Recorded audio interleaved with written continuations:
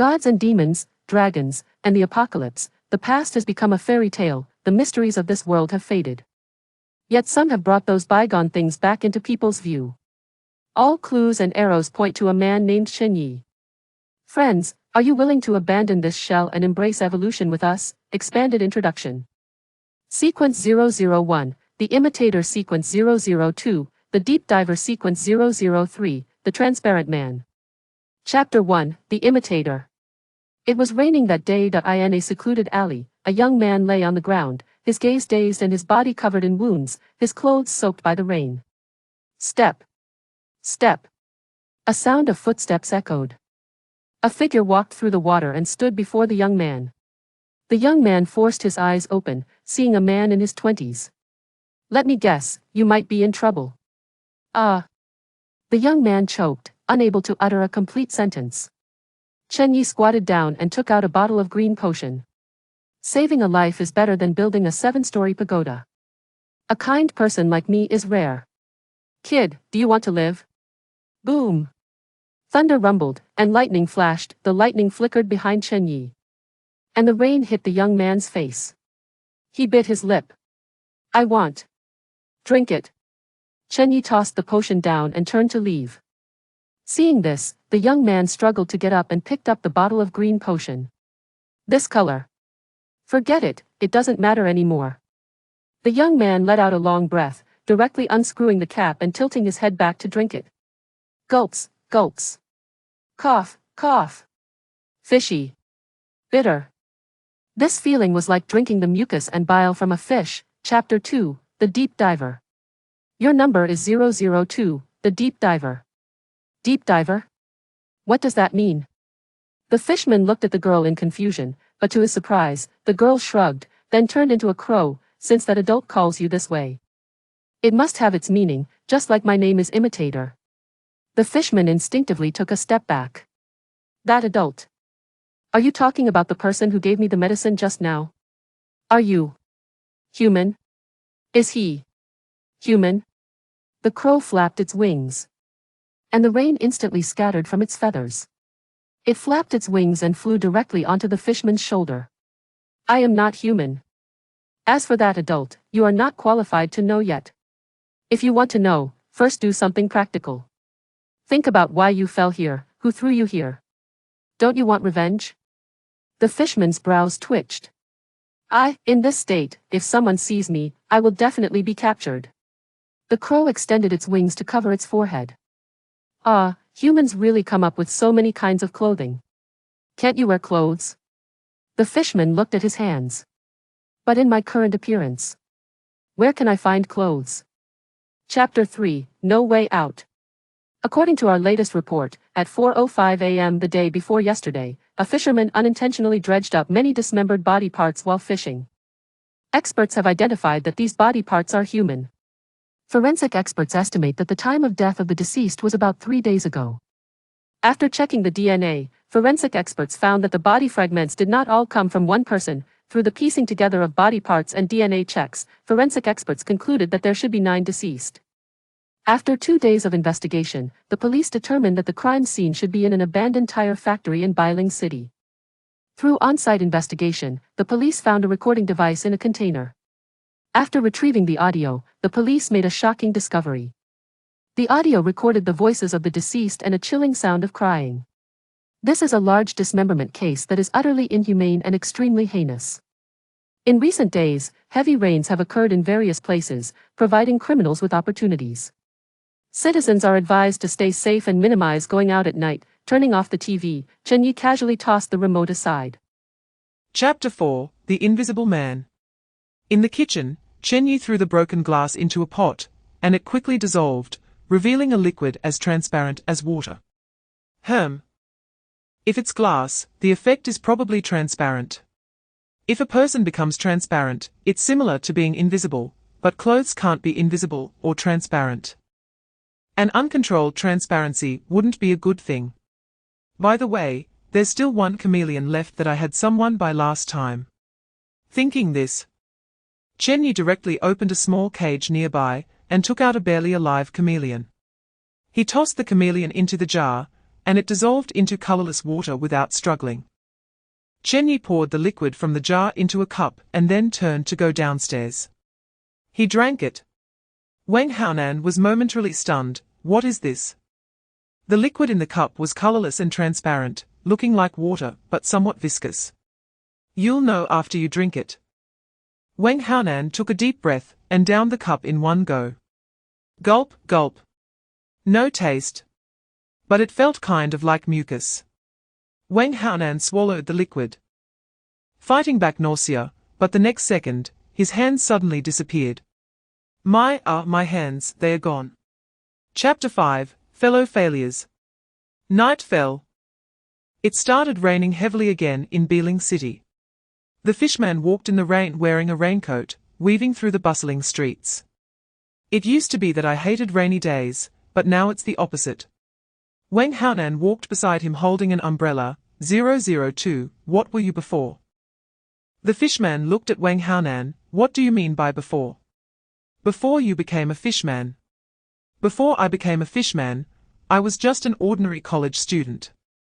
I've never done well in school, and getting into this third-rate university was already hard enough. Since elementary school, teachers, parents, and classmates have never looked up to me. But it's fine, I've gotten used to it. Life has been terrible since my parents divorced. Later, my father remarried and had another child. My younger brother is good at studying and excels in every aspect. In front of him, I can say I am worthless.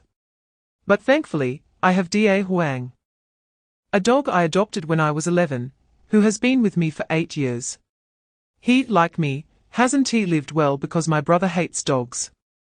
Looking at Da Huang, I often feel an illusion that we are the same. We huddle together for warmth, lick each other's wounds, and accompany each other to this day.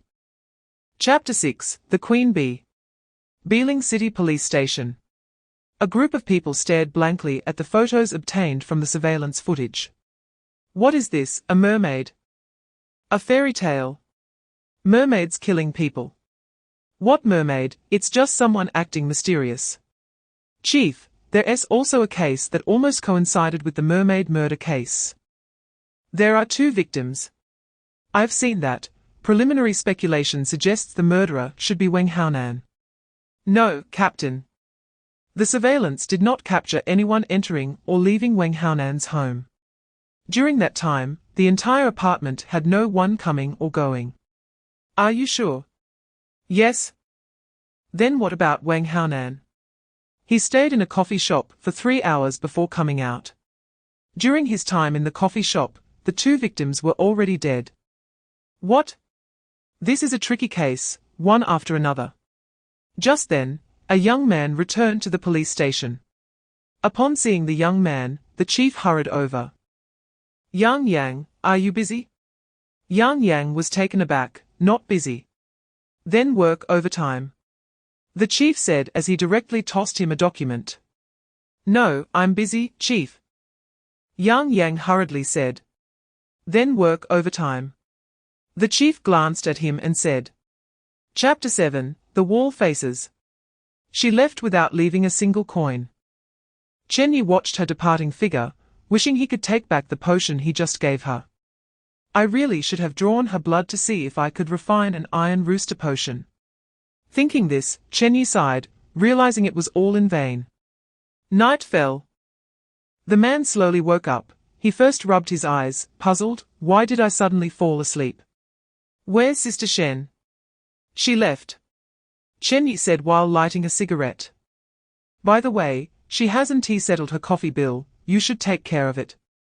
Oh? The man nodded blankly. How much? 50,000. What the heck? Did she chew all your coffee beans, or tear down your shop? The man said, looking confused. Chen Ye exhaled a puff of smoke. She let down my sincere feelings. The man said, actually, boss, the reason I brought her to you is that my body can't take it anymore. That day I don't want to hear your story, Chen Ye said, tossing him a bill. The man did not look at the bill. I actually wanted to say. This money of mine, I earned it bit by bit with my body. Chapter 8, A Brush with Death. In Chen Ye's coffee shop. Yang Yang and another police officer entered the shop after putting away their umbrellas. This damn weather, raining every day, the fieldwork team has been suffering these days. Yang Yang looked around the shop. There weren't many customers, just 4. One person was wearing a raincoat, and judging by his age, he should be a college student. Sitting next to a girl in a black long dress. They looked like a couple. The other 2 were sitting in a corner and at the bar. Sitting in the corner is Wang Haonan. Yang Yang narrowed his eyes. As one of the suspects in the invisible murder case, he was a key target for investigation. However, in previous investigations, Wang Haonan had always had a solid alibi. His responses were also watertight. Upon seeing Yang Yang, Wang Haonan waved at him. "Officer, we meet again.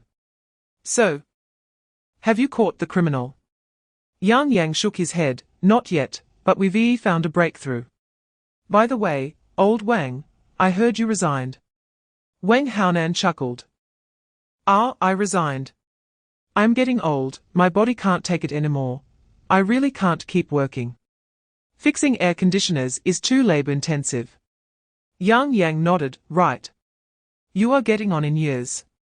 What are your plans for the future?" Chapter 9, Kill Him. Nanyang Hotel. A high-end hotel near a high school. Chen Ye entered dressed in casual clothes.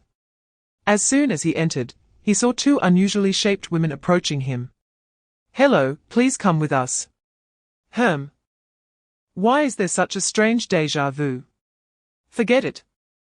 Chen Ye followed the 2 women through the lobby and took the elevator straight to the top floor of the Nanyang Hotel. The top floor of the hotel was a large flat space, lavishly decorated, with dazzling lights, and countless women in uniform stood in 2 long rows. They moved in perfect unison like machines, their expressions identical. Aside from these women, there was also a group of women in the large flat working tirelessly. They seemed to follow some sort of routine, acting according to specific commands. Remembering how the female attendants outside the hotel had appeared equally uniform and orderly when he first entered, the entire Nanyang Hotel now resembled a giant beehive, with these women as the worker bees. But speaking of which, are there any male attendants here? The answer is obvious, no. Just then, a queen bee in a white bodycon dress and a fur coat approached with a smile. Chapter 10, The Second Evolution of the Fishman. The school, late at night. Tap. Tap.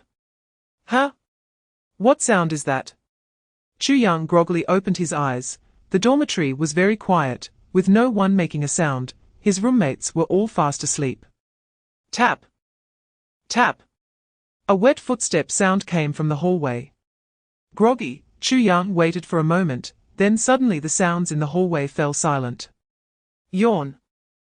Chu Yang yawned and was about to lie down to sleep, but suddenly a strange, hoarse crying sound echoed from the hallway. Woo woo woo woo, woo. Chu Yang frowned, wondering who was crying at this late hour. Huh? Crying? Chu Yang jolted upright. The crying sound, the wet footsteps. I need to confirm that I'm not dreaming. If I'm not. Chu Yang quickly covered his ears. Woo woo woo, woo woo. For some reason, that eerie crying sound began to draw closer. No time. I can already hear it. Run. Chu Yang hurriedly put on his clothes, slipped on his shoes, and rolled out of bed, rushing to push the door. No, wait. Chu Yang seemed to realize something and suddenly turned to dash toward the window. Chapter 11, The Deep Diver Legion. Beeling City, Nanwan Port. Night fell, and a light drizzle began to fall from the sky. A fishing boat passed by, and the fishermen on board shook their heads at the port. Who knows which big boss rented out the entire Nanwan? Now, we don't even know where to unload our catch. Oh, stop complaining. Didn't they give you money? Money is just temporary, we have to make do. What's that? Looks like a person. A fisherman picked up his binoculars, and saw a deep green figure floating on the distant sea. It doesn't seem like a person. Wait, is it coming over? What? What is that thing moving so fast? Another fisherman snatched the binoculars and looked out. A wave was rapidly approaching them. Holy crap, is that a fish? A fish? At that speed, it's more like a jet ski. It's coming. Splash. The wave splashed up as a deep green figure shot out from under the sea and directly jumped onto the deck. That is, my goodness, a mermaid. The fishman twisted its neck and walked toward the crowd, who all retreated in fear, some even brandishing spears. Chapter 12, The Puppeteer. Beeling City, Chen Ye's apartment. In front of the computer, Chen Ye organized the 5 sequences that have been applied to biological entities. Number 001, Mimicker. Number 002, Deep Diver. Number 003, Invisible Man No. 004, Queen Bee. Number 005, Wall Faces. The blood from 004 gave 002 the ability to create minions, but it was still a transformation, not self-creation. Perhaps I should consider planarians after all. Chen Ye updated the information for the second generation of deep divers on the computer. Then glanced at the 2 vials of potions beside him.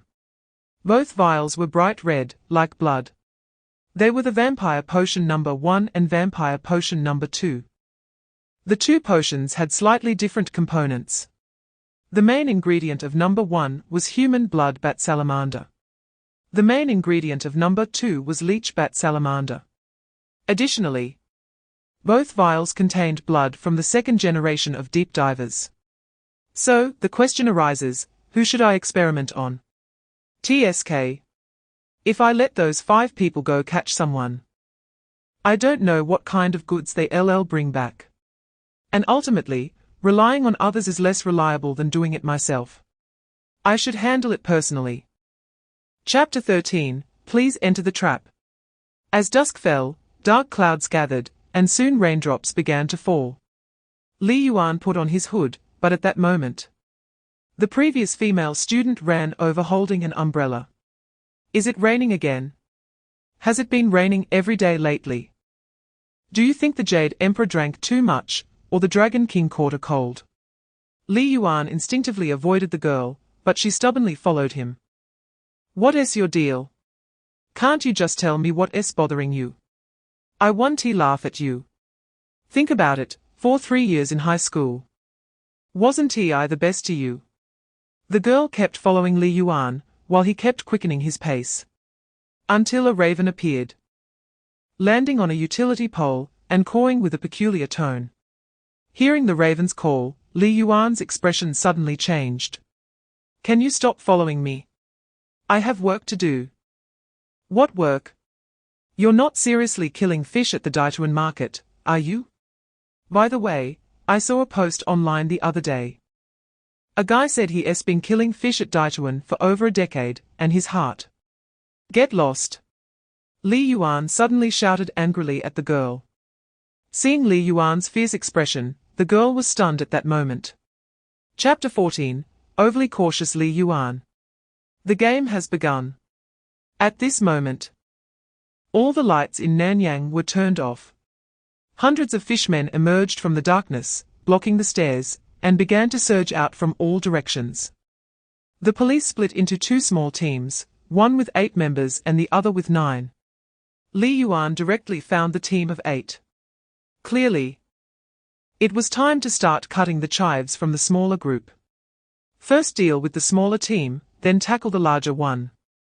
Li Yuan believed this was the most prudent approach, especially since Chu Yang was in the 9-member team. Leaving him for last was the safest option. Tap tap tap. Hearing the dense footsteps around them, a group of police officers wanted to run, but the second floor had already been blocked by fishmen. They could only retreat to the 3rd floor, leaning against the wall with their guns drawn. Call the captain. We encountered fishmen here. Repeat, we encountered fishmen here. What? You have them over there too? We have nearly 100 fishmen here. The same kind. Obviously. 2 groups of people encountered an attack from the fishmen at the same time. Damn, prepare to fire. Everyone raised their guns and aimed in all directions. Seeing this, Li Yuan directly stepped back to the back of the group of fishmen. Chapter 15, A Cornered Beast Fights Back. South Yang Hotel, the restroom on the third floor. A girl groggily walked out of the restroom, wondering why the lights were off. Huh? Where did everyone go? Did the power go out?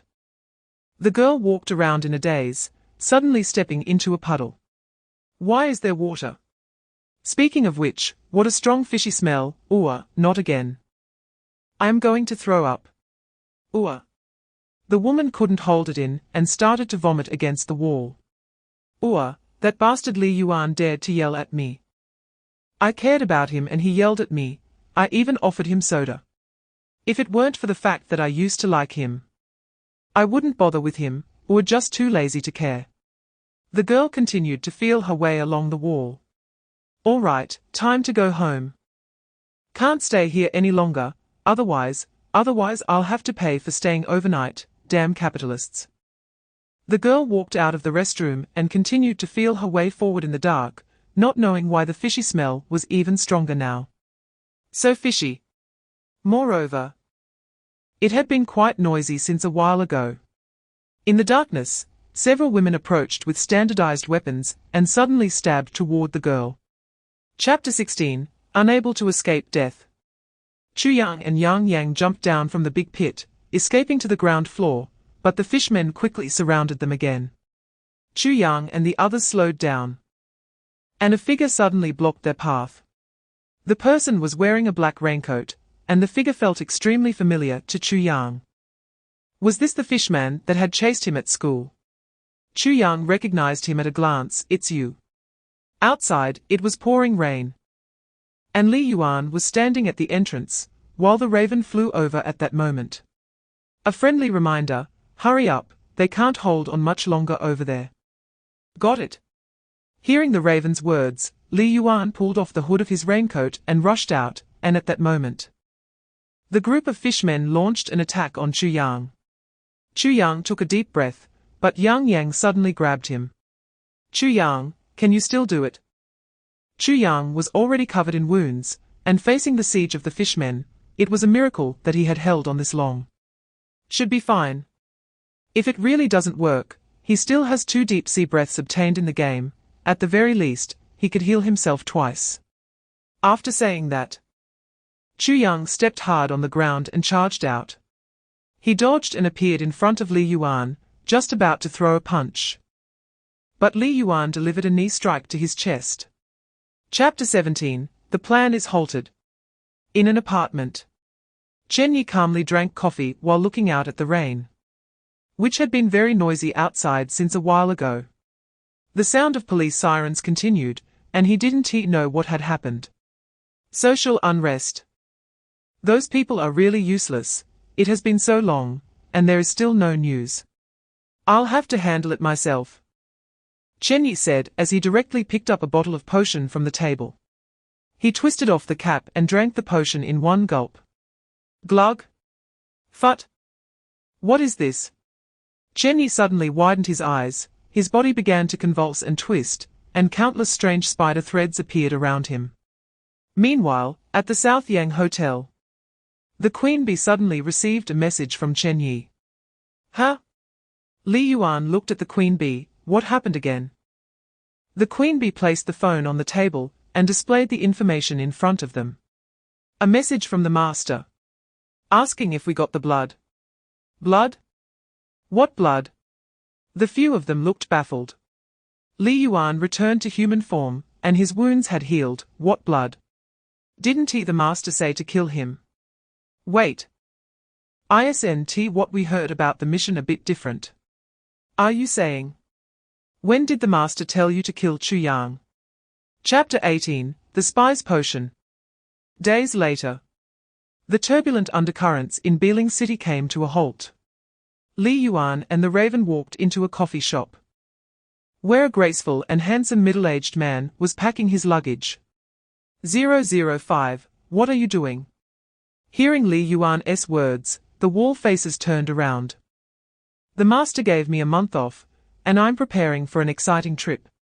During this trip, I will embark on a romantic encounter, and coincidentally, those beautiful and young girls are also waiting for a gentleman to appear. Ah, the new me, a brand new posture, romantically and elegantly winning the hearts of young girls. Just imagining it makes me intoxicated. Wonderful. Romantic encounter.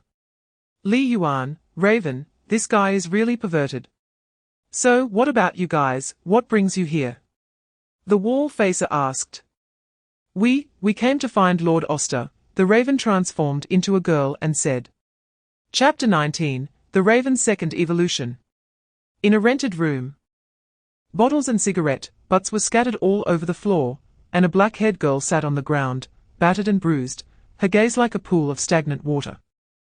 In the room, a man was smashing things while cursing at the girl. You're just like that bitch, eating inside while biting outside. I raised you and supported you. What's wrong with you making money to repay me? You actually called the police on me. You're really filial, aren't you? The man said as he pulled out his belt. I should have never kept you. Whack! The belt hit the girl, but she remained silent and unyielding. Seeing this, the man became even angrier and increased the force of his blows. Dumb? You were pretty eloquent in front of the police earlier. Go on, say something. Whack! I'll make you talk. The man said as he swung the belt again, but at that moment, a big bird suddenly crashed through the glass and flew into the room. Crash! Damn, where did that stupid bird come from? The man swung the belt at the big bird, but the big bird suddenly spoke. You're still this pathetic, Du-Chun. Living like a dog, bowing your head outside. Only daring to vent your anger in your nest. Chapter 20, I'm very tough. In a residential house. In a girl's room, in the darkness. A face slowly emerges on the wall. The face is made of concrete. It first looks around, then its body begins to appear on the wall. The body steps out from the wall and quickly regains a human form. The faint scent in the air must belong to a beautiful girl. The face on the wall smiles as it observes the pink decorations in the room.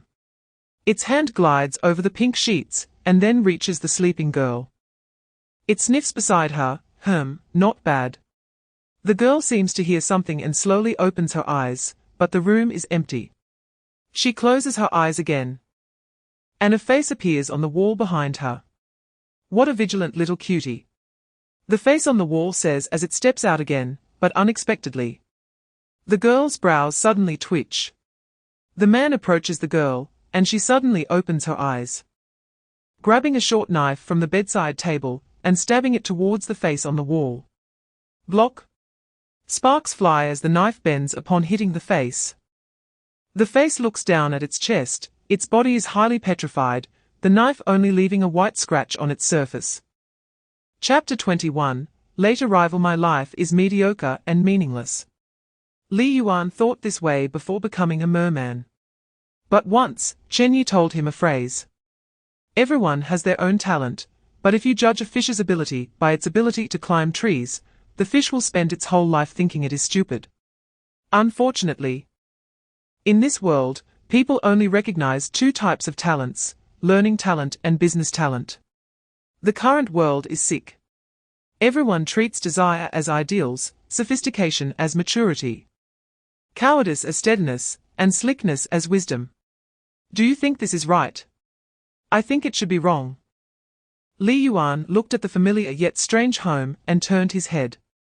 He had long forgotten why he lived, as if his existence had no impact on the world. A life without meaning. Time without meaning. Perhaps living is about finding the value of one's existence. Li Yuan once lived just to survive, but now he lives for one thing, to fulfill that great person's wish. But this thought seems to be nothing but foolish loyalty.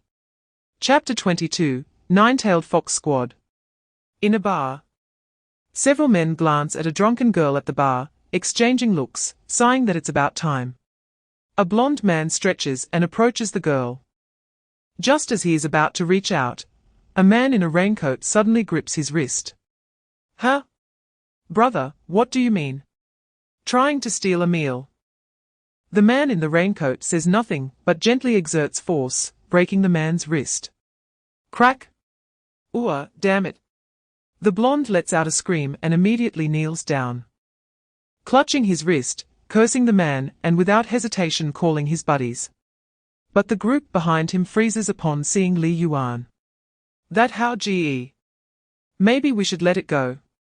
Damn, what are you talking about? My hand got broken. For some reason, aside from the blonde, the others show fear towards Li Yuan. This isn't the first time they've seen him. Once, they caught a wounded old dog, planning to have some fun with it and send it off on its last journey. At that time, Li Yuan happened to pass by and beat them up. They were not convinced, so they called a bunch of people to wait for Li Yuan. Chapter 23, Mysterious Person. In the sky over Beeling City, a large group of armed helicopters passes, causing panic among the citizens. The helicopters seem to have a clear target. They are heading for the Southyang building. The Southyang building is still undergoing renovations, as the mess left from the last battle has not been fully repaired. Apart from construction workers, only the Queen Bee's people are inside. The helicopters hover directly above Southang. 004's mental control ability is limited. It cannot simultaneously control an excessive number of people. So 004 chooses to organize a set of behavioral logic for the controlled individuals to act according to this logic in a loop. Even so, 004 still expends a great deal of mental energy to manage her vast mental network, requiring longer sleep than usual. Observations indicate that 004 can currently be active for 5 hours a day, spending the rest in deep sleep. Even while in a sleep state, she can issue commands to her derivative 0041, but her main body cannot act. It is currently undetermined whether 004 is in a sleep state. If the target is found to be waking, please be cautious of any liquid that may come into contact. Chapter 24, 006. A new monster has emerged. Zhong Jinsong watches Chen Ye in front of him, his brain racing. The opponent's abilities are very strange. Both the threads and the invisible person beside him were not mentioned in the intel. A group of soldiers aims their guns at Chen Ye, and he moves his fingers. And silver threads instantly slice through the weapons in the hands of the nine-tailed fox soldiers. In the blink of an eye, the guns in their hands are split in two. This? Zhong Jinsong feels cold sweat trickling down his forehead. If those threads had cut not weapons but them. He can't even imagine. Chen Ye then spreads his fingers. Everyone, please calm down. I have no intention of taking your lives, nor do I wish to oppose the organization. I am a law-abiding citizen, and do not wish to delay your enforcement, but this woman is my test subject. If your target is her, I feel sorry. She still needs to cooperate with my research, and cannot go with you for the time being. Watching his back, the Queen Bee has already fallen into self-indulgence. Our Lord Aost actually came to save me personally, what an honor. But after the honor, the Queen Bee feels a wave of shame. Chapter 25, The Queen Bee's Second Evolution. Splitter Potion. This is a new type of potion that Chen Ye created with planarians as the main material, supplemented by some conceptually similar materials.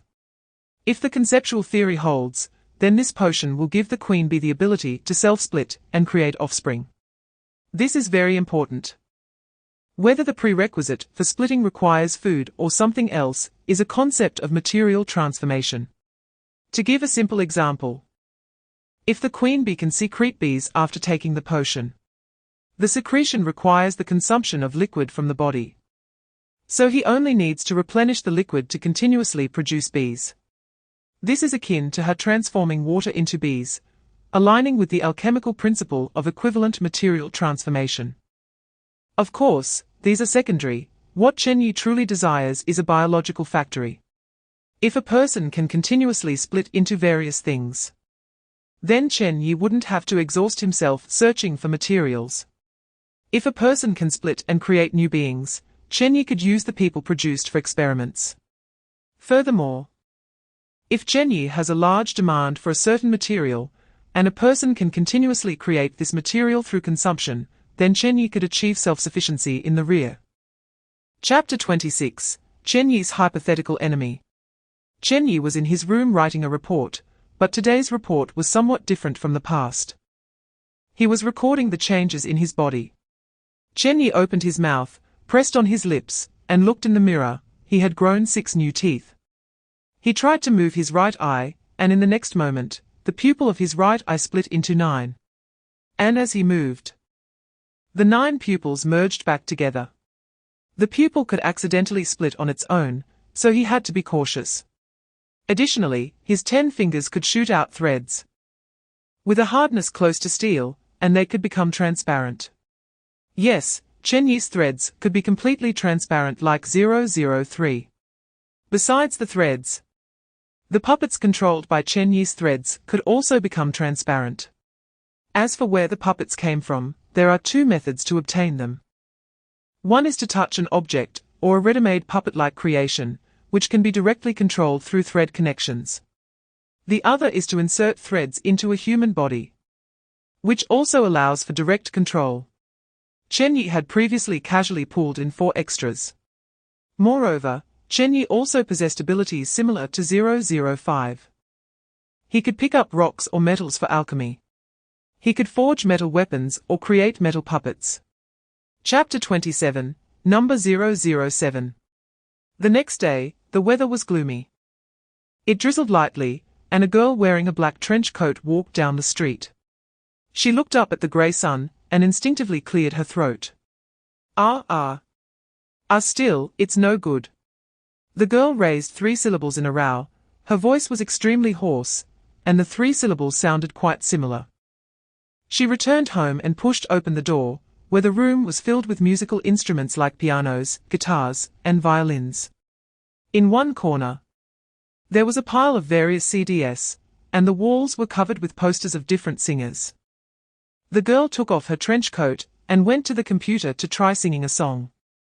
But her hoarse voice made her singing sound very unpleasant. The girl was currently a popular internet singer, known by the stage name She.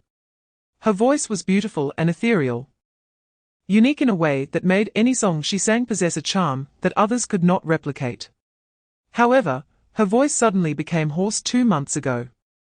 She usually took great care of her voice, avoiding heavy oils, spicy foods, and smoke-filled places. Up until 2 months ago, she had no issues with her voice. Then one day, she fell seriously ill, experiencing several days of high fever, and a throat so dry it felt like it was smoking. Chapter 28, The Weaver of Fate. Not dead. Siren groggily got up, looking at her hands, which were covered in scales on the back, but the palms remained human flesh.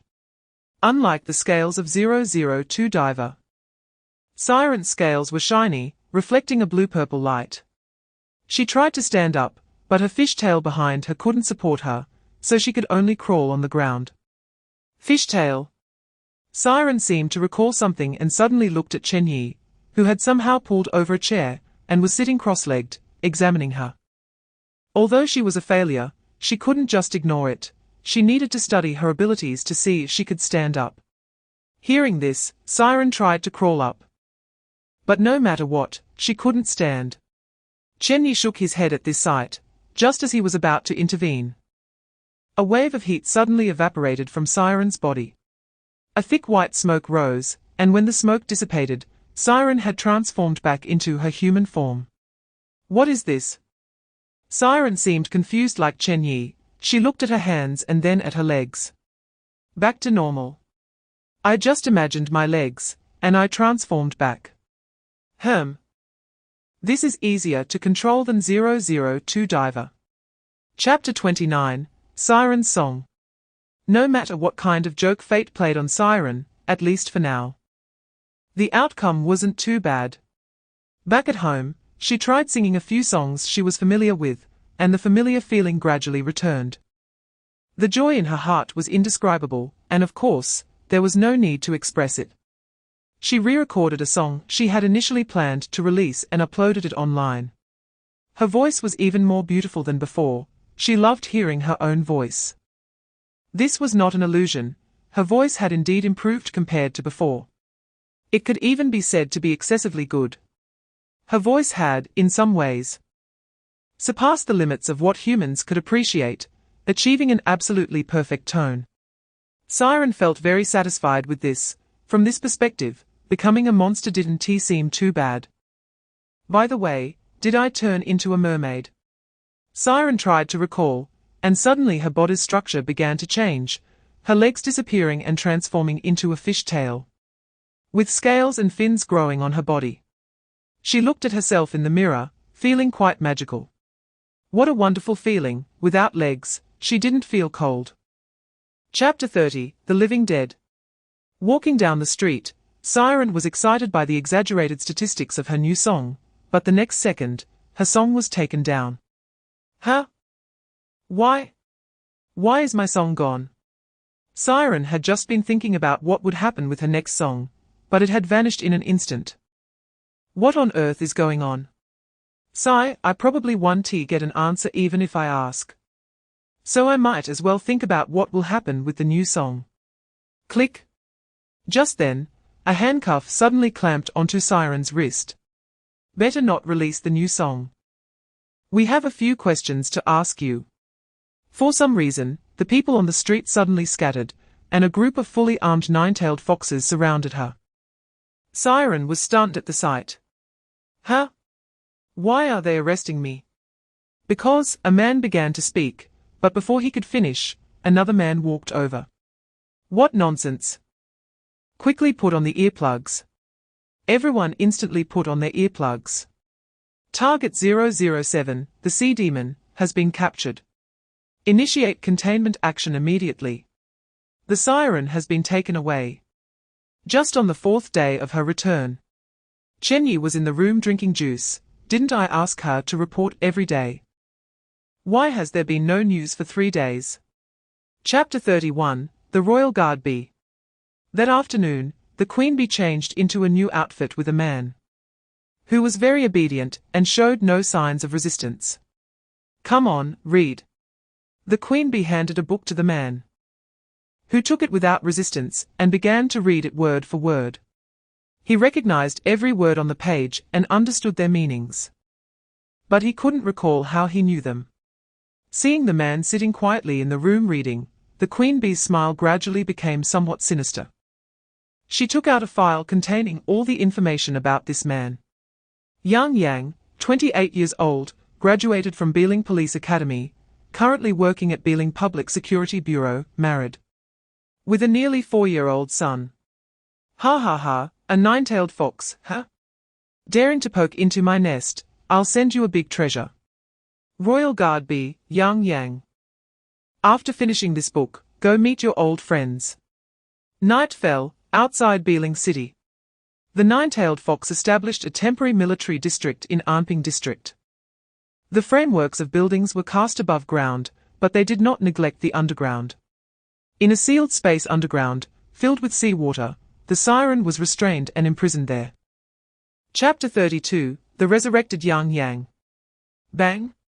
A gunshot rang out, and a bullet instantly hit Yang's head. But Yang showed no signs of discomfort. The bullet was pressed against his skin, but did not penetrate at all. Zhong Jinsong ordered to continue firing, and countless bullets flew straight at Yang. Strangely, the bullets had no effect on him. Damn it, what on earth is that thing? Zhong Jinsong had retreated to the back, and the logistics personnel were bandaging his punctured arm. The suddenly appearing monster caught them off guard. They had anticipated such a situation and had prepared a response plan in advance. But the incident number 04 came even faster than they imagined.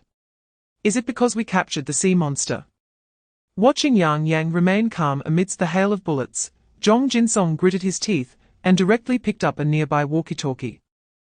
Immediately order teams 2 and 3 to approach the temporary containment site and transfer the 007 sea monster to the designated containment area. One team, hold off that monster. No matter what it is, at least by some time. Zhong Jinsong made a rather helpless decision. If hot weapons could not deal with the monster in front of them, Then they had lost all means of response. Chapter 33, Vampire. Just as dawn broke, Yang returned. He was carrying a girl in a black trench coat on his shoulder. The girl had long dark green hair, and when she saw the queen bee, she awkwardly waved at her. "Hi." The queen bee looked puzzled. "Who are you?" "I guess I'm human." Hearing the girl's words, the queen bee expressionlessly waved her hand. "Human, huh? Then let's find a place to bury you alive." The girl was taken aback. "Wait a minute, I'm actually not human." The queen bee thought for a moment. "Then let's bury you in a distant place." "Huh?" The girl was confused, but Yang didn't indulge her and directly carried her out. At that moment, the girl suddenly had a flash of inspiration and began to sing a tune. Upon hearing her singing, Yang's body suddenly stiffened. The queen bee frowned. Yang. What are you doing?" Before the queen bee could say anything more, Yang suddenly turned his head. At the same time, 10 black spikes instantly appeared around the queen bee's neck. 10 royal guard bees simultaneously moved in to surround the queen bee, which infuriated her. "Are you trying to rebel?" For some reason, the eyes of the 10 royal guard bees appeared very dazed. Chapter 34, 008. Number 008, 3 corpses. Vampire Number 2 Agent Transformation, Initial Experimental Site. South Bay Port District Factory. The subject, a 16-year-old boy. The materials of the Vampire Number 2 agent included the dismembered limbs of the boy's parents. His father had leukemia, and his mother was diagnosed with cancer 2 years ago. Only the son had a normal body. When the 3 reappeared, they were all dead, with the parents having died over 24 hours ago, and the son having been dead for just 12 hours. The experimental subject, the son, showed signs of life half an hour later, with some mental disarray. This was suspected to be due to the agent containing the brains of the parents, causing the son to possess a certain degree of multiple personalities. Meanwhile, 008 would undergo different physical changes under different personalities. In the adult male state, 008 could exert its abilities to the fullest, and its appearance closely resembled that of a vampire. In the juvenile state, 008 could only exert half its abilities, with physical traits only showing half vampire characteristics.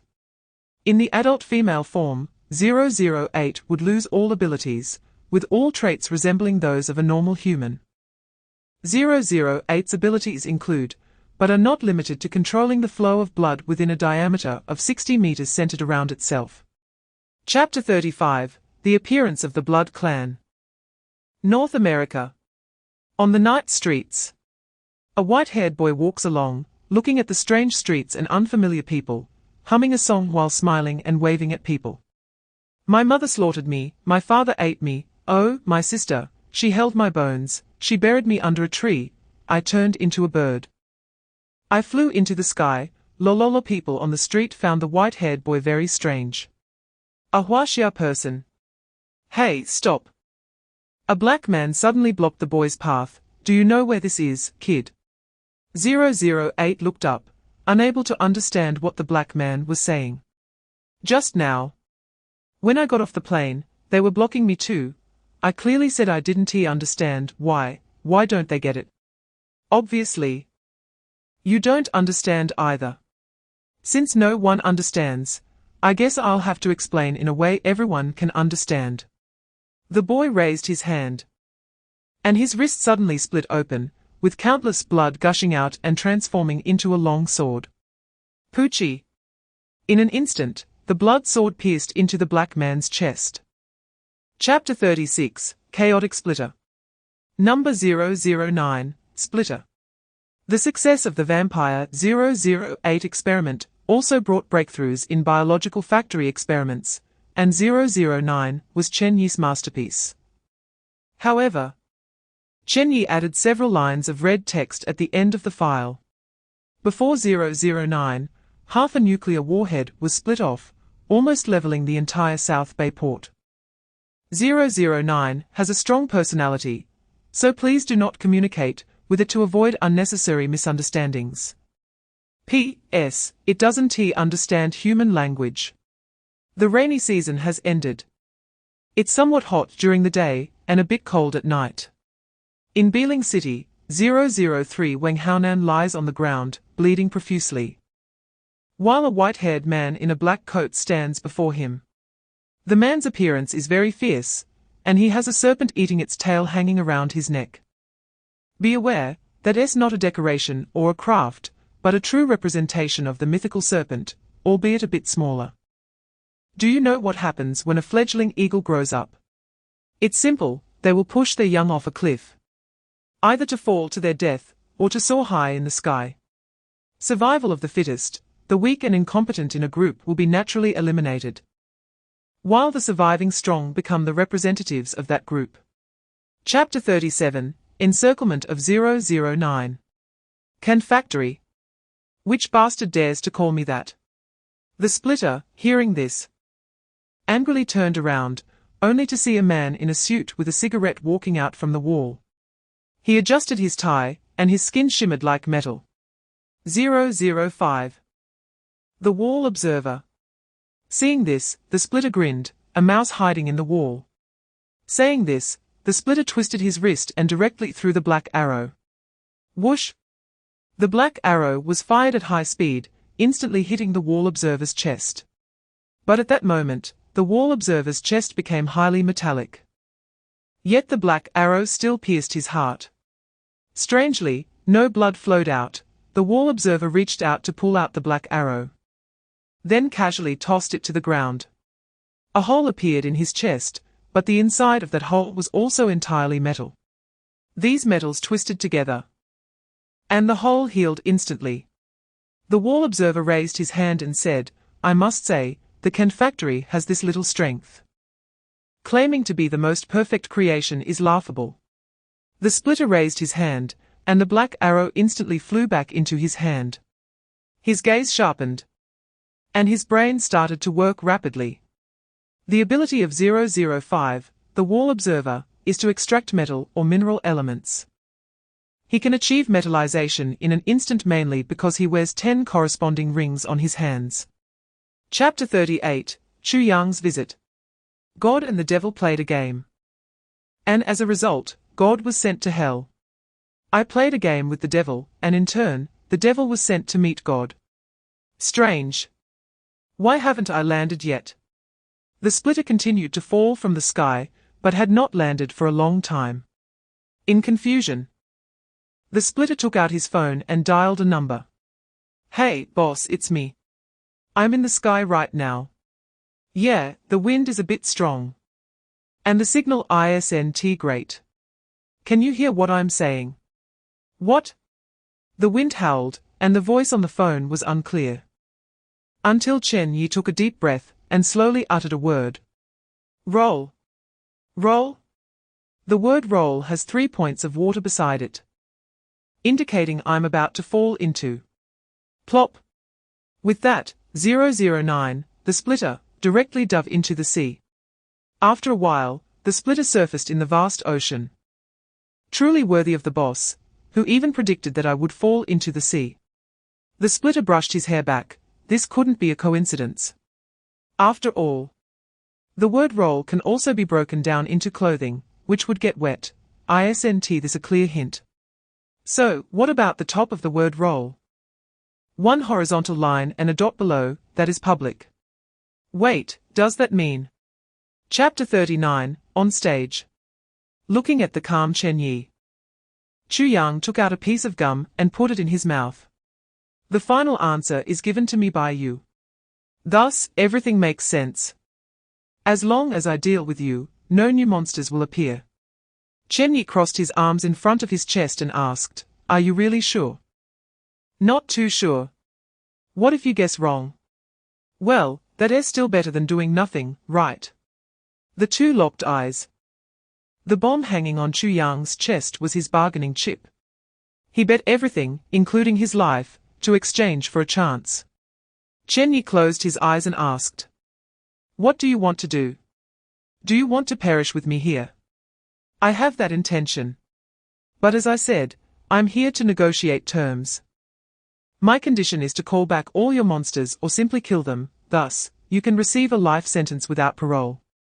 My terms are that simple. If you refuse, then we'll die together here. Are you imitating Dr. Strange negotiating with Dormammu? Chen Ye tapped the table with his finger and said, unfortunately, you don't have the power of time, but in a certain sense, we are the same kind of people. Chapter 40, Feed the Dog. Feed the dog in a dark room. The splitter placed all these bottles in the center of the secret room and then silently left. Inside the room, countless people were tied up and bound to chairs, seemingly in a coma. Chen Ye opened his eyes to darkness. Where is this place? His head hurt. It felt like his brain had been chewed by a dog. Chen Ye shook his head and looked at his hands and feet, which were bound to an iron chair.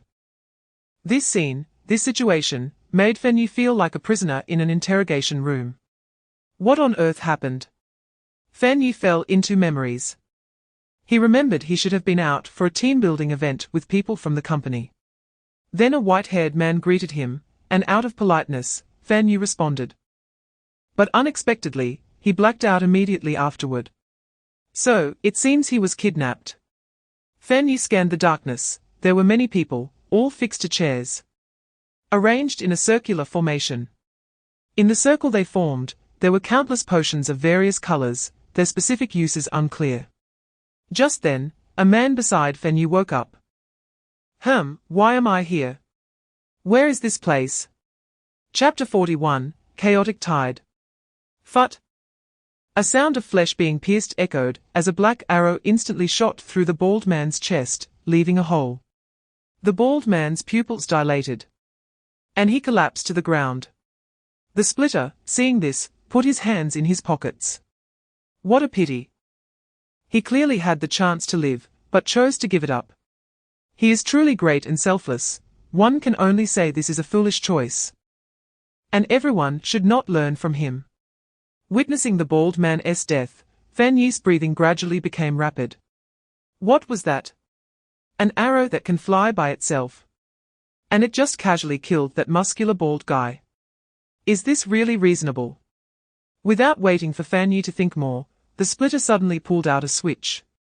Everyone, remember what I just said. Those who get the potion can survive, and those without it will end up like that bald man. Go grab it. The opportunity may only come once. Click. As the splitter pressed the button, the chairs that bound everyone were instantly released. Without saying a word, they surged toward the center of the room like hungry dogs released from their cages. No matter what, they had to grab a bottle of potion first. Chapter 42, Clash Under the Dome. Beeling City. A massive vortex appeared in the Asian sky, indicating that a typhoon was coming. The city was eerily quiet, and Chen Ye stood on top of a skyscraper, with his hands behind his back. The streets and the city below were frighteningly silent, as if the government had notified the citizens to evacuate the area in advance. The howling wind blew against Chen Ye's suit. He tugged at his tie and let it fall, watching it drift away in the wind, unsure of where it went. It was so quiet. Chen Ye put on a pair of white rubber gloves and then put his hands in his pockets. The silence was almost eerie. Clearly, the nine-tailed foxes had arrived. Judging by their numbers, there were probably 2 battalions. From what Chen Ye could feel, there were about 30,000 fully armed soldiers. This scene was quite grand. Chen Ye smiled faintly. Every great endeavor requires sacrifice, and other beings on earth might not understand, but they must comply. The appearance of a god has already become an undeniable fact. No matter how far I am from this process, it is merely a matter of time. During this process, whether they call me a natural disaster or a demon, I will gladly accept it. Chapter 43, The Eternal Death God. The threads danced, and countless puppets sprang into action. Battling Chu Yang. Chu Yang suddenly bent down, delivering a kick that tripped all the puppets. Chen Ye pulled the strings to make the puppets stand. only to be tripped again by Chu Yang's strike. Huh? Strange. Chen Ye was pulling them up while Chu Yang was tripping them. What the hell? This completely bewildered Chen Ye. Could this kid really trip others 100 of the time? Chen Ye was puzzled and just wanted to distance himself, but at that moment, a voice came through Chu Yang's earpiece. There are 30 seconds left, leave there immediately. Chu Yang, upon hearing this, did not retreat, but charged toward Chen Ye instead. Hey! Chu Yang, what are you doing? Seeing this, Chen Ye slightly curled his fingers, completing the invisible puppet setup, a deadly array. Whoosh! Countless threads shot toward Chu Yang from all directions, instantly piercing his body. Chen Ye pulled the strings, and Chu Yang fell to his knees before him. Your ability is interesting, tell me, how did you trip my puppets? Chu Yang remained silent. Chen Ye manipulated the strings, causing Chu Yang's body to move on its own. No need to say anything, we have plenty of time to study this slowly. Chapter 44, Containment 009. Chaotic Splitter. At the International Conference, a group of people sat together watching a projection. What is the principle behind a blacksmith who can forge everything into a sword?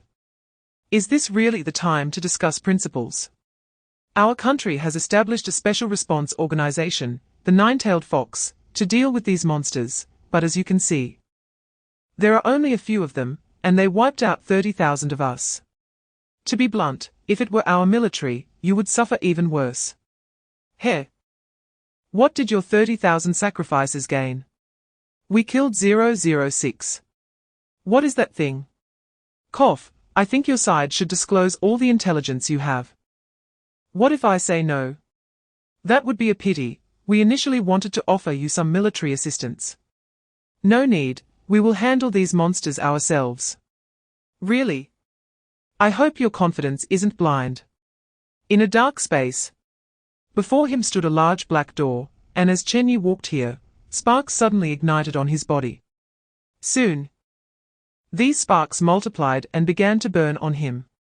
Chapter 45, Universal Pardon. In an underground containment facility, whose location was unknown, the splitter was bound in a room, with all movements restricted. Even moving his mouth was difficult, his mouth was pried open with clamps, and his tongue was pinned down with a steel nail. Simultaneously, a steel nail was driven into each of his fingers and toes. Truly unkillable. A man in a trench coat watched him through the glass. He was the so-called leader of the chaotic splitter. I didn't expect him to be so easily defeated. An experimental technician adjusted his glasses and said, 009 is extremely special. Its immortality is secondary. The important thing is that it can split into some strange things. Just like the candy box we discovered earlier. It produces candies with peculiar effects at intervals.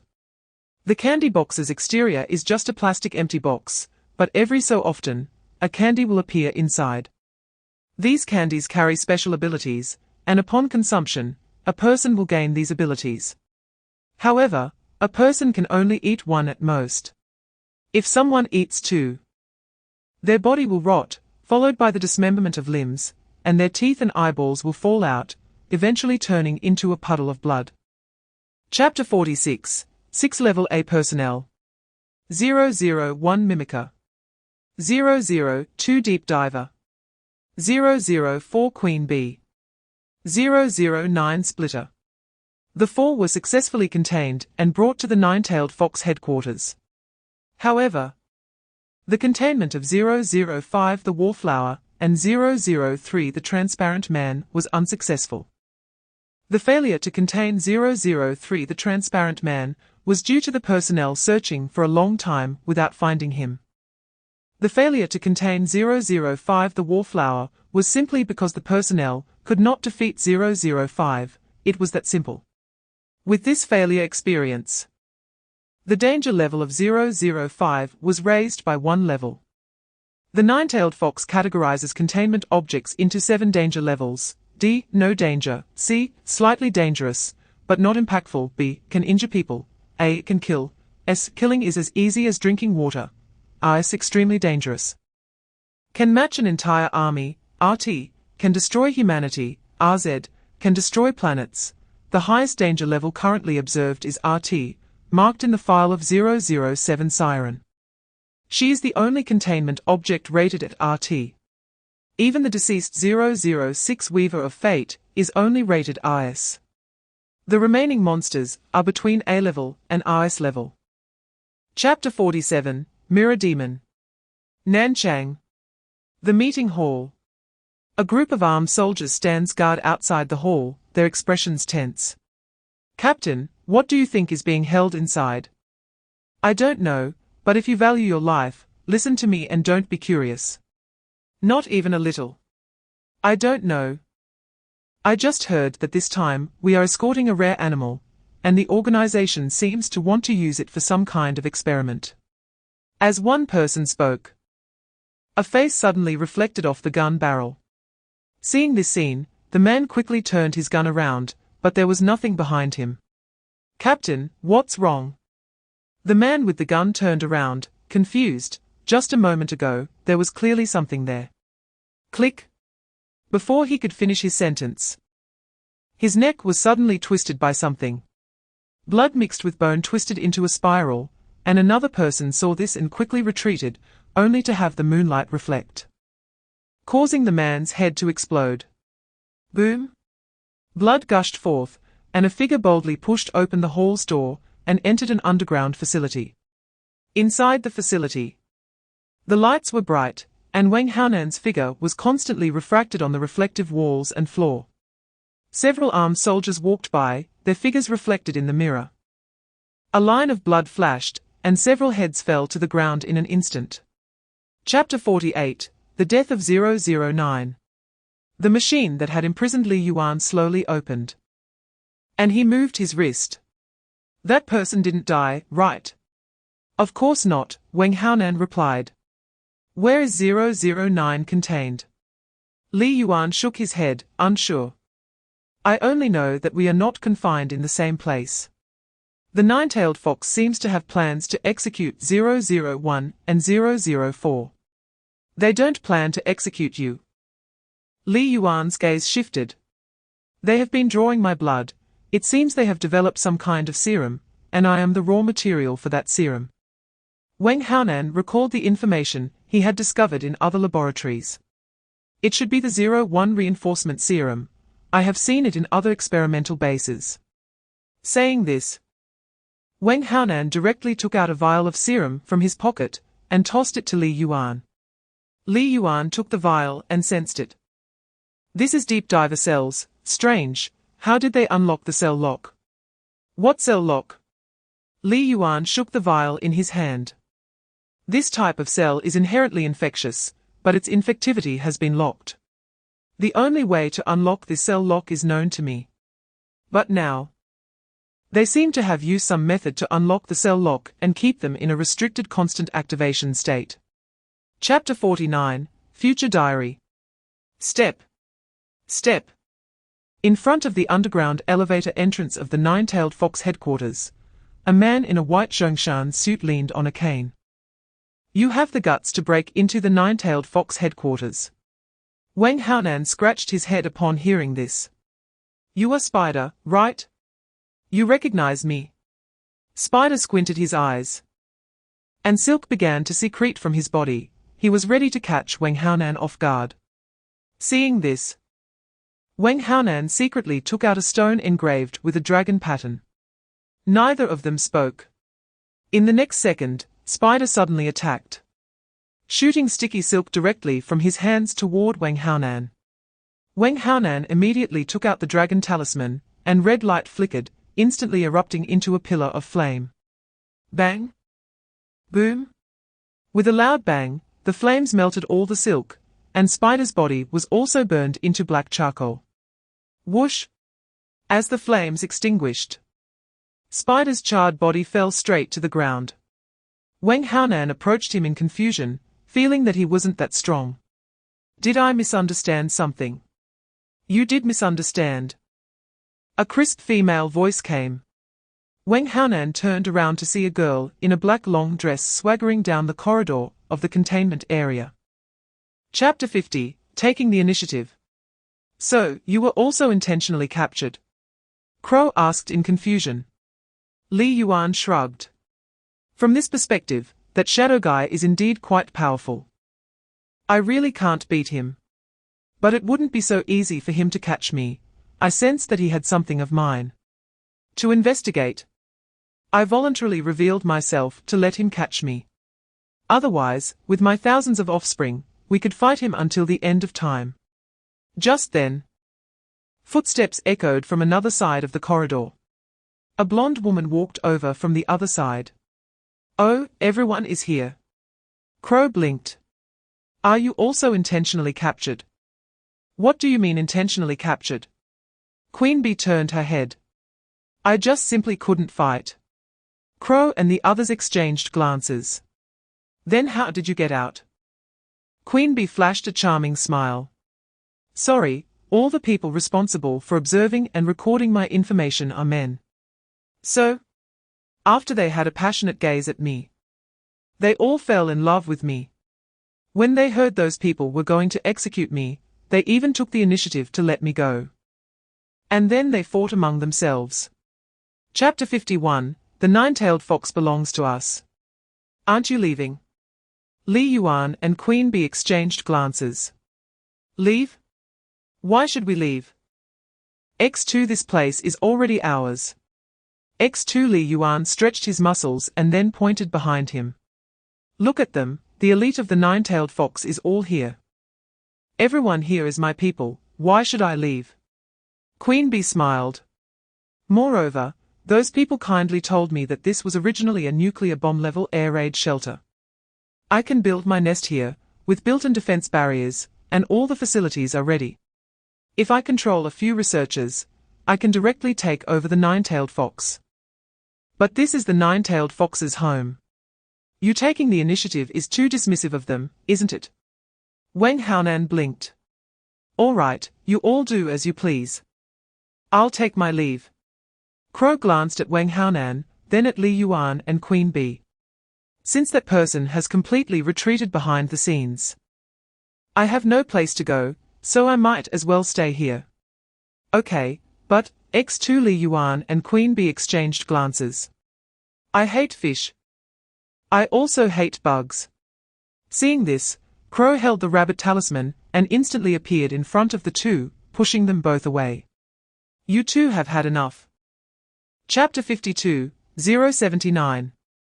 In a strange room. Chu Yang took a deep breath and saw the gold in his hand disappear. Finally, he gathered enough for the ticket. Although he had been reborn, the game invitation was still there. Is this bound to the soul? Chu Yang thought as his vision went dark. And his consciousness was transported to another space.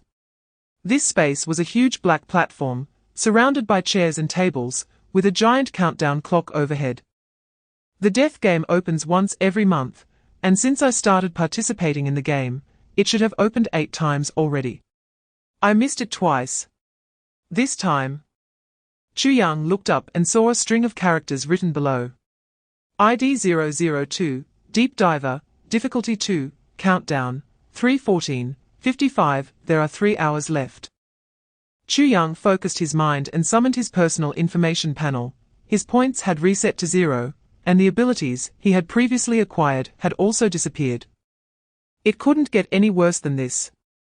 There were not only Chu Yang, but also others present. They all received invitations to the game. And in the palms of their hands, there were triangular magic circle patterns similar to Chu Yang's. One person approached Chu Yang. A newbie. Chapter 53, Death Game. With the countdown ending, everyone on the platform suddenly vanished. Chen Ye waved his hand, and the space in front of him flipped, immediately transporting him to a massive manor. Inside the manor were several houses, and those people were randomly thrown into different places within these houses. The manor was vast, with only one exit. Just then, countless fishmen suddenly surged in from all directions, madly rushing towards the houses. Chen Ye watched from above, Do you think I should stand by to watch? 079.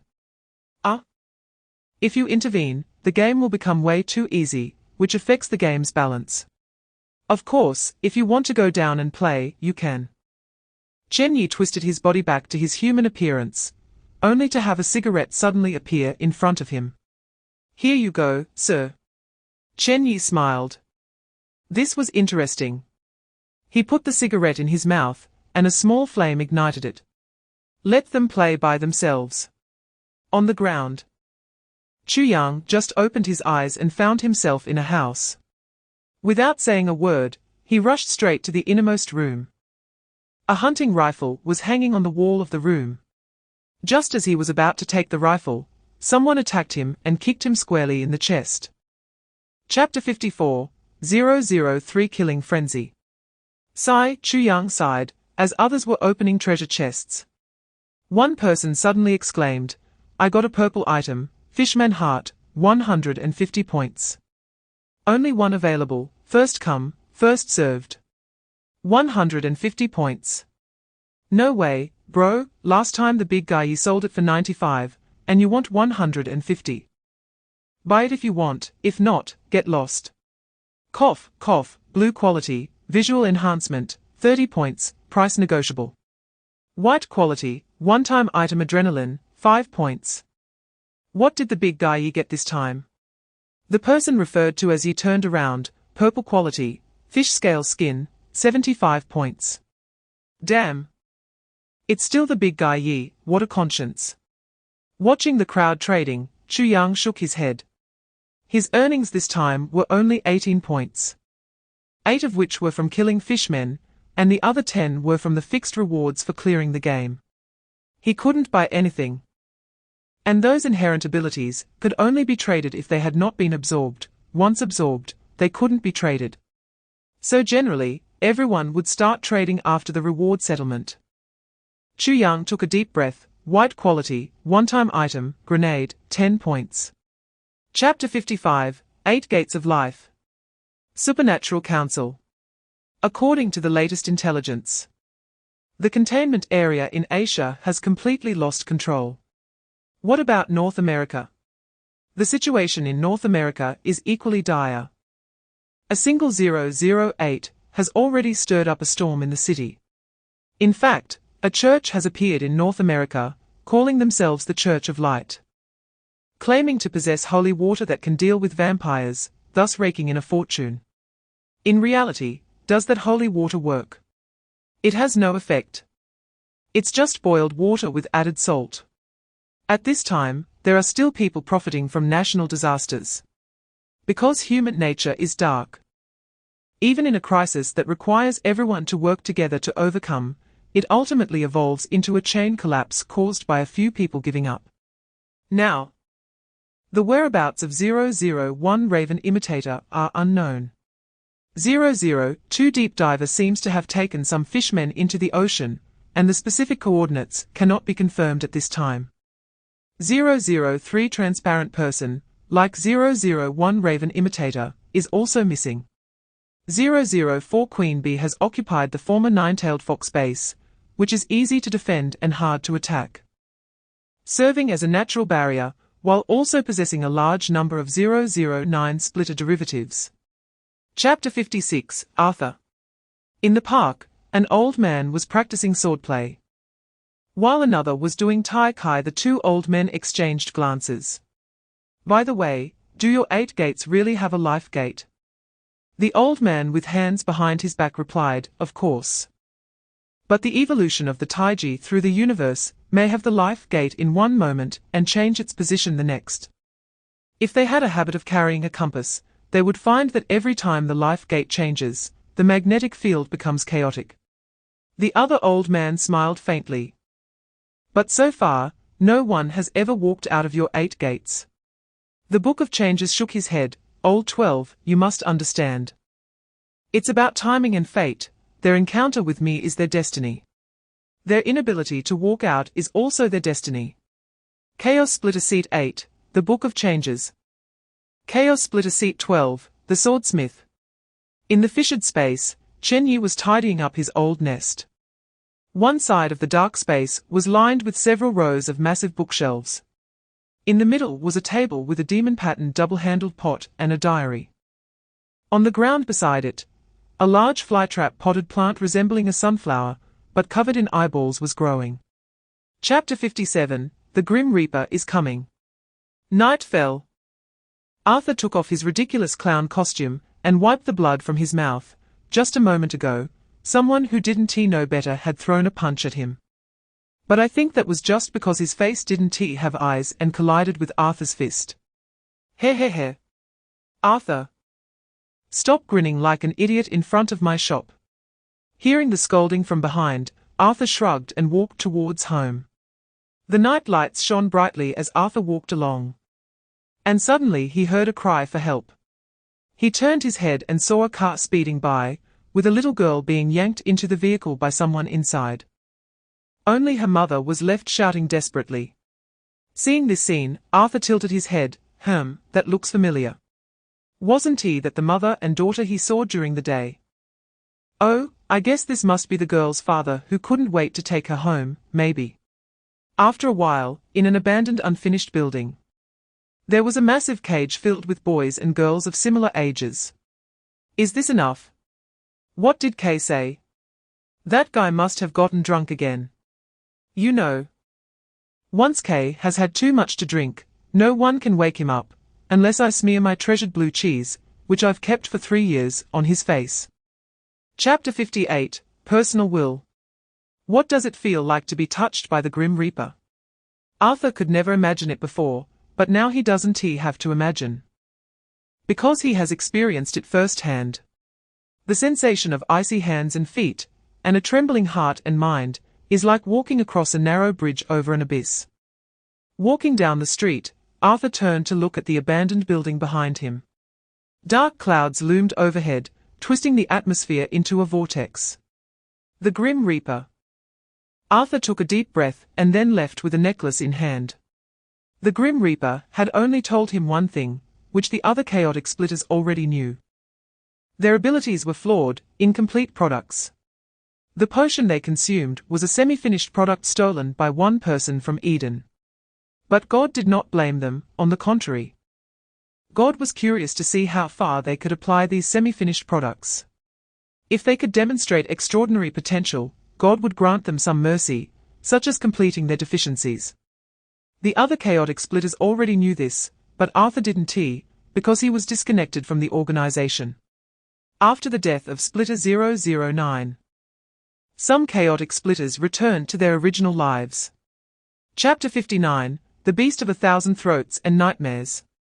In Africa, on the savannah, a dog-like creature, entirely crimson and capable of walking upright, was sprinting across the grassland. It occasionally ran on all fours and sometimes walked on 2 legs. An antelope dashed past it, and it suddenly opened its gaping mouth, producing the sound of the antelope from its throat. Hearing the sound, the antelope turned its head, only to see the crimson dog charging at it, instantly snapping its neck. It voraciously devoured the antelope's flesh and blood, using its sharp teeth to break the bones, slurping the marrow, and eating its organs. After a hearty meal, the creature reached for its belly. At that moment, a purple figure suddenly descended from the sky. The purple figure wore glasses, had purple pupils, and emitted a purple glow, saying, "1,000 throats, it's time to go home." The monster known as 1,000 Throats spoke human words. Nailasokin, I've said it many times, I don't like killing. The voice of 1,000 Throats constantly changed, sometimes sounding like a woman, sometimes like a man, and at times like an animal's roar. Nailasokin replied, avoiding problems is not a solution. By distancing yourself from human society, one day, you will completely become a beast. Chapter 60, The Destiny Spoken by God. Chaos First Seat, number 010, The Clown, X, Chaos Second Seat, number 011, 1,000 Throats, X, Chaos Third Seat. Number 012, Lord of Flesh and Blood, Chaos Fourth Seat, number 013, Nightmare, X, Chaos Fifth Seat, number 014, The Priest, Chaos Sixth Seat. Number 015, The Greedy, Chaos Seventh Seat, number 016, the other, unknown, chaos 8th seat, number 017, the I Ching, chaos 9th seat. Number 018, the centaur, unknown, chaos 10th seat, number 019, the insect, unknown, chaos 11th seat, number 020, the computer, unknown, chaos 12th seat. Number 021, the swordsmith, looking at the list in his hand, Awaken rubbed his forehead. Except for seats 3, 5, 6, 8, and 12. The rest were scattered all over the place, truly chaotic splitters. An old man with white hair walked up to Awaken and said, "The lack of unity is due to the absence of a leader. Even a church that believes in a deity needs an authoritative figure to serve as the Pope, so that everyone can unite." Chapter 61, Angels and Demons. Recently, Chen Ye had not only read some philosophical books, but also some on physics. If one wants to seek breakthroughs in physics, summarize laws, and discover new elements, particle collisions are necessary. By observing the interactions and scattering of particles, one can understand some characteristics of the particles and summarize a law from it. Similarly, the evolution of life and the propagation of civilization also require a collision to reveal their essence and correctness. Chen Ye created a group of monsters, like molding walnuts. Although he repeatedly observed and understood these walnuts, and made them tell the secrets within, he still could not fully reveal the insides of the walnuts. To seek further breakthroughs, the only way is to make two walnuts collide. In other words, to have two monsters engage in a life-and-death battle. In such a battle, they might display abilities they themselves are unaware of. At the same time, the strengths and weaknesses of their abilities will also manifest through the collision, whether in conflict or harmony. This is the fastest and most effective way to draw conclusions. In the fissured space, Chen Ye filled the shelves with various books.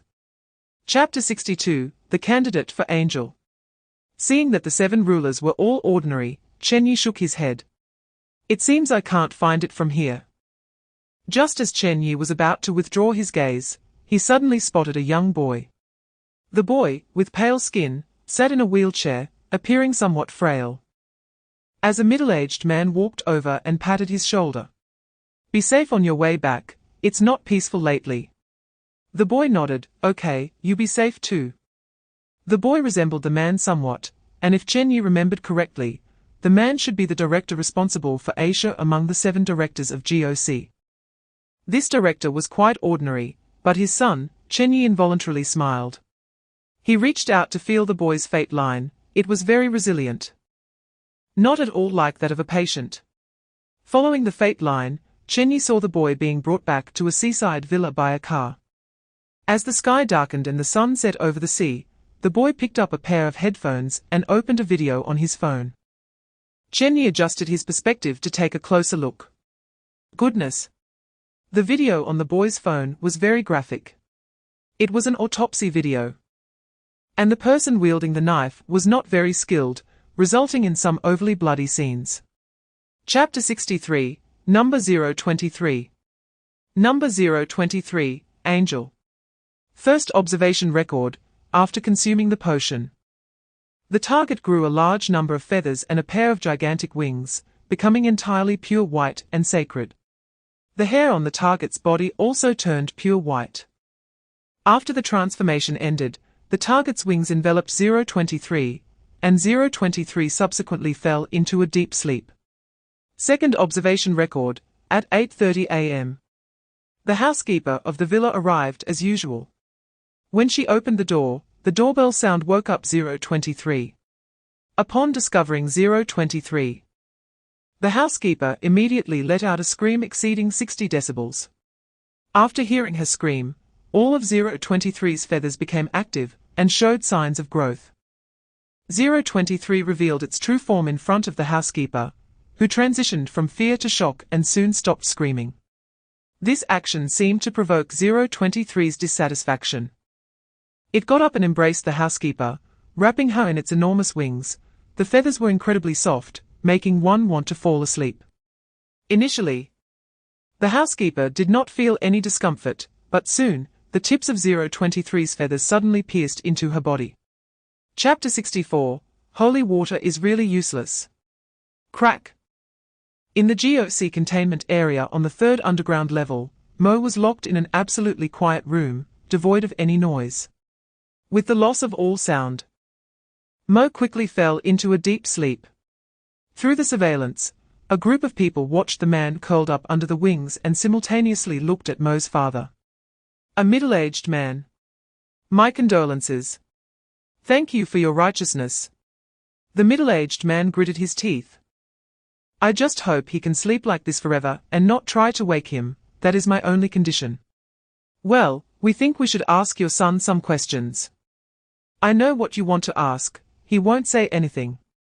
So, what do you want? We would like to ask him to do some experiments. You? Please understand us. We need to clarify what changes have occurred in your son. Everyone, I think we can put the matter of angels aside for now. Since the angels have not shown significant danger, it's fine to temporarily shelve the research on them. Yes, for now, that matter is more important. The investigation team dispatched from the North American containment area has been completely wiped out. Chapter 65, 022 Demon. The GOC staff exchanged glances. What suggestion? A hoarse voice came from the other end of the phone. Do you know about Mithril? Mithril? What is that? Several senior members of the GOC had never heard of Mithril. One of the directors suddenly had a realization after thinking for a moment. Mithril, I remember now. That's a metal ore from fantasy films. The person on the call frowned. What about Mithril? A voice from the other end came again, Kinling's voice. 008 can control the flow of blood within a certain range of itself, because his body has a type of pheromone that can emit a biological magnetic field, allowing for bioelectric control over the human body. This enables the blood to flow in reverse, or cause blood vessels to expand and burst. Mithril carries a special magnetic field interference. As long as you wear a Mithril pendant, 008's biological magnetic field will be disrupted. This can effectively prevent you from being killed by 008 when you meet.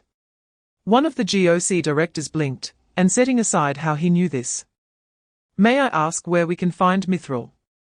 An imaginary thing, something that doesn't exist in reality. Is he joking with us? Chapter 66, Chaos and Ninetails merge. So what next? What do you want us to do with this small piece of Mithril? It's even smaller than my grandfather's urinal. With this little bit, even if we each only take a piece the size of a fingernail, it's not enough to arm everyone. Kinling picked up a piece of Mithril. Do you really think I have a talent for charity? Upon hearing Kinling's words, the GOC members suddenly fell silent. Does charity require talent? No. That's not the point. Kinling's words were mocking the GOC people. First of all, he is not in the business of charity, and secondly, he has no obligation to help the GOC. After a while, a voice came from the phone. This is for humanity, you should unconditionally assist us. Kinling smiled. For humanity. Who isn't for humanity?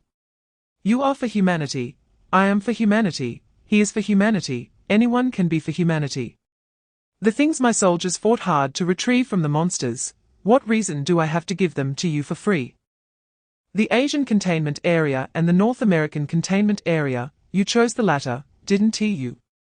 While my brothers were fighting for their lives against the monsters, you were still holding your so-called bullshit meetings. Chapter 67, The Angel Moves. Dingling. With the sound of a crisp bell, 023 opened its eyes.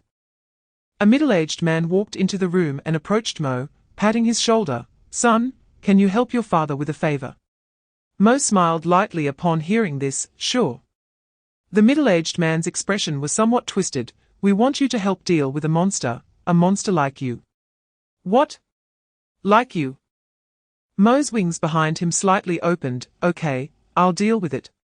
The middle-aged man was taken aback. If you think you can't win against it, come back. You must ensure your safety and come back alive. Mo stretched his body, If it's really dangerous, may I ask you to agree to a small request?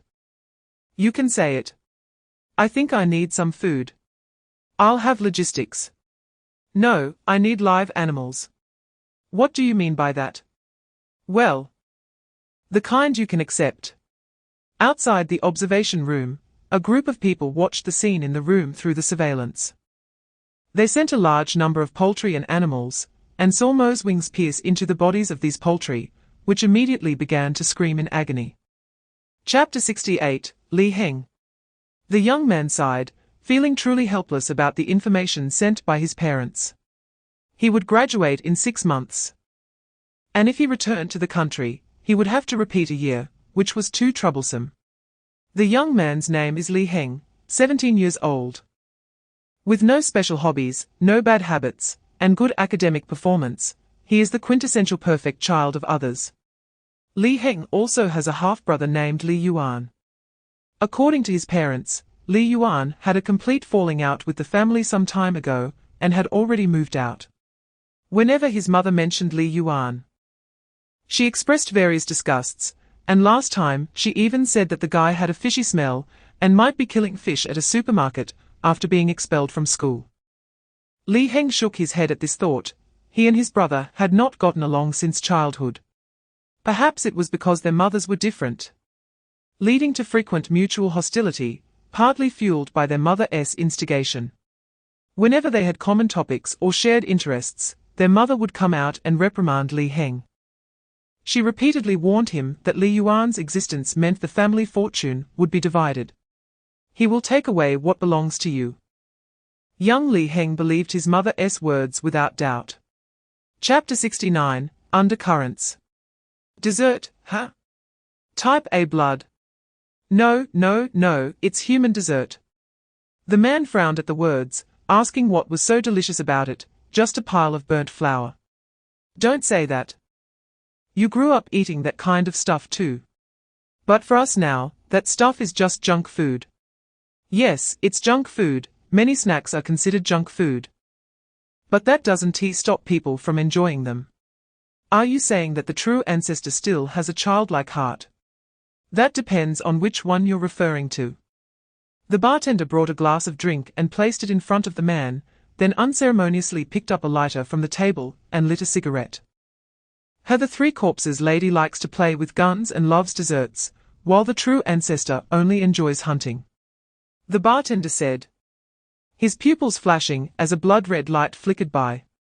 As for the saint son, it's better not to speculate. To these blood clans, 008 is not a person in their eyes, but 3 completely different individuals.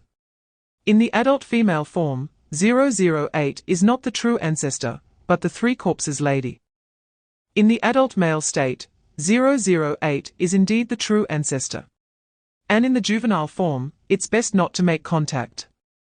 Because 008 in the juvenile state has an erratic personality, is moody, and his feelings are hard to predict. Chapter 70, Blood Clan Prince. New York, under a ruin. Li Heng slowly opened his eyes, feeling drops of water falling on his head. A foul smell and the stench of blood filled the air. It seemed to be a sewer. He sat up, finding numerous glass shards on his body, but he wasn't bleeding. The glass had grown into his flesh. And all wounds had miraculously healed. Looking at it this way, he had almost no injuries. Just as that vampire said in the previous video. The knife stabbed into his belly, and before it could bleed, the wound had healed. My body. Li Heng tried to pull out the glass shards from his arm. The wound appeared, but the flesh and blood quickly twisted together. The wound disappeared. No, how is this possible? Li Heng raised his head in confusion and looked around. This indeed looked like a sewer. A bus was upright, embedded in the center of the sewer, with countless corpses piled up at the front of the bus. Those bodies long since rotted and stinking. Among them was the corpse of a fat man. Li Heng instinctively stood up upon seeing this. Dead? All dead. What happened? Li Heng remembered that the ground suddenly caved in, creating a large pit, and then they, along with the vehicle, fell down. Chapter 71, turbulent changes. Hearing this, Farron smiled faintly. Before dying, she even managed to spawn a duke, should I say, as expected of you, Lilith. What a pity, I must have queens. Among the Blood clan, there are currently only 5 princes. They each control a district of New York, with Lilith controlling Queens. Conflicts often erupt between Blood clans over territory. This was not their first confrontation. The two had fought several times long ago, but neither had won. Until yesterday, Lilith was ambushed by Farron, drained of blood power, severed limbs, and stabbed in the heart. But Lilith's survival ability is unique among the princes. She dragged her broken body out of Farron's encirclement. Just as Farron was about to pursue, his phone rang. He instinctively wanted to hang up, but the caller was another prince. Farron sighed at this. Hey, Zane. I'm busy right now, you'd better tell me what you want in 3 seconds flat. Otherwise, once I'm done, I'll definitely peel off your skull and stuff it with cheese and jam. A cold male voice came from the other end of the line. Chapter 72, 008 and the Angel. Vampires, angels, what on earth is happening in this world? Watching Li Heng's complexion change drastically, the angel descended from above, appearing directly before the two. It was a white-haired, white-eyed boy, looking incredibly pure. He reached out and patted Li Heng's shoulder, revealing a kind smile. Excuse me. Do you know where the true ancestor is? Before Li Heng could speak, Lilith suddenly said, I know where the true ancestor is. Mo looked at Lilith. Oh. Then can I trouble you to guide us? Lilith looked at Li Heng. Carry me. I'll take you to find the true ancestor. Mo suddenly flashed in front of Lilith, looking into her eyes. Really? Your eyes seem a bit dazed. Are you sure you know where the true ancestor is? Lilith gritted her teeth and suddenly opened her claws to swipe at Mo. Mo's wings instantly slashed out, directly severing Lilith's arm. Phut! Blood sprayed out. And without saying a word, Lilith grew a pair of bat wings and shot straight into the sky. But Mo was extremely fast. He grabbed Lilith's calf and, with terrifying strength, pulled Lilith down. Chapter 73, The Advancing Angel. A white-haired, red-eyed demon with bat wings fought against an angel dressed in pure white with countless wings. Their battle was clearly divided into red and white colors. Blood splattered across the sky, changing forms. Indeed, the amount exceeded the limit of blood stored in a human body. Blood gathered into a river covering the ground, with huge blood spikes surging from the earth towards the sky. Meanwhile, the angel's wings continuously slashed down like enormous silver blades. The longest wings were nearly 12 meters in diameter, and the wings and blood spikes constantly clashed. Sometimes the wings shattered the blood columns, and at other times the blood columns pierced through the wings. For a time, neither side could gain the upper hand, and as the battle stagnated, more and more people began to take notice. Although 008 appeared to be handling it with ease, he couldn't defeat the angel outright. Once the two reached a stalemate, that meant 008 had lost. Because the 023 angel is a growing monster, today 008 ties with him, but tomorrow, the day after, and the day after that, the scales of victory might tip. 008 dodged a wing slash and soared into the sky. Lilith had already been carried away by Li Heng. Seeing this, 008 shifted his gaze. That kid has some awareness. Chapter 74, Focusing Fire on the Angel. The next day, the sky was clear. Last night, the angel almost single-handedly balanced the two sides. This also made the GOC people smirk, starting to frantically call the nine-tailed fox with all sorts of sarcastic remarks. Those two from yesterday, could they be your nine-tailed fox people? TSK, they ran so fast, it's a pity they didn't participate in the 100-meter dash. Ah? There's no helping it, it's all because our angel is too strong. What is this called? This is called being invincible. Seeing the faces of those GOC people, Qin Ling smiled faintly. The last monster that claimed to be invincible is now long gone. That's right, He was referring to 009. After ending the communication, Kinling looked at the cabinet on the side. The angel that can devour sound and evolve, GOC really likes to add trouble to humanity. They allow the monster to grow unchecked and treat it as a weapon, so they will surely be the first to taste the consequences. The survival of GOC doesn't matter. But if that monster continues to grow, to the point where no one can deal with it, then all of humanity will pay the price for their foolishness. A way must be found to kill it before the angel grows further. Chapter 75. Chen Ye's new toy Li Heng turned around and saw a voluptuous and seductive female vampire prince behind him. Another prince. Shaya. Lilith looked at the female vampire and quickly hid behind Li Heng, her eyes filled with caution. Who is this beauty? Beauty? Hearing this, Lilith suddenly jumped up and grabbed Li Heng's ear. What do you mean by beauty? I am your master, how come I've never heard you call me beauty? Is she your master? Do you even know who she is to call her beauty? Li Heng winced in pain. Hey, Lilith, stop it. Lilith? Upon hearing this, a few black lines appeared on Lilith's forehead. You should call me master, you are my dependent, how can you call me by my name directly? Really? If it weren't for the fact that you saved me, I would have. Shaya looked at the two of them flirting with each other, expressionless. Lilith. The true ancestor is waiting for you, you better not keep that great person waiting too long. Lilith was taken aback for a moment, then turned to Li Heng. My dependent has to go with me, he is timid and doesn't dare to walk the night alone. Li Heng's mouth twitched at her words. But Lilith gave him a look. Chapter 76, Bloodthirst. The oldest and most intense emotion in humans is fear. And the oldest and strongest fear is the fear of the unknown. Should I try to approach the unknown characteristics from the aspect of fear? Chen Ye thought as he picked up a horror novel by Lovecraft from the bookshelf. Groth, the Great Clock, is indeed possible. However, creating it is a bit difficult. After all, in essence, the Great Clock Groth is the size of a planet, and as a monster with the concept of an outer god. I probably can't create it with the materials I have now.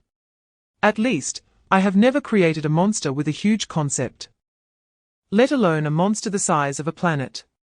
Most of the other monsters are also quite large. So, to extract the concept of size, let's start with the blue whale, since it is currently the largest known marine creature. Let 002 handle this. Chen Ye still needs to continue observing the reactions among angels, vampires, and demons and record them at the first opportunity. He doesn't have much time to collect materials. After all, he can't do everything himself, can he? The best situation would be to create another thing that can actively help me observe various monsters, and then record the information about these monsters, so that I only need to look at the summaries. Chapter 77, A Ray of Hope. Death may not be terrifying, but what is terrifying is that there hasn't been enough time to say goodbye properly. It hurts. Li Heng opened his eyes to see a blood-red sky, and rows of text suddenly appeared before him. Welcome to the death game, please check the specific rules yourself. Li Heng was taken aback, as nearly 100 lines of information unfolded before him. 1. Participants in the game must not disclose the existence of the death game, otherwise they will be erased. 2. Participants cannot question any rules within the game. Everything that exists is reasonable. 3. Everything obtained within the game belongs to the individual, but the main god has the right to reclaim any spoils. 4. Invited participants can join the game for free the first time.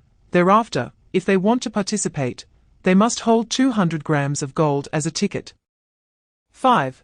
There will be no penalties for dying in the game, but ticket money will not be refunded. 6. The pattern on your palm shows your identity ID.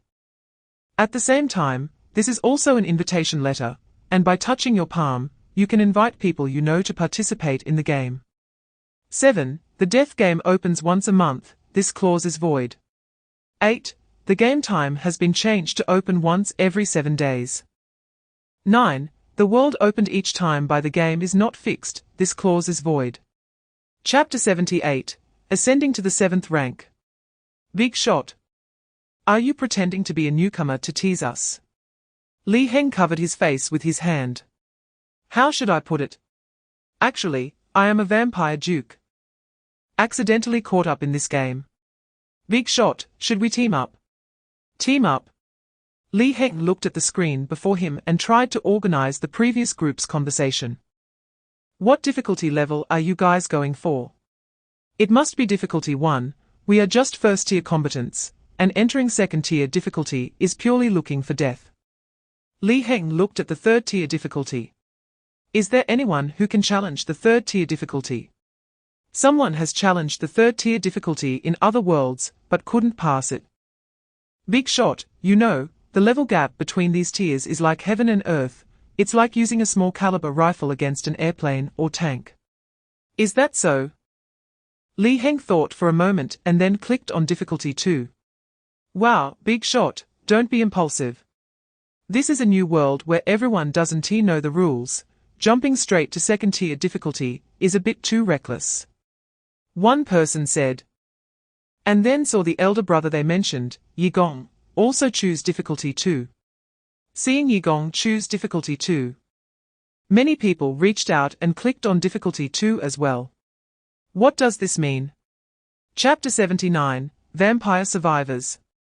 As the countdown ended, everyone quickly fell into darkness. Rays of light descended, and everyone's figures disappeared from their spots. When they opened their eyes, they found themselves on a street abroad. Li Heng looked around and suddenly froze.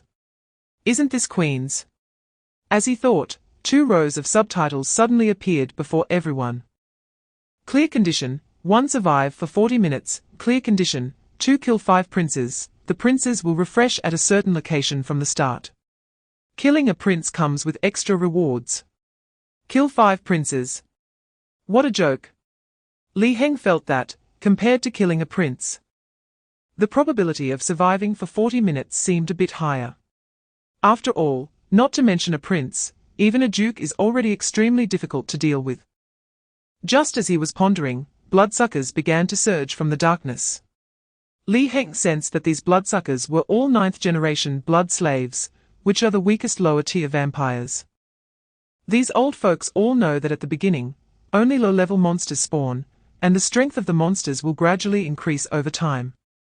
A blood slave charged straight at Li Heng, but he reacted quickly and kicked the blood slave's head off. Chapter 80, Reward Settlement. This level 2 difficulty is just too exaggerated. It's not just a little bit different from level 1. You haven't seen level 3 difficulty yet.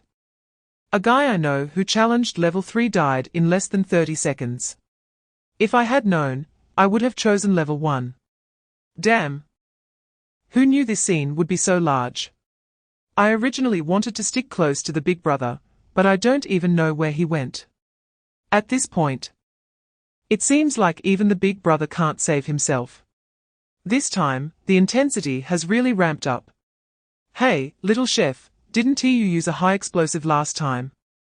Did you bring it? I sold it ages ago. You sold the high explosive. One person said this and was immediately decapitated by a Blood Clan member falling from the sky. The others also couldn't escape, and some with first-level strength directly gave up resistance and surrendered. This time, nearly 100 people participated in level 2 difficulty, and so far, only less than 30 are left.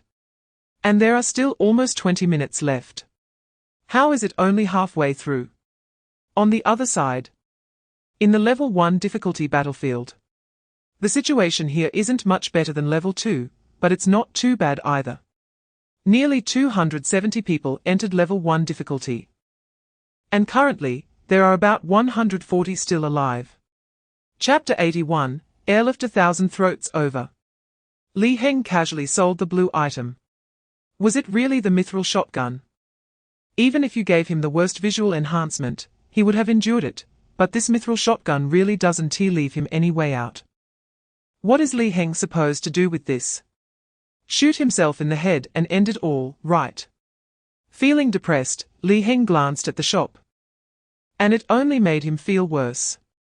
First level blue ability, priced at 1,000. First level purple ability, priced at 5,000. Are you sure these things are meant for people to buy, not just for show? Feeling down, Li Heng moved his palm and directly left the platform space. Back in the real world, it was already bright outside. The glaring sunlight shone on Li Heng, and he instantly felt an overwhelming sense of weakness.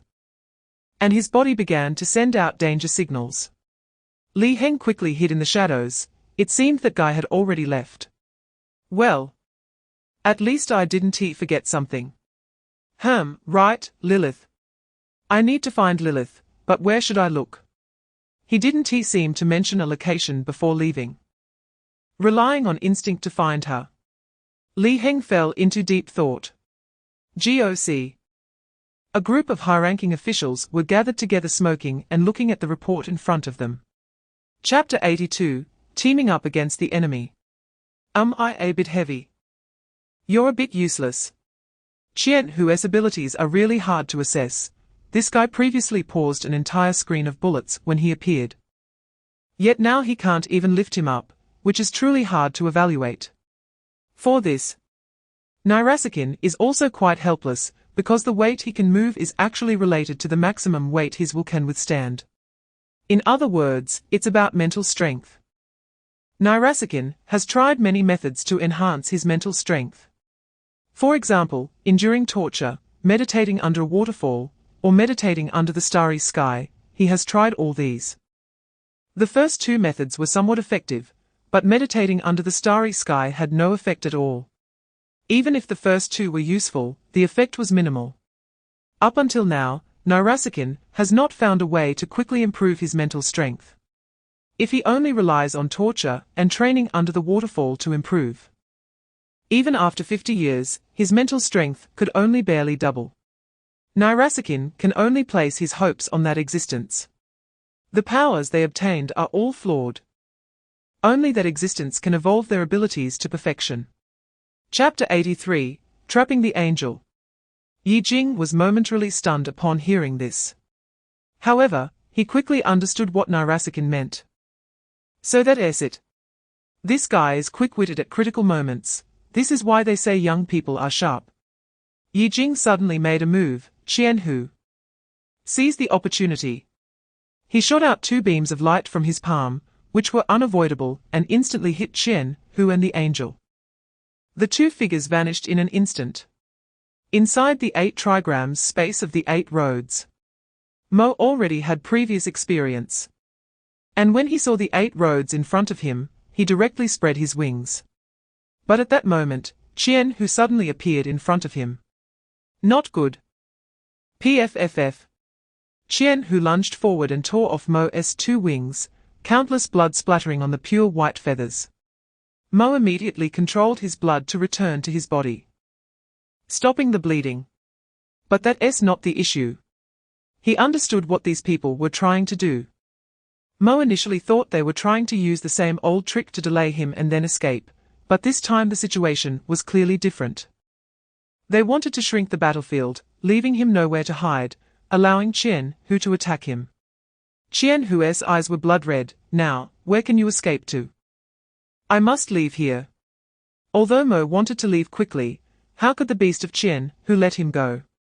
Chapter 84, The Advantage is Mine. GOC Headquarters. Looking at the 3 remaining broken wings of the angel, everyone fell silent. What was that dog? The 9-tailed fox never provided us with information about canine containment objects. It should be a new containment object, or it's possible that it's something created by the 9-tailed foxes. Are we sure we didn't find that dog? No. In the crater, we only found a clump of burnt fur, nothing else. Damn, hurry and contact Kinling, we need to know what that dog is. Soon after, a string of encrypted messages came from the 9-tailed fox side. After decrypting the messages, the GOC personnel received a sentence and an emoticon. Kinling, I want to tell you. That old bastard. Damn, that 9-tailed fox is actually playing us. This is unacceptable. I can't swallow this anger. What else can we do? The angel has now lost its combat ability. even if we want to contend for 008, we can't. How is the angel doing? How long until recovery? The angel's situation isn't so optimistic. Be more specific. The angel is currently in a state of slumber. We've tried to wake him, but all attempts have failed. Chapter 85, Talent. Clap. A bloodline sliced through and severed the limbs of the golden-haired Marquis. Then wrapped around the Marquis's only remaining leg, lifting him up. Marquis, this isn't right, is it? Blood coagulating into a line. You know. Controlling blood to form a line requires extremely high precision. It's like sewing. Someone without skill would struggle to even thread a needle, let alone manipulate it at will. But looking at Li Heng, his movements were incredibly delicate. His control over the bloodline was like that of an experienced tailor. Seeing the confusion on the Marquis's face, Li Heng leaned closer, sensing that he seemed to have something to say to me. The Marquis twitched his mouth. There's an old saying in the East. Born from the same root, why rush to fry each other? Li Heng was speechless. Beans simmered to make soup, strained to make juice. The vine burns beneath the cauldron, the beans weep within, born from the same root, why rush to fry each other? Written by Cao Ji. If you didn't learn it well, don't misuse someone else's poetry. The Marquis shifted his gaze to his legs, which were just starting to heal, but unexpectedly. Li Heng shot out another bloodline, and chopped off the legs that had just begun to grow back. Witnessing this scene, the upside-down Marquis felt a rush of blood to his head. Chapter 86, We Go for Revenge. Phut. Blood splattered. And the underground station was littered with dismembered limbs and pieces of flesh. Li Heng held a vampire's head, covered in blood, his clothes in tatters, his eyes already blood-red. 10 earls, 5 marquises, 2 dukes. Fei Lun really arranged everything well. 2 dukes rushed in, coming from both sides at high speed, instantly severing Li Heng's arms. Phut. His arms broke, and the 2 dukes turned sharply. Now's our chance. The blood clan surged forward, and Li Heng gritted his teeth, at the severed ends of his arms. 2 baby-like hands suddenly sprouted. He exerted force, and the 2 small hands burst out. They were not fully formed yet, with only a small amount of flesh and blood connecting to the arm bones. He swung his newly grown hands, simultaneously grabbing the heads of the 2 marquises. With a powerful thrust, he smashed the heads of the 2 marquises onto the ground. Crack! A sound of breaking bones echoed, due to the excessive force. His newly formed fragile arms broke. Waves of pain surged into his mind, and Li Heng suppressed the urge to scream, revealing his sharp fangs to bite down on an earl's arm. Then, like a beast, he tore that earl's arm off. Chapter 87, Seraph. At night.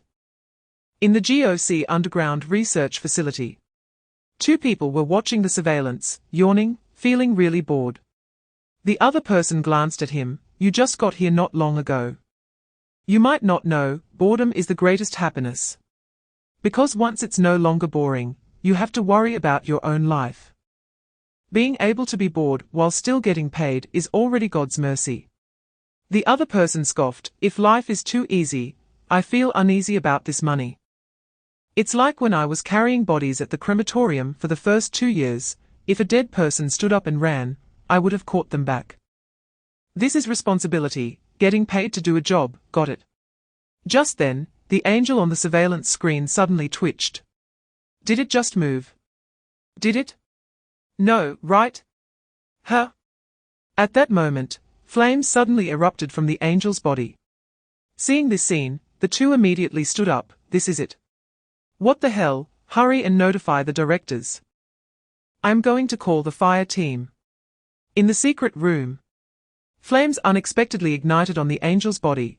The fire was golden, continuously burning at the angel's wounds. Chapter 88, The Final Battle with the True Ancestor. In New York, in a tall building, Prince Fei Lun stood by the window, looking outside when suddenly his pupils shifted, and he saw a woman had appeared behind him. Lilith, I don't think it's a wise choice for you to come find me now. Hearing this, Lilith smiled lightly. But I'm not someone who holds grudges. I generally prefer to settle scores on the spot. If that's not possible, then I might remember it. Fei Lun turned his head, and a large number of Blood Clan members suddenly surged outside the window. The scheduled date set by the true ancestor is tonight. With only 3 hours left. 3 hours is enough to kill you. As Lilith spoke, she clapped her hands. And countless Blood Clan members suddenly broke through the walls and entered the room. Fei Lun's gaze shifted to Li Heng among them. Being able to kill so many Blood Clan members, following Lilith is indeed beneath your talent. Why not come with me? Lilith's eyes suddenly turned cold. Do you think everyone is so easy? Li Heng suddenly said, then walked directly to Fei Lun's side. Seeing this, Lilith blinked. Hey, what are you doing? Prince Fei Lun grinned. Look, this is a smart person. In fact, it proves that not everyone is as foolish as you, Lilith. Chapter 89, Gods Fighting. With a shout from Nirasagen, a long piercing sound suddenly echoed from afar. Darkness. As the sound fell, a giant black hand like mist suddenly attacked, directly grabbing the true ancestor. Good night. Huh? The black mist hand dissipated, and the true ancestor suddenly lost consciousness, plummeting from the sky towards the ground. Nirasagen seized the opportunity and instantly controlled the true ancestor's body. Success, let's go. Where do you think you're going? A large group of Blood Clan members suddenly appeared in the sky, densely covering the clouds and the moon, numbering nearly 10,000. Chen Ye approached Nirasagen. You take the true ancestor away. We'll help hold them off for a while. Master Yijing suddenly looked at the swordsmith, old sword, together. The swordsmith took a deep breath. Let us go. Countless Blood Clan members charged towards them in an instant, with the swordsmith leading the charge, however. He did not attack, but instead grabbed 2 Blood Clan members. Phut! 2 chunks of flesh began to twist, instantly merging into a living sword with a heart. The heart throbbed constantly, and the whole sword seemed to be alive. A Blood Clan member attacked and instantly pierced the swordsmith's belly. Phut! Blood gushed out. And the swordsmith gritted his teeth, directly stabbing the sword into that Blood Clan member's body. Chapter 90, Eat Fei Lun Bag. 1 hour before the arrival of the blood moon. Fei Lun Bag fell from the sky towards the ground, and Lilith leaped down, spinning and dancing, using her claws to sever Fei Lun Bag's head. She picked up Fei Lun's head and announced, Fei Lun Bag is dead. Brooklyn District now belongs to me. Lilith Eru, rebels, you can try. Upon hearing Lilith's words, all the Blood Clan members simultaneously stopped their movements. Lord Bag actually lost. What a joke, just Lilith. That said, the Blood Clan members are quite honest. Once the leader dies, they immediately turn against you. The battle between the 2 princes has ended. And Lilith came before Li Heng, looking sorrowfully at the moon. Li Heng felt a bit confused. Didn't they win? Why the long face? Lilith looked at Li Heng, saying that Phylan Barja was not dead yet. If the next plan goes smoothly, Barja might make a comeback. What plan? The Blood Moon plan. The true ancestor wants the moonlight to assist the Blood Clan, and today happens to be the 7th day, with only an hour left until the scheduled Blood Moon time. Li Heng thought for a moment, and what if he directly cremated Phylan Barja? Chapter 91, Cannibalism. Only by merging our consciousness can we survive. Do you understand, kid? It's us. Hearing Phylan Barja's voice, Li Heng suddenly opened his eyes. Before him was a dark pond, and he stood on the water, while Phylan Barja was looking at him from across the pond. Do you really want to die? Not really. Then you should listen to me, give everything to me. And together, let us take revenge on Lilith, who deceived you, with blood and teeth. Li Heng looked at Phylan Barja. Lilith had saved me twice, and I owe her a life for all the trouble she caused me, so I still came out ahead. But if I can live, I don't want to die. So, what happens if you eat me? Phylan laughed. What else? I'm already dead, you will just be you. Only with my memories and a bit of my thoughts added. I won't replace you, nor can I substitute you, believe me, this won't harm you.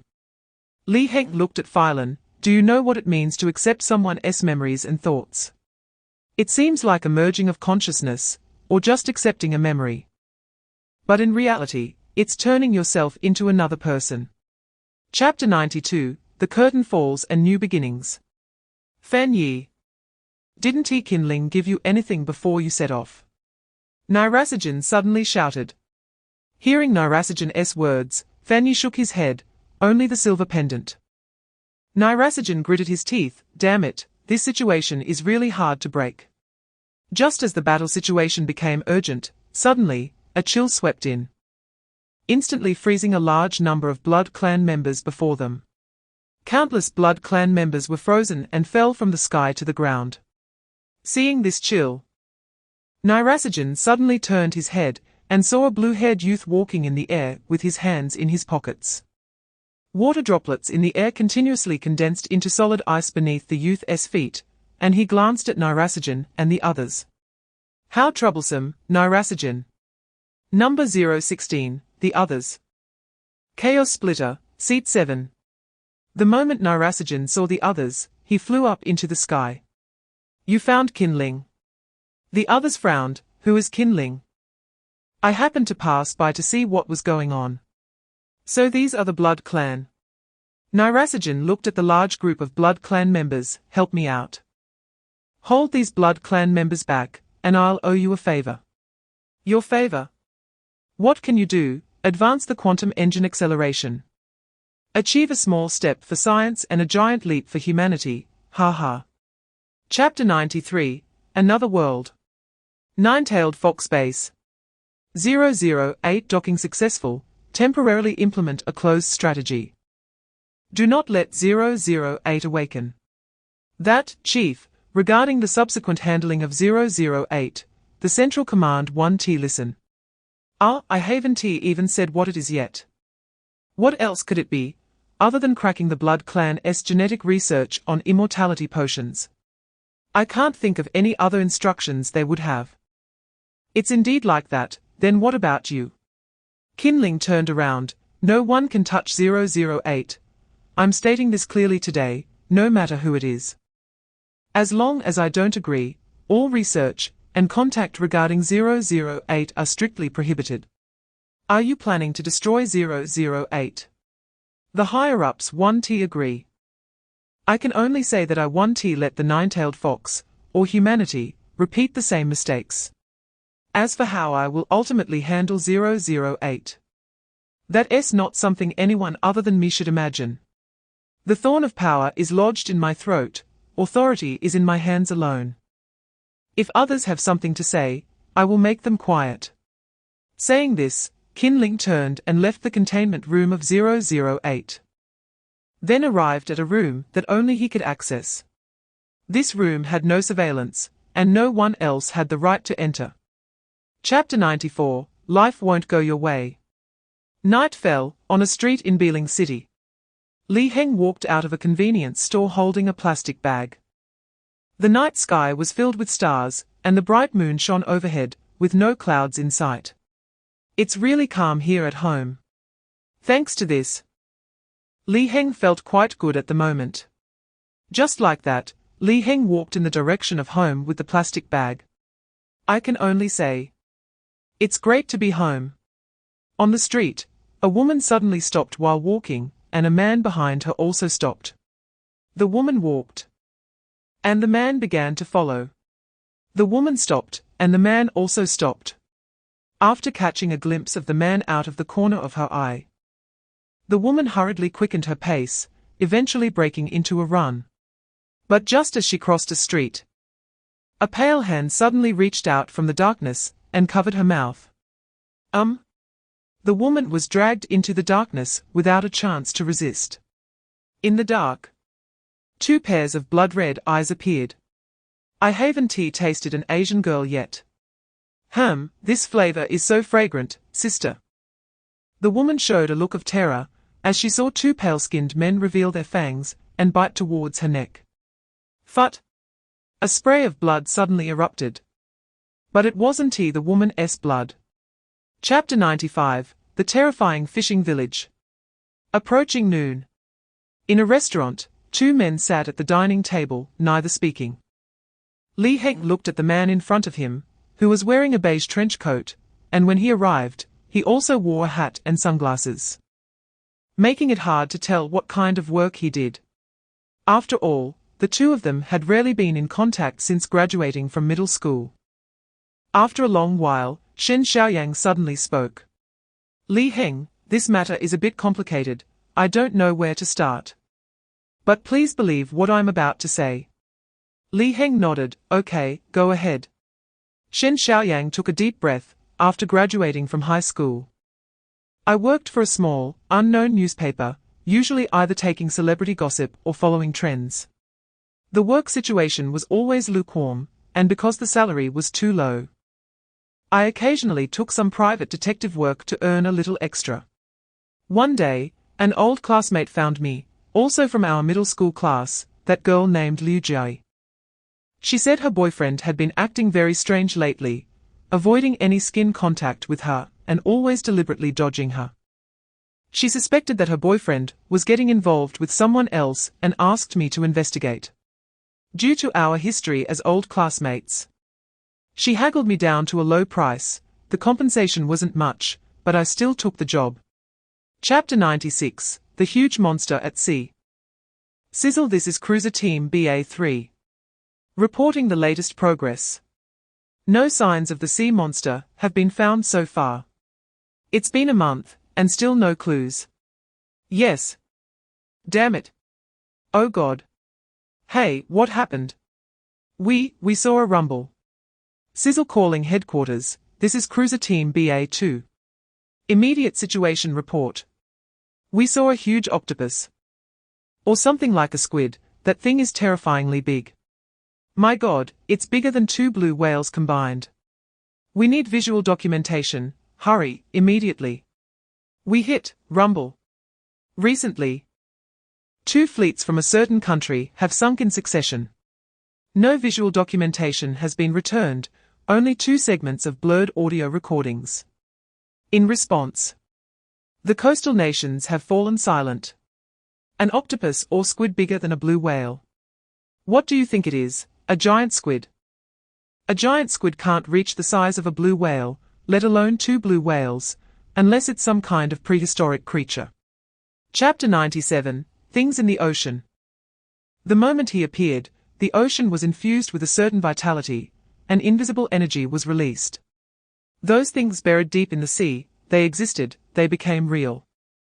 Including the things brought back by sailors from across the ocean, those ancient, those lost, those strange, those incomprehensible, they were awakened. Just a few sentences made Chen Ye feel a subtle unease. What does they became real refer to? Is it objects or living things? Chen Ye had been pondering this matter recently, and for that reason, he had sent the deep divers of 002 to search. On the other side, the giant serpent in the dark flashed its pupils. It cautiously glanced at the tightly closed Chen Ye, then opened its mouth and extended its tongue. On the serpent's tongue was a pearl, which looked like a pearl, pure white and without any impurities.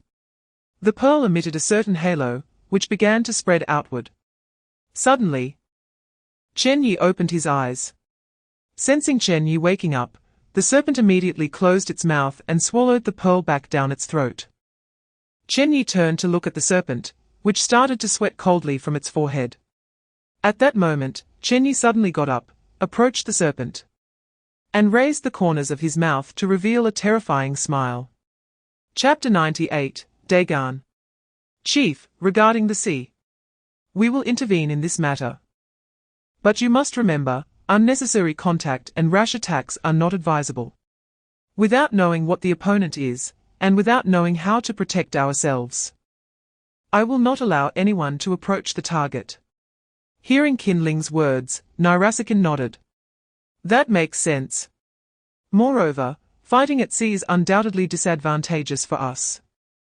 Not to mention there are monsters, even without monsters, going out to sea is extremely dangerous for humans. Otherwise, why would people say it's better to earn 3,000 on land than 30,000 at sea? Qinling glanced at Nirasakin. But for you, the ocean should not be a problem. Nirasakin nodded, that's true. But there is someone who is more suited to fight at sea than I am. Are you talking about seat 7,016? Yes, after all, where there is water. It is also the domain of the otherworldly. Qinling nodded, this is worth considering, but 016's whereabouts are unpredictable and hard to find. I currently plan to start with these containment objects related to the ocean. Chapter 99, The Cult and Ancient Relics. Dagon, the Merman High Priest. Li Heng exchanged glances with the old merman, who then took out a staff made of coral material and tapped it on the ground. Since you are here, do not leave. At that moment, all the fishermen put down their work and turned to look at Li Heng and the others, stiffening. Shen Xiaoyang looked at Li Heng, who took a deep breath and slowly raised his hands. Since that's the case, everyone, we are just passing through. Shen Xiaoyang, huh? No, brother, aren't you a prince? What are you afraid of? Seeing Shen Xiaoyang's expression, Li Heng shrugged. The old merman waved his hand, and the mermen rushed forward, directly tying up Li Heng and Shen Xiaoyang. The two were then thrown into a cellar. Bang! The iron door locked behind them. And Shen Xiaoyang could no longer hold back, saying, brother, what is this play you are performing? Li Heng leaned against the wall and sat up. Aren't you here to investigate the mermen? Isn't this a good opportunity? Li Heng said, and then Dagon slowly walked in front of them. His dark yellow eyes flashed as he looked at Shen Xiaoyang. I heard you came once, so why did you leave without saying goodbye? Was it because we did not host you properly?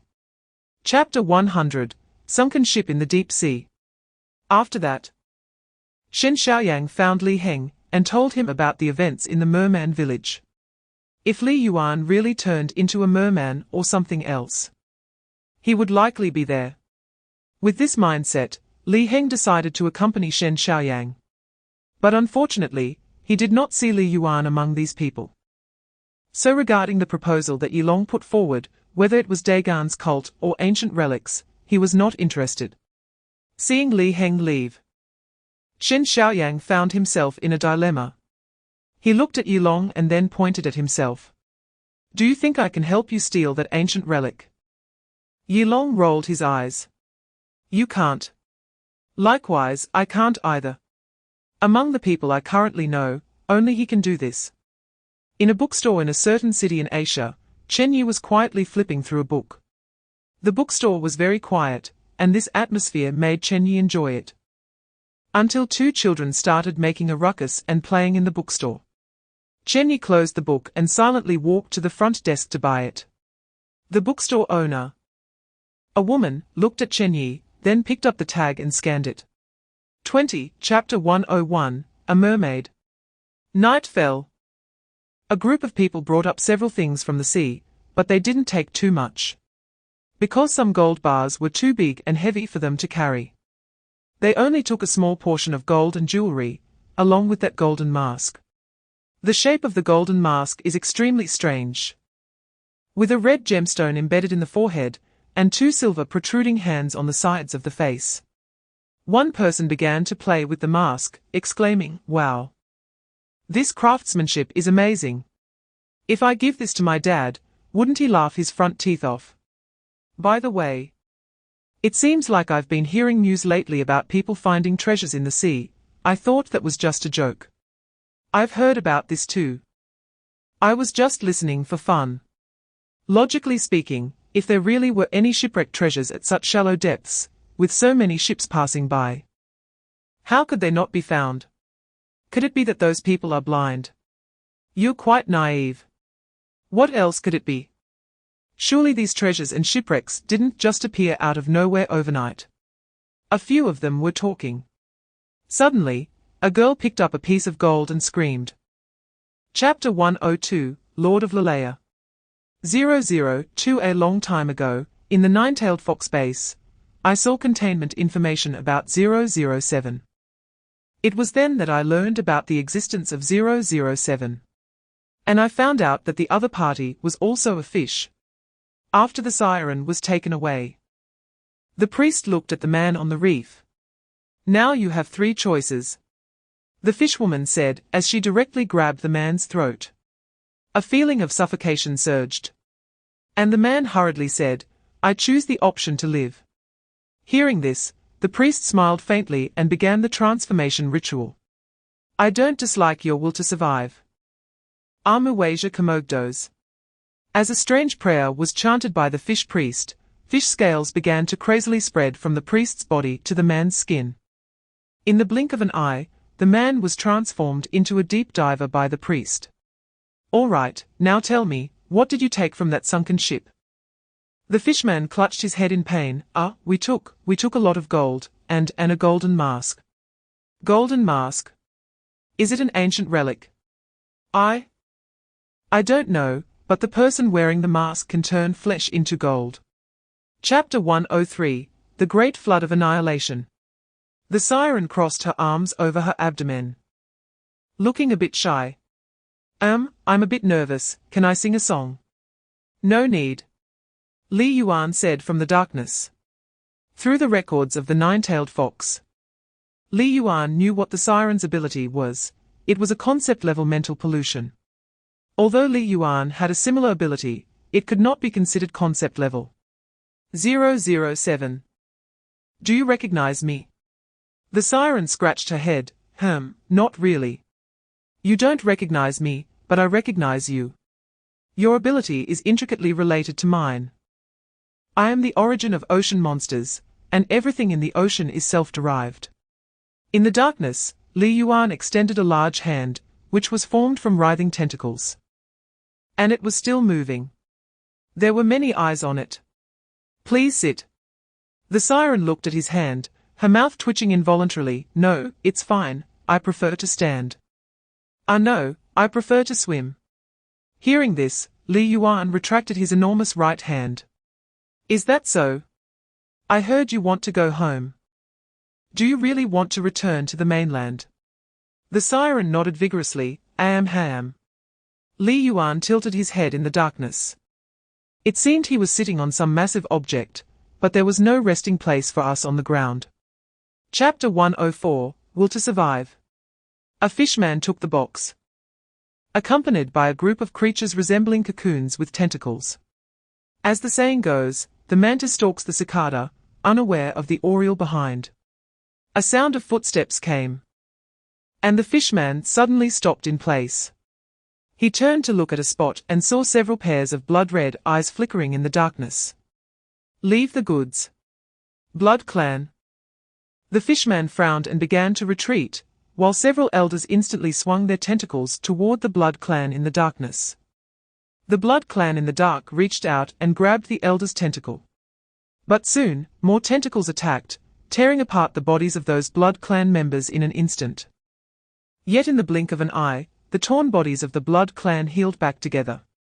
Seeing this, the fishman without a second thought picked up the box and turned to run. Just as the blood clan was about to pursue, the elders gathered together, forming a wall to block their path. One blood clan member spread its wings to charge out, but was pulled down by the elder's tentacle. What are these cocoons? Who knows? Last time we encountered a group of eyeless monsters. These ghostly things from the deep sea are really disgusting. The fishman sprinted with the box.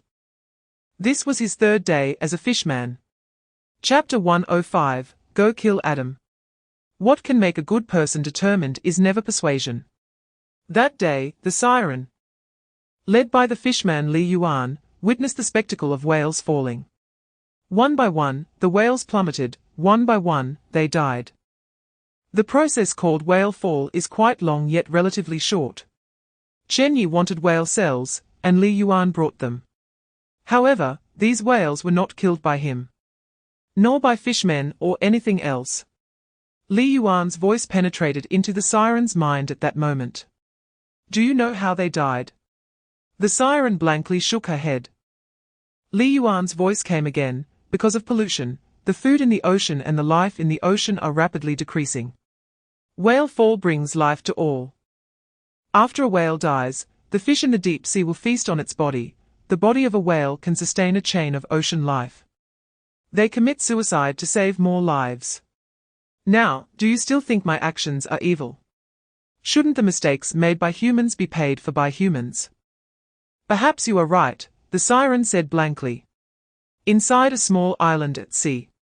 Chapter 106, Some Wind and Frost Regarding Ancient Relics.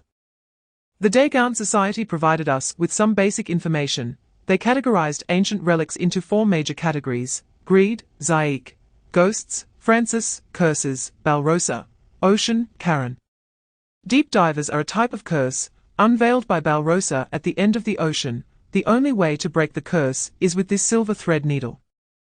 This silver thread needle is currently in the hands of a priest. Li Heng looked at Yilong. With your ability, you should be able to get it yourself. Yilong shook his head. No matter how strong my power is, the premise is that I can act against the priest. Deep divers cannot resist the priest. Similarly, I cannot either. This matter can only be done by someone who is not a deep diver. Let's first discuss the purpose, Li Heng said. Yilongdao, I want to lift the curse of the fishmen, not just my own, but also my mother's. The creatures beneath the sea want to invade the land.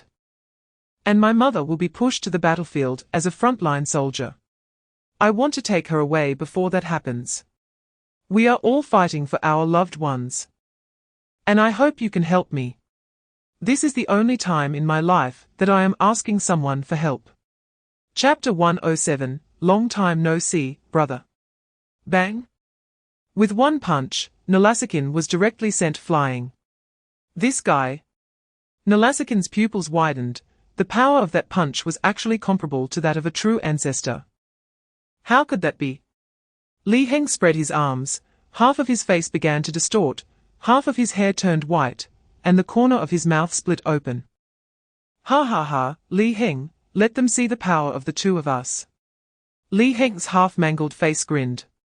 Nalasakin adjusted his breathing. He didn't expect a prince to possess power almost on par with a true ancestor. It is known that while a prince inherits 90 of the true ancestor's power, that missing 10 is a qualitative gap.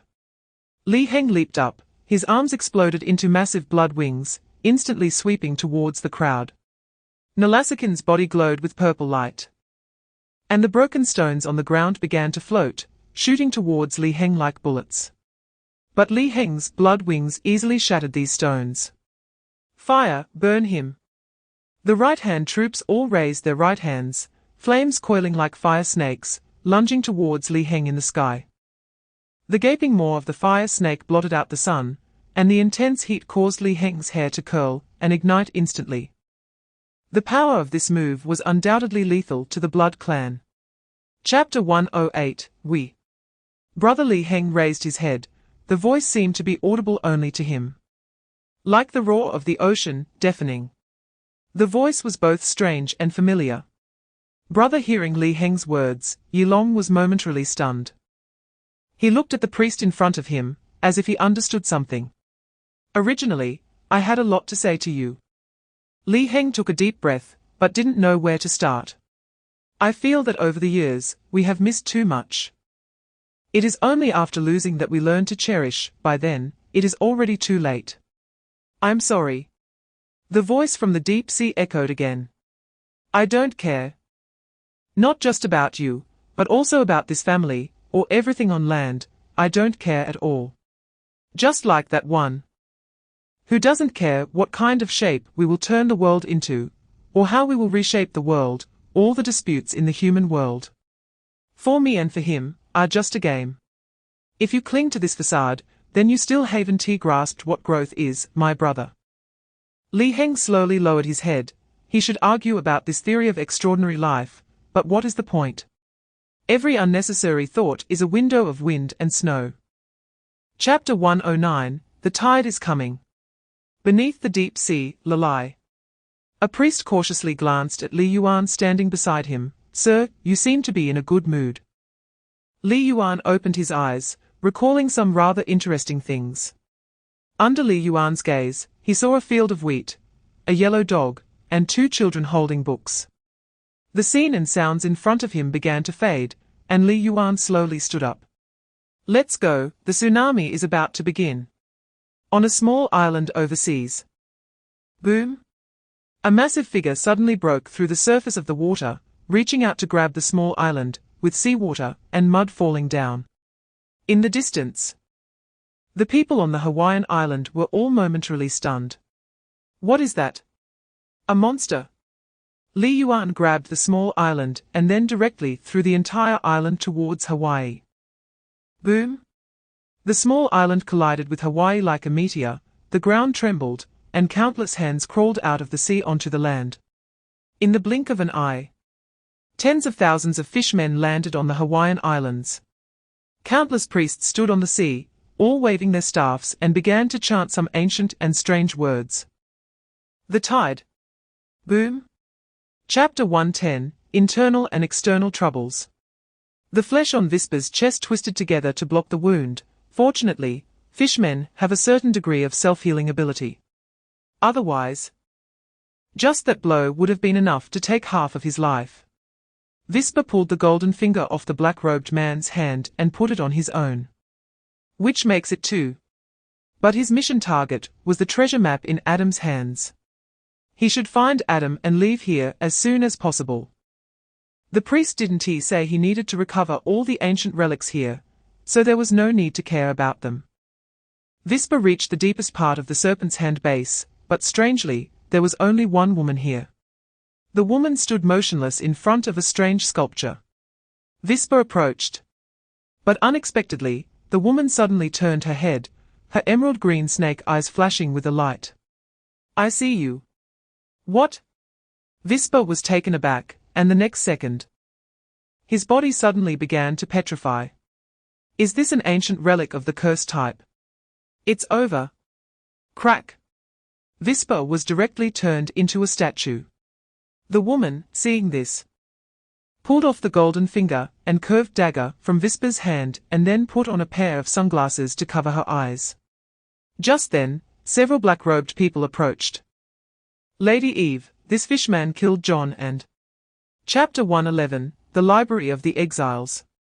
Inside an old bookstore. The dim light flickered as Chen Ye sat in a chair, rhythmically flipping through the book in his hands. The atmosphere in this bookstore was very strange. From the table to the bookshelves, every item seemed to be a part of a whole. There were some vacancies on the bookshelves, but before long, a book appeared in the empty space. Chen Ye glanced at the book that appeared out of nowhere, but didn't pay it much attention. After some time of trying, Chen Ye successfully transformed the life form of the giant snake into a library. Yes, it was not limited to just one bookshelf. This entire library was transformed from the giant snake. This bookstore is called the Library of the Exiles. From the outside, it may seem like an ordinary bookstore. But when people outside try to push open the door, they find that no matter how they try, they cannot open it. Perhaps, this library doesn't even exist here. It might be in Asia today, and tomorrow it could appear in Europe. Its location will constantly change, and it could even be in the universe, in the void, or in the sea. It has no fixed location, and naturally, it has no fixed entrance. Interestingly, after the life form transformed into a library, the giant snake still retained its ability to split, but the items it could split into could only be books. Chapter 112, The Great Tide Rushes. In North America, a broadcast is rapidly spreading, and the content of the broadcast is a song. Li Yuan is carrying several speakers on the mainland, and the speakers play a pre-recorded song sung by 007 Siren. It is referred to as a large-scale auditory extinction weapon against hearing biological entities. The forces sent to combat him and the fishmen all gave up resistance and knelt on the ground after hearing the song from the speakers. This is the terrifying aspect of 007. For the unprepared, 007's abilities have an absolute overwhelming advantage. Li Yuan and the Sea Tribe have either put on earplugs or sealed their hearing. having already prepared a counter-strategy. Under the influence of the tides and the song, the army of deep divers pushed through half the continent with unstoppable momentum, until the appearance of an angel on top of an abandoned building. A white-haired man with hundreds of wings on his back is sitting on a concrete pillar.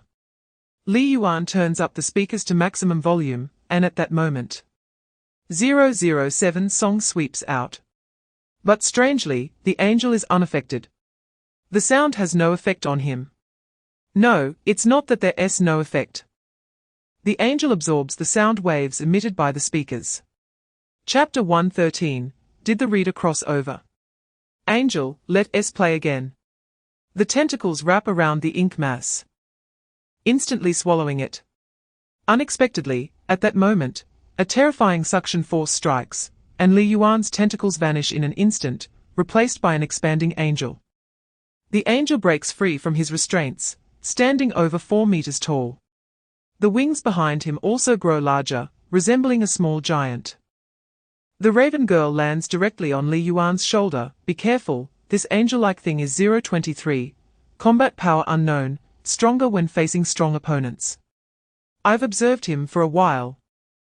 He can autonomously choose a direction for evolution, making him very tricky to deal with. Plus, this guy is even more perverse than 005, and loves to hear people's screams. Li Yuan looks at the angel. What is he evolving into now? Devouring? It's possible. Ink looks at his own body. His newly evolved ability, more accurately, is life fusion. Through skin contact, he can integrate a certain amount of flesh and blood into his body, increasing his size. Theoretically, he can now grow as large as Li Yuan. This is extremely unfavorable for Li Yuan, who relies on flesh and blood to fight.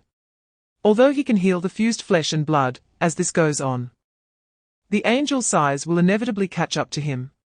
Chapter 114. Living means having a future. The next day, morning. Meng Qing kneels at home holding 3 incense sticks. First bowing 3 times and then praying with hands clasped, Author brother, if you have a spirit in heaven, please bless me to live a few more chapters. Meng Qing says this while bowing several times, and his parents look at him in confusion. Son, who are you praying to? Meng Qing doesn't respond, keeping his hands clasped.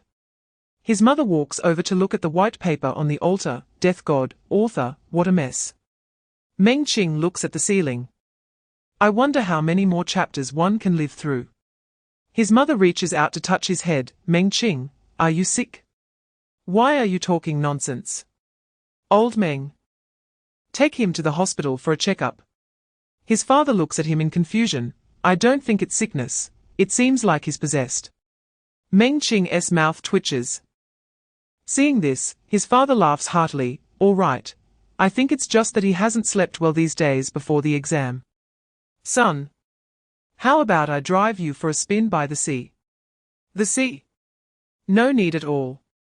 You really want me to live long, huh? Meng Qing sighs deeply. The Sea King couldn't conquer North America in one go this time. Next time, if it can't hold on, it'll have to start from Europe or Asia. Chapter 115. Lucky or unlucky? On the street. Today, the sun is shining brightly, the sky is clear, and the atmosphere is peaceful. But Meng Qing walks down the street feeling anxious, fearing that a monster might suddenly jump out and tear him apart. He looks left and right. People around him think he is crazy. But Meng Qing doesn't care what others think of him, he only cares about whether he can survive to the end. During the day, Meng Qing went to several nearby dumps, but after rummaging through them, he found nothing and instead got scolded by an old man collecting scrap. After all, how could he be so lucky to find garbage thrown away by the death god? As dusk approaches, Meng Qing sighs and prepares to head home. Survival rule number 1, be home before dark, and absolutely do not go out in the rain. Because most monster attacks happen at night or on rainy days. If both occur, then just pray for your own safety. Meng Qing runs home, feeling as if something is chasing him from behind. He had experienced this feeling before when walking alone at night. As he runs, he suddenly stops, not because he can't run anymore, but because he sees something. Chapter 116, Clean Up. Meng Qing struggles to close the book. Is this hinting at something? This book wasn't his choice, it was a decision made by 024. The exiled one's library, on his behalf. Perhaps this has a double meaning. One is that 024, the big snake, is hinting to Meng Qing to keep their secret, and not let anyone discover the connection between the serpent's hand and him. The other is that 024, the big snake, has seen through his true identity, and is reminding him how to survive.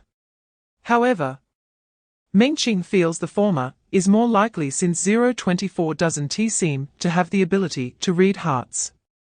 If it could read minds, it would definitely know that Meng Qing is not a member of the serpent's hand, that Meng Qing is not here to save it. And naturally wouldn't he open the door for him. Meng Qing thinks silently as he approaches Chen Ye, holding the book, and places it on the counter. Ahem, boss. Can I choose this one? He almost said death got out of habit.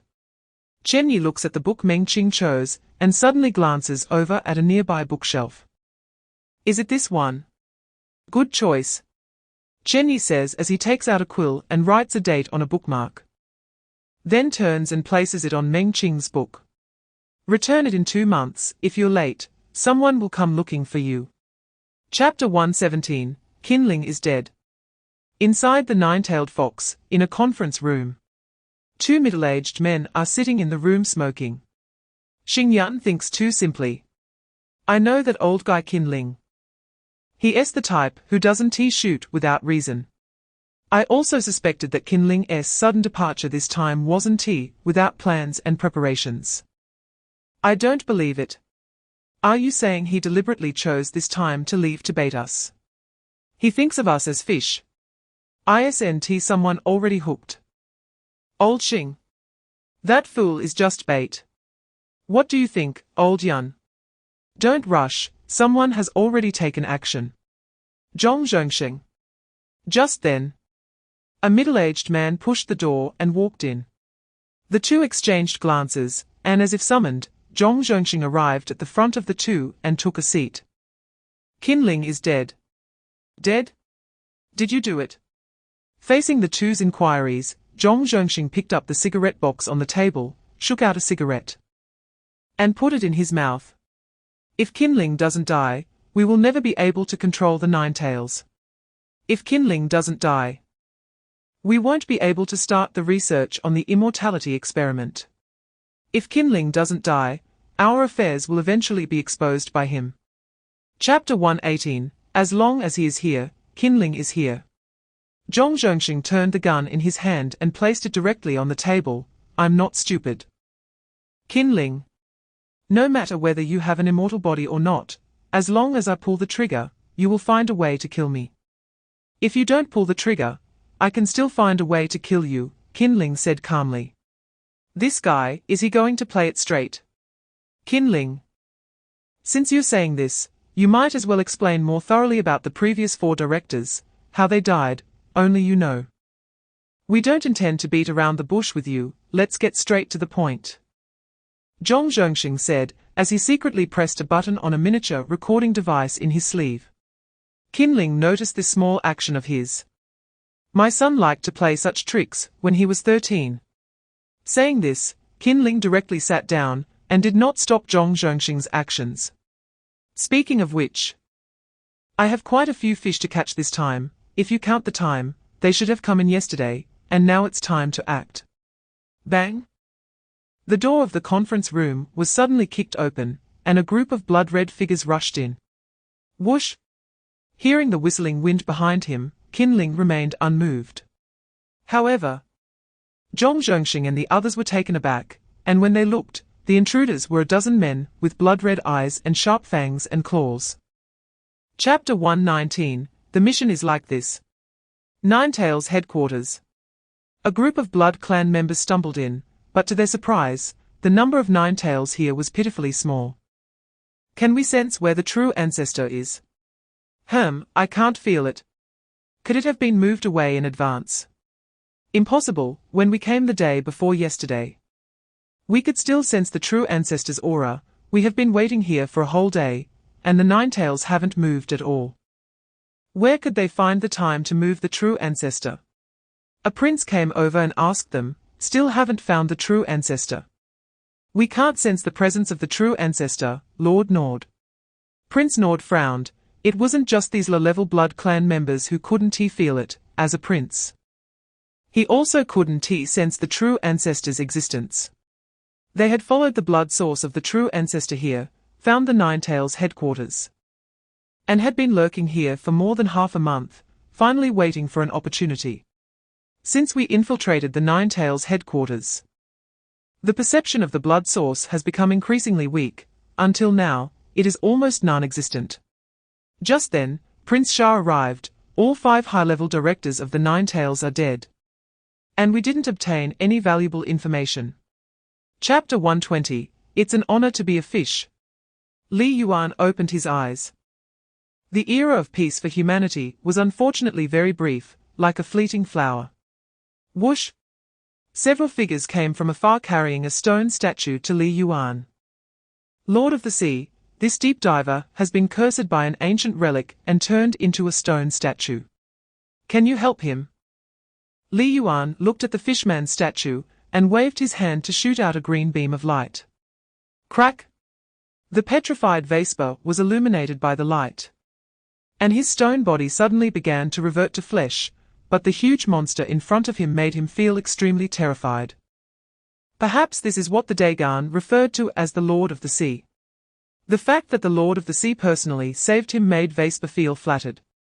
In his understanding, the gods or masters of such monster species never cared about the life and death of lower monsters.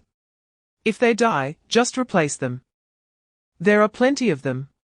He was just a small deep diver. What merit did he have to let the Lord of the Sea intervene to save him? Seeing Vespa's look of confusion, Li Yuan extended a finger. Children of the ocean, you are my brothers and also my offspring. Every life in the ocean deserves respect. Accept the new rules, accept the new order. This is the beginning of a new era. Chapter 121, Number 020 Computer. Looking at the suddenly standing corpse in front of them, the priests all insisted in unison that this was not their doing. That's strange.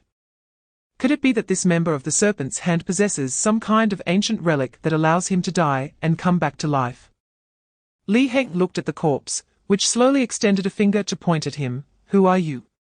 The voice of the corpse was extremely hoarse, very slow, and the intonation was uneven, unlike the voice a living person could make. Li Heng stepped forward. You don't recognize me.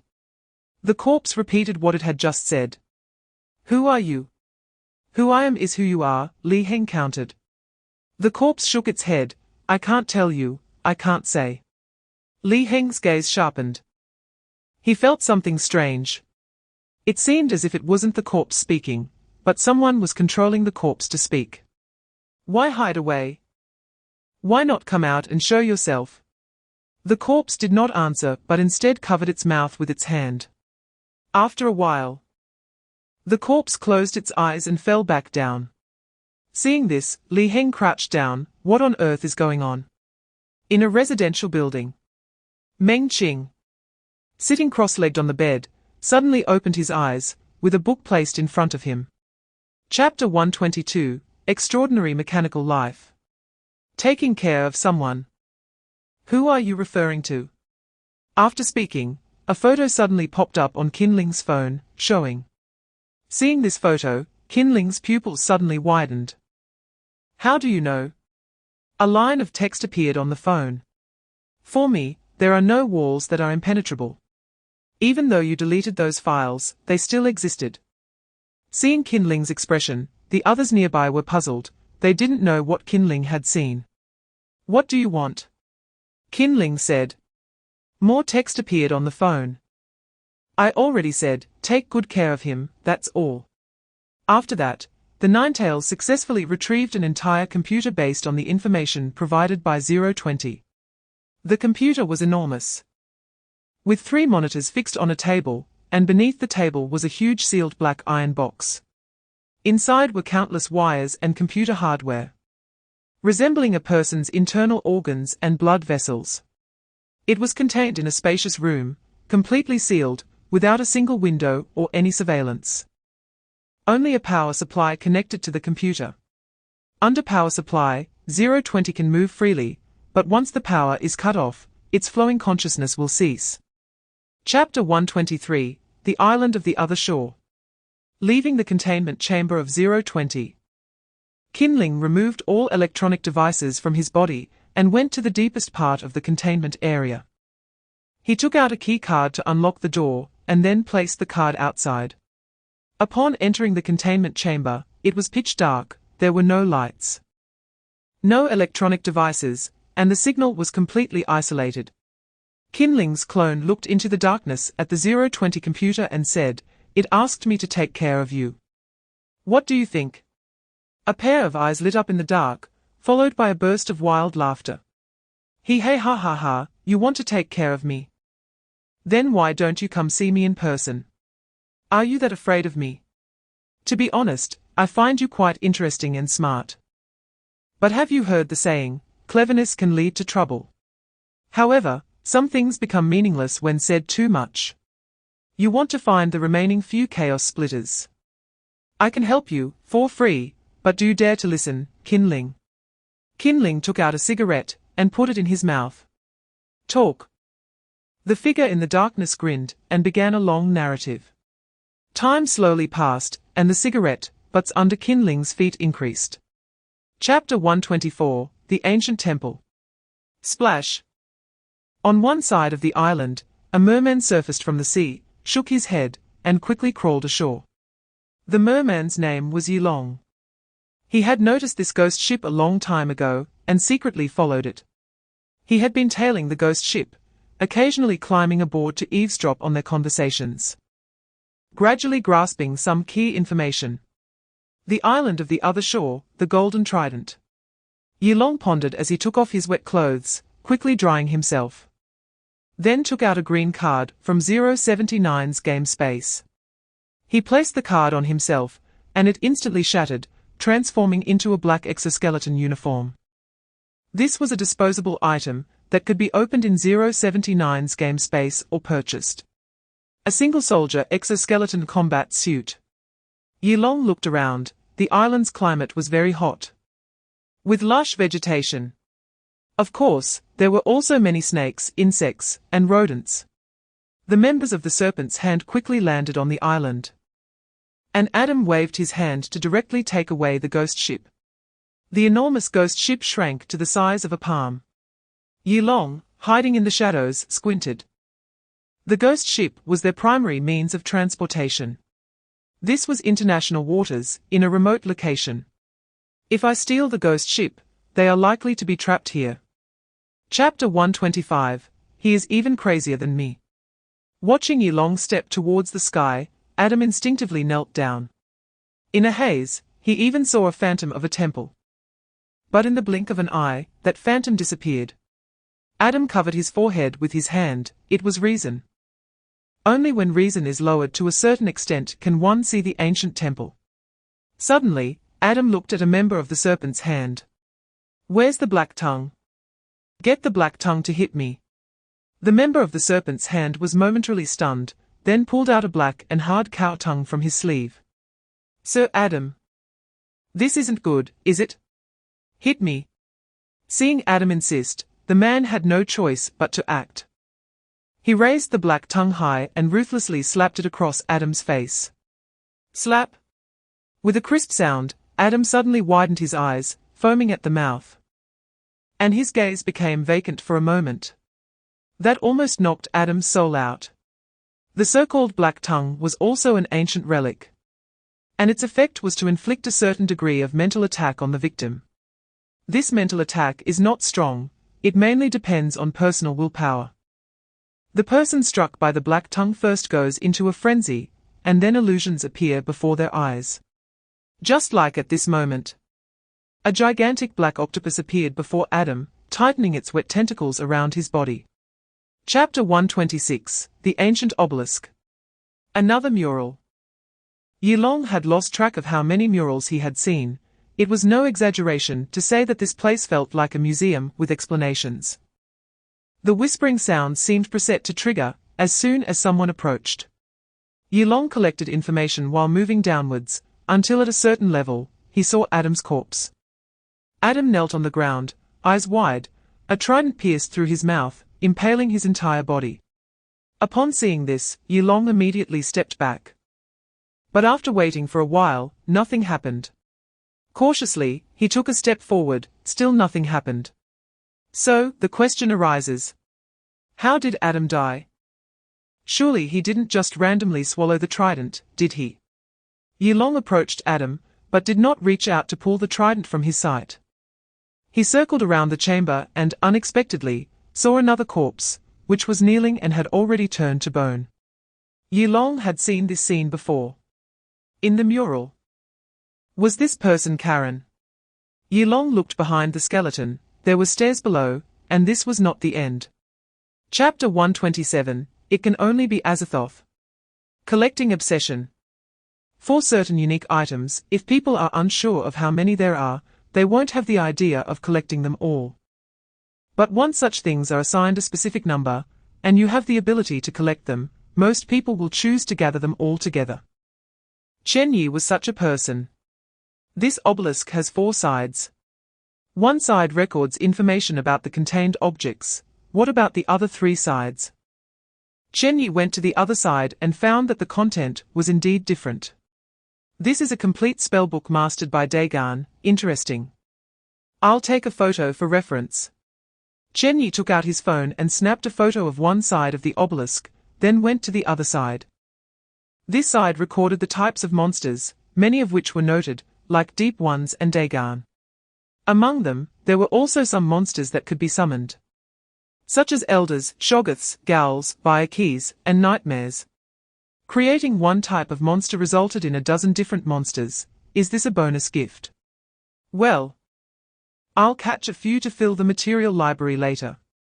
Since these 3 sides correspond to ancient relics, spells, and monsters, what does the last side record?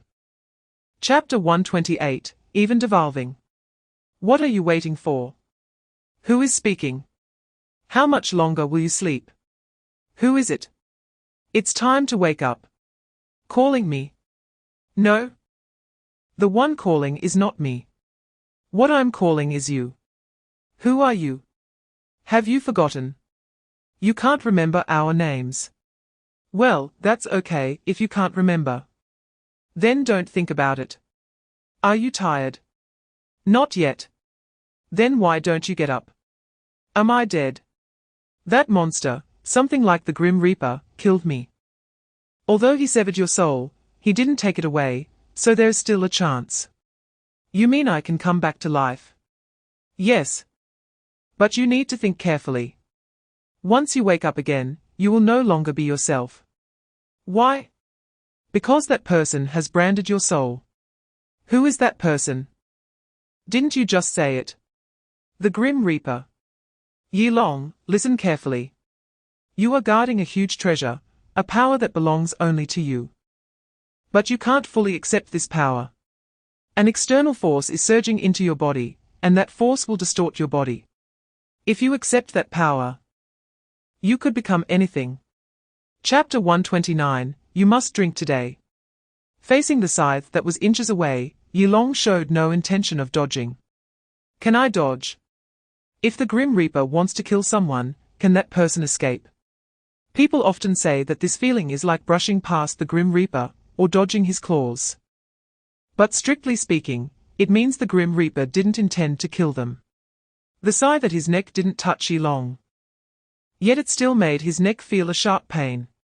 That feeling was like a warning from his soul to his flesh.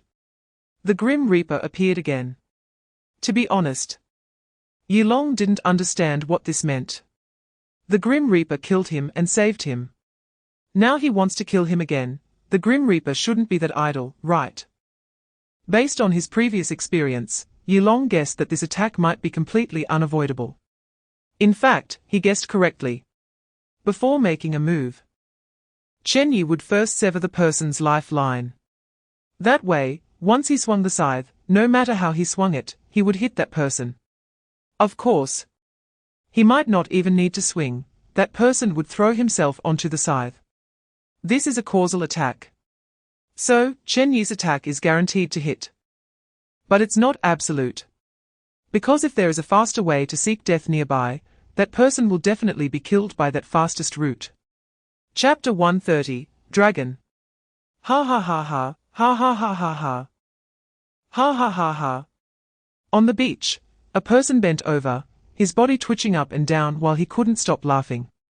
His face twisted, his eyes in pain. And the laughter that kept surging made him gradually go a bit insane. This person was none other than Yilong, who had drunk the potion for the second time. He was kicked out of the rift space by Chen Ye the moment he began to change. The reason? Chen Ye was afraid that if this time succeeded, he would be scared of Yilong. The moment he drank the potion, pain surged in, but unlike others who collapsed and twitched on the ground, Yilong began to run around wildly. He initially held his head with both hands, mumbling something, and then he started to go mad. In the end, he suddenly broke into a silly laugh. Ha ha ha. It's not me, I told them no, it was the village chief's doing. Yes, it was the village chief. Cough cough, ha ha ha. I am willing to serve you as king, spare my life. Yilong suddenly raised his head, his face becoming grotesque and terrifying. Since when can a dog choose its own master? Ha ha ha. After saying this, Yilong's pupils began to widen. Chapter 131, Recover Ancient Relics. Above the ocean, a four-legged, five-clawed white dragon circled in the sky and then quickly rushed in a certain direction. The members of the serpent's hand on the other side of the island all saw that dragon. What was that snake? Was it the great serpent in Eden? That's a dragon, right? A dragon. An eastern dragon, long and without wings. Can that be called a dragon? Anyway, that definitely isn't the great serpent we are looking for. How do you know? You haven't seen it with your own eyes. But I recognize an eastern dragon. Let's not worry about what that thing is. It flew out of the temple, and Lord Adam has been inside for a long time. How come there is no movement at all? He can't be dead, right? Should we go back? Go back. Go back, my foot, we have to go save Lord Adam. You want to enter the temple. I didn't expect you to be so loyal. Without the ghost ship, how do we leave? None of us can leave. Adam can be disregarded. But we must get the ghost ship and the treasure map back. Yes, the ghost ship and the treasure map. Just as the members of the serpent's hand were discussing, a dark figure suddenly appeared in front of them. Chapter 132, Do you think you're funny? At a banquet, a group of people was walking when suddenly a chandelier crashed down, and the sharp part fell directly into the heads of several people. It was at this moment that many people around the world died at the same time. In the darkness, Chen Ye pulled the lifelines, as if playing a blasphemous song to life. He planned a death for all holders of ancient relics in the darkness. Anyone who held an ancient relic, whether monster or human, was targeted by the Grim Reaper. Through the treasure map, Chen Ye recovered most of the ancient relics outside. It can be said that if those who competed for ancient relics knew that the price of obtaining them was being targeted by the Grim Reaper, absolutely no one would have fought for those so-called ancient relics. Because this was no longer an ancient relic, it was a ticket to hell. Now, the remaining ancient relics were all in the headquarters of the Nine-Tailed Fox. However, the people of the Nine-Tailed Fox did not carry the ancient relics, but placed them in containment rooms. Because of this, the Nine-Tailed Fox's people fortunately escaped a calamity under the Grim Reaper. Chen Ye silently entered the Nine-Tailed Fox's base. Any security facility and tight room were like nothing to him. Chapter 133, A Group of Monsters. This group of monsters. Kinling covered his forehead with one hand while comparing the list. The 009 splitter can control this group of things. In a sense, he indeed has some capabilities. Confirming the basic information, 010, the Joker. Arthur raised his head and waved at Kinling upon hearing this. Your ability is to control flying knives. Whoosh! As soon as Kinling finished speaking, a flying knife directly hovered in front of him. Seeing this, Kinling reached out to grab the flying knife. But it flashed and returned to Arthur's hand. The ability is not strong, but the usage is wonderful. Aside from his erratic and unpredictable personality, he is a usable asset. Speaking of which, Kinling looked at a completely red dog or wolf-like creature. 011, the thousand-throated beast, has the strongest individual ability, no need to elaborate. Next is 012. The master of flesh and blood. At this moment, 012 is sitting on a swivel chair, spinning around. He is not very old, 21 years old. And apart from being a bit mischievous, he has no significant personality flaws. His ability, which Kinling named the Flesh and Blood Factory, is invaluable for his clones in relation to the nine-tailed fox, as he can form a suicide squad called the Moles through his own division. Chapter 134, The Mystery of 019. As for 016, his drawback is that his freezing time is only half an hour. Note that this half hour does not refer to the time he can freeze a single target, but the total time he can use his ability. Once 016, the Wraith, uses his ability, he enters a countdown of half an hour. After half an hour, his ability will immediately disappear. Moreover, he cannot use any abilities for the next 12 hours, which is the biggest drawback of 016. However, it's not that he can only control for 30 minutes. He actually has another ability, one that is relatively easy to backfire. He can turn corpses into his replicas, making them stand up. These corpses are extremely cold, and anyone bitten by them will contract an infection known as ALS. The corpses can exist indefinitely. The reason this ability is considered easy to backfire is that the replicas transformed by 016 will attack him madly during the 12 hours he loses his ability. This is also one of the reasons why 016 never creates followers. He can only control those corpses for half an hour. One more second and it will backfire on him. To solve this problem, 016 once sought out 021, the swordsmith, to forge a sword for him. Chapter 135, The Power of the Deep Sea Legion. A round table, 12 people, all monsters. A coin from another world appeared on one of Kinling's hands. And without further ado, do you have a clear understanding of the situation in the world? He pointed to a screen beside him, which instantly switched to an image of a coastal area in North America. The buildings in the image were in ruins, countless fishmen surged, and there was a huge and vague shadow. The ocean is now filled with such monsters. Let's first outline the map of the ocean. These monsters, known as deep divers, I have dealt with a long time ago. The initial encounter was with 002, a crying fishman. But that was on land. Now I can clearly tell you that the ocean has an owner. What specific monster it is remains unclear. But it must be extremely large. And the missing 007 siren is very likely in this camp. This is the ocean faction. Next, let's look at the land. In Asia, there is 001, the mimicker, who can imitate any creature, currently missing. In Asia, there is the invisible man, 003, currently missing. Chapter 136, Collection of Ancient Relics. The Library of the Exiles. Chen Ye suddenly appeared, startling the giant snake, and then he walked to the wall and kicked it open. Bang! Chen Ye's kick directly elongated the space in front of him, creating an area out of thin air in the Library of the Exiles. Through simple words and descriptions, the giant snake understood Chen Ye's intention. In simple terms, he wanted the giant snake to open its body and expand a room. After the new room was completed, the giant snake also created a door and numerous display stands, while also carefully arranging the wall patterns and floor. Deep green is the best. Chen Ye frowned at the green room, ugly. The giant snake changed to another color. Chen Ye didn't like this color. So 024 the giant snake could only change it to black with tears in its eyes. Not bad. With that, Chen Ye began to reach in and tear open cracks to take out ancient relics to display on these stands. A total of 214 ancient relics, neatly arranged.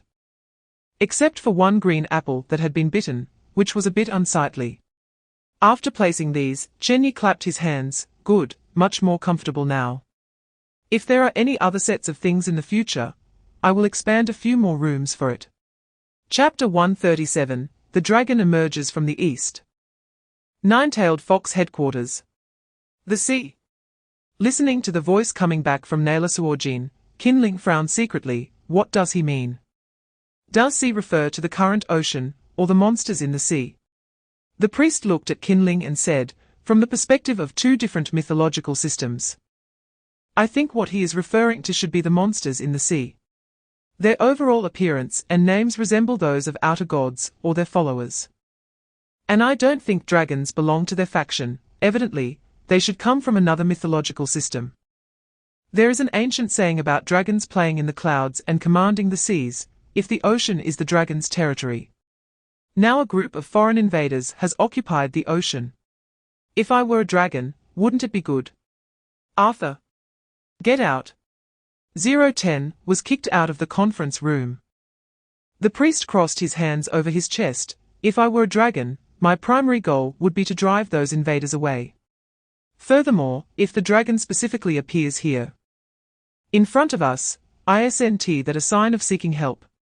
Makes sense. Listening to the discussions, 019 the insect yawned. Chapter 138, If you want to escape. The heavens won't allow it. Meng Qing paused, awkwardly turning to look at the fatty. Who, me? I'm just a passerby. The blind fatty suddenly stepped forward, drunkenly reaching out to grab Meng Qing's arm. No, it's you, it's you. It must be you. Chu Yang, it's you, right? Huh? Meng Qing was taken aback for a moment, then quickly denied, I'm not. Upon hearing this, the fatty dazedly released his hand. Right, Chu Yang is dead, Chu Yang. Chu Yang has already been blown to death. And that one, the Weaver of Fate, died together. But why? I clearly saw the future. Chu Yang was alive in the future. How could he die? It was us. I used the future diary to kill the present Chu Yang. Ah? It was me, yes, it was me who did it. The fatty said, trembling as he walked away. Looking at the back of that fatty, Meng Qing suddenly remembered someone. He can't be the former holder of the future diary, right? If Meng Qing remembers correctly, the previous holder of the future diary was a fatty named Tang Yang.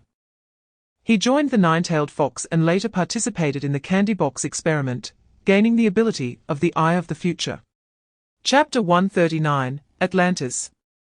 The moment the trident reappeared in the world, not only Yilong felt it, but also Li Yuan deep beneath the sea.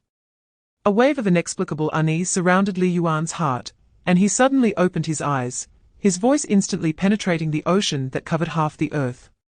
Whisper. Find that thing and bring it back. That thing. Whisper, who was far away on the other side of the continent, about to infiltrate the headquarters of the nine-tailed fox for intelligence, paused for a moment. What is that thing? Li Yuan's voice came again. It should be a fork. Huh? A fork? At the headquarters of the nine-tailed fox, Qinling and the others frowned, asking if a fork could be described in more detail. What kind of fork? On the other end, Nairasikin said helplessly, dealing with this dragon is indeed quite difficult. The only thing that can be confirmed now is that it is an ancient relic. The specific abilities are unclear, but it has a direct relationship with dealing with things in the sea, and it is probably, should be, golden. A golden fork. The 012 Blood Flesh Master picked up a pen beside him and quickly sketched a rough outline of a fork on paper. Like this. After seeing what he drew, everyone exchanged glances, thinking, I don't think it should be a fork like that, right? Chapter 140, that is the sealing place. No, there's a problem. Yilong's gaze suddenly became strange, recalling the mural on the wall. The place where Francis pulled out the trident was not the old god temple, nor even the sea. Perhaps this doesn't mean anything. But what about Kalen? The fourth pirate, the pioneer Kalen, has already broken into the old god temple and even obtained the trident. But he's running out. Why is he running out? Does he not know the trident can seal monsters, or does he not know how to insert it back? Such a hypothesis is impossible. Kalen found the Isle of the Other Shore by looking at his grandfather Francis's notes. How could he not know the information about calamities and the sealing key? In fact, he came to find the trident precisely because of this. Yet, in such a situation, after obtaining the trident, he desperately runs out instead of trying to insert the trident back somewhere.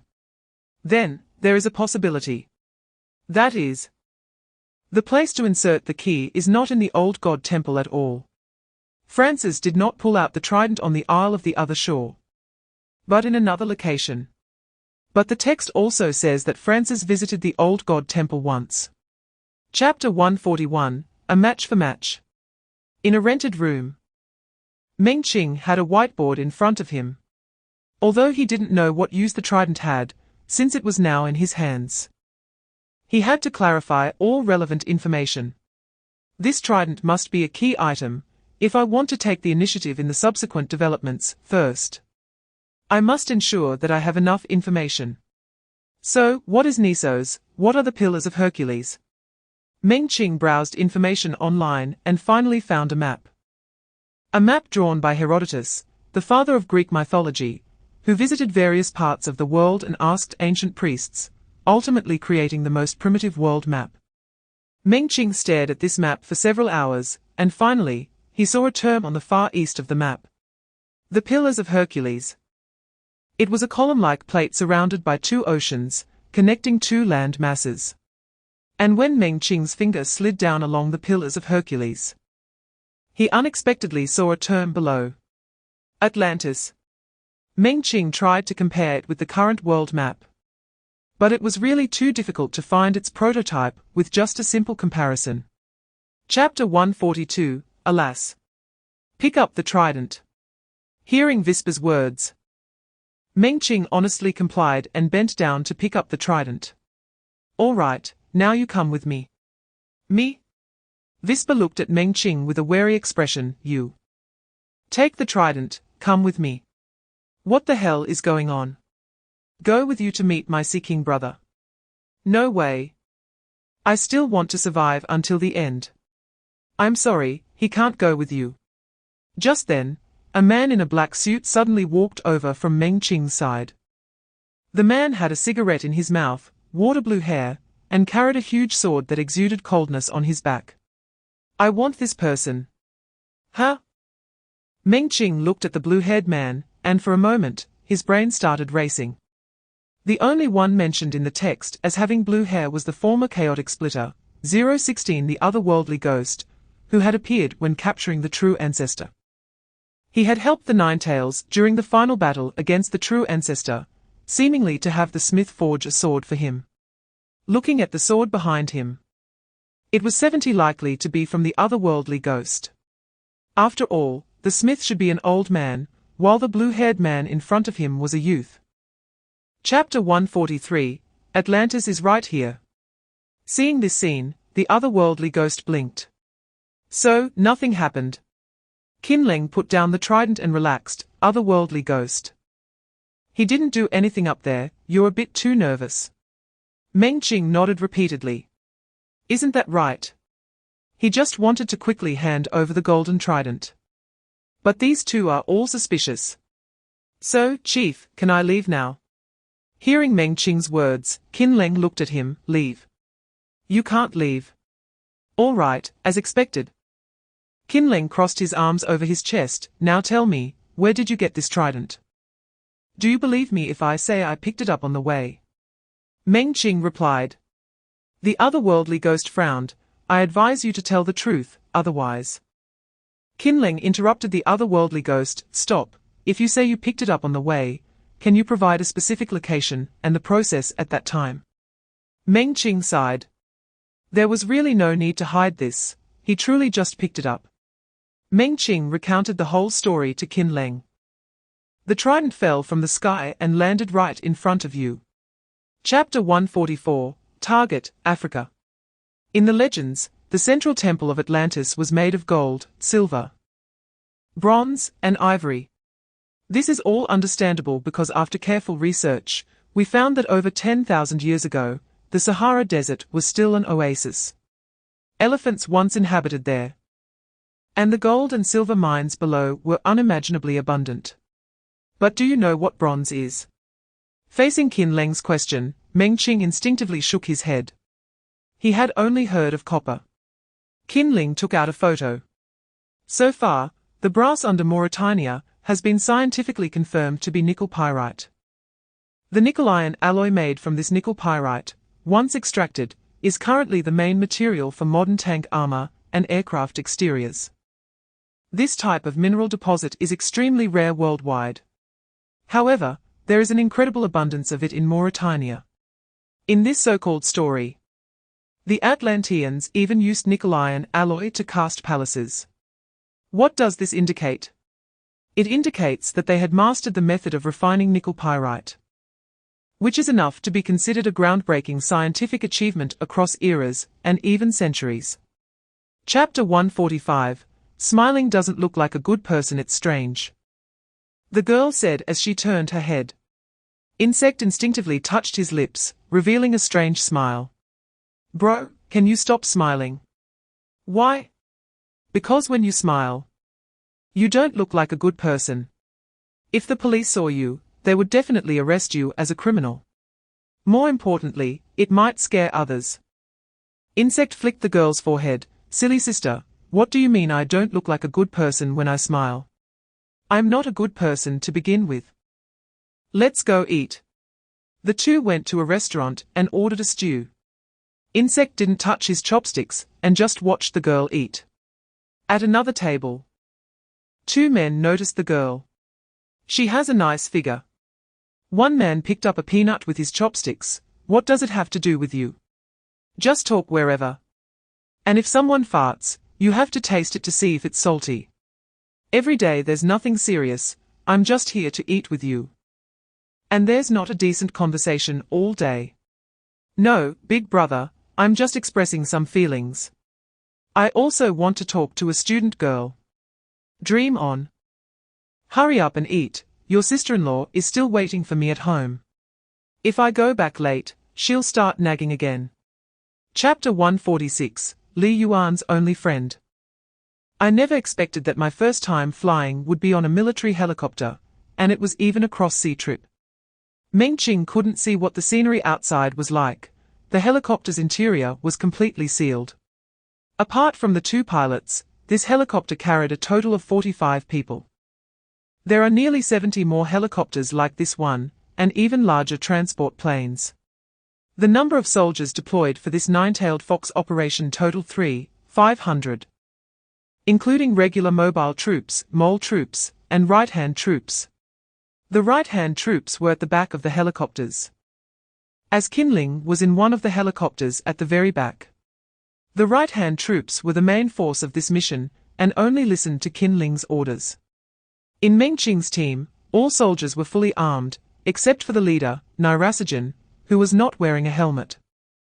Their combat uniforms were different from those of ordinary mobile troops. Meng Qing didn't know the specifics of their uniqueness, but they all had a hand insignia on their chests, and were gripping a red pentagram.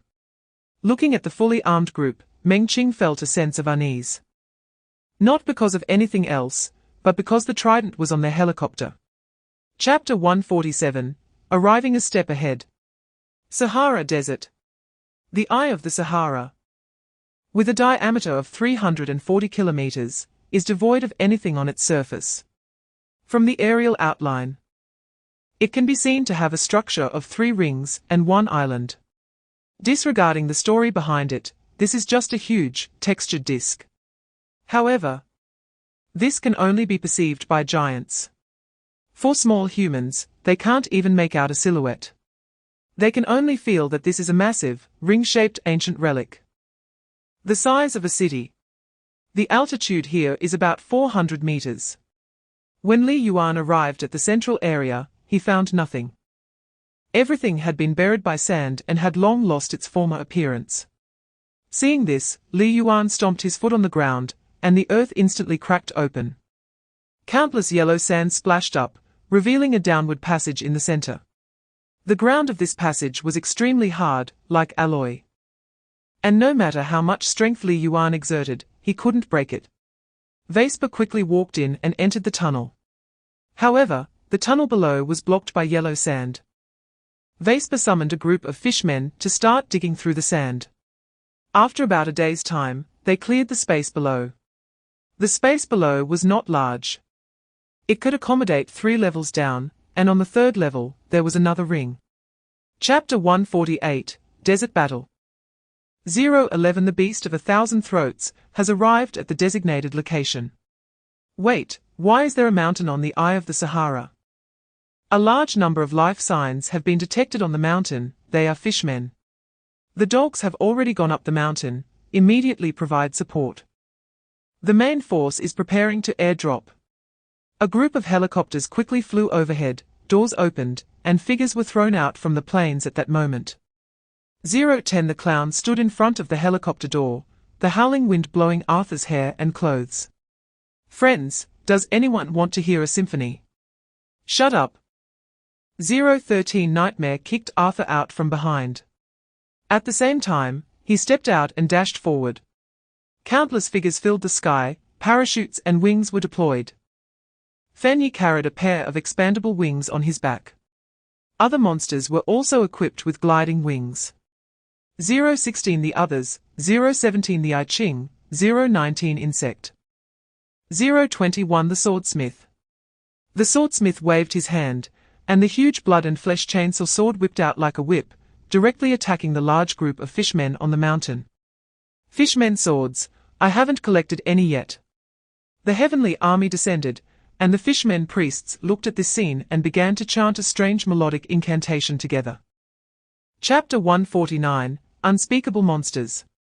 At the foot of the mountain, in the desert. The others and insect were sweeping through the fishmen below. The others continuously swung the large sword in their hands. Come on, I can hit 1,000 more. As he swung his sword, whenever it struck a monster, its body would stiffen for a brief moment. Until a priest appeared. But this priest did not summon any monsters. Countless priests extended their coral staves towards him and began to chant a spell together.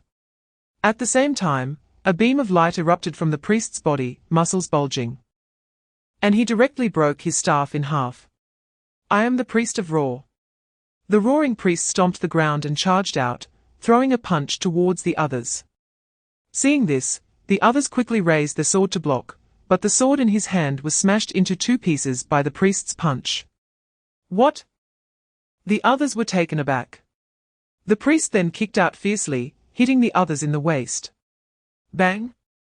A terrifying force surged, sending the others flying out.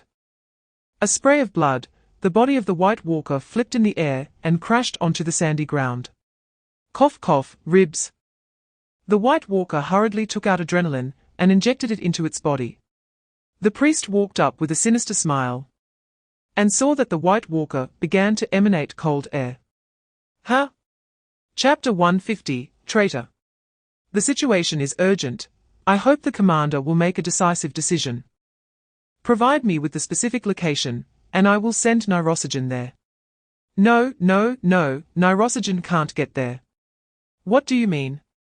The ceiling location is underground, which has been filled with cement. No one can enter except me. Moreover, I am already in front of Neurosogen. I hope the commander will approve. I can set off right now. In another helicopter. Insect stood in front of Neurosogen. Commander, have you thought it through? This is a matter of life and death. And none of us want to die. Neurosogen and Insect exchanged glances, and he did not say a word during this time. Just then, Neurosogen's voice channel was connected. Neurosogen. Deploy the right hand, immediately take the trident to the foot of that mountain. Under no circumstances can the trident be given to 019. Neurosogen suddenly stood up upon hearing this, and the rest of the right-hand troops stood up as well. Meng Qing looked left and right, and also stood up. Seeing this, Insect shrugged. The organization doesn't trust me so much, then there's nothing I can do. Boom! A sudden explosion came from the distance. Chapter 151, The Trump Card. Huh? The yellow sand blew up the black robe, and the blood-red-eyed Li Heng stood atop the seal. Why should I help him? Your question is superfluous. Do you want him to watch helplessly, as his last family member in this world is erased? If you leave, I also do not like killing. If you do not leave, I will fight to the death.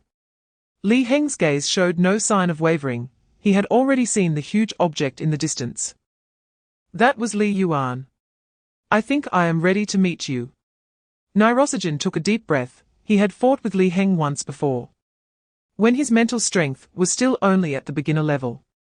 At that time, he was caught off guard by Li Heng and nearly lost his life.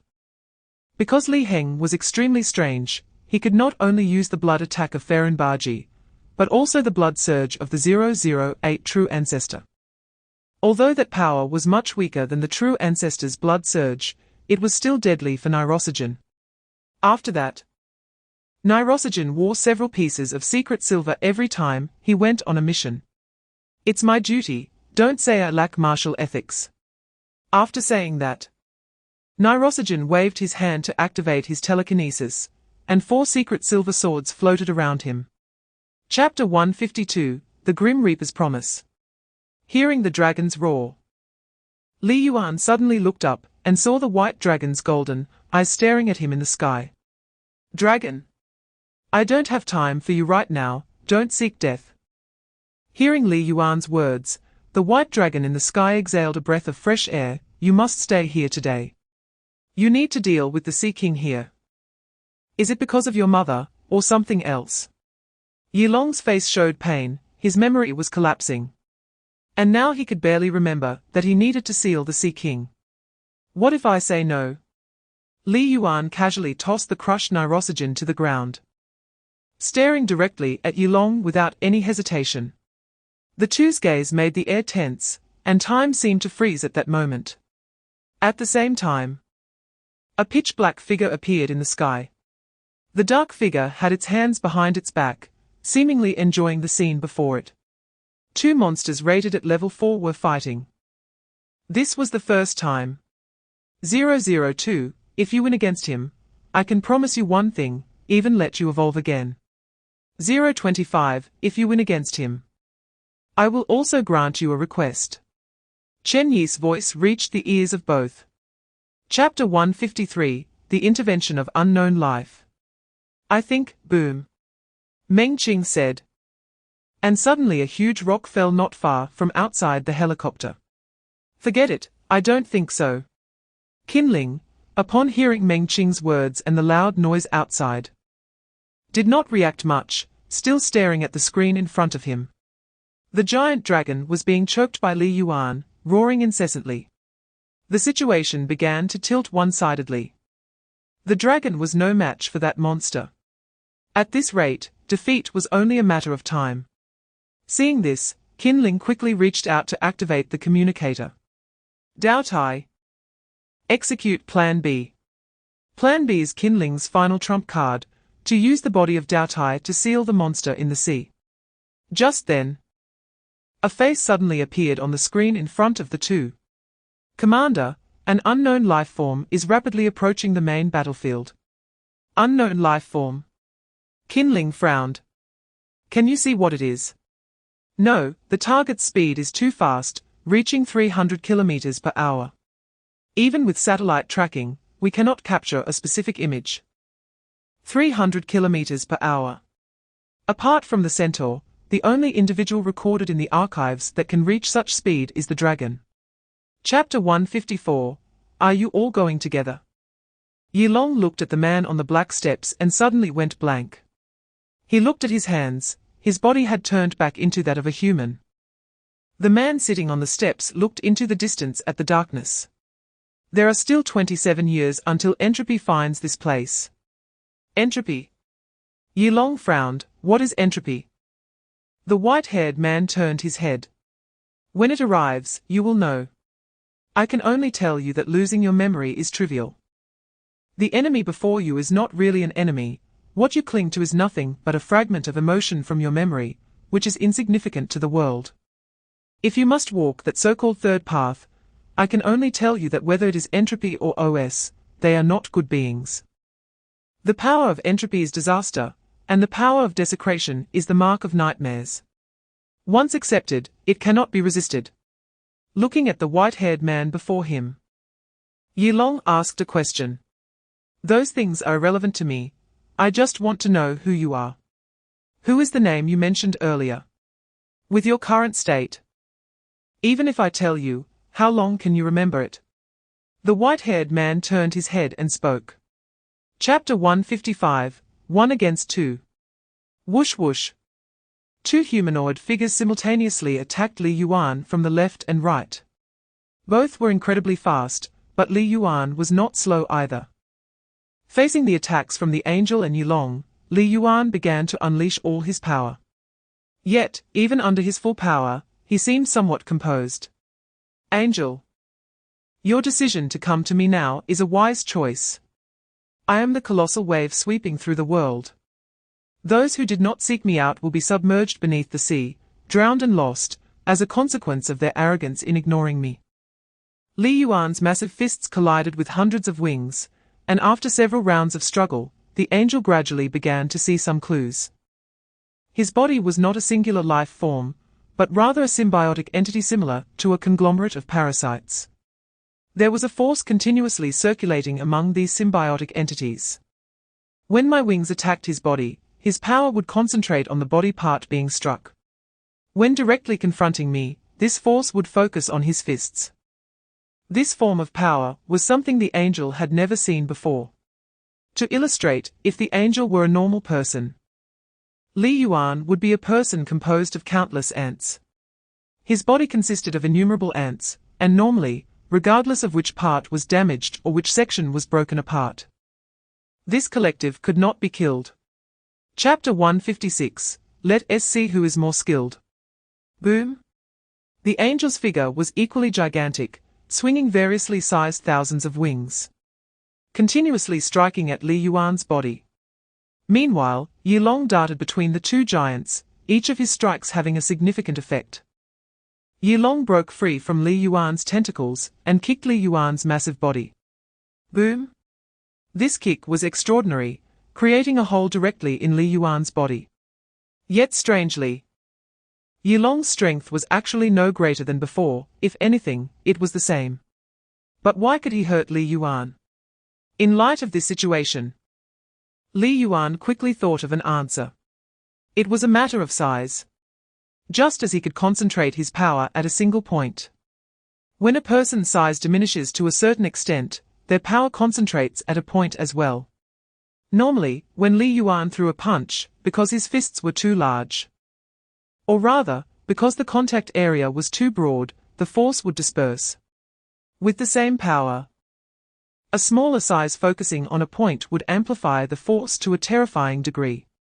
Especially for gigantic monsters, this smaller size has an absolute advantage. To give a simple example, using chopsticks to pierce skin will not penetrate regardless of how hard you try. Chapter 157, The Sea King has calculated everything. Rabbit. A beam of light shot from Li Yuan's fingertip, hitting the angel in an instant. At that moment, the angel's figure transformed into a white rabbit. He fell from the sky, landing on the rolling yellow sand. Ye Long was also not spared. He was pointed at by Li Yuan, and directly transformed into a seal. The two flopped around on the desert, both utterly confused. Li Yuan stepped forward, his enormous footsteps thundering across the desert, bending down to pick up the two small animals. What other trump cards do you have? Don't tell me there are none. The seal that Ye Long had transformed into suddenly bared its fangs and spewed flames. Whoosh! The flames roared and surged over Li Yuan, yet did not cause much damage. Seeing this, Li Yuan extended a finger and pressed it down on Ye Long. The overwhelming pressure causing him to be silenced. Without it, I would have to ask you to die. Boom! At that moment, The white rabbit transformed by the angel suddenly exploded. He emitted a burst of energy that instantly pierced through Li Yuan's palm. And at this moment, the angel broke free from his animal form. However, upon returning to human form, he found himself missing hundreds of wings. Just moments ago, he had burned his 100 wings into energy. Chapter 158, The Final Gamble. The Eye of the Demon. Qin Leng's gaze pierced through the world at this moment, reaching a more distant and magical realm. In that world, there was magic and a series of supernatural creatures. As two extraordinary powerhouses fought, the sword wielded by one of the warriors suddenly vanished without a trace. Huh? Where is my sword? Bystanders watching the duel between the two powerful beings were also bewildered. Nilsden's steel-cutting sword disappeared. What method did Tiling use to take away Lord Nilsden's weapon? Now Lord Nagustin's chances of winning are slim. No, according to historical records. Lord Nilsden's steel-cutting sword does not harm the young or the old, but it is said that he has another sword, the broken steel sword, specifically for harming the young and the old. So Lord Nilsden actually has another sword. Qin Leng's eyes flickered, and the scene before him changed once again to an endless desert. The enormous monster overwhelmed all resistance at this moment. It was the pinnacle of known monsters, and an insurmountable mountain for all humanity. On the day I became a soldier, I was also afraid. Afraid of dying on the battlefield, afraid of not having a chance to say goodbye to my family. Chapter 159, The End.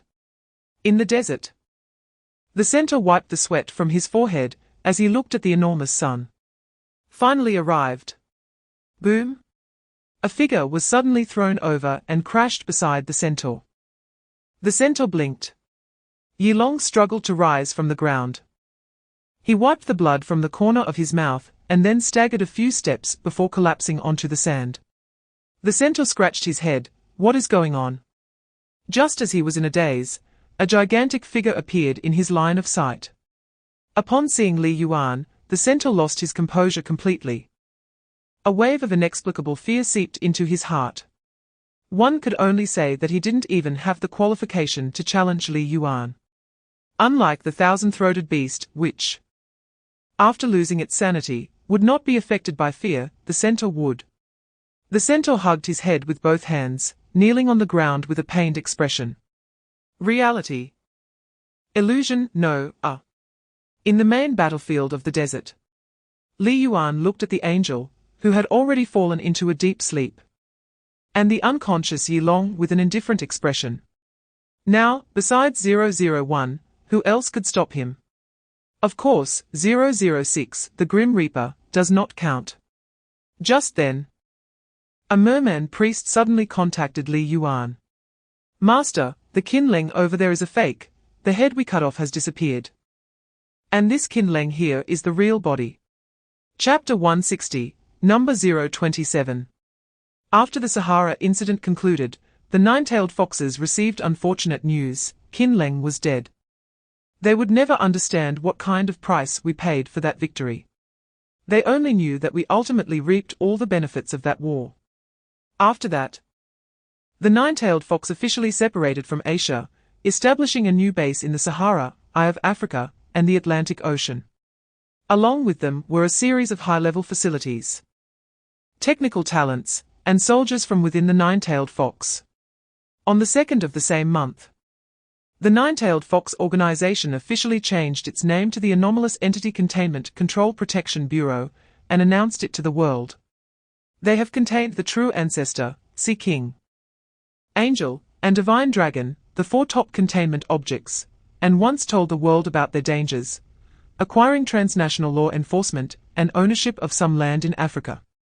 However, Qin Leng was labeled a traitor. He died, but not completely. After being killed by a tentacle from Li Yuan, the god of death appeared. As a reward for successfully containing 008 and 002, which he had not yet received, he could not die yet. Chen Ye gave him 2 chances. He chose rebirth and to inquire about a piece of information regarding all containment objects and ancient relics. Chapter 161, Lord of the Red Flow. Asia. Inside the former nine-tailed fox base. A white-haired man in a black uniform was searching for some documents in the base. Suddenly, a female voice came through his earpiece. Yang Yang, how is it? Yang Yang touched his earpiece, leaving no trace. Queen, all that cannot be taken away has been destroyed. Did you find any clues about that person? No, none. Queen, if that person really exists, then the Ninetails has no reason to be idle. It's likely he is already dead. A female voice came through the earpiece again. No, no, no, I have studied Kinling for so long, with his character. He wouldn't do that unless he was absolutely at ease. He has kept 008 for so long without dissecting it, this shows. So what now, Queen? No rush. You first go meet an old friend for me. Asia, inside a Western restaurant. Yang Yang pushed open the door to a private room, where a black-haired man in a suit, wearing 10 rings on his hands, was sitting. The moment the man saw Yang Yang, he frowned. Why are you the one who came? Where's the bee queen? Chapter 162, The New Old One. The red mist spread across the rainforest, and the plants rejoiced. Some vines burrowed into the corpses, and under the influence of the red flow, their eyes opened. The corpses crawled up from the ground, they were zombies. But their bodies exhibited numerous plant characteristics. One person's skin had completely turned to bark, with branches intertwining on their face. Another had tree branches growing from their back, and new leaves sprouting from their hands. They were zombies, yet also tree people. This was a creature known as the Mbawa tree person. They were the minions of the Lord of the Red Flow. Whether alive or dead, their bodies fused with plants, becoming immortal zombie tree people. A huge red silhouette extended a long, sharp arm to grab a tree person, and an invisible voice came through the swirling mist. I want you to take root and sprout. Let the roots invade the earth until they spread across all of Africa, firmly grasping the land. After saying this, the Lord of the Red Flow crushed the tree person in his hand and slammed its corpse into the ground. At the same time, roots began to spread rapidly underground, quickly connecting the plants within the rainforest. Number 026, Lord of the Red Flow. Chapter 163, Superpower Out of Control. Asia, inside a building.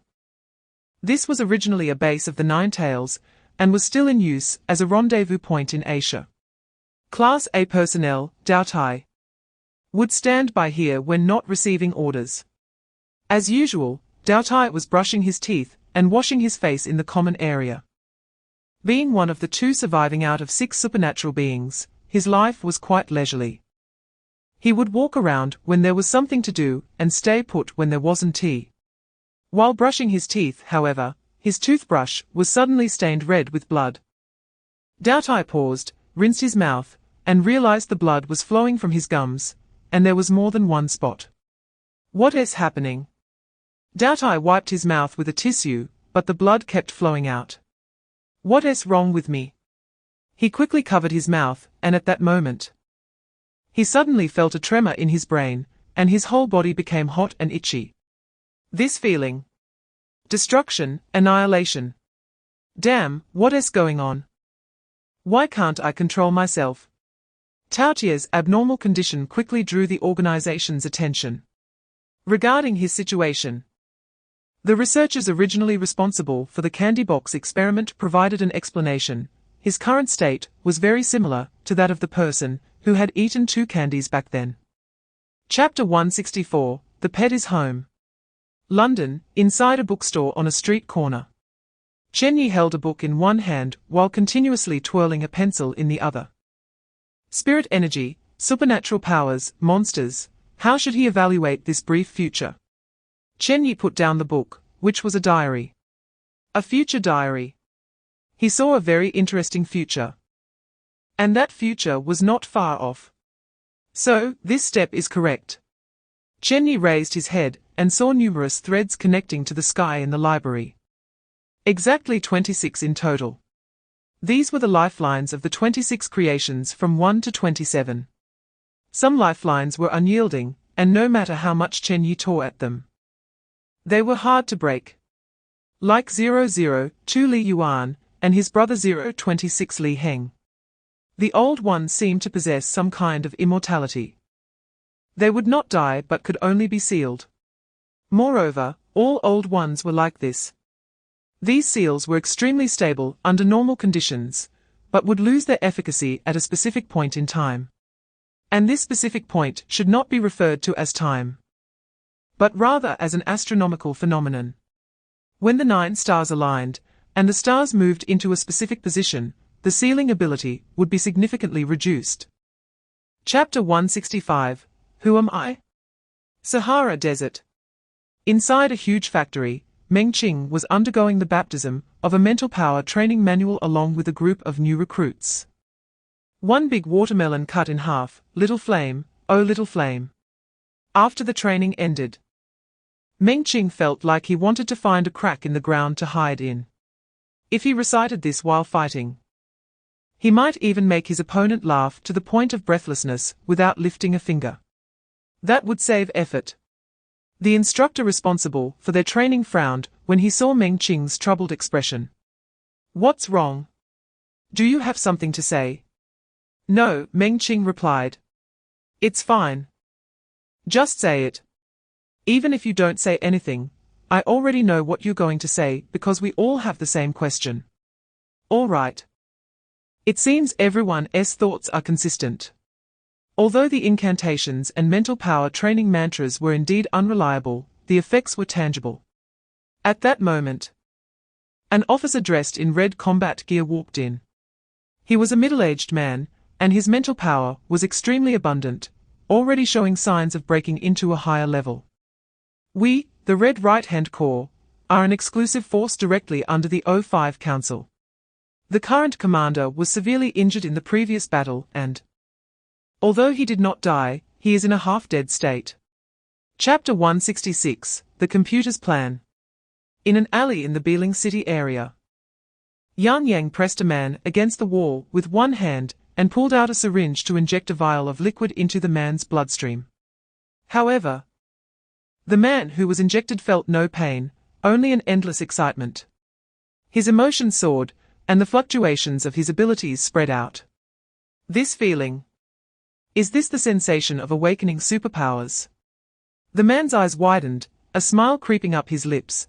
As waves of pleasure washed over his brain, it felt incredibly exhilarating. Ha ha ha. The man laughed heartily, sparks flickering around him. Speak, what do you want me to help you with? I'll think about it. Upon hearing this, Yang Yang closed the box, saying, do whatever you want, no one will restrict you, use your abilities to your heart's content. After saying that, Yang Yang turned and walked away, holding the box. The man grinned and gathered countless sparks at his fingertips, aiming at Yang Yang. Then I want to kill you. Bang! A fireball shot from the man's fingertips straight at Yang Yang. But Yang Yang merely tilted his head and dodged the fireball. Not a hit. The man gathered sparks again. But before he could launch, Yang Yang suddenly appeared in front of him, delivering a heavy knee strike to his abdomen. Chapter 167, The Godlike Army. After 002 was sealed, the 020 computer immediately contacted the Queen Bee, saying there was a way to take down the nine-tailed fox. But the premise was that the Queen Bee had to cooperate with him and execute this method according to his plan. The Queen Bee did not agree immediately, as she did not trust the computer too much. Why was the computer doing this? It was strange, wasn't it? Clearly, it had the ability to take down the Ninetails itself, yet it insisted on teaming up with the Queen Bee, having previously helped seal 002. After some close investigation, the Queen Bee indeed found some clues. It seemed that 020 was plotting to take down all the monsters. It obeyed the Ninetails, perhaps intending to use the Ninetails' hand to deal with the other monsters.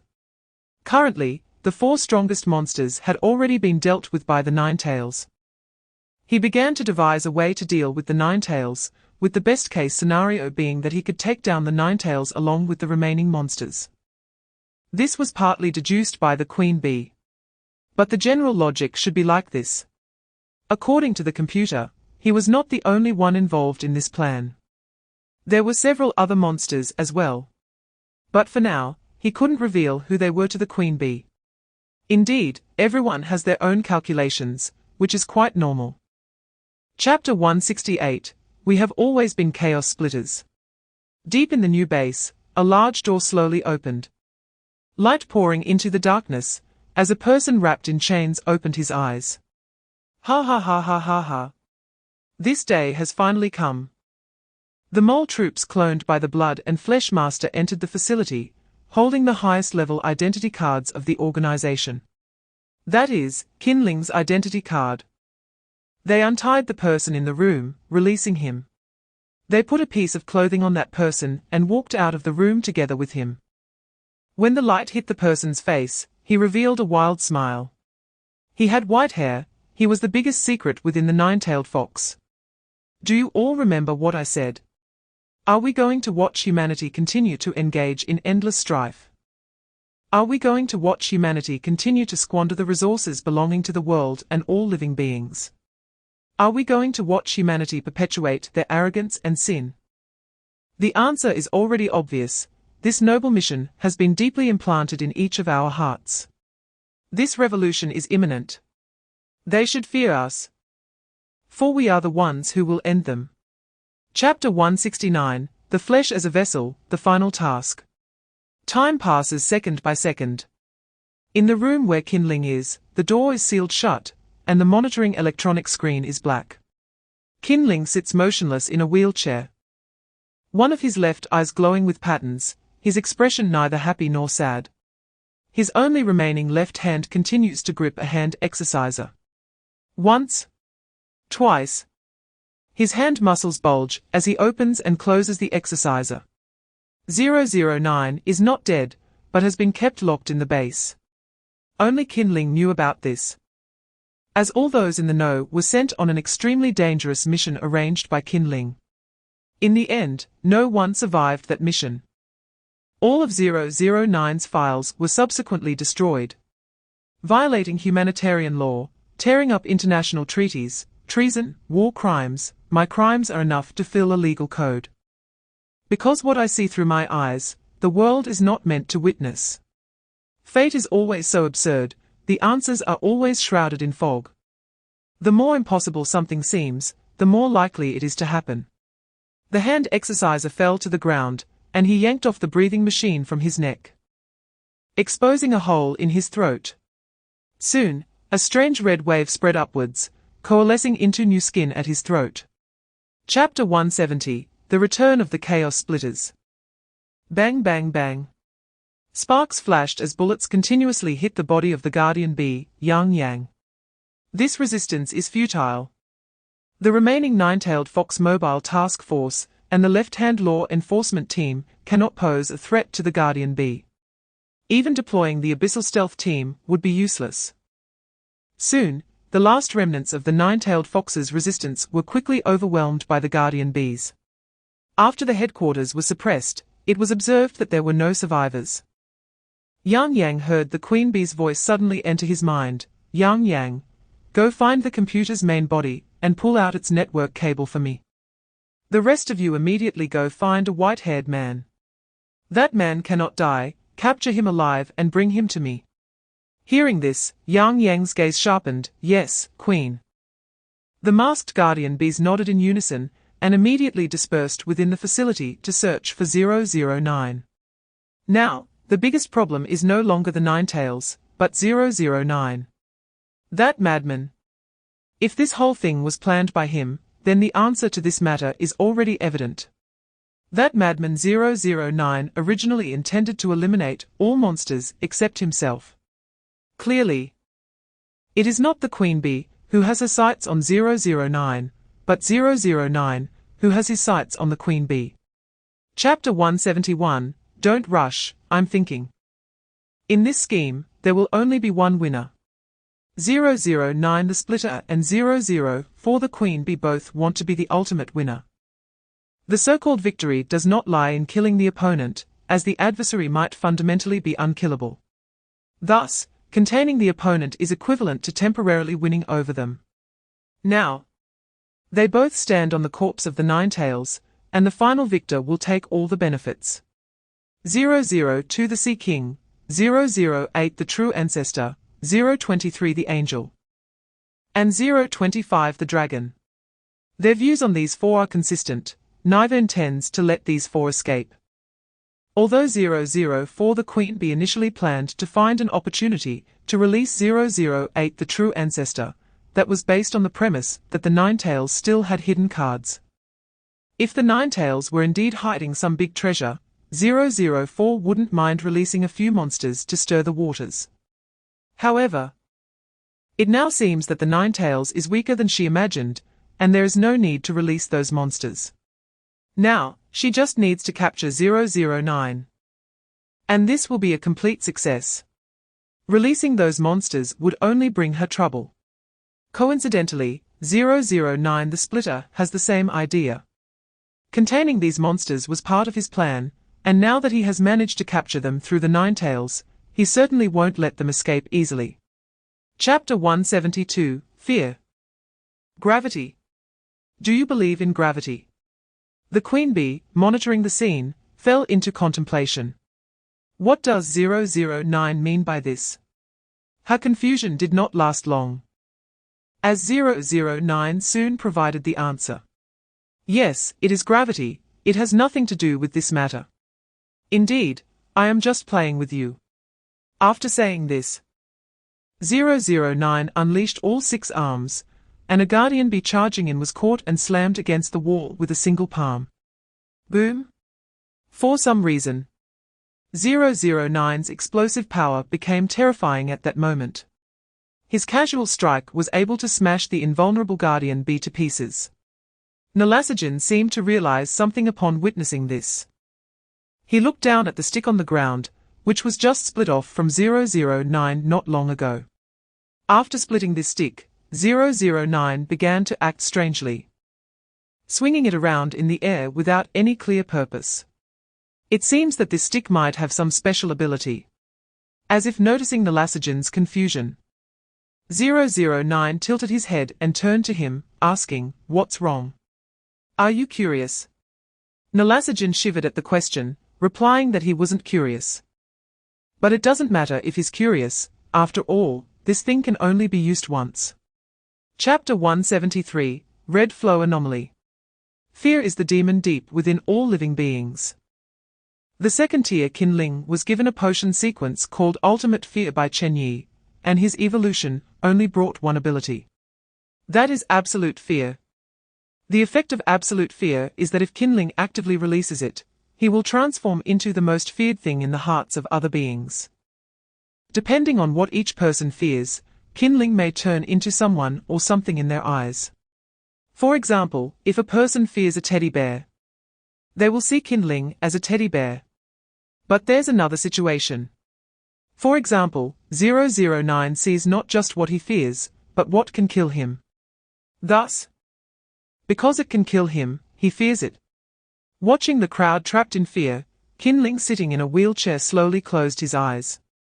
He had envisioned such a situation before. The betrayal by 019 the bug was the greatest warning to him that no one in this world is worthy of his absolute trust. To this end, Kinling had made many preparations. However, several of these preparations were rendered ineffective under the powerful assault of the guardian bees. Chapter 174, The Old Ones Unleashed. Watching 009 approach while covering his eyes, Kinling sighed and slowly stood up. On his severed arm, a large number of blood-red crystals began to grow. At the same time, he tore off his eye patch, and a blood crystal eye grew in his empty eye socket. What Kinling brought back from the end of another world was a contract. A demonic contract. This contract was written with a mixture of sulfur powder and sheep's blood. In exchange for a soul, upon death, the soul would be offered to the King of Hell, allowing one to gain true demonic power. Phut! Two massive black flesh wings burst forth from Qinling's back. 009's fist came rushing in, but was caught by Qinling's blood crystal arm. Phut! With one hand, Qinling yanked off one of 009's hands, simultaneously kicking at 009's body with incredible speed, then grabbing his head and slamming it hard into the ground. Boom! Qinling spread his wings behind him and charged directly outward, ignoring 009. Just moments ago, that blood mist had entered Yang Yang's body. He walked straight toward the sealing position, without needing to think. His target must be the Sea King's seal. Now, 009 is small, while the Sea King's seal is large. Chapter 175. He really is tired. The Eye of Sahara, beneath the ruins of the Nine-Tails base.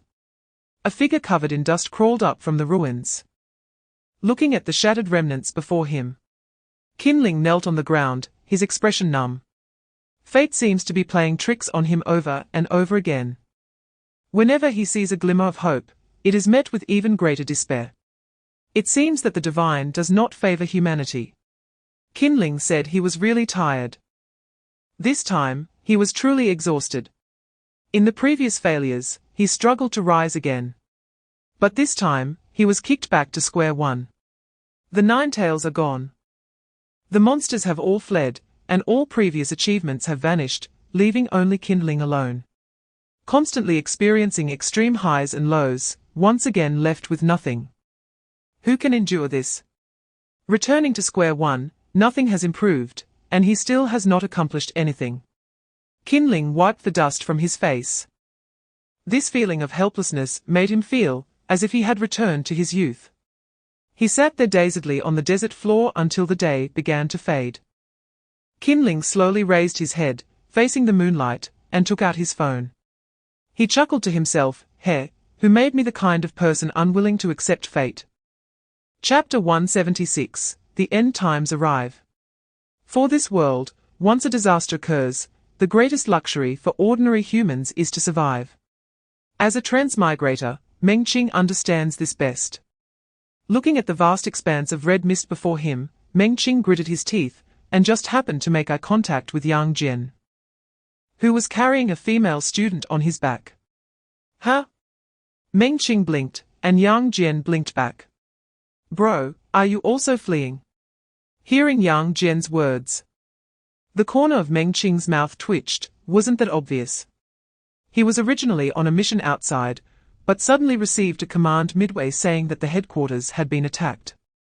After that, the headquarters lost all contact. Mengqing immediately hurried back, but on the way, he suddenly received a new order instructing all members of the right hand to assemble at a designated location. When Mengqing arrived, he found that the leaders were Ren Ma, Yi Jing, and the otherworldly ghost. They directly initiated a rebellion, controlling all right-hand members and betraying the Nine-Tails together. Mengqing sensed something was wrong and quickly retreated behind the crowd, looking for an opportunity to sneak away. Whether it was betrayal or continuing to obey the Nine-Tails, Mengqing felt his situation was extremely dangerous. For safety reasons, he felt it necessary to withdraw in time. Chapter 177. Soul Trading. However, the knowledge in the book requires time to be slowly uncovered through reading. It is impossible to grasp it all at once. Just like the book Mengqing had borrowed before, he hadn't finished reading it by the time he returned it. After returning the book, he lost the abilities he gained from it. Therefore, borrowing a book does not equate to borrowing abilities directly. To master the abilities in the book, one needs time to understand its knowledge. Given the current situation, starting over with a new book was clearly too late. So Mengqing turned his attention to another room. He walked into the room, which contained rows of neatly arranged ancient artifacts. It turned out that the artifacts had indeed been taken by the Death Lord. He thought the people in his dream were just joking. As Mengqing walked through the collection room, he accidentally spotted a needle.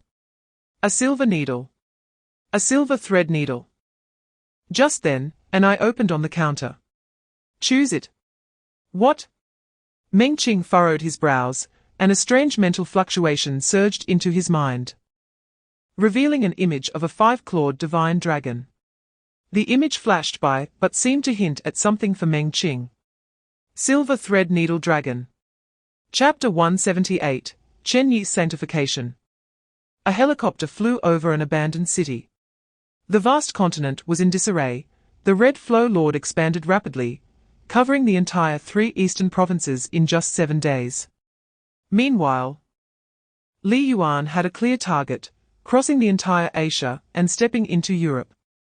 The riots among superhumans had not yet completely calmed down, and wild animals and birds in the mountains surged into the cities.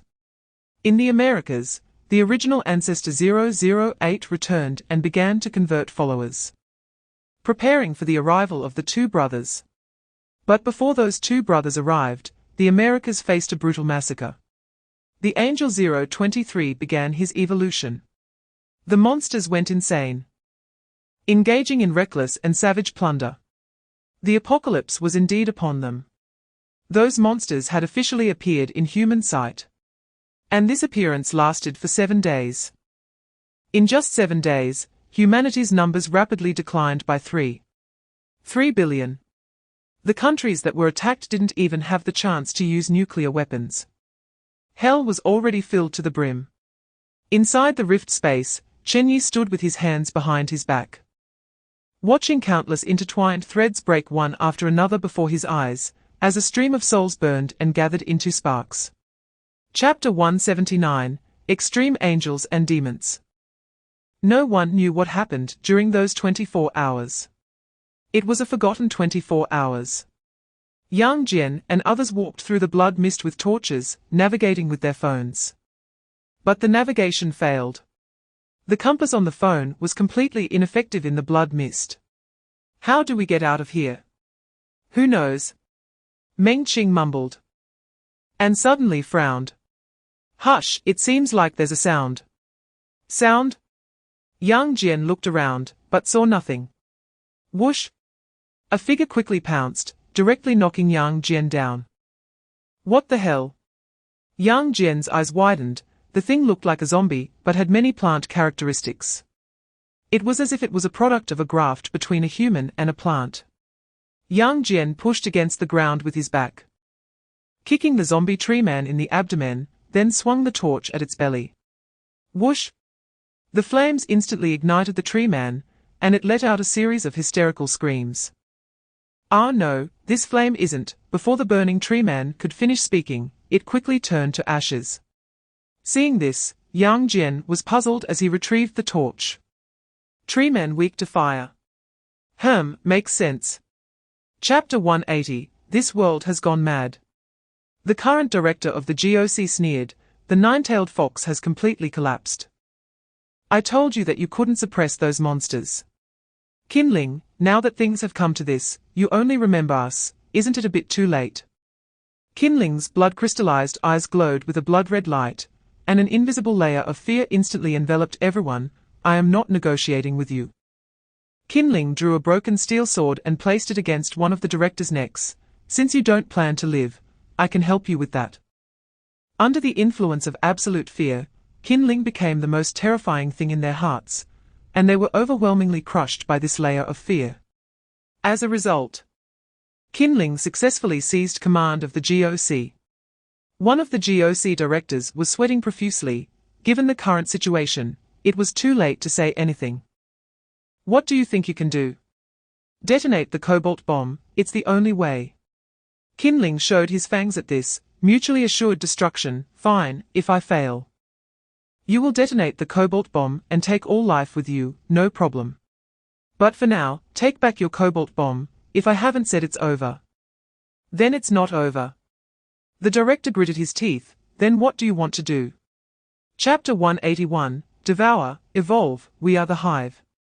Boom! The Chaos Splitter attacked the queen bee's nest, but the paths beneath this hive were intricate and complex. 009 ordered to split into teams and advance simultaneously. If you see bugs, don't hold back, kill them with all your might.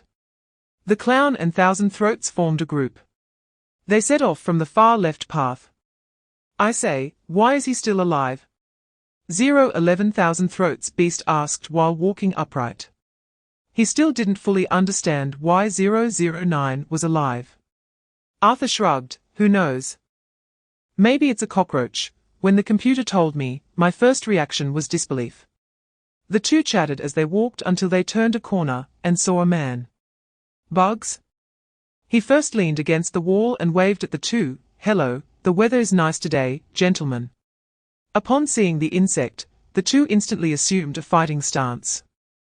No more talking, just kill him, Arthur said. Chen Ye nodded, and without a word, he leaped forward on all fours. The insect, seeing this, sprouted wings and swiftly darted past Chen Ye, heading straight for Arthur's face. Arthur, noticing this, flicked his wrist, and countless flying knives appeared, directly delivering a heart-piercing blow to the insect. Chapter 182, A Sudden Betrayal.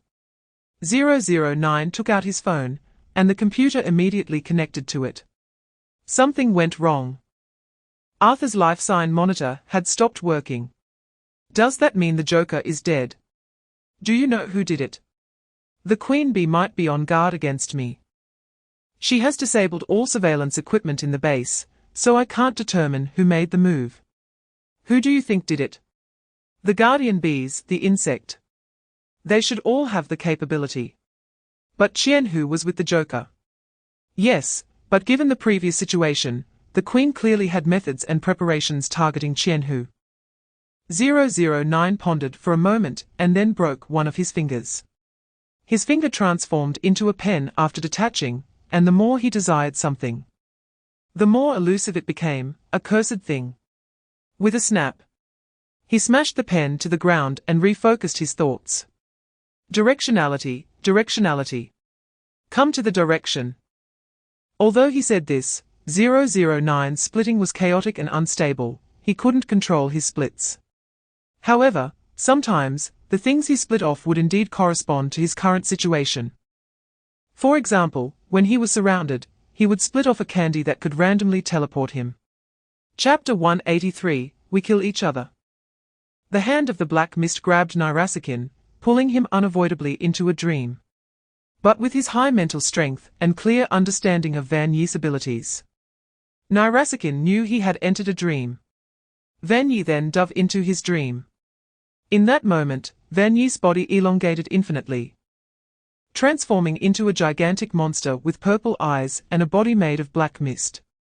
Enter the eternal dream, never awaken again, it's for your own good, Nirasakin. Nirasakin's gaze sharpened, are you going to kill me? The concept of the eternal dream is quite simple. It traps a person in a dream, making it impossible for them to wake up. The way to create an eternal dream is for Van Ye to enter that person's dream and kill their consciousness within the dream. In this way, that person would never awaken, leaving only an empty shell of a body, like a vegetative state. Van Ye's betrayal, Nirasakin's first reaction was to wake him up. But this was extremely difficult, as they were in a dream. Unless Nirasakin could slap him awake in reality. Clearly, that was impossible here. So, he could only eliminate Van Ye here first and then go out to wake him up. Chapter 184, The Second Demon. The insect, which had not received a reward, quickly got its answer. To kill a higher-level life form, one must be at the third tier. The third tier includes 011 Chen Ye Beast, 015 Nirasakin, 018 Centaur, and 004 Queen Bee. She is also a third tier. The insect twisted and crawled up to the ceiling, thinking of a suitable target. 011 Chen Ye Beast. If it could devour the Chen Ye Beast, even if it didn't get a potion reward, with the Chen Ye Beast's super strong body, it should be enough to elevate it to 4th tier battle power. The Centaur should work too. The insect thought of rushing out directly, targeting the Chen Ye Beast. Because the Chen Ye Beast was in a berserk state without reason, and was controlled by a trap, it was most suitable for it to strike. We will definitely evolve to the top of the food chain, no one can stop us. At that time, there will be the insects. Reflecting on everything from the beginning, The insect's heart grew more and more frenzied. It was kidnapped by 009 and forced to fight over the potion. It hated 009. If it weren't for that potion, how could it have been hungry enough to eat its own sister? Yes, his sister had long been dead. He had eaten her bit by bit from head to toe. Chapter 185, The Terrifying Follower. In the Queen Bee's lair, Nirasakin and Van Yi, standing upright and facing each other, suddenly shuddered. Nirasakin's body fell, but Van Yi's body changed at that moment. His pupils became horizontal, his limbs wrapped in a layer of black fur, his fingers turned into sharp claws, and a tail grew from his back. This is an evolution. The Queen Bee was slightly puzzled. Did Lord Oster intervene? Why? Because he killed Nirasakin. Not good. The Queen Bee pointed her finger. Kill him. The Guardian Bees immediately rushed out, all attacking Van Yi. The Queen Bee was unaware of Chen Ye's latest decision, which was a killing evolution akin to raising a puppet. This was also the reason she did not take the opportunity to kill Van Yi and Nirasakin. Watching them fight each other, the Queen Bee found it more interesting, but she did not expect it to trigger Van Yi's evolution. At this moment, Van Yi opened his eyes. Facing the swarm of guardian bees, an invisible darkness suddenly erupted around him. Whoosh! It was an absolute blackness that absorbed all light in an instant. The room plunged into darkness, truly a place where one could not see one's own hand. In the darkness, a flash of knife light passed by, and when the darkness disappeared, Van Yi had already arrived in front of the Queen Bee. Chapter 186, Ascending to the Fourth Tier. How could this be? The swordsmith gasped and retreated repeatedly, while Yang closed in step by step, wielding a massive bee needle. Half of his face was rotten, mixed with plant roots, looking extremely eerie. The swordsmith was breathing heavily, like a dragon. A sword flew in from a distance, aiming straight at Yang, but Yang simply raised a hand, and the sword's speed immediately halved. Slowing ability. This guy.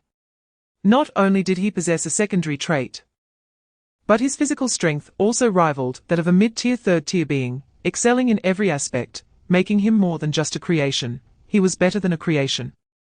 At least for the two old men, this guardian bee was more like a monster than they were. The swordsmith bit his teeth and held a sword in each hand, crossing them to slash. Yang's figure flashed, instantly appearing behind him, simultaneously thrusting the bee needle backward, piercing through the swordsmith's body. Phut! The sharp tip emerged from his chest, the swordsmith's eyes widened, and blood gushed from his 7 orifices, actually struck by a follower. 2 bloody swords fell to the ground. Yang was about to pull out the stitching needle when unexpectedly, the swordsmith actually twisted his internal organs with the bee needle and turned around. The bee needle stirred his internal organs into a mess, tearing apart half of his body. Chapter 187, This is the real prop competition. Fourth tier. The otherworldly ghost looked up at the sky in the base, where a large hole in the ceiling was made by the queen bee bursting out with her own strength. This is terrifying. Without saying a word, the otherworldly ghost turned and ran. The centaur grabbed him. Where do you think you're going? The otherworldly ghost looked confused. Where else can I go? I'm running. She's a 4th tier, you want to go challenge her? You better weigh your own strength. The centaur's gaze sharpened. 4th tier isn't a god. You haven't even fought, how do you know you can't win? The combat power of different 4th tiers can vary greatly. If you give up without fighting, you'll never defeat a 4th tier in your life. The otherworldly ghost twitched his mouth. I see you're just looking for trouble. I don't want to deal with any 4th tier. I just want to survive. Goodbye. Saying that, the otherworldly ghost directly picked up the big sword and ran out. The centaur didn't chase him. Everyone has their own ambitions. If he's afraid of death, he won't risk his life with you. Facing the 4th tier queen bee. To be honest, the centaur also felt a lack of confidence. But after losing so many brothers this time, it was too disgraceful to run away like a stray dog. Chapter 188, The Red Mist and White Mist Clear. Whether it was those creatures going crazy or this world going mad. After this apocalypse lasted for a mysterious period of time, a concept began to spread among the monsters. Hunt equals level, defeat higher tiers, and you can evolve. Because of this concept, some beings began to impatiently search for monsters of the same tier. For example, angels, Li Yuan. And others were frantically searching for other fourth-tier beings. Li Yuan returned to Asia for this reason. His original intention was to find the divine dragon, but unexpectedly, he got news halfway that the queen bee had advanced to the fourth tier. This news undoubtedly made him eager to fight, as he was also planning to find the queen bee. And the master of the red flow brought him a person. Meng Qing. At this moment, Meng Qing was already in despair, feeling hopeless. But halfway, he was intercepted. A five-clawed dragon burst out and snatched Meng Qing from the hands of the master of the red flow. Meng Qing blinked at this scene and saw the giant dragon's eyes staring at him. Silver line needle, in your hand. Upon hearing this, Meng Qing reacted quickly and hurriedly pulled out a silver needle from his pocket. Yes, here. Yilong opened his mouth and directly swallowed the silver line needle. Chapter 189, The Will of the Hive, United as One. The battle between Li Heng, the master of the red flow, and Yilong was in a stalemate. While on the other side of Asia, the queen bee was struggling against the darkness. The state of Chen Ye in the dark was similar to that of the master of the red flow, being in an invulnerable state. At least the queen bee really couldn't attack him. The nightmare's ability was quite tricky. For this kind of ability that could both attack and defend, Chen Ye had the strength to fight against any fourth tier. But the centaur was different. Although he was very fast, he was still a small character compared to the fourth tier queen bee. The centaur rushed over and kicked at the queen bee, but he kicked into thin air, sending his foot straight into a building. Boom! The queen bee's figure twisted and turned in the sky, each movement as if teleporting. Her most outstanding breakthrough point in this evolution was a characteristic. This characteristic is called the will of the hive. Simply put, her individual strength has inflated dramatically. Moreover, the offspring she can split off are also stronger than before, the specific strength depending on the queen bee herself. She can now achieve self-splitting, dividing offspring from her body. However, with each offspring she splits off, her own strength will be partially distributed. Chapter 190, The Third Ancient Dominator. On the ground, Li Yuan and the queen bee. Below, the insect and 009. Both sides had some personal grudges.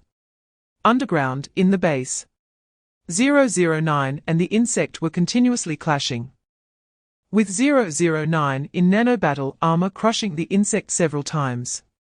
But the insect was not the main body, it was just an indestructible clone here. The insect's blade kept cutting into 009, who used nano-rockets to propel himself, twisting his body at an incredible angle. He spun 360 degrees and kicked the insect in the head. Phut! Blood sprayed again, as the insect grew a pair of huge scissor-like jaws, squeezing 009's waist.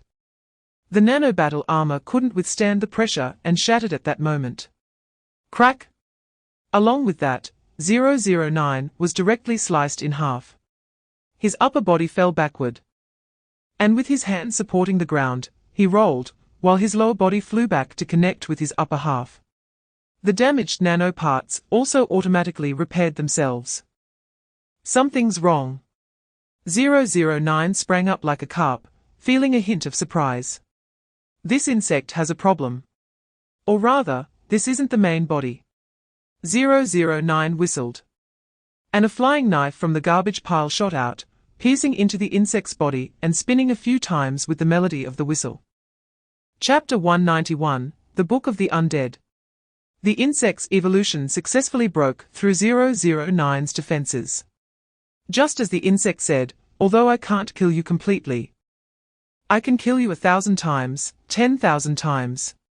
Afterwards, the insect slowly swallowed 009 into its belly, sealing him in a chamber within. Its abdomen secreted a large amount of mucus to wrap 009, binding his hands and feet while being corroded by acidic liquid all day. In the distance, the gluttonous one silently observed this scene, but the 005 within him couldn't help but laugh. Ha ha ha, is this what they call reaping what you sow? To be backstabbed by one's own subordinate, how pathetic. The corner of 005's mouth was harder to suppress than AK. But he might have forgotten that he was also sealed inside by someone. Just then, a loud bang suddenly echoed from above. Boom! Two terrifying auras erupted from above. The insect felt this aura and immediately looked up. Fourth tier, he, I sense the aura of evolution, further. Bang! Saying that, the insect directly burrowed through the top of the building and shot out. At this moment, only the gluttonous one remained in the base. The gluttonous one pressed his face against the wall, and his body immediately merged into the wall, with the ropes and bags binding him falling away. Chapter 192, We Might Be Alien Life. If all of this is true, then they have left here for some reason. Is this luck or misfortune? If it was because they sensed some kind of danger that led them to leave here, then that is definitely an unfortunate message. But it could also be that Li Yuan and the Queen Bee are overthinking it. All I can say is, I hope that's the case. The more people know, the more they feel their own ignorance, so scholars spend their lives pursuing knowledge and truth. I am glad I'm not a scholar. Because the path of seeking truth is not only torturous, but also filled with layers of fear. Ignorance is bliss. In the Stone Age, people only needed to think about how to eat enough, stay warm, and reproduce, so they could easily achieve happiness. In fact, it has been proven that the more developed civilization and technology become, the lower the happiness index of humanity tends to be. And the Stone Age was indeed the era with the highest happiness index for humankind. But I am no longer human, so if I were to rule the world, I would not let civilization regress to the Stone Age. I would only push civilization towards a more prosperous future. Not only would I recreate the technology of Atlantis, but I would also conquer the starry seas. Chapter 193, The Ultimate Double Agent. Analyzing calmly, if this creature is from the Old Ones, then there must be something in the temple that seals it. This is the only flaw of the Old One series monsters. In contrast, the Queen Bee is harder to deal with. Li Yuan thought of this and directly communicated with the insect using spiritual intent, suggesting that they eliminate the Queen Bee together, and then rely on their own means afterward. At the same time, the Queen Bee directly spoke to the insect, saying, "Let us kill 002 together, and after it's done, we can rely on our own abilities." Huh? The communication from Li Yuan and the words of the Queen Bee reached the insect's ears almost simultaneously. Faced with the collaboration requests from both, a half-human body suddenly emerged from the insect's bloated form. In that case, why don't you two fight while I just watch? For the old sixth, very few can say they can outsmart him. As a level 999 double agent, also known as the ultimate double agent, no one is more cunning than him among the fourth-tier beings. Seeing this situation, the Queen Bee and Li Yuan naturally did not wish to fulfill his desire to determine the victor first. With the fisherman nearby, how could they become the clam and the snipe? Queen Bee, I have a suggestion. Why don't we join forces to take him down? After receiving Li Yuan's communication, the Queen Bee thought for a moment and found it acceptable. I always thought you were enough to make me uncomfortable. But I didn't expect there would be someone even stronger. Chapter 194, If you touch my mother, you're dead. During the battle in the Sahara Desert, a fish person from a small fishing village saw a humanoid divine dragon, and immediately recognized it as Yilong. However, this matter did not reach Li Yuan's ears until they were unsealed again. But it was not too late. Li Yuan had been waiting until now to find Yilong's mother, and this was certainly not without reason. He knew that Yilong had returned with the silver needle. He wanted to save his mother. Would Li Yuan let him have his way? The answer is no. Li Yuan could make the fish people explode with a single word. But he did not do so, because that kind of provocation would be much weaker, wouldn't it? The enmity of killing kin cannot coexist. Enraged, Yilong could no longer suppress his anger and transformed into a giant dragon, leaping into the sky. A roar echoed through the heavens and the earth.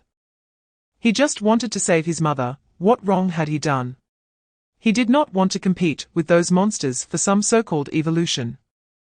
Nor did he want to dominate in this chaotic world. His only selfish desire was to save his mother. Now that he had finally found the silver needle, fate had to intervene, allowing Li Yuan to find Yilong's mother at this time.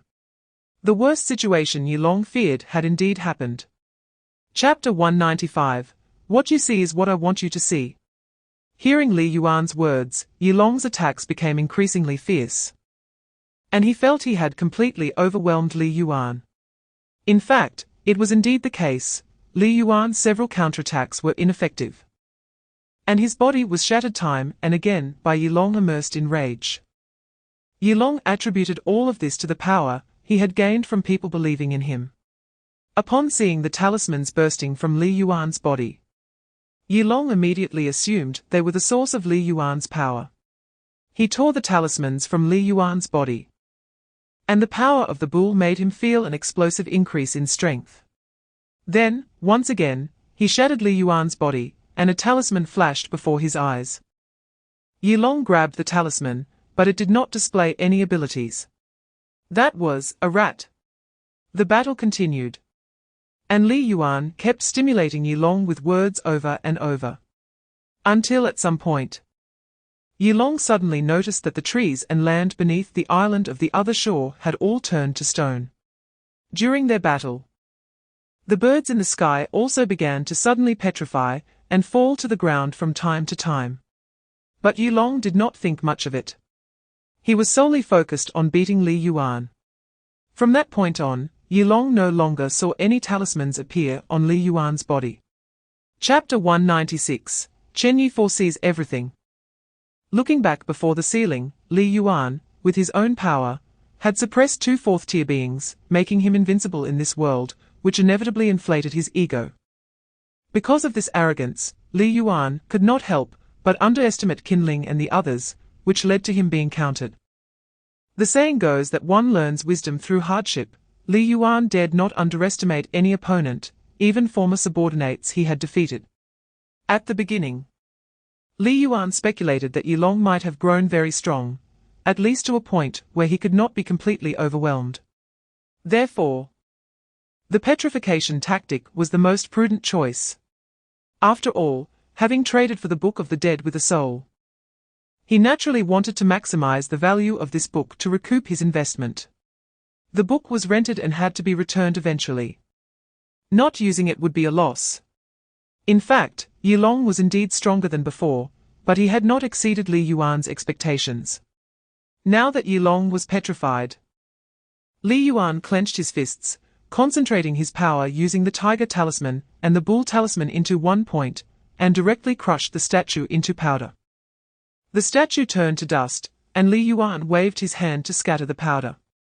Lord Os, I have killed a dragon of the same tier, now. Have I reached the standard for evolution?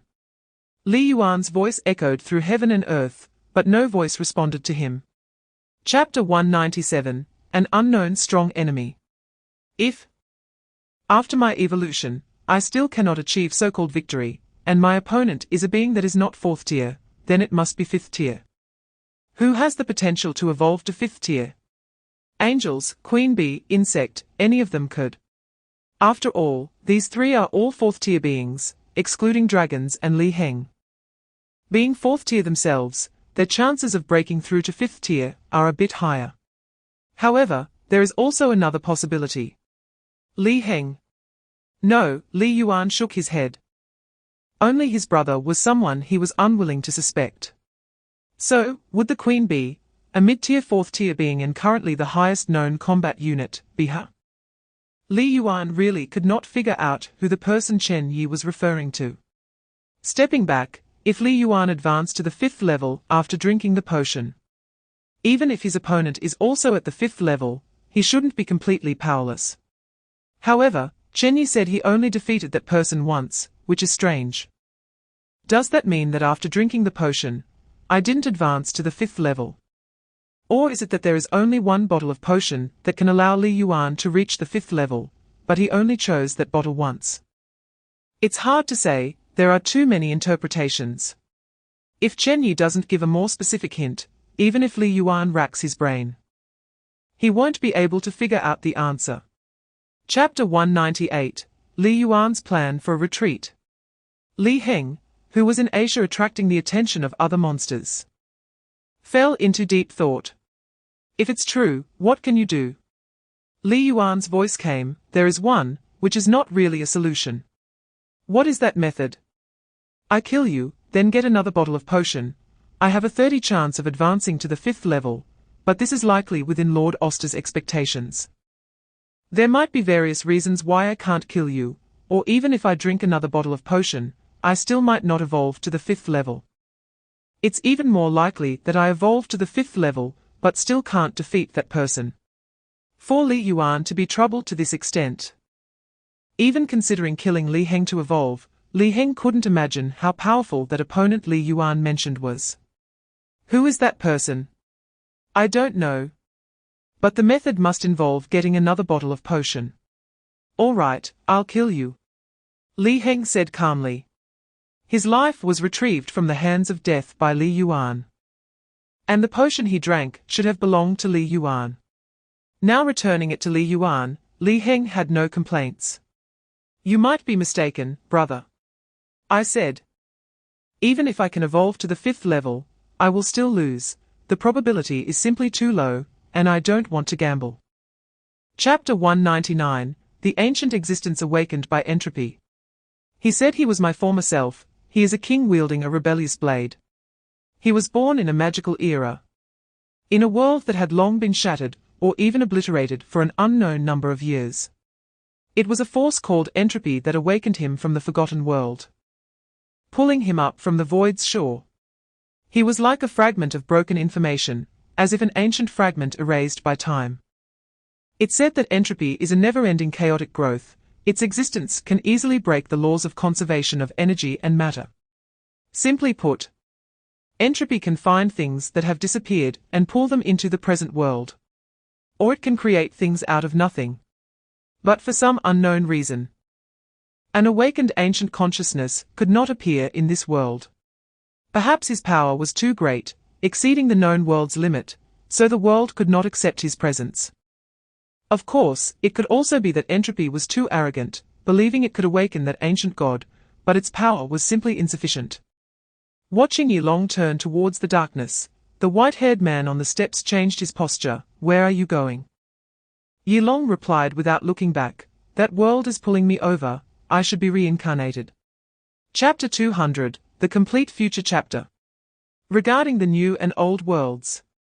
In Oza's words, no matter how the world changes, it is essentially the same. There can never be a perfect order. A person feels the current order is bad, so he wants to overthrow the ruler, become the ruler himself, and establish a new order. As a result, he succeeds, establishing a new order. But someone feels his order is bad and overthrows him to establish a new order. This cycle continues indefinitely, and there will never be a conclusion. Therefore, Oza emphasized to Ye Long several times that the enemy before them is not the real enemy, the true enemy has yet to arrive. For entropy, which wants to destroy everything, it is the mortal enemy of all life. Of course, looking at the current situation on Earth, if entropy does not come early, Oza feels this cricket fight will create something remarkable. If it truly goes as he thinks, then entropy will be in for a tough time. The initial purpose of entropy putting you here was to let you create chaos first, interrupt the rhythm of death allowing life to evolve, and buy time for its arrival.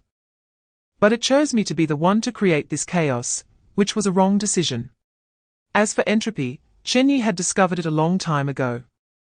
Chapter 201, The Ten-Winged Angel. Boom. Boom. The continent, is it shaking?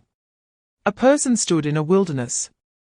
But the continent beneath his feet seemed to tremble with some sort of rhythm at that moment. The sound was deafening, echoing through the sky, like an earthquake. But there were no signs, it affected the entire continent. It was as if something enormous, surpassing comprehension, was crossing from one continent to another. Until a random moment. The sky darkened.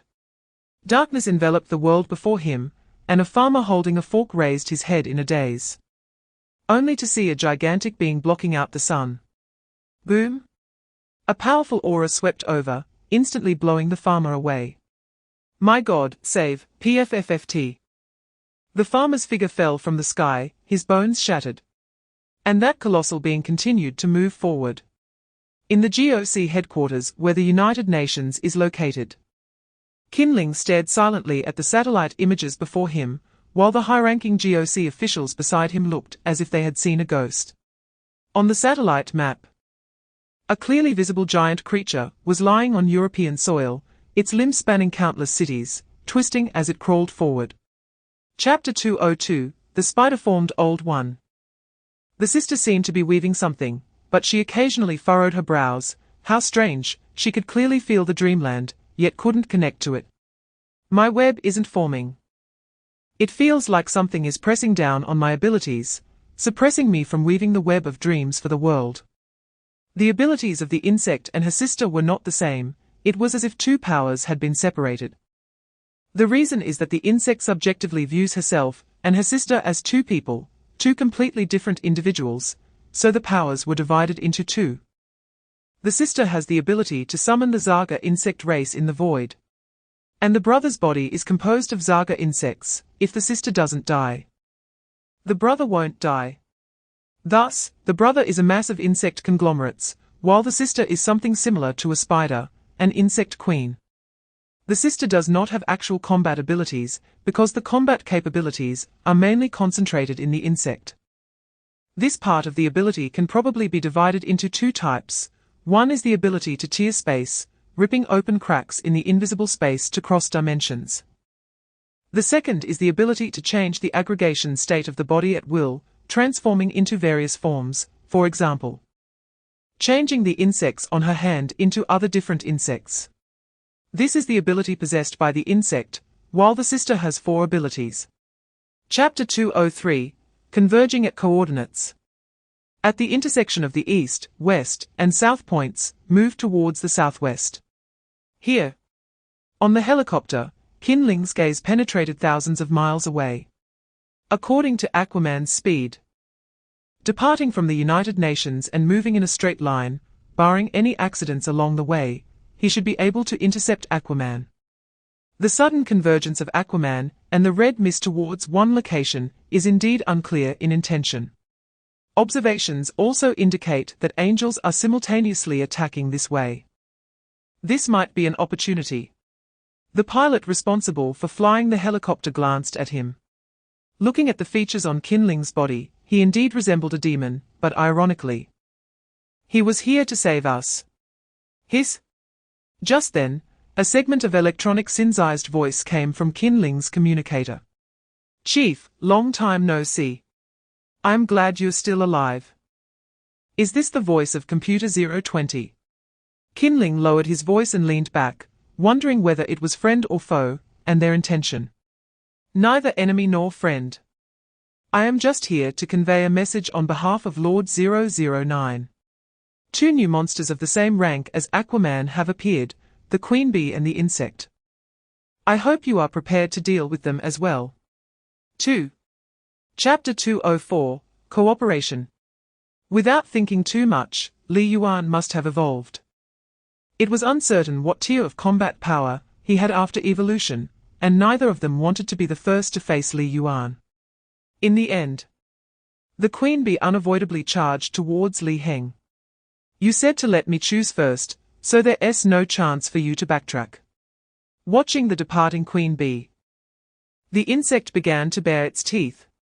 It originally thought the queen bee would choose Li Yuan, after all, they had a long-standing feud. That's why it suggested the queen bee choose first, but unexpectedly, she didn't fall for it. It seems the queen bee isn't as foolish as I thought. Forget it, I'll try to see what Aquaman is made of. Saying this, the insect directly flashed and launched a surprise attack on Li Yuan.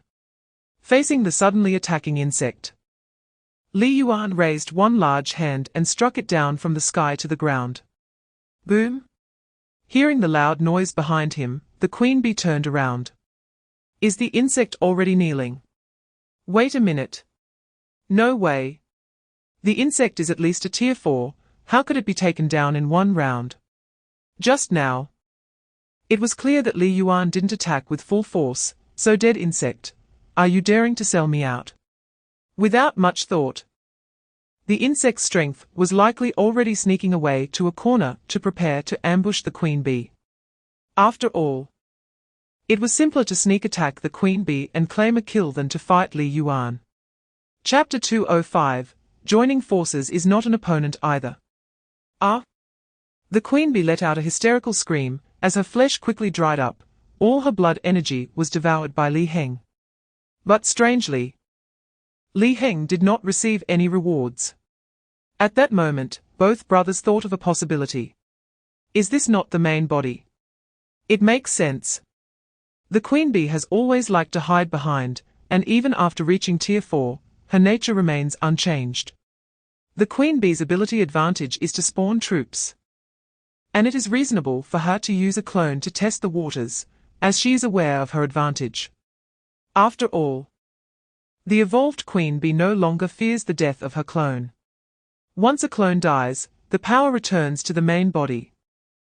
Even if she only leaves one tier of power for the main body, the rest can be split out and recalled anytime. This ability feels somewhat similar to the insect. Also spawning troops and hiding the main body. Is it because they are both from the insect sequence? Well, the plan to kill the queen bee failed. Which the two brothers were not surprised by, they even expected it. It can only be said that killing the queen bee was a side task. If it could be done, great, but if not, so be it. Ultimately, the plan was to have Li Heng seal Li Yuan. However, before that, Li Heng wanted to test if the combined strength of the two brothers could battle against the angels. Chapter 206, Overpowering Everything. What if Lord OS refuses? What if I can't defeat the angels? It's okay, no matter what, I won't blame you, brother. Li Yuan was quite decisive. However, Li Heng definitely couldn't bring himself to do it. Li Yuan quickly confirmed Li Heng's thoughts. You are indeed hesitant, brother, but it aligns with what I was thinking. So I had other contingencies from the very beginning. You have a backup plan. That's right, I anticipated that you might not even have the chance to seal me. So, the Atlantic Ocean. 007 Siren and 027 Leviathan are lurking beneath the deep sea. By the way, are you really okay with having so many fish people in your belly? Vesper's gaze sharpened. It's not a big deal, and they haven't been sealed inside my belly. They were just transported to another space. I thought you would refuse him, Siren said. After all, I was once a fish person. And it's not an exaggeration to say that I admire Lord Aquaman, it's genuine admiration, Vesper said. Vesper admired Li Yuan, admiring his character, his foresight, and of course, other aspects as well. Chapter 207, Just Tier 3. A magical power known as the Radiant Holy Element blossomed at this moment. But as a demon, Kinling was the first to suffer from this damage.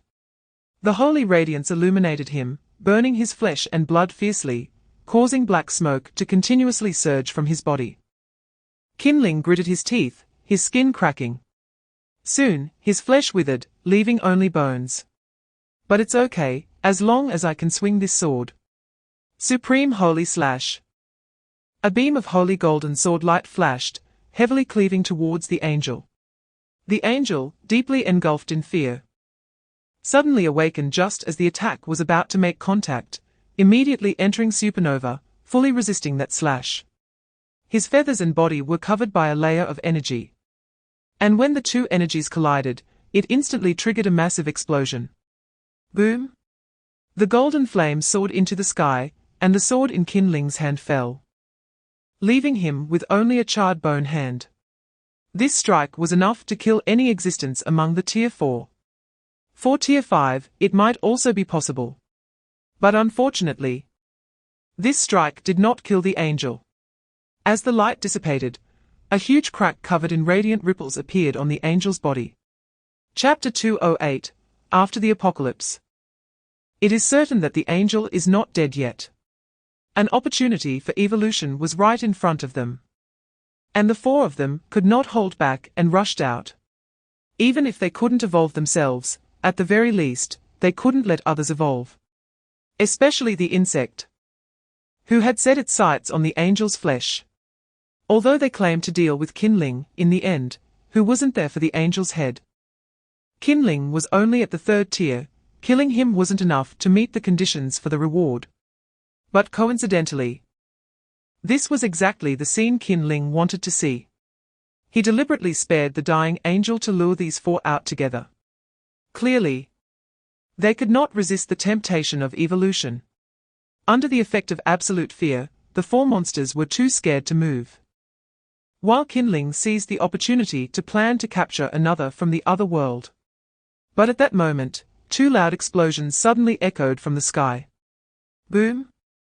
Something exploded in the air. A powerful gamma ray radiated globally in an instant. The first to be struck by this powerful gamma ray was Qin Ling. The biological genes in his body were instantly destroyed and killed, blood gushed from all 7 orifices. Following him were Li Yuan and the Queen Bee. Their biological genes also collapsed at this moment. The powerful gamma rays invaded their bodies, directly killing the cells within them. Chapter 209, The Arrival of the Dreamland. A wish? Qin Ling looked up at the sky in a daze. He didn't ask any idiotic questions like whether any wish was possible. Instead, he uttered the words that Chen Ye most wanted to hear. Then I want a chance for humanity to no longer suffer defeat. For there to be no monsters above the 3rd tier in the world. The 4th tier is the beginning of a nightmare. Once one reaches the 4th tier, it is no longer something humanity can defeat. Qin Ling did not make any excessive demands, and this was precisely the wish that Chen Ye wanted to hear from him. Even if those people betrayed you. Yes, it's possible. When you walk out of here, everything will return to a correct point in time. And monsters above the 3rd tier will disappear from the eyes of humanity. Unless humanity crosses that line. I grant you a world of dreams. At the same time, as a reward for your victory over the angel, I can also give you a bottle of potion. Drink this potion, and you will surely become a 4th tier. That is inevitable. But you will also disappear from people's eyes. Qin Ling thanked Chen Ye upon hearing this. He accepted the potion, but did not intend to drink it. The reason is simple, as Chen Ye said, if he advanced to the 4th tier, he would disappear from humanity's sight. Chapter 210, The New World After Reboot. Inside the city.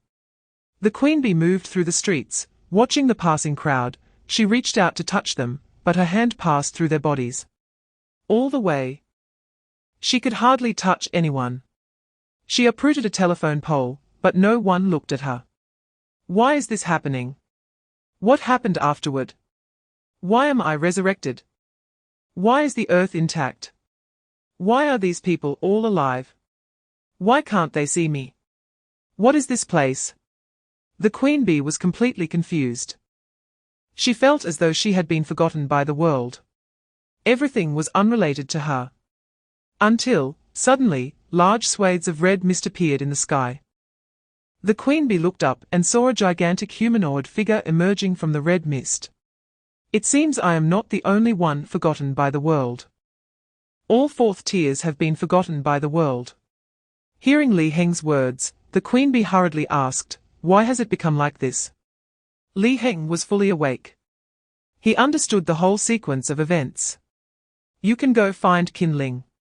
Although he can't see you, you can listen to him tell you a story. The gods fought fiercely among humans, shattering the world, and the supreme gods, unable to endure it any longer, struck down the gods into the forgotten world. Chapter 211, The Three Major Organizations. The ice and snow stretched as far as the eye could see. In a snowy field, an old man wearing a leather coat walked through the vast white snow. By chance, he spotted a large block of ice, within which a blue-haired man was frozen. The old man approached and lightly tapped the ice block, and suddenly, countless cracks appeared on it. The old man instinctively stepped back, just as the ice block suddenly exploded. And the person trapped inside opened his eyes at that moment. "Cold, cold, cold," the blue-haired man said, as he hurriedly rubbed his arms. Coldness swept in from all around. He turned to look around, and everywhere was covered in pristine white snow. "Where the hell is this? Is this still in the country?" Upon hearing his words, the old man seemed to realize something. He said a few words, but the blue-haired man couldn't understand. "What?" Seeing that the man didn't understand, the old man began gesturing with his hands. At the same time, he took out a cup from his backpack. On that cup was a symbol of a hammer and a sickle. The old man said something else, and the blue-haired man shook his head. It seemed the old man was speaking Russian. He couldn't understand the other words, but he did understand one phrase. Comrade. Chapter 212, The Leader of the Serpent's Hand. While containing the things that split from the Containment 009, Qinling was also planning how to destroy the two extremist organizations, the Chaotic Splitters, and the Serpent's Hand. The biggest problem at the moment was them. During the process of containment, a team found a metallic statue in a cave in Europe. The leader of the Nine-Tailed Fox Task Force recognized this person. They brought the metallic statue back to the current Nine-Tailed Fox headquarters and presented it to Qinling. Some might not know what this metallic statue is, but Qinling knew exactly who it was. "Sorry to keep you waiting." Gluttony. Indeed. The metallic statue they found was the fully metallicized gluttony. After a group of researchers studied it for a long time, they used a type of biological wave to awaken the sleeping gluttony. However, upon awakening, gluttony faced immediate biological gene damage caused by radiation.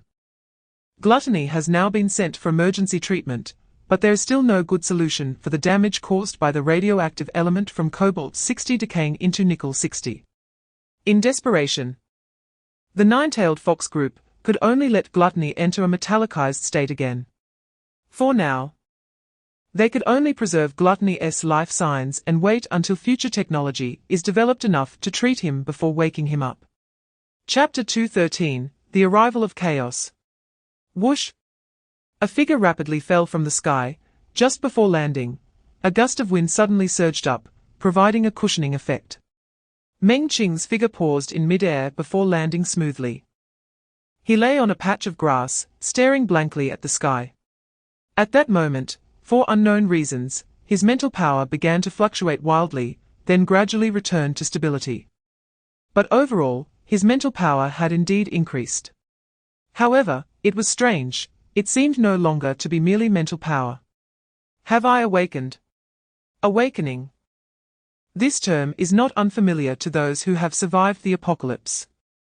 In the extreme environment following the end of the world, a portion of humanity has gone through a process known as awakening.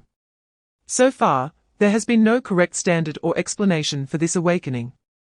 However, those who have awakened share a common characteristic.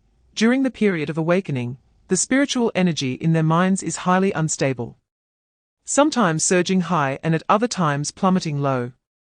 When their mental power surges, they occasionally see some illusions, just like Meng Qing did earlier.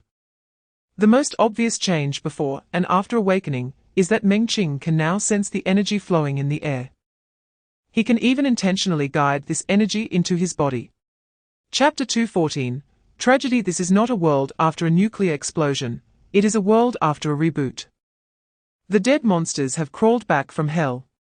The Beast of 1,000 Throats, as one of the strongest third-tier entities, appears to ordinary people as a severely hunchbacked man wearing only pants, with no shirt. But to the otherworldly beings, he still resembles a bipedal creature covered in red fur, similar to a werewolf. The beast of 1,000 throats licked its claws and then bared a row of fangs, saying, I suggest you don't run. Because I want to be able to help, but chase you to the ends of the earth. Strike first. As he stomped the ground, countless chaos splitters raised their guns to aim at him. Fire. A dense barrage of bullets was unleashed, but the otherworldly being waved its hand, freezing all the bullets. The beast of 1,000 throats leaped forward, directly pouncing on the otherworldly being. The otherworldly being reacted quickly, turning its great sword to block in front of itself. The claws of the beast of 1,000 throats collided with the great sword, and the immense force sent the otherworldly being flying. However, the otherworldly being adjusted its position in mid-air, manifesting a massive wall of ice on one side, and it stepped on the wall while rebounding out. Chapter 2:15, Demon Sword. The otherworldly being, having escaped, finally arrived at a remote underground tavern. Two distinct voices argued continuously in its head, one voice berating its weakness, calling it a coward. The other voice advised it to be rational, saying that seeking out 009 now would only lead to death. Both voices were right. And the otherworldly being found itself caught between them, trapped in endless chaos. 009 is immortal, there is no way to kill 009, and naturally, there is no way to take revenge. The otherworldly being held its forehead in pain until another customer walked in. As soon as the otherworldly being saw the newcomer, it threw a punch. But the newcomer casually caught its fist. Calm down, I'm not here to kill you. The newcomer was none other than Night Terror. None of the chaos splitters that attacked with 009 had included Night Terror. After hesitating for a moment, the otherworldly being released its wrist. 009 sent you. That's impossible.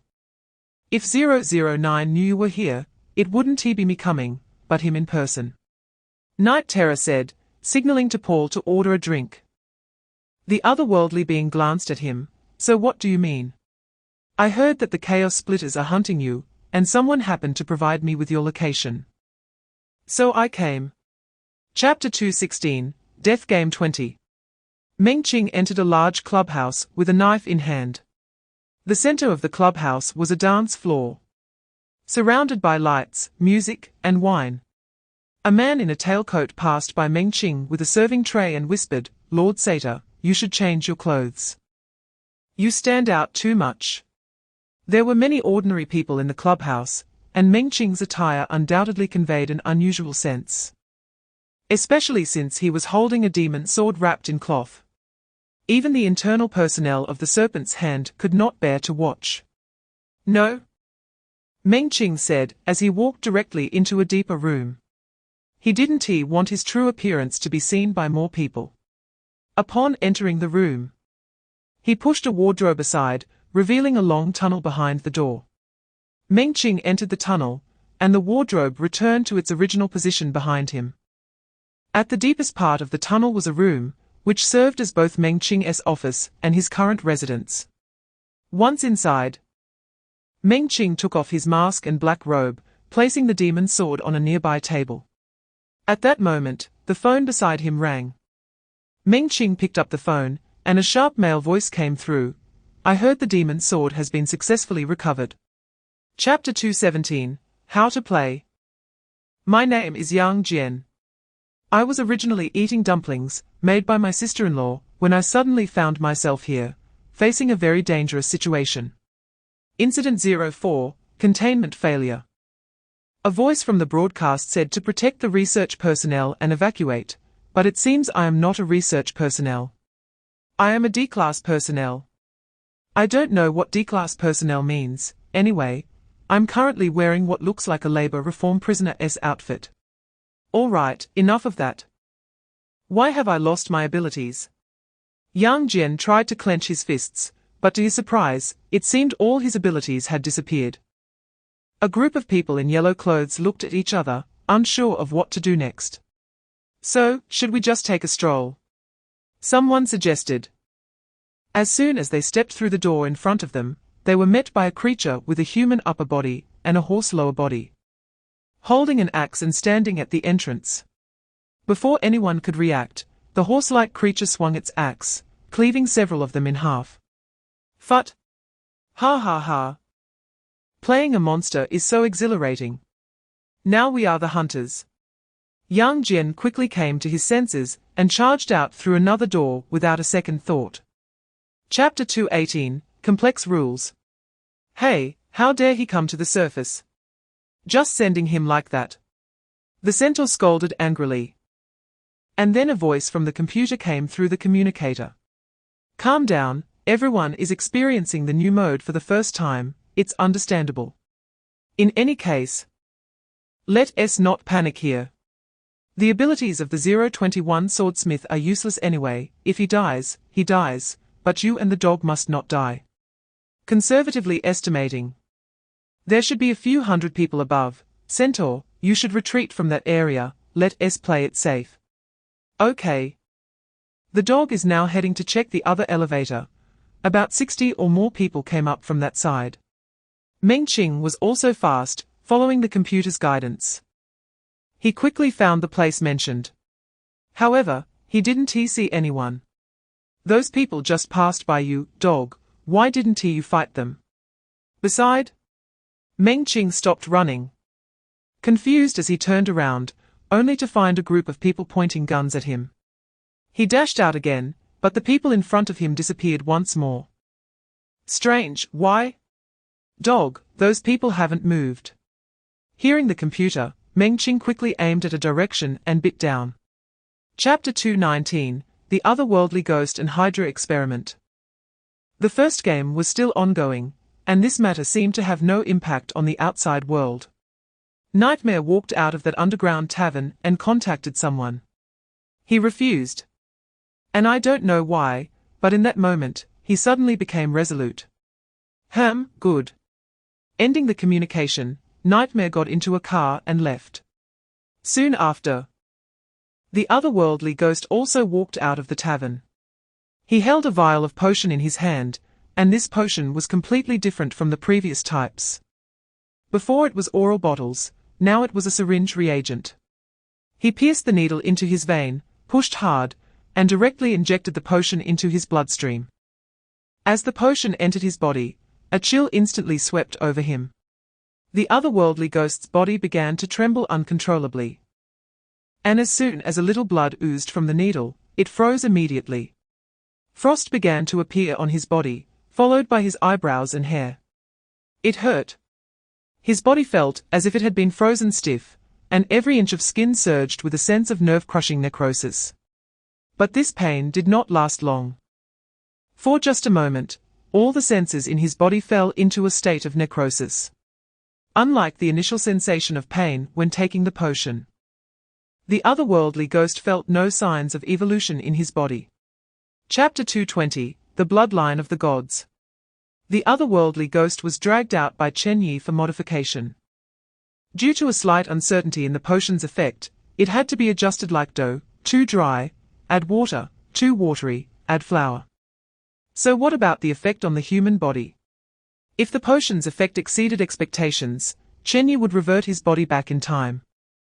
If the potion's effect did not meet the standard, then he would continue to administer the potion.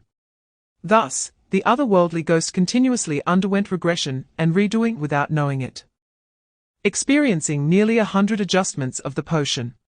But this was still not enough. Chen Ye estimated that at least another 30,000 attempts would be needed to find a stable point. Of course, stability is not the answer, it is merely the first step. The fundamental issue lies in how to make this stable point exhibit abnormal expansion on the original unchanged foundation. In simple terms, how to make a level 10 character deal level 50 damage. From an equal quantity perspective, this is almost impossible. For a creature that hasn't evolved the ability to fly, to make it fly without evolving that ability is incredibly against nature. But someone has indeed done this. And that is Qin Ling. However, he is destined not to be the target of Chen Ye's experiment this time. Chapter 221, The Ghostly Shadow Beneath the Frost. With the first wave of rewards settled, Meng Qing discovered something. The treasure chests from the game settlement were gone, and there were no ability rewards. Nor could anything be purchased in the store. The only use for the indices was to buy the qualification to meet the organizer. However, for Meng Qing, none of this mattered. He had only one goal, which was to obtain the potion. Including the indices originally saved by Chu Yang, plus the indices from this game settlement. He already had 7,000 indices. As for the 50,000 indices, if he could still earn from this game, that would be about 7 games worth. After the game update, it changed to once every 10 days. This is much better. It is estimated that the first batch of monsters will soon emerge from here. It's like a monster training organization continuously supplying candidate monsters to the world. The Grim Reaper suddenly accelerated the game pace. This surely wasn't without reason. And it felt like some big move was about to happen. Meng Qing vaguely sensed that Chen Ye seemed to be intentionally increasing the number of monsters. Possibly preparing for something. But this was good news for Meng Qing. At least for now, it was good news. Chapter 222, The Lance of Longinus. Boss. The otherworldly ghost has returned. In the city center, 009 was sitting by the roadside slurping noodles. Hearing the report from computer 020. 009 pulled out a tissue from his pocket to wipe the grease off his mouth. Evolved. It looks like it should have evolved, otherwise, with his character. He wouldn't dare to go to the place you mentioned. 009 crumpled the tissue and casually threw it on the ground. The address he gave to the otherworldly ghost was for testing, if the otherworldly ghost really evolved. Then 020 could just take a look at the base over there and know. What do you think? His ability is very strange, it's hard to say. But I think it's necessary to remind you that you have made quite a few enemies. Hearing the computer's advice, 009 picked up a chicken leg from the table and left. Made too many enemies. I just love watching them try to kill me but fail. If no one comes after me, I feel uneasy. Do you understand? 009 said while holding the chicken leg. Unaware that a group of vegetarians and animal rights activists were holding banners promoting their cause on the street. Humans and animals are the same. We have no right to take the lives of animals, nor should we eat them. Chapter 223, The Frost King. Africa. In a desert covered with white frost. It was extremely cold, and the north wind howled. On this icy plain stood countless humanoid ice sculptures holding firearms, all maintaining a posture of shock. At one end of the ice field, an ice-encased throne stood erect. The otherworldly ghost was no more, he was no longer the otherworldly ghost. He had been given a new name by Chen Ye through the promotion of the sequence. He is the Frost King. After sweeping through a multitude of chaotic splitter strongholds, the Frost King did not go anywhere, but sat here waiting for 009. He wore black clothing, and his hair was also black. As for why it was black instead of blue, that is because his original blue hair was dyed. Recently, as he frequently activated his abilities, his hair began to inexplicably grow longer, and the dyed blue gradually faded to black. As for whether the Frost King could wait for 009, the answer is certainly yes. Because this is not a one-sided grudge, it's a two-sided battle. 009 also wants to kill him, so it's obvious that he will come. Whoosh! Just then, a platinum-colored long spear suddenly shot out, directly attacking the Frost King's face. The spear spun, carrying a hint of holy light. Chapter 224, Your ability is related to time. Fut 009 leaned back, slowly reaching out to pull out the lance of Longinus from his brain. Still dripping with white brain matter. This reminds me of the tofu pudding I ate yesterday morning. 009 straightened up. As the saying goes, nothing hits home quite like experiencing a beating firsthand. Having been killed by the enemy's abilities several times, he naturally picked up on some clues. Of course, this is only true for 009, who possesses an immortal body. Let me think, your ability was originally to control water molecules to freeze them. And frozen objects enter a state of complete stillness. As for teleportation, it has nothing to do with your previous ability, right? So I guess it's not related to time, is it? 009 stared at Frost King, trying to find the answer in his eyes. Unfortunately, Frost King's gaze remained indifferent, as if he was uninterested in everything and might fall asleep at any moment. Could it be otherwise? 009 felt a slight hesitation in his heart. And just when he was about to speak again, he suddenly appeared in the sky. Yes, he had no warning as he moved from the ground to the sky. Meanwhile, Frost King remained seated below, motionless. Chapter 225, The Dreamland Can Fulfill Wishes. Number 016, Frost King. Summary of the last evolution experiment data indicates that the abilities perfectly meet expectations, with some degree of mutation appearing. His abilities exhibited a series of jumpy and unstable reactions in the fog world and the inner world, information hidden. After 24 hours of experimentation, this instability began to gradually approach stability. However, information hidden created a special state of existence by overlapping and segmenting with Frost King. To further stabilize this state, rational advice suggests not to sleep. Otherwise, some bad things might happen. Frost King completely bewildered 009, he had never experienced such a baffling battle. What is his opponent's ability? Unknown, unclear, not a single clue. Previously, 009 speculated that Frost King's ability was time-stopping, and that guess could be considered quite imaginative. After all, a third-tier life form having the ability to interfere with time is already incredible. Let alone a third tier, such a conceptual ability may not even be possessed by a fourth tier. Besides Lord OS, who else in this world has the ability to manipulate time? Yet Frost King's various performances undoubtedly told 009 again and again that he could pause time. Chapter 226, Mental Breakdown. Who? Cold air escaped from his mouth and nose. On the unfamiliar street, Frost King shook his head. And the world before him began to show double images. Some scenes intertwined and flickered continuously. One moment the city in front of him turned into ruins, and the next, it was intact. It was as if he was watching slides, every blink revealed a different world. An unparalleled drowsiness overwhelmed Frost King, constantly stimulating his consciousness. And he bit down on the index finger of his left hand. He bit so hard that the skin of his finger cracked and bled. Blood flowed from his lips to his chin, and passers-by avoided him. No need to think, this person must have some issues. Frost King's eyes were bloodshot and terrifying, as if he had forgotten to take his drugs. He staggered down the road, even failing to notice that the traffic light beside him had turned red. A pickup truck rounding a corner seemed unaware that there was still a person here. Just as the pickup was about to have a close encounter with Frost King, a slender arm suddenly reached from behind and pulled him back. Frost King leaned back and fell onto the ground, and at the same time, the pickup truck sped past him. Chapter 227, Frost King's Ability.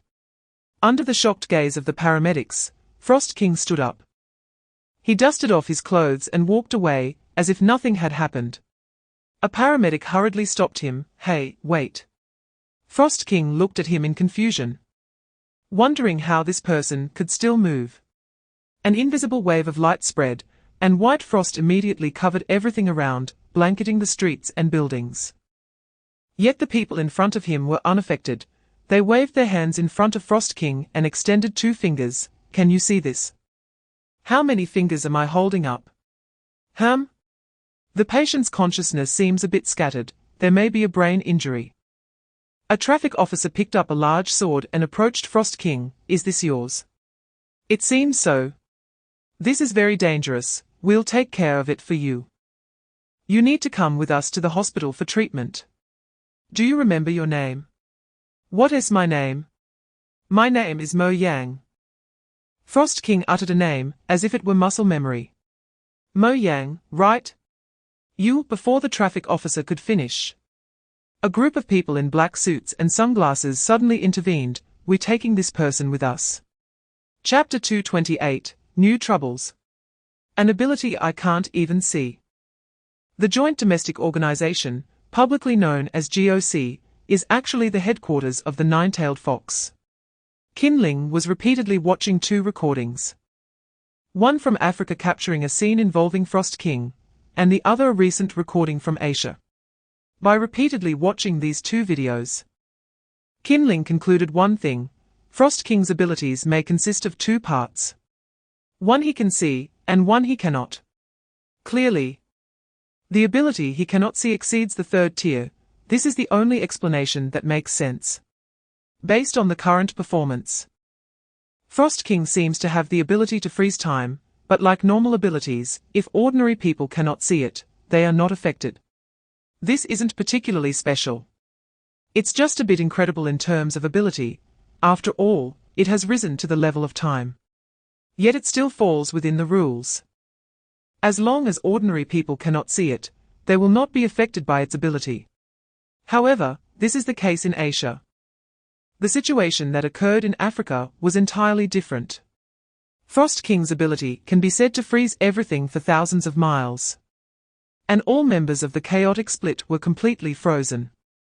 The reason for this is easy to understand. Those under 009 are not ordinary people, which is obvious. Chapter 229, The Black Queen. On a moonless, windy night, two groups of black-robed individuals met at the top of a building and engaged in a transaction. Both parties simultaneously took out a briefcase and opened it to display its contents. A person with a snake tattoo was the first to open the briefcase, revealing a massive crystal diamond inside. This is what you wanted. Although it is also a containment item, let me say in advance that it has no special use. At least we haven't found any. If this item does not meet the Black Queen's expectations, we will not issue a refund. The other group of black-robed individuals all wore black and white poker masks, each with a different design. A black-robed person with AK on their mask stepped forward to open their case, revealing a book inside. A human skin book, or rather, a complete segmented human face. In the mouth of the face lies a huge amethyst, and its eyes are pitch black and lifeless. You can even see the dried connective tissue on that book. The Black Queen never regrets. The person from the serpent's hand stared at the book in front of him, his gaze fixed. He couldn't understand the words on the cover at all. I can't understand the words on it at all. How can I be sure this is real? Chapter 230, God-slaying game. Bang! Here it comes. A person shouted, and a man with white hair and blood-red eyes rushed into the lightly contained area.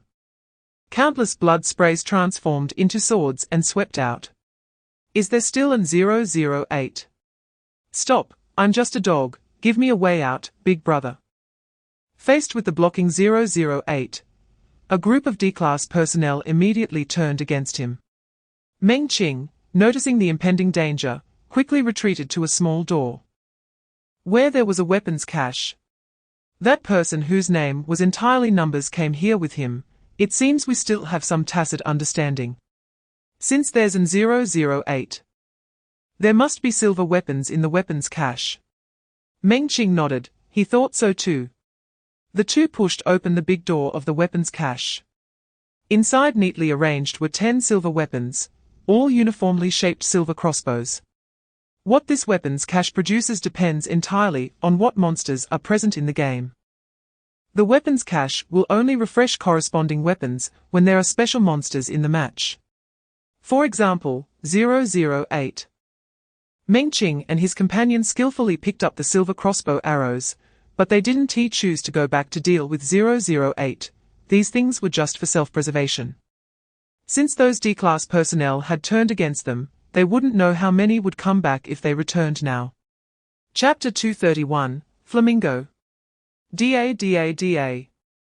Gunfire flickered in the base. After taking a barrage of bullets, 008 quickly retreated. There were about 80 people in the monitoring room, with silver weapons. My recovery ability is locked, change someone to hold the line. Is there no angel evolution? Don't rush, no one is watching. Angels are pretty useless in the early stages, defaulting to 2 wings, gaining 2 more wings for each person killed. Of course, you don't have to kill. Just watching from the side or assisting is fine. You don't need too many, killing 50 people is enough to evolve to 100 wings. But it's too weak in the early stages. Someone must protect it during evolution. Otherwise, if it gets focused down like 008, it will be GG. Where's the bird? The bird turned into someone and went to the surface. No, does this game still need to go to the surface? Protect the angel's evolution. Shouldn't T2 angels just avoid killing? You don't understand a thing.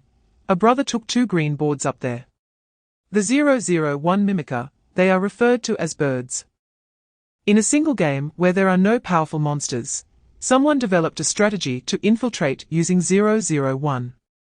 They directly turn into humans and mix in with the main force. Then backstab at the critical moment. For example, when opening the core and inserting the green boards, they don't even need to turn into other monsters. Just shooting from the back can achieve absolute effectiveness. Chapter 232, New Sequence. What is this bird man? To be honest, Mengqing also wanted to ask. This intensity is simply off the charts. But unfortunately, not long after, the 2 angels directly teamed up to dismantle him. However, the dismantled Mengqing did not die, but instead reformed into hundreds of giant birds. The giant birds surged forward and directly beat the true angel to death. The remaining monsters were completely stunned and began to flee. This made those players who turned into birds feel exhilarated. The flamingo army charged. A group of people rushed out. Shouting, they didn't even need to open the door, each one smashing it to pieces. At that moment, the game suddenly became bizarre. A group of monsters was being chased by a large flock of flamingos. They chased from underground to the surface, and finally, forced to do so. The monsters launched the core. Yes, they gathered 3 electric boards and launched the nuclear bomb. A large group of flamingos didn't make it out and were directly blown up below. But there were still some that survived and emerged to engage in a life-and-death battle with the last monsters on the surface. The final outcome was quite ridiculous. 001 was beaten to death by the flamingos, but the game was not over. Those monsters that were previously beaten to death by the flamingos, a total of 5. All returned as chaos splitters. Chapter 233, Awakening and the 10 Heavenly Stems. The so-called exceptions always have their unique aspects. Qinling was indeed an exception. He could see the stone tablet established by Chen Ye, or rather, it was shown to him by Chen Ye. Qinling organized the latest sequence into secret files and left a blank space at the end. This blank space meant that he was unclear about the strength of those monsters. Chen Ye referred to them as quality inspectors, in other words, allowing him to personally experience and rate the combat power of those monsters. Qinling found it difficult to evaluate the newly appeared monsters. What he didn't expect was that after distributing the potion to 10 people, these 10 people also made it onto Chen Ye's list. Moreover, they shared a single sequence. Chen Ye simply wrote 10 people on his side, indicating there were 10 individuals. However, Qinling did not refer to them as the 10 people. First, it is important to understand that Chen Ye had told Qinling that this bottle of potion was related to the 5 elements, embodying the characteristics of the 5 elements. Since Qinling distributed it to 10 people, the true name of 031 should actually be the 10 heavenly stems. They consisted of 5 men and 5 women. And of course, they were not members of the O5 Council. They were 5 men and 5 women carefully selected by Qinling. Chapter 234, 006 Sequence Restart. Recently, various countries have launched widespread health checks. Some foreign countries require citizens to undergo health checks at their own expense. In China, however, it is funded by the state. and currently only targets the youth and middle-aged groups aged 18 to 40. Those under 18 and over 40 are in a conservative phase and are currently not given blood tests. Although it is said that blood tests are beneficial to health, that is merely to make you feel better when you donate blood. After all, from a psychological perspective, if you feel weak when your blood is drawn, you will become weaker and weaker. Conversely, if you feel that your blood being drawn makes you healthier, then your body might indeed move closer to what you expect. This has a scientific basis. It is a form of self-hypnosis or self-comfort. And it does indeed have an effect. At the entrance of a junior high school, Meng Qing, wearing a black robe and mask, was selling candied hawthorns. Squatting by the roadside, Meng Qing looked at the candied hawthorn in his hand with a complex expression. A large group of monsters flashed by in the red mist. Because Meng Qing's perspective shook, all those monsters turned their heads to look over at that moment. Chapter 235, Completely Identical Abilities. Whoosh whoosh whoosh. A figure darted through the city at night like a flash of lightning. Moving so quickly it seemed like a bolt of lightning.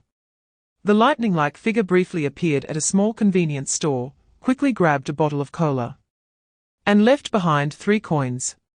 Just 3 days ago, I became the fastest man in the world. Everything began with a package my uncle sent me from Hainan. He told me not to make a fuss about it, as the contents were extraordinary, and that he had attracted the attention of some special organizations because of it. He instructed me to hold onto this item and lay low, and to meet him at a designated place in a month with the item. However, on the day the meeting was supposed to take place, my uncle mysteriously disappeared. I suspected this must be related to the item, so I began an in-depth investigation. What my uncle had mailed me was a stone. This stone had a rabbit's engraving on it, and could grant the holder speed. Using the rabbit's ability, I visited my uncle's home several times, trying to find some clues, but there were no leads left behind. Soon after, a group of men in black found me. Chapter 236, The Clown's Super Evolution. With a flick of the red cloth, it wrapped around the demon knife, and Meng Qing placed the demon knife back at his waist. The man behind him, holding a rabbit talisman, immediately wilted. It's over. I've run into someone tough. Meng Qing reached out and shot countless threads directly toward the rabbit talisman in the man's hand. Just then, a flying knife suddenly came at him, severing the threads shot from Meng Qing's hand. Good evening. A voice filled with mockery came from a distance. Meng Qing turned to see a man in a suit with clown makeup approaching, holding a flying knife. This man was Arthur Morgan, who had previously infiltrated the Nine-Tailed Fox. He was the chief of the Chaos Splitters, though his title was somewhat misleading. If Meng Qing remembered correctly, his ability seemed to be summoning flying knives. What a plain and unremarkable ability. With a flick of his wrist, countless threads instantly attacked Arthur from all directions. Arthur grinned, and 2 daggers appeared in each hand. He didn't throw the daggers, instead, he used their sharpness to cut all the threads. This is unreasonable. How could he cut Meng Qing's threads? Normally, Meng Qing's threads could easily cut through steel, and even if they collided with a blade, it would be the blade that broke. Chapter 237, 009's Reverse Evolution. One day, Chen Ye swiped the lance of Longinus from 009's hands. He then refined it into a potion and gave it to Arthur, enabling him to complete his second evolution. The ability of the Lance of Longinus is absolute piercing, but when applied to Arthur, some changes occurred. It not only gained the absolute characteristic of absolute piercing, but also derived the characteristic of absolute cutting. With this evolution alone, Arthur's ability grew to a terrifying level. Even Meng Qing's threads could be cut by Arthur with a single strike. Of course, if Meng Qing chose to draw his sword, his demon knife would also be cut by Arthur in one blow. However, Arthur's evolution was not perfect. His original ability allowed him to transfer a knife to any location within a certain range of himself. Now, he could only transfer the knife to places that made contact with his skin. It can be said that the addition of the two absolute characteristics weakened his original ability. But from an overall perspective, the benefits still outweighed the drawbacks. After all, he was the only one with two absolute characteristics. Additionally, Meng Qing's speculation was indeed correct. Arthur had also enhanced his physical strength through 009's containment objects. Chapter 238, Departing for the Arctic. Regarding the 10 heavenly stems, they all share a common trait, a huge humanoid shadow behind them. These shadows correspond to different elements of the 5 elements, with Jia and Yi representing wood. One positive and one negative, the positive being hard, and the negative being softer. So why not group them by the same attribute? In fact, Qinling conducted many experiments, pairing them off to battle each other. In the end, Qinling discovered that some of these people's abilities were complementary while others were antagonistic. Antagonistic abilities would constrain each other when placed together, and this wasn't just in terms of abilities, their personalities would clash as well. For example, initially, Qinling paired Jia Mu and Zheng Jin together. Jia Mu, being yang, was inherently hard, his wood ability wasn't as gentle as Yi Mu's. And Zheng Jin was also yang and equally hard. When the two were paired, their abilities not only failed to complement each other, but also tripped each other up. The main issue was that neither would yield to the other. Later, someone from the Nine-Tailed Fox offered Qinling a suggestion. This person claimed to have ancestors who practiced feng shui and had some knowledge about it. The combination of Jia Mu and Zheng Jin was antagonistic. According to the theory of 5 harmonies and 4 clashes, this pairing was a yang clash. Chapter 239, This is an opportunity.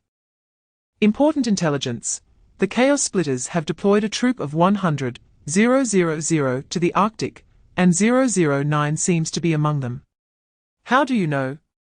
We intercepted a secret transmission from the Chaos Splitters.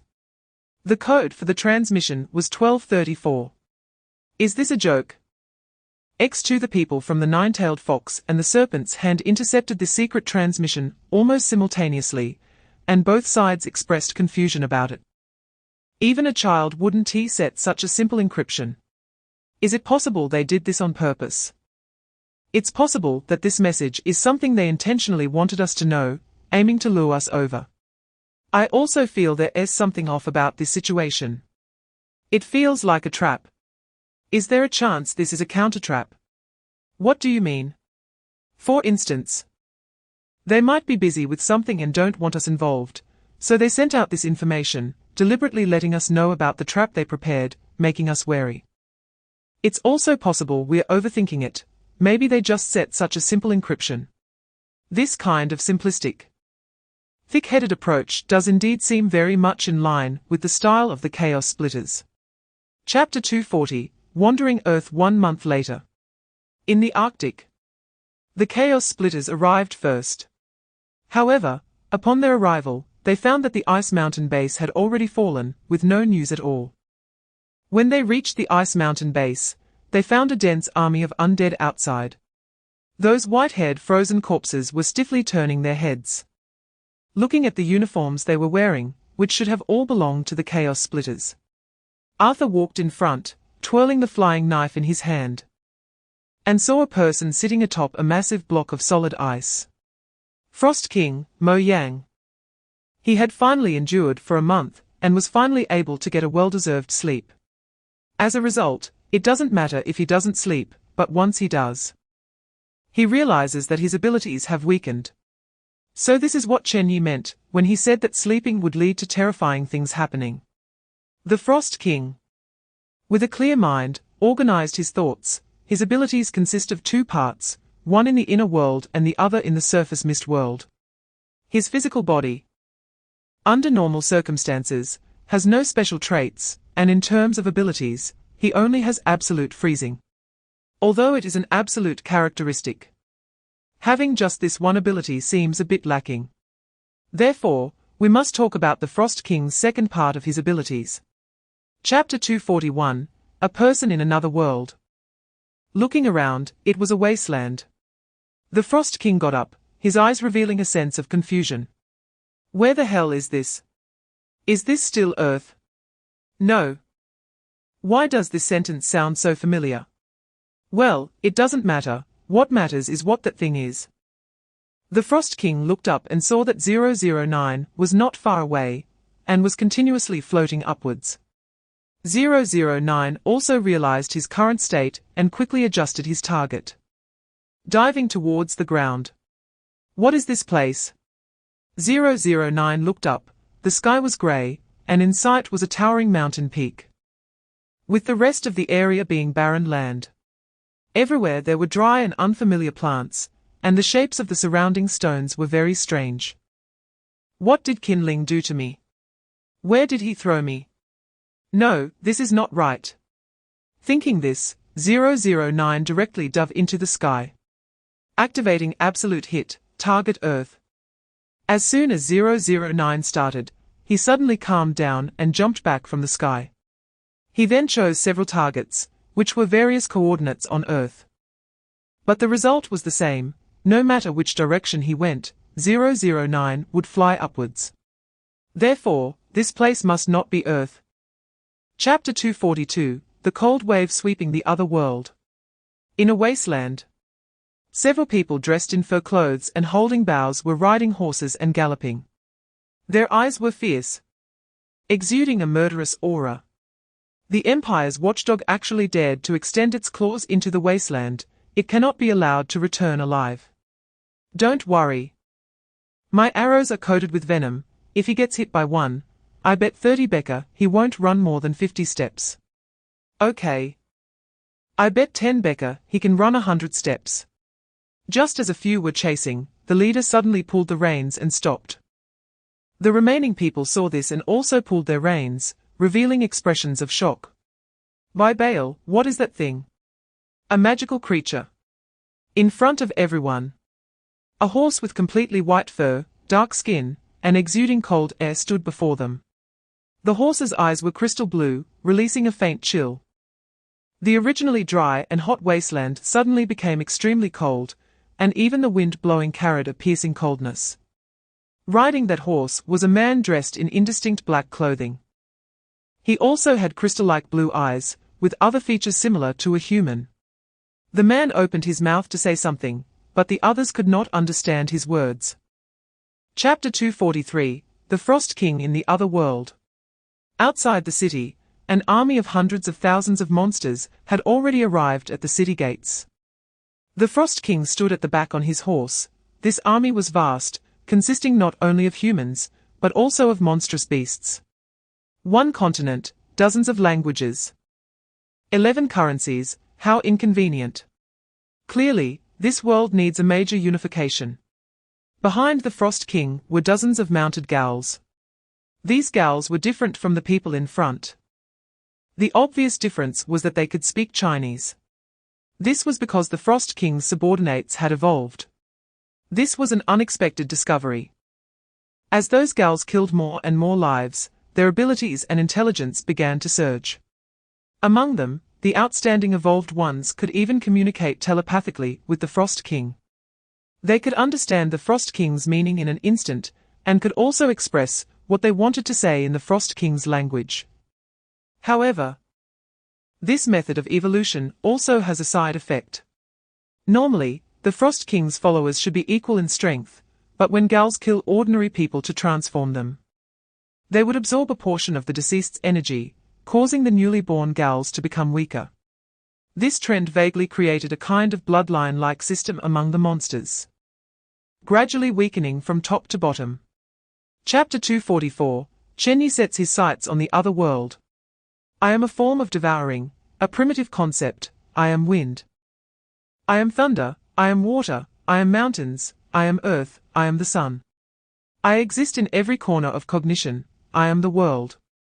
Once I realized this, I gradually found that this feeling of wanting to devour everything would point me towards divinity. There is no need for restraint, no need for suppression. Yielding to hunger, nothing is closer to the interpretation of the divine than the unity of all things. Realizing this, Chen Ye found his first meal that belonged solely to him. A complete world. He planned to yield to that hunger and devour that world. That world is the one in Kinling's eyes, and it is also the world under the Frost King's feet. The only one who can access that world is Kinling. But it is evident that Kinling cannot move Chen Ye. Because to move Chen Ye, he would have to move Earth, to move the entire solar system.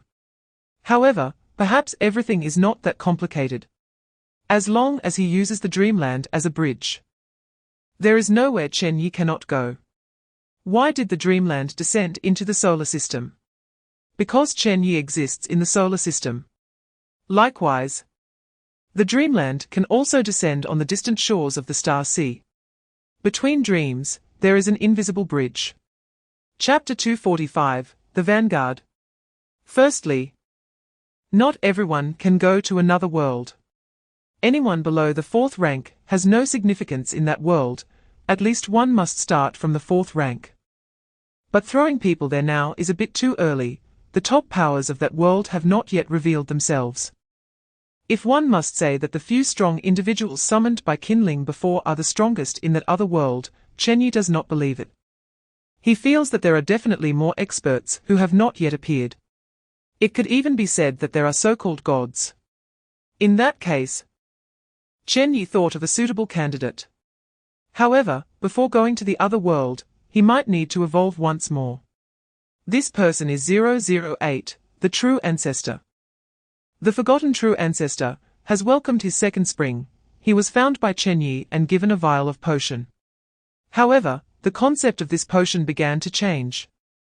Chen Ye does not need him to develop towards an undead trait, but rather to use the vampire lineage as a springboard to grasp a concept of alchemy. That is equivalent exchange. That's right, the name of this potion is the Philosopher's Stone.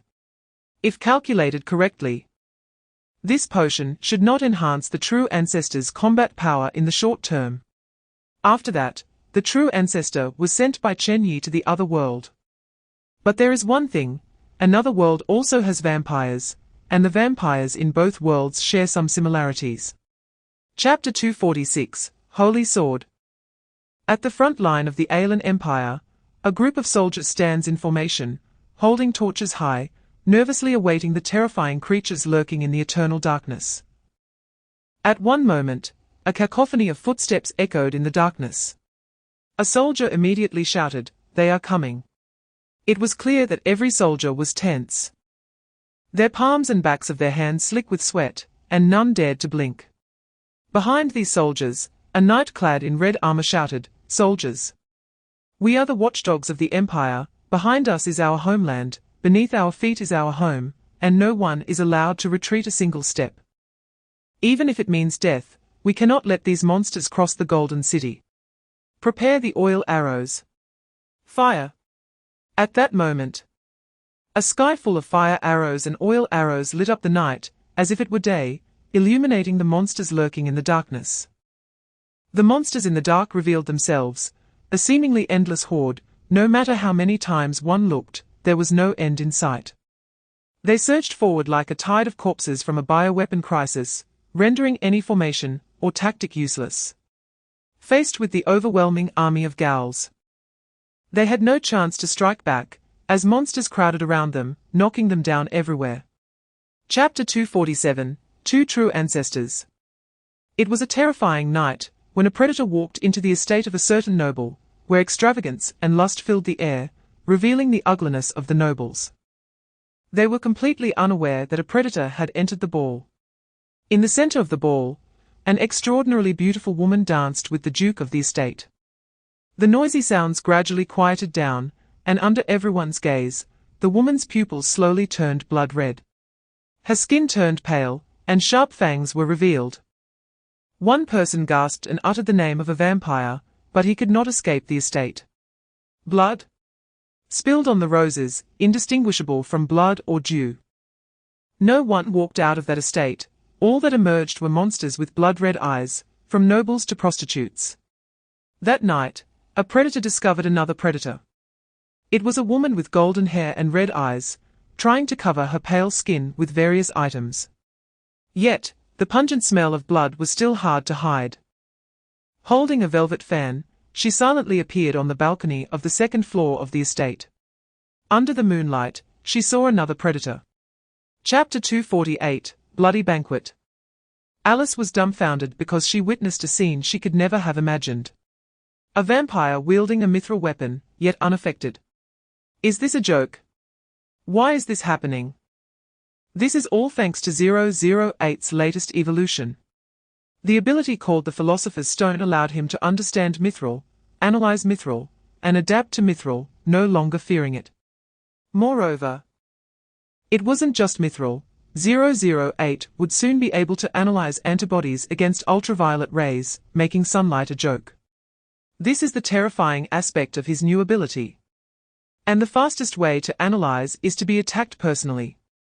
For example, if 008 were exposed to the sun, the progress of analysis would accelerate infinitely. Just based on this, Alice was already convinced. He was right. 008 was a vampire without weaknesses, stronger than her. Please let me become like you. I am willing to pay any price. Alice said as she directly knelt on one knee, a true ancestor bowing to another true ancestor. Which could be said to be unprecedented. But just as 008 wished, turning a vampire into a vampire, making her serve 008 in the blood power of this world. Chapter 249, Collaborating with the Natives. I am your friend. I can help you deal with Achilles, he is our common enemy. Are you interested in collaborating? The Frost King remained unmoved, and the skeleton continued, I think this condition is still not attractive enough for you, right? How about this? I can give you an ancient magical artifact, as a sign of my sincerity to cooperate. The Frost King was still unmoved. This doesn't touch you. All right. Perhaps you do have some trump card, otherwise, you wouldn't dare confront Achilles. But no matter what your trump card is, you cannot defeat Achilles. Only I know how to defeat Achilles. After all, I am his most beloved uncle. I watched him grow up bit by bit, his earliest magic was taught by me. Yet he betrayed me, my ungrateful nephew, who even reported my research to the church. To take revenge, I will make him suffer for a lifetime. The Frost King remained unmoved, causing the one communicating through the skull to feel uncertain. Can he not be persuaded? Is the condition not attractive enough? Or does he know he cannot win against Achilles, so he has no intention of fighting at all? Chapter 250, Do you know who is behind me? This trio whispered in front of 009 for a long time, and it was unclear what they were saying, but in the end, the woman came to 009. Mister, can you understand my words? Upon hearing this, 009 showed a look of surprise. He heard a language he had never encountered before. Yet he could clearly understand what the other person was saying. What language are you speaking? How do I understand it? The woman pointed to her ears and mouth. She was a half-elf, with black hair but green eyes. Elves are friends of all beings. And the language of elves is a primitive tongue that can be understood by any creature or race. The elf's ears are blessed by the language of the wind. And the natural elements in the wind will convey all the emotions you want to express to me, more precisely than pure words. Isn't this exactly what I need? 009 stood up solemnly, grabbing Jaina's hand. Teach me this language. I can pay any price, and it needs to be quick. I am very anxious. Oh. Why are you holding hands? The man carrying the lute quickly pulled Jaina back and quietly asked her, what did he say? Why are you holding hands? Chapter 251, The Kingdom in Peril. Before the endless wasteland, Achilles stood on the northern border, gazing at the 1,000 miles of ice and snow. In the perpetual darkness without sun, the wind and snow continued unabated, and the road ahead was completely buried in heavy snow. With no trace of the past to be found. Achilles extended his hand, and snowflakes fell on his armored palm. The snowflakes were neither natural nor magical. Impervious to fire and light. They were products of this eternal winter. The soldiers stationed here gradually became haggard under the corrosion of the frost. And one person shivered as he approached Achilles. It is really too cold here for adults. Most of us are from the capital, and are not accustomed to the weather in the north, especially now that the north has fallen into a harsh winter. The endless wasteland is referred to as the north, a desolate place with no mountains or trees around. If you go further across the endless wasteland, you can reach the pilgrimage snow mountain. The cold wind blows from the north, and non-locals do not adapt to the climate here, especially not in the current conditions. Achilles turned his head. The soldiers camping behind him were all gathered around the fire, wrapped in thick fur blankets. Their eyebrows and hair were covered with snowflakes, and some of their faces were gradually turning purple. Chapter 252, The Final Battle. Achilles. At this moment, countless thoughts flashed through Achilles' mind. It seems that my infamous uncle has found someone who shares his foul stench. Beside the Frost King, there is an undead creature riding a skeletal horse. Heh. You should worry about your old nest first. This time, I didn't just bring a partner. Guess what happened in the capital? It has been so long. You should have received some news by now, right? Achilles' gaze turned cold. You collaborated with the vampires. The undead let out a chilling and eerie laugh. Yes, that's right. I found the legendary progenitor vampire, Alice. I offered her a condition she couldn't refuse. And it turns out this progenitor vampire is even more capable and powerful than I imagined. I estimate that when you return, that incompetent king should have already met his end. Achilles drew his holy sword. You want to shake my resolve. But don't forget that there is a church in the capital. Whether it's vampires or undead, it is difficult for them to act under the power of the Code of Light. The undead sneered. Is that so? If that's the case, may I ask why that incompetent king wrote you a letter? Chapter 253, Reinforcements have arrived. The enemy came prepared, and the situation at the rear is unclear. This operation is too large in scale. Things probably won't be that simple. Achilles also knew that something must have happened at the rear. And there was no time to entangle with the Frost King and the River of Death. Those two were definitely prepared for Achilles, and they must have a backup plan. The key point is that the abilities displayed by the Frost King are too strange. Achilles had never seen such methods before. It is neither magic nor any form of energy invocation, but seems like a direct invocation of rules and origins. He had previously sensed this connection to the very root of everything. And that undead over there is not the true body of the River of Death. This so-called uncle of his is certainly not an ordinary pest. Unless he is confident, he wouldn't dare to show his true form.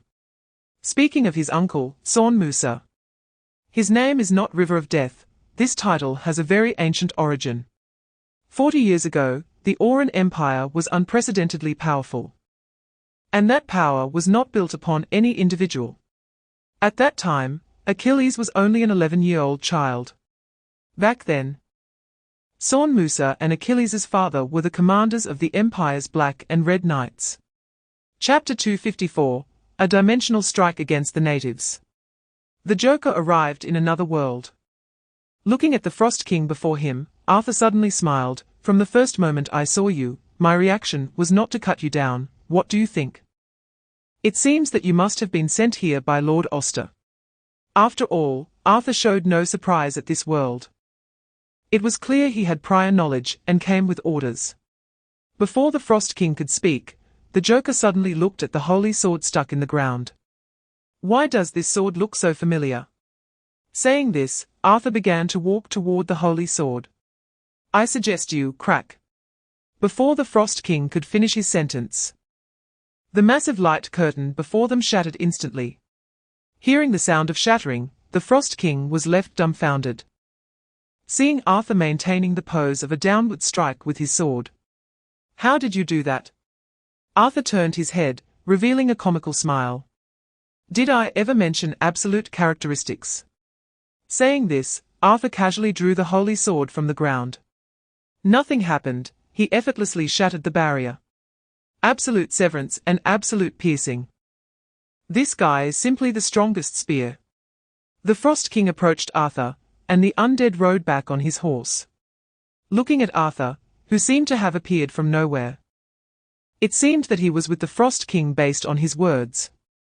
Chapter 255, Breaking the Oath. Who turned you into this? Frost King. Who is the Frost King? I don't know. All right, let's change the question. Why did Achilles leave? I don't know. Slap. The corpse collapsed backward. The man looked at the pile of corpses before him and rubbed his temples. May I ask why only 5 questions can be asked? That's the rule. Who set the rule? I don't know. The rules of communication with the deceased were quite strange. Why could a deceased person only be asked once and only 5 questions? The man, holding the talisman, stood up.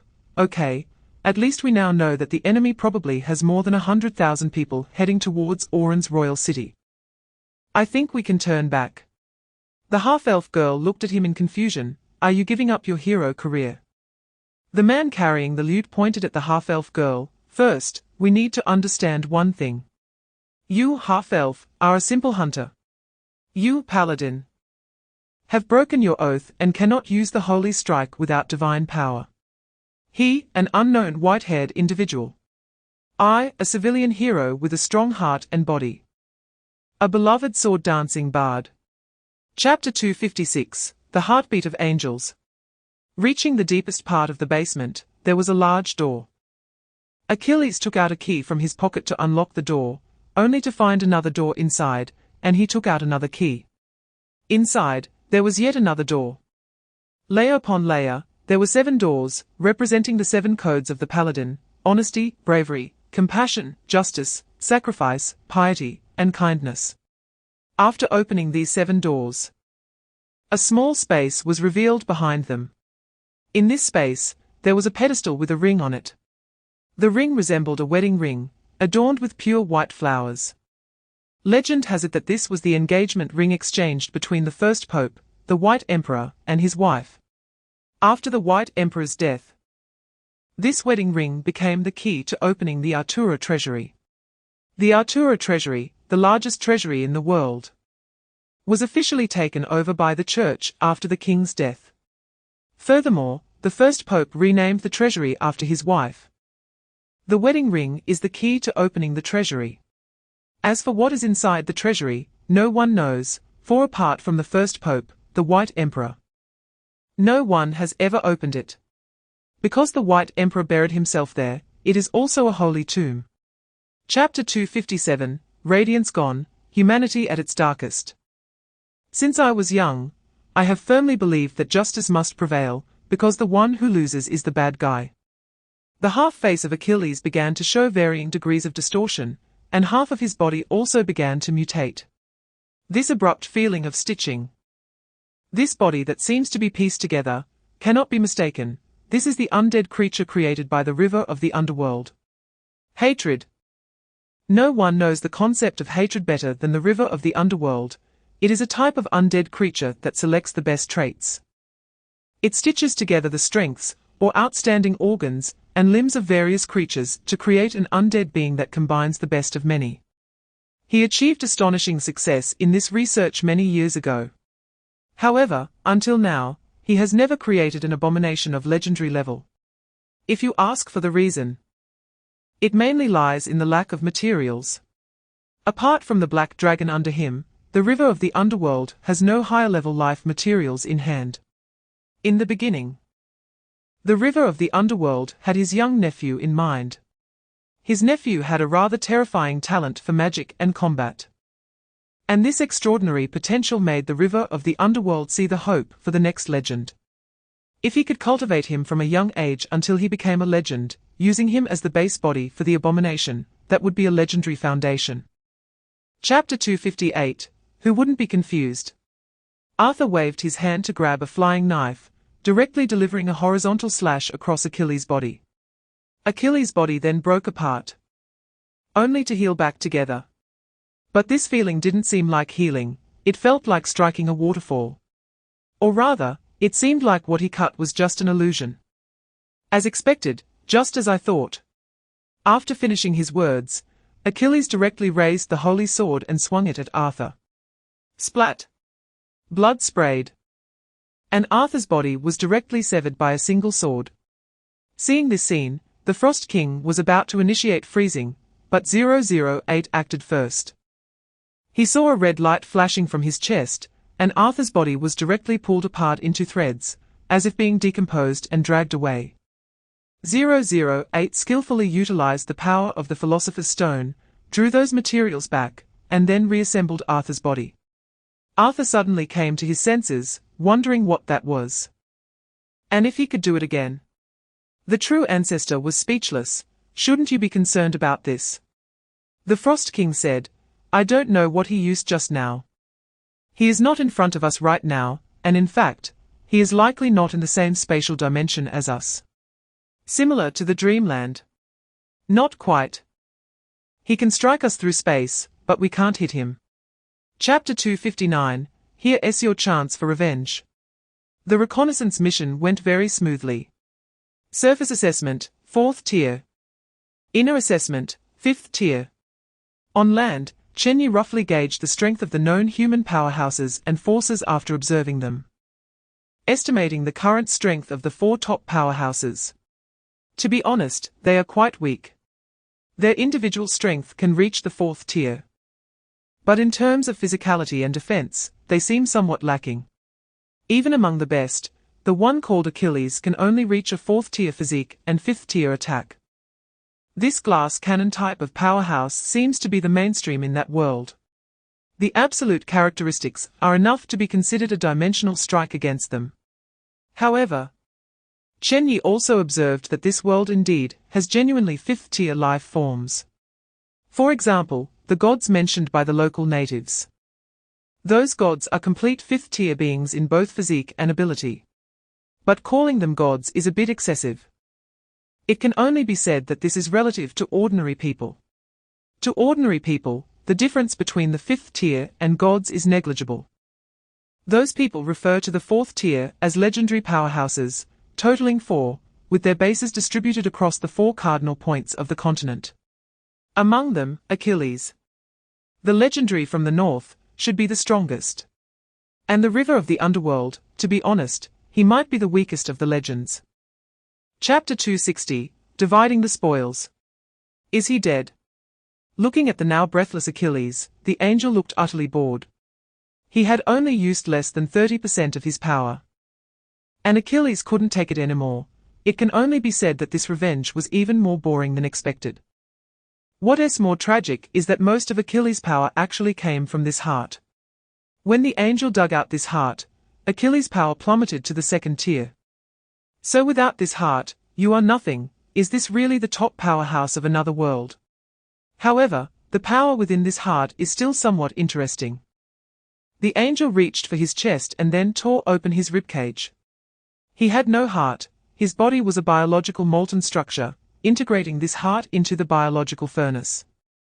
Flesh and blood wrapped around the heart, and blood began to interchange between the hearts, bringing forth waves of golden energy. At that moment, the angel's pupils suddenly turned golden. The radiant power burst forth from his body as he picked up the holy sword on the ground. Trying to transfer energy to the holy sword using the method Achilles had used. At this moment, the holy sword suddenly flickered with dazzling waves of light. Chapter 261, Perhaps you are the true paladin. I'll help you with the translation. Oh, upon hearing this, 009 reached out to stop Arthur, saying, That's enough. Arthur blinked. Surprised that it was over so soon. This isn't 009's style, is it? Yes, killing someone to the end is 009's consistent style. However, this time 009 considered another matter. If both of these people died, then Jaina would likely not sincerely help him with the translation. Instead, she might twist his words, causing 009's plan to deviate, as a form of revenge. Therefore, conversely, sparing their lives as leverage, allowing the girl to see some hope, would be much more controllable than the former. After all, 009 could directly say that if her communication didn't get across, he would take action against her 2 pitiful friends. Remember, they all died because of you. This is the true essence that 009 realized when facing moral coercion. Even though those two were unwilling, what could they do?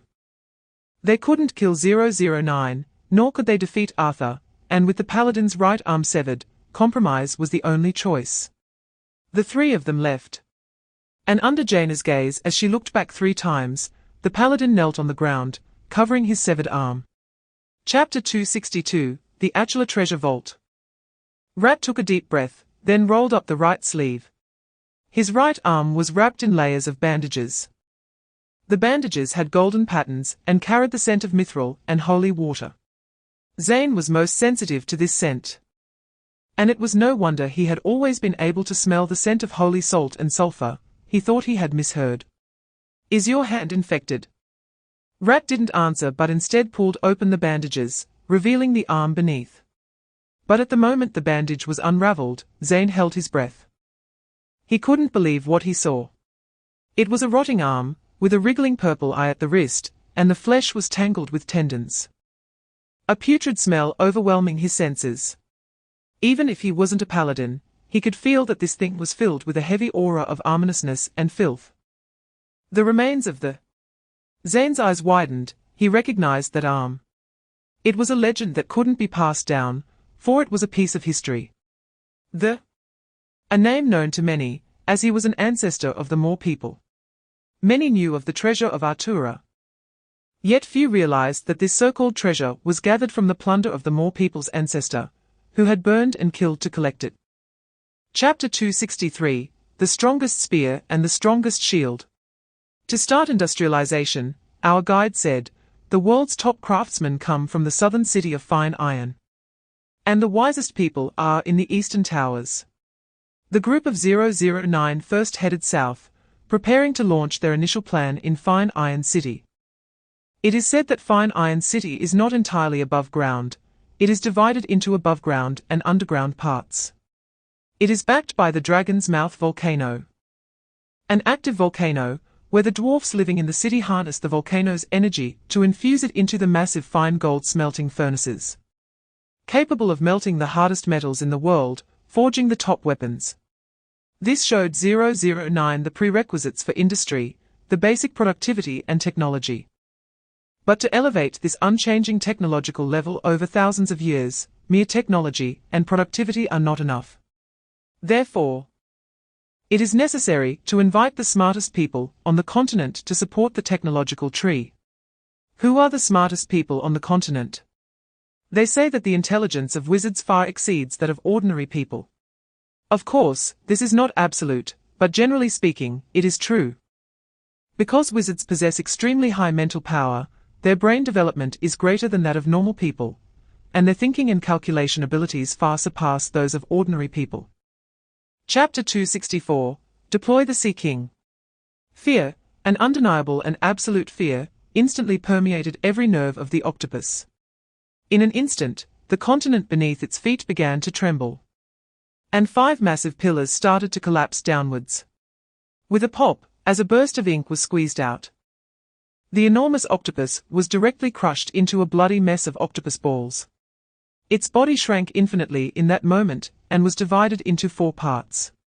Immediately after, a double-eared pod appeared in the air. Next, it's your turn. On Earth, in the inner world, Li Yuan suddenly heard an echo. He turned to look at the sky and saw a point of light appearing in the universe. That point of light continued to enlarge until it manifested before him, transforming into a vial of potion so small it was hard to see. Li Yuan caught the scent of an opportunity for evolution. Thank you, my god. I will not let you down. A finger extended from the sky, pointing at another colossal being in the distance, she, along with you. Hearing this, Li Yuan bowed his head, yes, my god. He extended a tentacle to wrap around the potion and drew it into his body. Then turned to look at the massive marine creature, at the other end of the city. The creature's appearance was very similar to his own, also having the form of a marine being with a humanoid shape. Chapter 265, Today I must tear down this broken door. In the endless wilderness, on this frost-covered flatland, The only protruding place is a large mountain. That mountain is the only elevation in this wilderness. And it was the first thing Frost King saw when he arrived in this world. Under the carpet search of the others, they discovered that this mountain was the entrance to the melting fire underground palace. Legend says that the fire-eater Nolla is beneath the melting fire underground palace. People say that beneath the underground palace is hell, the abode of guilty souls, where flames hot enough to dissolve everything exist, even souls. Guilty souls suffer torment in the melting fire hell, eventually becoming food for the god of death, their souls dispersed. Only 3 people in history have truly seen Nolla. The first was the one who first discovered the melting fire underground palace and named it, informing future generations. Yes, he successfully walked out alive after meeting Nolla. It seems he reached some condition with Nolla, exchanging for powers beyond humanity. That person is very famous in history, as he was the second to provoke a world war after the Shattered War and nearly unified the continent. His name was Reawakened, who single-handedly ascended to the celestial realm. And then he died a very tragic death. Chapter 266, An Unknown Ancient God. Which dog is responsible for creating such a stupid thing? I refuse to believe there's only this one way. Today, even if I have to dig 3 feet into the ground, I will get in, shovel, dig down. The Frost King said, and the others and the corpse spirits all raised their icy crystal weapons. The front of the icy crystal weapons manifested into the shape of shovels, directly starting to dig down on the spot.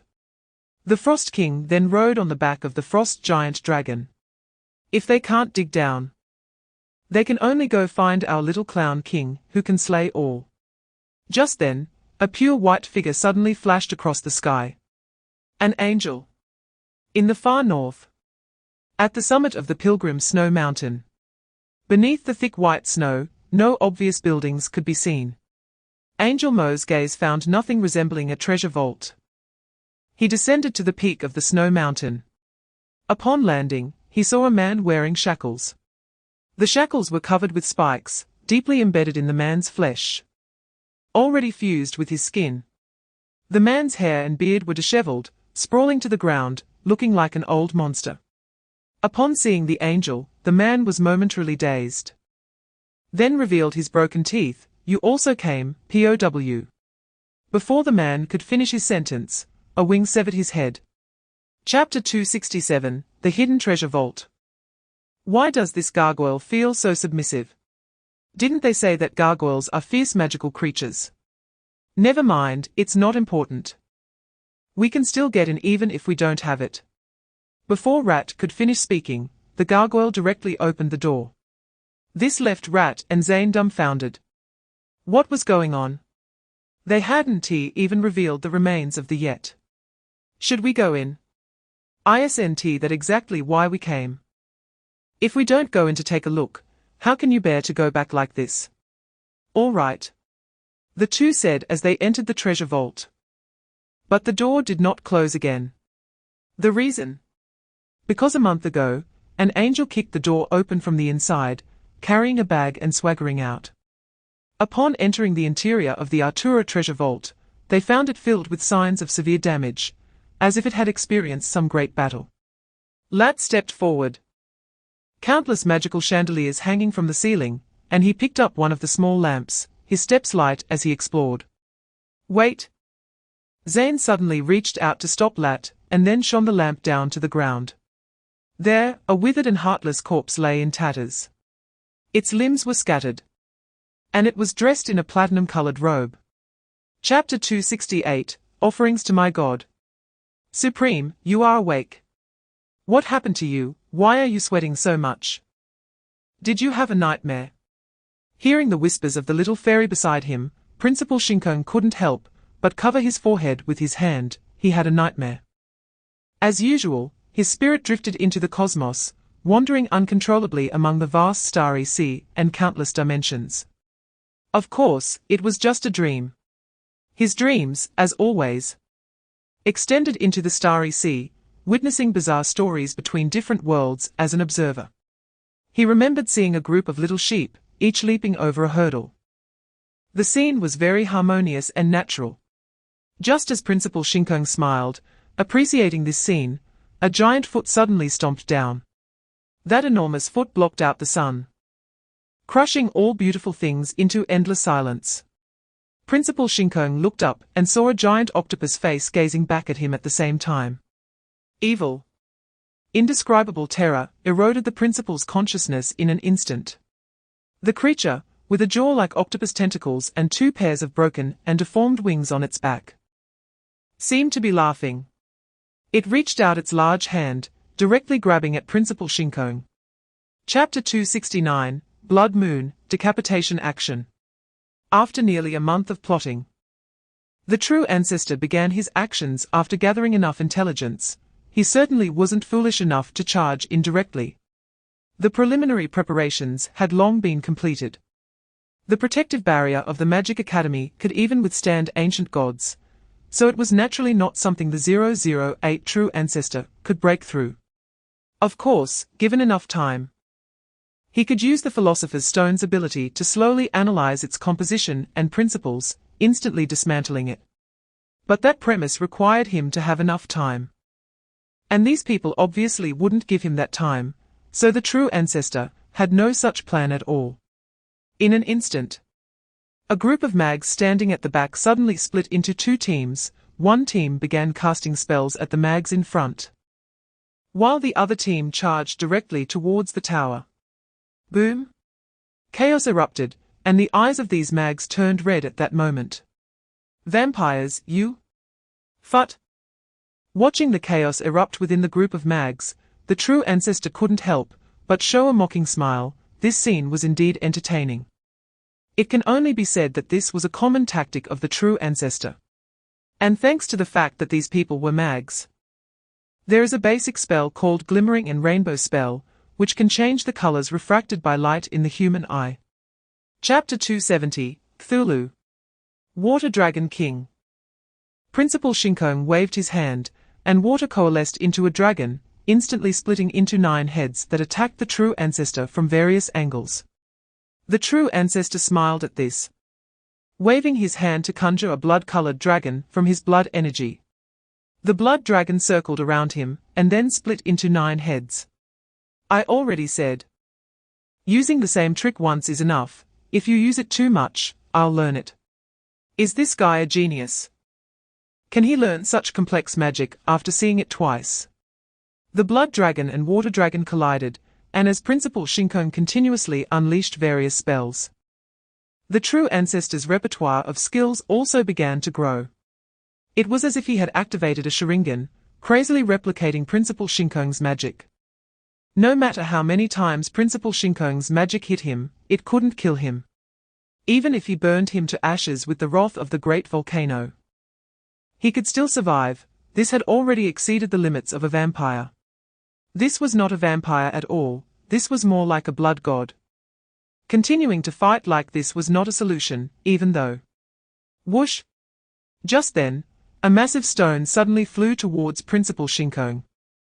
The size of the stone was comparable to the peak of a mountain, and its speed was as fast as Principal Shinkong's comet magic. Chapter 271, The 3 Great Ocean Beasts. Siren blinked, looking at the somewhat familiar yet strange monster before her, and the first thing she thought of was the Sea King. Because it looked similar, but upon closer inspection, there were many differences. Hello there, little merman, why are you alone here?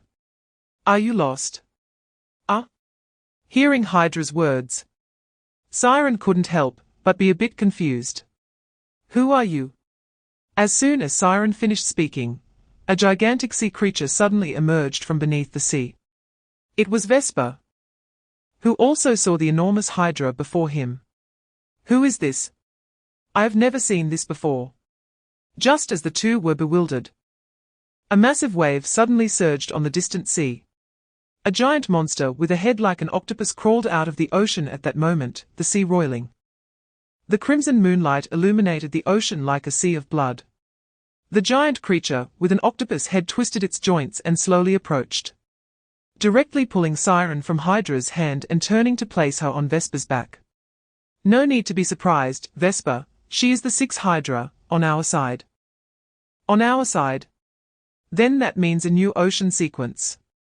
Chapter 272, King of Demons Baal. Baal undid the napkin around his neck, my friend from another world. Did you ever think of one thing before asking this question? I am an immortal demon. I am neither like those weak humans nor do I stand above all ancient gods. I am more powerful than all life on this planet. My existence is older and more ancient than those ancient gods. The life of this world should be grateful that I am a well-known and kind demon. Listening to the self-narration of the demon king Baal, Qin Ling, far away on earth, sent him a letter. This was his way of communicating with that world. For this, Qin Ling learned the language and writing of that world. Yes, Qin Ling truly self-taught the language of that world. Rather than using abilities to achieve it in one go like the true ancestor. For him, it was not complicated, it just required patience. Qin Ling was proficient in many languages, and studying different ethnic cultures and their languages was one of his few hobbies. Of course, learning the language of another world was a necessary prerequisite. Now, Chen Ye had begun the invasion of the other world. And the root cause of all this was Qin Ling. It can be said that if Qin Ling hadn't seen that world and discovered the coordinates, they wouldn't have faced an invasion. Chapter 273, Spare him. Principal Shinkong, he is a warrior, but not a complete warrior. He grabbed the true ancestor. And although he couldn't kill the true ancestor with his meteor fist, he successfully shattered the true ancestor's worldview. On the surface, such a frail old man. And yet when his clothes were torn, his body was covered in muscles. What's going on? Is this a case of wearing clothes makes you look thin? That's too exaggerated. You, a magician, don't use magic or a staff. Is it only magic if it comes from a staff? Magic can't be that inconvenient. So every punch I throw is physical magic. The Starry Sky principal couldn't help but reminisce about his once beloved 40-meter staff. If it weren't for his teacher saying that it would tarnish the image of the next generation's Tower Master, he wouldn't have to go through such trouble now. Because this is the real him, if it weren't for maintaining the traditional image of a magician in front of others, he wouldn't want to use this toothpick staff at all. Can this thing even kill? You should know that when Achilles first became a legend, he came to challenge him. At that time, it wasn't magic that decided the outcome, but the Starry Sky principal's unexpected punch that knocked Achilles senseless. Chapter 274, Destroying You. What does it have to do with me? If anyone in the room was the most confused, it was naturally the Starry Sky principal. I was ready to die. And suddenly a white-haired person said, "You can't die, you have to come with me," and then the two white-haired individuals started arguing. I completely couldn't understand what was happening now. But from their language, it was evident they were together, both having invaded from another world. So weren't they on the same side? Why were they arguing? It turns out that the invaders from another world are not all of one mind. They are just tied to the same battleship for some reason. Forget it, whatever it is. Hurry up and argue to a conclusion, then kill me quickly. Jaina seemed to understand the Starry Sky principal's emotions and quietly walked over, asking, "Why do you want to die?" Huh? The Starry Sky principal looked at Jaina, a half-elf. No wonder. As the continent's #1 magician, I really can't think of your reason for compromising with those monsters. What about you? Why do you want to associate with them? I am being coerced. The Starry Sky principal's eyes dimmed. Believe me, if you knew what the so-called truth is, you wouldn't have any doubts about my actions. Chapter 275, Is immortality really that impressive? Wait, you can't take him away. 009 shouted as he climbed up from the ground. Because he wants to come with me. Come with you. Li Yuan suddenly laughed. You know, 009, whether you are immortal or indestructible, that is only physical. I think you know this better than anyone. Others might not be able to do anything to you, but for me, killing you is not difficult at all. It just depends on whether I want to or not. If one day you feel you've had enough of living, you can tell me just like today. And I will grant you death. At that moment, Li Yuan's huge eyes became infinitely hollow and terrifying, as if he could see through one's soul. 009 actually felt a fear of death at that moment. This was an emotion he had never experienced since becoming a monster. Death, what a strange word it is. Can 009's death really be imagined?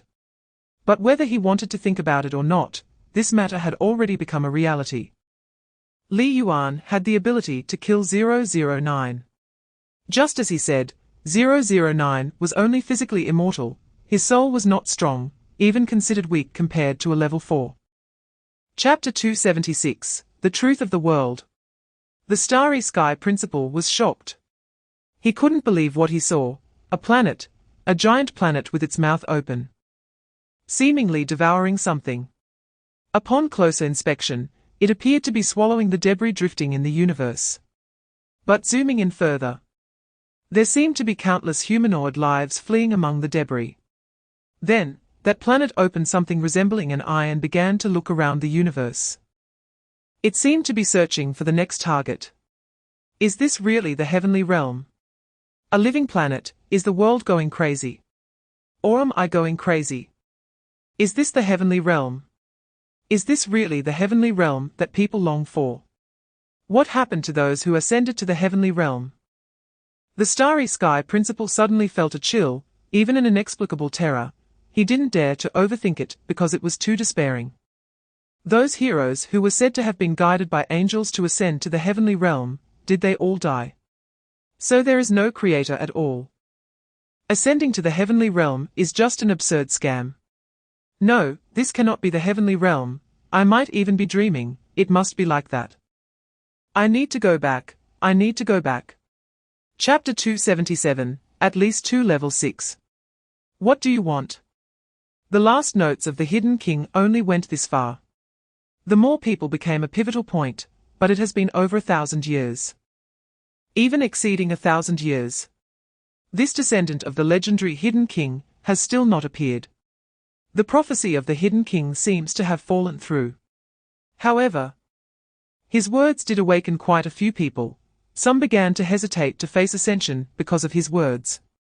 Over time, ascension began to be gradually forgotten. Those ancient gods who compromised with the Mother Star also did nothing. In the following 1,000 years, no new ancient gods were born. And the Mother Star began to grow impatient. It started to awaken frequently, and was already prepared to destroy the surface world. Since the current world can no longer give birth to ancient gods, it indicates that the current world has entered a wrong trajectory. And errors must be eliminated and then reconstructed. Destroying the human world on the surface, killing all life on the surface, and then nurturing new life and civilization again. Starting everything from scratch is the next plan of the Mother Star. This is what the Starry Sky Principal meant when he said their fate is destined for death. Everyone will die, no one can be exempt, the world will be destroyed, and even without those invaders from other worlds, destruction is inevitable. Chapter 278, The Watcher. Poor Rat may not even know that a certain existence from another world has set its sights on him, while he is still thinking about how to rescue Jaina. They initially arrived at the Atra treasury, but were preempted by angels. Fortunately, the angels did not find the hidden treasures within, allowing Rat and Zane to exchange their old weapons for new ones. However, they were troubled for quite a while about how to break the restrictions within the treasury. It wasn't just a simple barrier, it was something similar to a laser, where reaching in would result in being cut off by the compressed energy. Two people had no good solutions to this, so Rat thought of a bad idea. He directly thrust his hand, the hand of the Hidden King, into the restriction. And as expected, his hand was severed. However, although his hand was cut off, it was severed inside. Controlling the severed hand to throw out the contents inside was the bad idea that Rat came up with. The body of the Hidden King is immortal. Even if it is shattered into thousands of pieces by those energies, it can heal back together. Of course, it doesn't matter if it doesn't heal. It can grow back anyway. After that, Zane took the sword from the White Emperor's hand, while Rat took the sword of rebellion against the heavenly realm. Their next destination was the western part of the continent. Chapter 279, The Departed Gods. Wang Haonan joined Rat's team, but Rat still felt it wasn't enough. They needed more allies. So they still had to go to the central forest.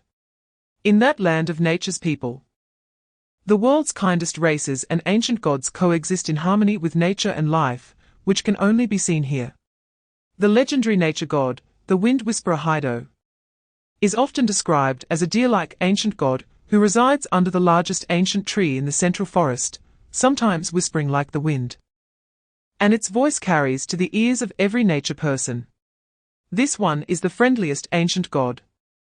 People in this world may have gradually forgotten how many ancient gods once existed, some ancient gods they can't even remember the names of, but they certainly won't forget Haido. Because this ancient god has always been protecting the peace of the land. So why does this world only have the god of death, the nature god, and the god of wisdom? The answer is clear, it's not that there are no other gods, but that those ancient gods are no longer present. Reflecting on the past, humans once had a god. The war god TL, what a strange name. On the way to the central forest, Rat couldn't help but recount their story to Wang Haonan. Remembering one time, when they really found a dwelling of an ancient god. Chapter 280, Is this the god of death? Fourth stage, a legendary powerhouse in this world. So, there are 4 known human legendary powerhouses, 3 of whom have already been captured, so this person must be the 4th, right? The 4th powerhouse is a member of the royal family of the West, the Woma Empire. So Red Lotus, this is a relatively well-known title. Until people discovered that this Sir was actually a woman, many changed her title to Lady Red. Her story is quite extensive, for example. She fell in love with Achilles on the battlefield. Then she discovered that her father's death was actually related to Achilles' uncle, and she fell into endless entanglement. It is said that the legendary powerhouses of this world are quite interesting, as they are all more or less related to Achilles. If Rat is the child of destiny, then this one should be the great villain of destiny entangled with countless fates. On the other side, Li Yuan presented the principle of the starry sky to Chen Ye. He asked all the questions he needed to ask and saw all the things he needed to see. His understanding of this world was already quite sufficient. The power of this world comes from the mother star, which scatters seeds, allowing these seeds to grow vigorously. Chapter 281, A Worm. The so-called The hill worm has no claws or teeth, strong in bones, feeds on earth above, drinks from the yellow springs below, with a single heart. The fire-eater Nola. A huge earthworm. He really refreshed my understanding of the god of death. The god of death in the eyes of the indigenous people of another world is actually an earthworm, which sounds quite funny. This giant earthworm in front of me, all red and eyeless, has a mouthpart at the head, looking quite like a worm. Other than that, it seems quite ordinary. Who are you to dare disturb my long slumber? Do you know the consequences? I can't understand, don't talk nonsense. The Frost King said this and directly grabbed at the air, absolute freeze. Crack! Nola's huge body was instantly frozen there, and at that moment, the angel's body erupted with golden red patterns of light, directly entering a supernova form and charging towards Nola. Without saying a word, he immediately unleashed the 10,000 wing slash. Boom! 10,000 wings emerged, the freeze was lifted, and as soon as Nola raised its head, it was struck by countless wings, smashing it into the magma. Splash! The magma splashed up dozens of feet high, and after some writhing, Nola angrily charged out. Who are you? But? Bang! Nola hadn't finished speaking when it was stomped down by the angel. Chapter 282, Disturbing the Mother Star. Boom! The earth suddenly trembled, as if an earthquake came from afar. And a person raised his head, scratching his head in confusion. Could it be from the north? In the endless wasteland, on the molten fire palace. A huge deep pit extends downward, with no end in sight, and the angel Mo descended from the sky to the edge of the deep pit, frowning. Again with this black flesh. Inside the deep pit, Nola's gigantic body had been blasted into a mass of flesh. Black-red blood splattered. And at the very bottom of the deep pit, a writhing black flesh tumor was twitching and growing. Facing the angels face to face. Exhausting all energy to unleash the 10,000-fold holy slash, even a fifth stage would be turned to dust. But Nola did not, although its body was crushed. A piece of black flesh that sprang out could not be destroyed no matter what. The angel had seen this thing once. In the Atra treasury at the top of the snow mountain, that person who crawled out of the coffin. His heart was the same, an indestructible black flesh tumor. The person the angel referred to was the White Emperor. And the heart of the hidden king in the White Emperor's chest was the same thing as the flesh that fell from Nola's body. This should be the indestructible power of the Gate of Truth.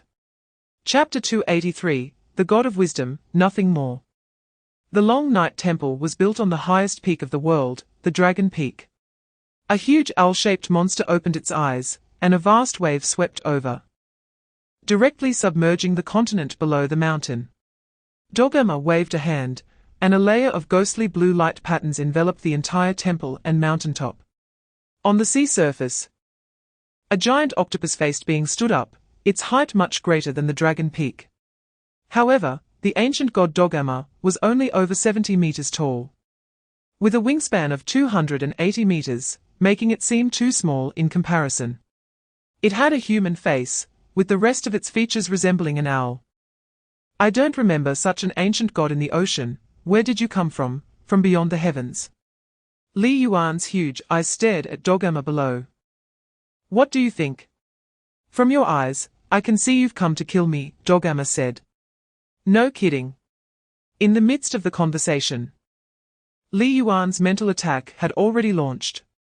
Dogama felt the surging mental force approaching, the total amount of which was huge, like an endless tide. When this wave-like mental force struck Dagmar, his eyes turned purple. It seems we are the same. Chapter 284, The God of Nature.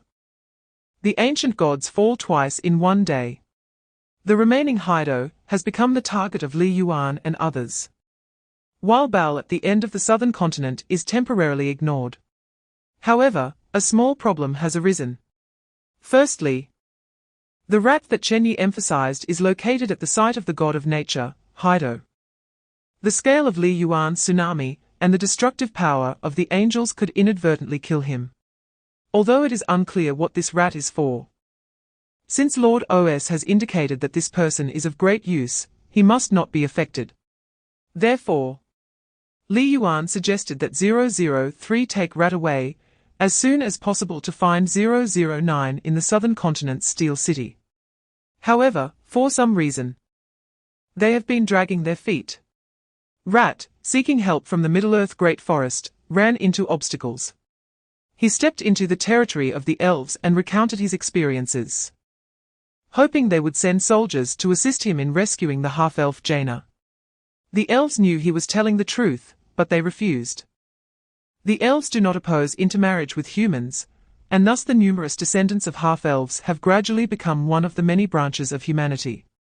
However, they would not leave the Middle-earth Great Forest.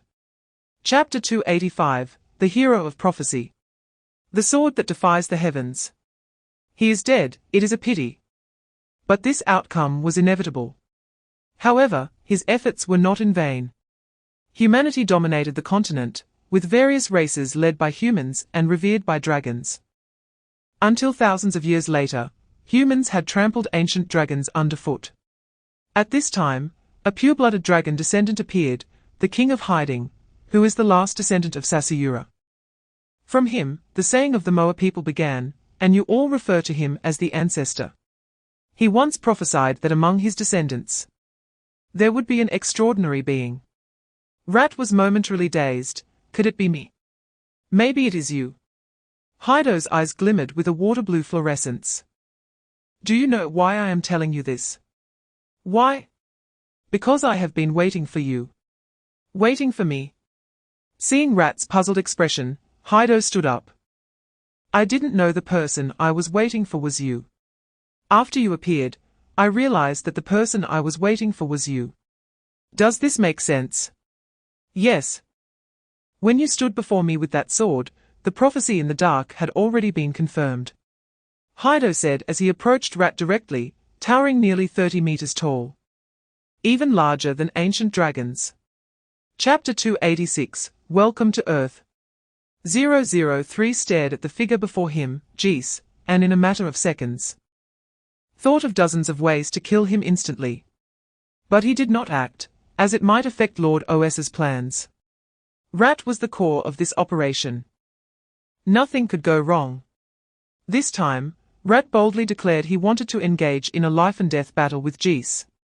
Jees aspired to become king.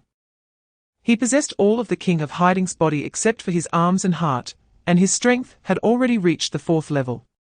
In contrast, Rat only had the King of Hiding's arms and heart, and his overall strength had not reached the 3rd level. The power difference was too great. Nonetheless, Rat accepted the challenge, and the battle was about to begin. Jees wielded a black long knife in each hand, while Rat held the sword that defies the heavens. And the two clashed instantly. Rat was a bard, practicing sword dance, while Jees was an assassin, trained in shadow tricks. Tricks are a form of energy usage that is inferior to magic. Although varied, their effects are not particularly powerful. In just one encounter, Rat was overwhelmed.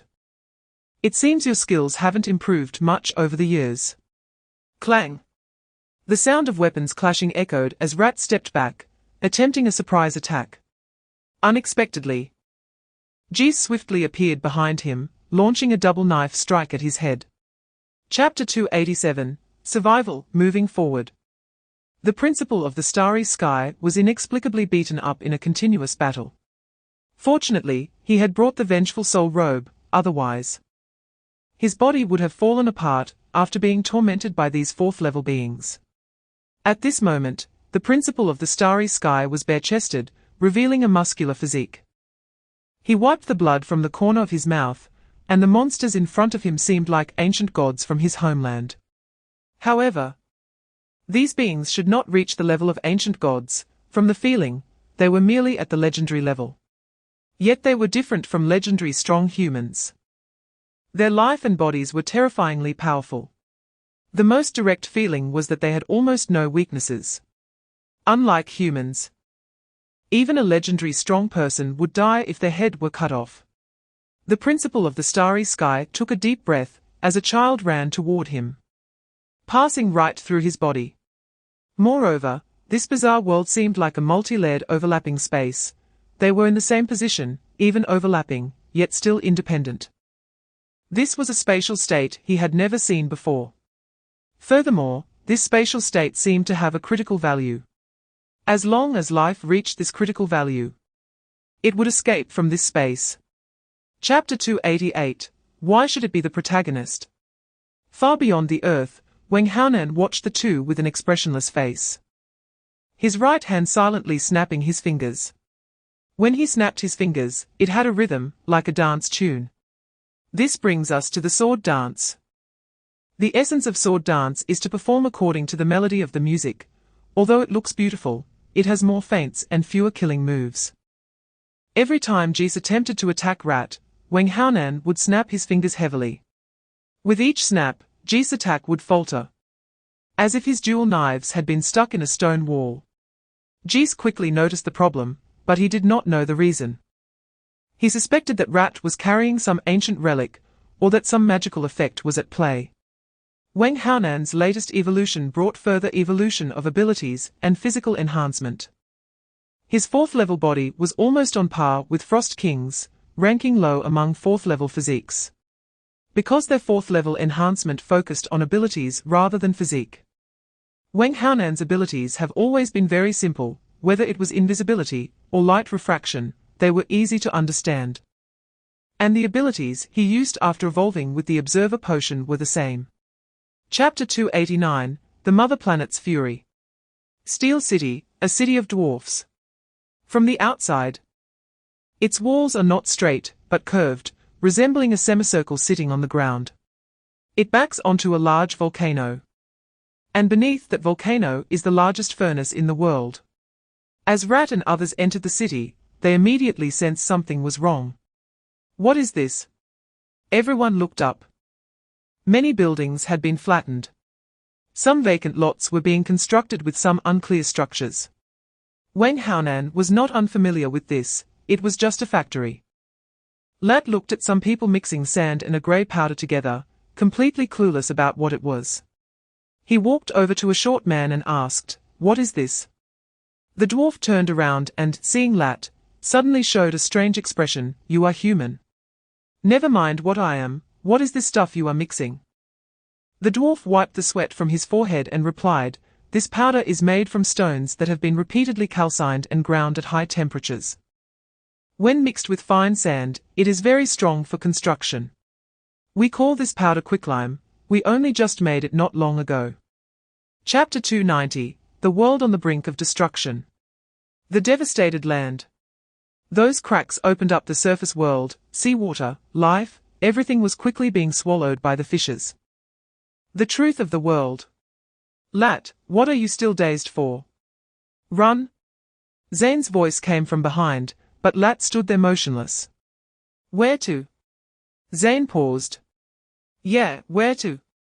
Even the majestic and sturdy iron city walls have been torn into pieces by the great power of heaven and earth, the whole world is on the verge of shattering. Where is safe?" The huge cracks spread to Lat's feet, and the lava from the depths of the earth was surging out. The prophecy has come true. Lat stared at the crack in front of him, his expression gradually becoming numb. "They are all waiting for me to save the world, they are all waiting for me. Why? Why don't they go themselves? What ability do I have to save this world on the brink of destruction? What qualifications do I have to save the world?" Lat knew he did not have that ability. But everyone is looking forward to it so much. "You are the savior. They all say so. They are just pushing a person to jump out to save them." An unprecedented sense of despair surged from the depths of his heart. And the sword of rebellion against the heavens fell from Lat's hand. Chapter 291, Facing the Mother Planet. Boom! Tiamat took off. It leaped into the sky with everyone. And even among the ancient gods, its speed was quite fast. The ground rushed past quickly, and due to the speed, everyone had no choice but to grab onto the protruding spikes on Tiamat's back. "Is this giant dragon really Tiamat? I thought it was dead. How would I know?" The wind howled, and they shouted loudly to hear each other clearly. But conversely, Tiamat could also hear what they were saying. Tiamat is the dragon god of the nine hells, and the nine hells is now the abyss of darkness, which was once Tiamat's territory. It was later occupied by the demon king Baal. If you say one more useless word, then roll off me and accompany those beings on the ground.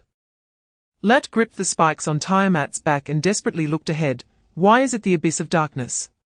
You all say where the last stop is, but why? Tiamat seemed a bit angry. Useless, you don't even know this. The nine hells lead straight to the heart of the earth god. That is the only way to enter the earth god's body. Only from there can you possibly kill the nearly immortal earth god. Chapter 292, The Final Battle.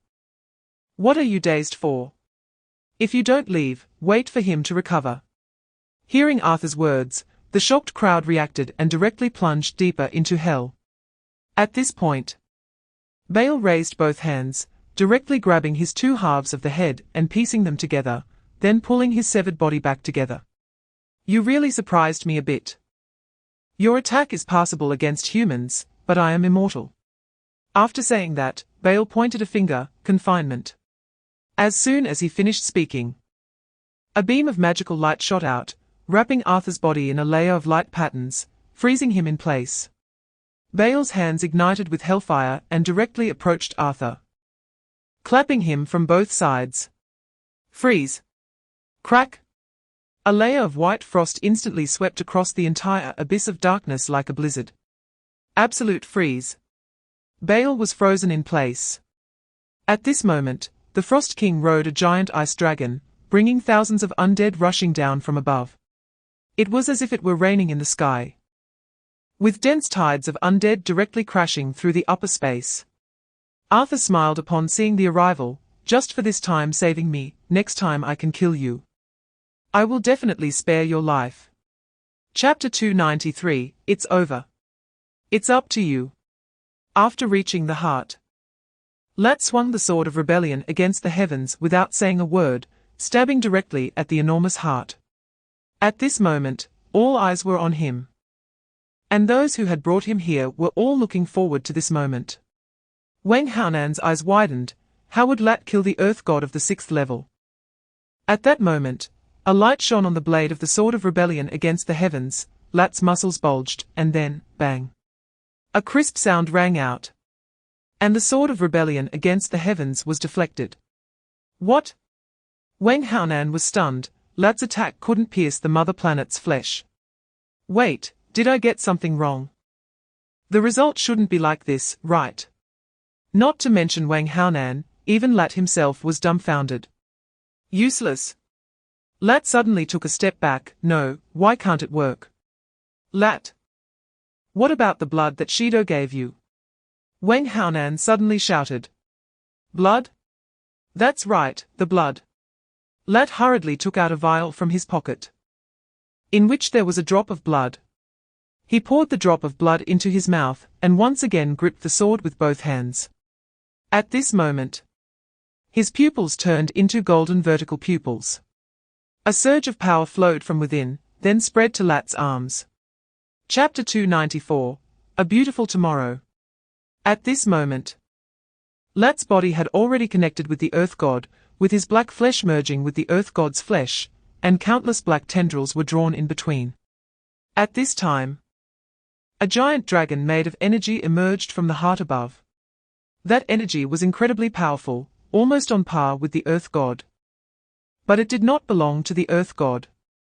Being in the same dimension, it is not easy for the gods of heaven and earth to completely digest the dragon god's power. Have they told you this story? Is it said that the Earth God and the Heaven God shared the Dragon God? Exactly. They teamed up to kill the Dragon God and split the Dragon God's power in two, but to say it this way. Actually, the Earth God absorbed 80% of the Dragon God's power alone. Too much can't be chewed at once. Until now, it has not been able to fully refine the power of the Dragon God. Relying on the unrefined power of the Father God, my consciousness has been preserved. It can only wear down the Dragon God's energy bit by bit over time, and this has become our only opportunity. What opportunity? The chance to perish together with it. You and I have merged into one, we can no longer be separated. If we die, we will die together. Chapter 295, The Sovereign Devours. Unable to sense life or energy, it is a high-dimensional being. Are you the invader? The celestial god realized what was before it, and it immediately stopped absorbing energy. The enormous sphere instantly rotating and compressing into a tiny point. Planning to catch me off guard when that guy dies. Ridiculous, I'm not the same as that guy. Boom. A wave of energy spread across the star system, and the celestial god actually compressed its body to nearly the size of an angel. With a height of 2 meters and an angel-like appearance, it was surrounded by 9 layers of star rings, with no gaps and no eyes. It looked like a completely white wax figure. After confirming that the creature before it was high-dimensional, the celestial god directly compressed its mass, infinitely reducing its volume while keeping its mass unchanged, a method to deal with high-dimensional beings. To put it simply, a wall that is impenetrable in a low-dimensional world may have countless flaws in a high-dimensional world. But if millions of such walls merge together, maintaining the same size while infinitely increasing their density, a qualitative change occurs, reaching a higher dimension. The celestial god's decision was correct. Now its body, even when viewed through a 100,000-fold magnifying glass, has no gaps. Chapter 296, Sleep. There is no true eternity in the universe, even 7th-tier deities will perish. The mass in the universe is not infinite, and there are edges to the universe. Chen Ye devoured a world and began to refine this part of the mass. But the mass could not be fully converted into energy. Thus, the excess mass must either be discarded or transformed into a part of Chen Ye's material carrier. To put it more simply, mass is soil, energy is gas. Gas is refined, but soil does not disappear. Either throw away the soil or condense it onto one's own body. For an incorporeal life, doing so can shape a material body for itself. Due to the potion, Chen Ye's material carrier collapsed, becoming a ghost-like existence. However, the ghost state is not complete nothingness, as the celestial god mentioned before being devoured. Chen Ye is not nothingness. He is simply invisible and intangible at a lower dimension. But if the dimension rises, one can see what he looks like and can touch him. The most unreasonable aspect between dimensions is that high dimensions can freely penetrate low dimensions, while low dimensions cannot touch high dimensions. Chapter 297, The Gambler. A man and a woman in black arrived in Hong Kong. The small and large groups have reached the designated location. Attention! Your mission this time is to bring back everything related to the target. Details can be found in the information sheet. Please pay attention to safety. Yes. Ren Shui ended the communication, and a black sedan stopped in front of the two.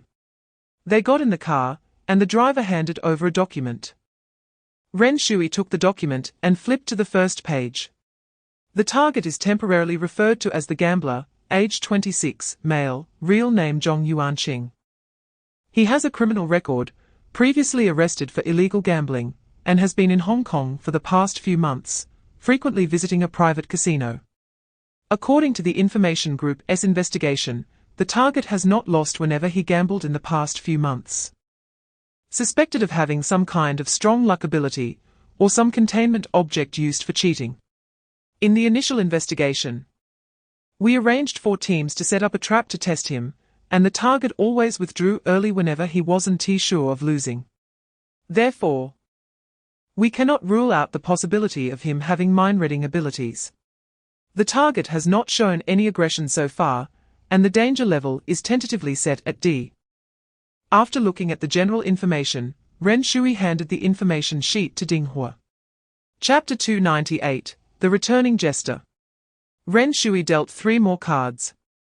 And Zhong Yuanqing drew another high card, leaving him with 2 kings in hand. There was almost no competition. Brother, a bet is a bet. Zhong Yuanqing said as he took back the bundle of money. He didn't cheat with his cards, so is his ability really just luck? Okay. Want to play another round?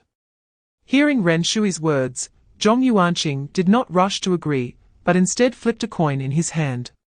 When the coin fell, it showed the opposite side. Casually spinning the coin, Zhong Yuanqing smiled lightly. Never mind, brother, if you really want to play.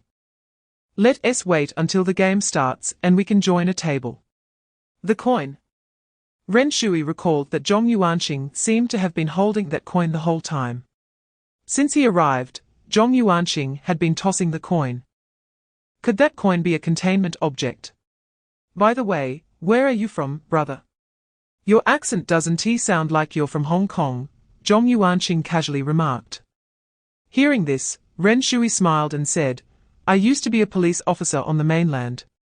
Zhong Yuanqing tossed the coin again, and it still showed the opposite side. Brother, making this joke isn't interesting. I believe you're from the mainland, but being a police officer is another story. The issue is indeed with the coin. That coin could be a containment object. Chapter 299, There are ghosts within. Nearby high-rises and the city turned to ruins, leaving behind a massive explosion crater. A helicopter flew overhead, and 2 figures descended from the sky. The man at the forefront had a green phantom behind him. He approached the explosion pit, and saw a man and a woman lying in the pit. How is it? Jia Mu looked at Ren Shui. The light shield was activated. So Ren Shui should be fine. Ji2 looked at Ding Hua, and suddenly his pupils shrank. Ding Hua's light shield shattered. What? Jia Mu quickly looked at Ding Hua, who had obvious burn marks on his body, but no other injuries. However, Ding Hua's life signs had vanished. They were all equipped with YSW-049. An energy light shield from the military arsenal. As long as it was activated instantly, it could block most damage for a short time. Ren Shui and Ding Hua both activated their light shields. Ren Shui's shield was fine, but Ding Hua's shield shattered. The next day, at the United Nations Nine-Tailed Fox base, Ren Shui woke up on a bed in the medical room, and his eyes fell on 4 men and 4 women. The 10 heavenly stems had actually gathered together. Ren Shui suddenly sat up. "Where's Ding Hua?" Hearing Ren Shui's words, everyone fell strangely silent. Chapter 300, The Gambler, Fate's Throw. Does he have any abilities? Arthur thought for a moment. Does tossing a coin count? 009 looked at Zhong Yuanqing. How about you tell us yourself? What abilities? How do I not know what abilities I have? Zhong Yuanqing said. Don't be nervous, okay? We are not interrogating you. We just want to invite you to join a great revolution, 009 replied. What revolution? The world is in chaos. And only by breaking the old can we establish the new. We must crush everything and build a new order under the dying light of the old world. Is there money involved? If you wish, all the wealth in the world can belong to you. I'm in. Zhong Yuanqing was let down. Arthur yawned, finding it boring. Why do you like money so much? What use is money? It's just a string of numbers. Zhong Yuanqing opened his arms and said, money, of course, is just a string of numbers, but watching that string of numbers continuously increase brings me joy. Only those who care about money can experience the thrill of a game where losing feels like falling off a cliff. If I didn't care about money, losing would have no meaning, and the excitement of the game would cease to exist. Just imagine a gambling game where you bet everything, including your life. The winner becomes king, while the loser becomes a bandit. Chapter 301, Next. The next morning, Arthur and Zhong Yuanqing set off together. Why is it still me? Because there's no one else in the organization for now. I'm counting on you to run this errand again. Isn't Zhong Yuanqing capable? Zhong Yuanqing's evolution has problems. He can't see through the fog of the surface world. Isn't that better? Not seeing means safety. If he can't see, how can he determine who is part of the sequence? This time the target is 030. Information about 030 is currently unknown, but through Zhong Yuanqing's ability, it has been confirmed that 030 indeed exists. Moreover, there's not just 030, there's also 031. The location referred to by 031 is the nine-tailed fox. The computer knows who 031 is. It's the 10 heavenly stems of the nine-tailed fox. He has hacked into the nine-tailed fox's intelligence database multiple times. And every time the nine-tailed fox has calculated how to catch him, but each time they have failed. This has allowed the computer to gather a large amount of intelligence, including the information about the 029 gambler, which was stolen from the nine-tailed fox headquarters. As for 030, the nine-tailed fox labeled him as the liar eater. But specific information regarding his abilities and appearance remains unknown. The nine-tailed fox has yet to find this person. After searching for a long time, the computer couldn't find him either. If it weren't for the ability of the 029 gambler, finding this person would be quite difficult. Chapter 302, The Liar Eater. At this moment, the atmosphere in the air became eerie. The man holding the phone looked at the tense standoff between the two parties. First, he assessed the relationship between both sides and determined it to be hostile. Both sides were dressed quite uniquely. One looked like a clown that had escaped from a circus, while the other resembled a dark figure from Star Wars. One represented chaos, the other the hand of the serpent. A fight was on the verge of breaking out. Arthur seized the opportunity, ready to charge out with a knife in hand, only to suddenly feel a line of blood appear on his neck and arm. I advise you not to move. What is this? Arthur's pupils rolled downwards, seeing his blood beads sliding through the air, leaving behind several trails of blood. There are invisible lines. They had already wrapped around him, at his neck, arms, elbows, knees, waist, and calves. I remember now, it's you. Upon seeing the threads, Arthur immediately recalled who the figure in the black robe was. When did you do this? Meng Qing leaned on the hilt of his sword. From the moment you sat here. The entire mall was the territory of the Hand of the Serpent, filled with their eyes and members. Every move Arthur and the others made was being monitored. Chapter 303. I can create an organization myself. Meng Qing grabbed the digit guy, and the threads flashed past as their figures quickly disappeared from the spot. Just as they left, a large number of police cars surrounded the area, including local police and containment specialists from the Nine-Tailed Fox. In an instant, Arthur became their target. Target 010 detected. Please deploy the heavenly stems and earthly branches for containment action. Back at the top of the mall building, Meng Qing took an apple from a nearby black plastic bag, but reconsidered and put it back. You fought with the Nine-Tailed Fox no less than several times. The digit guy looked at the situation below, took out an apple from Meng Qing's black bag. We've fought a total of 7 times, but all in different identities. This is the quickest way for me to gather intelligence, and because of this, I can now accurately estimate the Nine-Tailed Fox's response time, with an error margin of no more than 15 seconds. As for 030, the information about the liar eater within the Nine-Tailed Fox is very scarce. Up until now, they still don't know the true identity of 030, nor do they know what his abilities are. They have never actively sought out the digit guy. It has always been the digit guy who has found ways to seek them out. Chapter 304, Another Bind. The wooden figure took position. A presence with a green shadow behind it quickly descended from the sky. The wooden figure arrived at the destination first. At this moment, Arthur was being crazily shot at. Although he used his twin knives to intercept countless bullets, facing the dense hail of gunfire, it was impossible for him to protect himself completely. Bullets continuously impacted his body. Even though Arthur's enhanced physique was already at the 3rd tier, he was still blooded by wave after wave of bullets. Are firearms not effective? That can only mean there isn't enough firepower.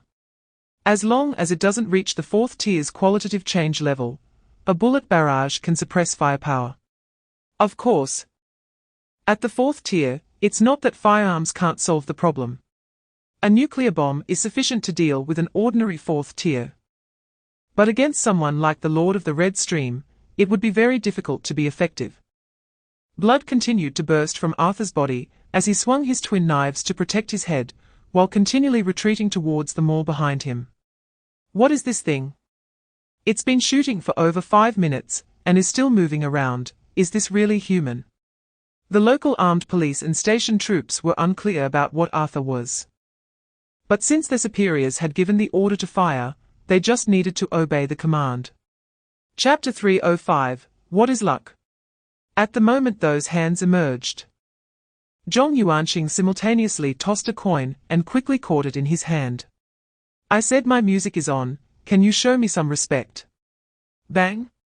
With a loud bang, a tremendous force erupted from Zhong Yuanqing's lower body, and he suddenly raised his leg, directly pulling G2 out of the ground. What? G2 hadn't reacted when Zhong Yuanqing turned around and kicked her, sending her flying. Boom! G2 crashed into the mall's wall, and the terrifying impact began to shatter the wall. Seeing this, Zhong Yuanqing opened his right hand. The coin was unmistakably facing heads up. At this moment, Jiamu suddenly attacked, and the twin snakes on his shoulders transformed into a wooden dragon that lunged forward to bite. Zhong Yuanqing, seeing this, immediately threw out a coin, while simultaneously punching the wooden dragon. I'm betting on the front this time. The wooden dragon and the fist collided, and the thrown coin fell to the ground. Front side. Boom! Zhong Yuanqing's fist suddenly erupted with a terrifying force, directly shattering the wooden dragon, and causing backlash to Jiamu as well. Phut! Jiamu spat out a mouthful of blood, clutching his chest in shock and confusion. Chapter 306, 009 is the American cockroach. Zhong Yuanqing felt as if he had been hit by a car, flying more than 10 meters before crashing into the electronic screen in the center of the mall. At that moment, a figure moving at the speed of light appeared beside Jia Mu. In his hand, two talismans materialized, one depicting a horse, the other a dog. Just barely catching his breath. The dog gives you a reason to survive, the horse makes survival a reality. Placing the dog talisman and horse talisman in Jia Mu's hand, a flash of green light enveloped his body. Jia Mu's gaping stomach quickly healed at that moment, and the man stood up, revealing an implanted socket in his chest beneath his clothing. A talisman was embedded in the socket, clearly a rabbit talisman. He is the 12th earthly branch. The position of the rabbit. Having discovered Arthur, the higher-ups immediately took it seriously and mobilized all the heavenly stems and earthly branches. The first to arrive were Jia Mu and G2, the closest to the location. Arthur's abilities posed a significant threat to humanity. And to prevent further casualties among key personnel, the higher-ups ordered the rabbit position to rush over with the dog and horse as quickly as possible. The death of Ding Hua was irreversible, and no more casualties among the heavenly stems could be tolerated. Chapter 307, Prototype of Slaughter. What is this thing? My latest masterpiece. Chaos number 02. No, this is a brand new concept. It is a set of exoskeleton armor, based on my self-created neural unit chips. I have created an AI that can assist human thought, which I call the light brain. Look closely here, the light brain is located at the back of the neck. Connected to the neural units of the human brain, it not only assists in thought, but can also autonomously control the body to react. For instance, when encountering danger, the light brain captures the source of the threat, and will automatically evade. Since this is the initial version of the light brain, it currently cannot achieve automatic retaliation. So the current light brain mode is only semi-automatic. As for this exoskeleton armor, considering energy issues, most functions have been cut down to retain only auxiliary mobility, minimizing energy consumption. 009 squinted his eyes. Don't you have that nuclear energy fuel rod? Just use that, right? The computer shook its head. No. The energy rod is stable under normal conditions, but once it is subjected to external force, it will. Chapter 308, Cheng Stone. Number 028, Hydra. Number 029, Gambler. Number 030, Liar. Number 031, 10 people. Number 032, Kinling opened his eyes, a new monster was born. Time waits for no one. Since the last direct confrontation with Chaos, the main forces on the Chaos side have not moved again. And Chaos's last stronghold has still not been found to this day. That stronghold must be where the computer's main body resides. With the computer present, any information and probing methods are ineffective. Even if investigators discover the location, they cannot bring back any information because all data will be intercepted, including the entire network's information transmission, all under the computer surveillance. Its monitoring is not 24 hours a day, it only occasionally checks the overall situation. However, the location of the computer's main body is under 24-hour surveillance. 3 months ago, the clown appeared, and since then, there has been no trace of him. It is uncertain whether he was pulled into some spatial turbulence after tearing open space, or simply hiding away. It is truly unpredictable. Now, a new sequence has appeared on the Void tablet. Chapter 309, Doubt. Why does Zheng Jin want to use this mission to obtain the Cheng Stone? Because he has been investigating the cause of Ding Hua's death for the past 3 months, always suspecting that someone manipulated things internally. He has been probing for 3 months, suspecting many people and eliminating many as well. Zheng Jin's character is tough and straightforward, his style is always simple and brutal, but also very just. Unlike Jia Mu, who is naturally a strong leader in a high position, Zheng Jin despises evil and cannot tolerate any injustice. If he suspects something, he will pursue it to the end. Regarding Dinghu's case, he not only suspected Ren Shui, but also other heavenly stems, such as Jia Mu and Ji2, who were the first to arrive. However, after several investigations, he found no clues. Since simply asking doesn't yield results, he had to use some special methods. For example, the Cheng Stone 147, people may lie, but objects do not. This is essentially a lie detector, and Ren Shui and Yimu clearly did not realize that Zheng Jin secretly took the Cheng Stone. At Zheng Jin's sudden inquiry, even Yimu was momentarily stunned. She hurried to Zheng Jin's side and pulled him, whispering, "What are you talking about? We're about to go on a mission." Chapter 310, Gargoyle. 2 days later. Europe, at a certain farmhouse. After Zheng Jin and the others arrived, they did not contact the local authorities, but only communicated verbally with the local police before commencing action. Why? It's because of the computer. Because this containment object forced various countries to adopt the Information Abolition Act and notify them verbally. Otherwise, they would discover a containment object and start acting. And the computer would know right away, with chaos following closely behind. Therefore, to eliminate chaos, there are only two troublesome targets. The mental symbol 009 must be removed first, followed by 020, the computer, the absolute ruler of the information age. As long as either of these two cannot be eliminated, chaos cannot be completely eradicated. Upon reaching the farmhouse, the three first arrived at the scene of the incident. The site had not been cleared, and the bodies had been preserved. Due to the winter season and Europe's cold climate, the bodies had not decayed even after a week. Yimu, knowledgeable in forensic science, came forward to examine the bodies. The severed edges were clean, the cause of death was beheading, and there were almost no signs of struggle, all were one-hit kills. The expressions of the deceased showed no pain or fear, as if they were unaware of their own deaths. Chapter 311, The Insider Appears. Yimu scanned the area. The footprints led from outside to inside, stopping in front of the gargoyle, and then abruptly ended. Yimu looked at the feet of the gargoyle, and suddenly froze when she did. Because the gargoyle was on tiptoes, and its front paw had 3 fingers. Could it be? Don't move that statue.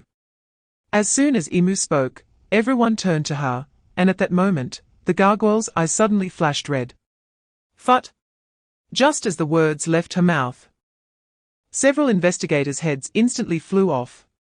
The crowd quickly turned to see that the gargoyle had somehow appeared behind the two of them. 2 headless corpses fell to the ground, while the gargoyle had changed position. Gengjin, witnessing this scene, immediately controlled the phantom, swinging 4 massive steel knives towards the gargoyle. Block! With a crisp sound, the phantom's attack was deflected. Gengjin's attack on the gargoyle caused no damage whatsoever. The others quickly began firing at the gargoyle, a dense hail of bullets pouring towards it. But no matter how many clips they emptied, not a single scratch appeared on the gargoyle's surface. Yimu's mind raced, gargoyle, headless. Chapter 312, Why don't you confess yourself? The recovery team has arrived.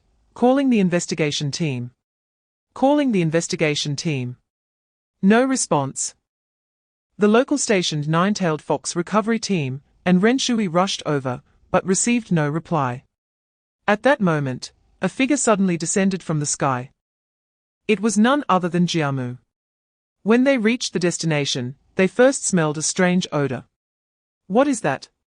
Tear gas. Jiamu arrived at the warehouse and saw Gengjin's body lying there. He was sprawled on the ground, a finger digging into the earth, writing the character Jia.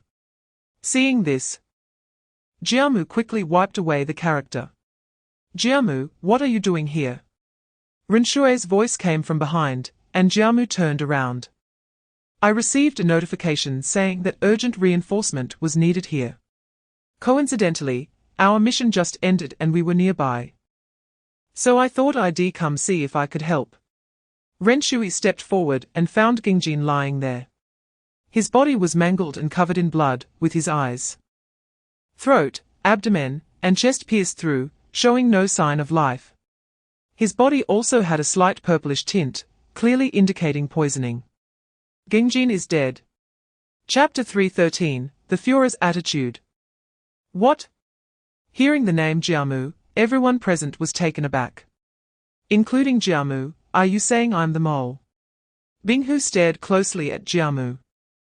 While I want to firmly accuse Renshui of being the mole, I wouldn't betray the group for personal reasons. I currently have an audio recording. Do you want to hear it? Gengjin screamed about a mole and mentioned your name before he died. Furthermore, you're always the first to arrive at the scene of the crime. Why are you always near the scene when the incident occurs? Besides, Gengjin, while a bit straightforward, was recognized as strong. Aside from you, Jiamu, I can't think of anyone who could go toe-to-toe with Gengjin one-on-one. Isn't it a bit too coincidental, Jiamu? Saying this, Binghu crouched down and searched Gengjin's body, successfully finding the Chen Ye. Of course, whether you're the mole or not is not up to you or me. Let us have it verified. Jiamu, are the deaths of Gengjin and Imu related to you? Just answer yes or no. Jiamu gritted his teeth and said, no. The Chen Ye turned red and hot. Chapter 3:14, The Book of God. Does this mean that Renshui has been affected by Dinghua and is back on track? The changes in fate are unpredictable, and for ordinary people, understanding even a little is difficult. I only know that little, so don't ask me more. The instructor said this hurriedly finished his meal and left. After the instructor left, the council president fell into deep thought. Isn't it 2 or 3, not 5? The gargoyle was sent to the containment chamber, and after notification from the council, it was discovered to be a primary sequence, a living being. Thus, they began experiments. First was a defensive test of the gargoyle. The conclusion was that it was nearly indestructible. Moreover, since it needed to be watched, each contact required at least 4 D-class personnel to take turns observing. During this time, they tested the concept of observation. For instance, does watching from surveillance count as observation? The answer was no. Therefore, when the gargoyle was completely sealed in a room and observed by surveillance, it was in an unobserved state. As a result, an unexpected change occurred. The gargoyle actually transformed from a statue into a living being. Yes, it became a creature with flesh and blood. In an instant, it used its claws to cut open the aluminum alloy door, breaking through the containment. Chapter 3:15, The Antarctic Landing Battle. The nine-tailed fox and chaos have dominated the world long enough. It's time to take action. From now on, this world will belong to us. Under the lights, 3 black shadows were infinitely elongated, one holding a book, another gripping a knife-like object, and the last spreading its wings. The world will change from now on. Merging and transforming. We will be free, rebuilding a true paradise. Everyone will awaken their wisdom, and everyone will become extraordinary. This wave will be unstoppable. It is destiny. Days later, the Antarctic landing battle began. The serpent's hand arrived first, followed closely by the nine-tailed fox, while chaos fiercely clung to the back of the nine-tailed. An armed helicopter flew overhead, and a shell surged from the sea, directly destroying that armed helicopter. Boom! Wow, beautiful, what do we call this? Didn't he the headquarters have a happy birthday? Then let us call this, Merry Christmas. Merry Christmas, baby. On the surface of the sea, several armored ships were bombarding the armed helicopters and vessels of the nine-tailed fox with rocket launchers and other heavy weapons.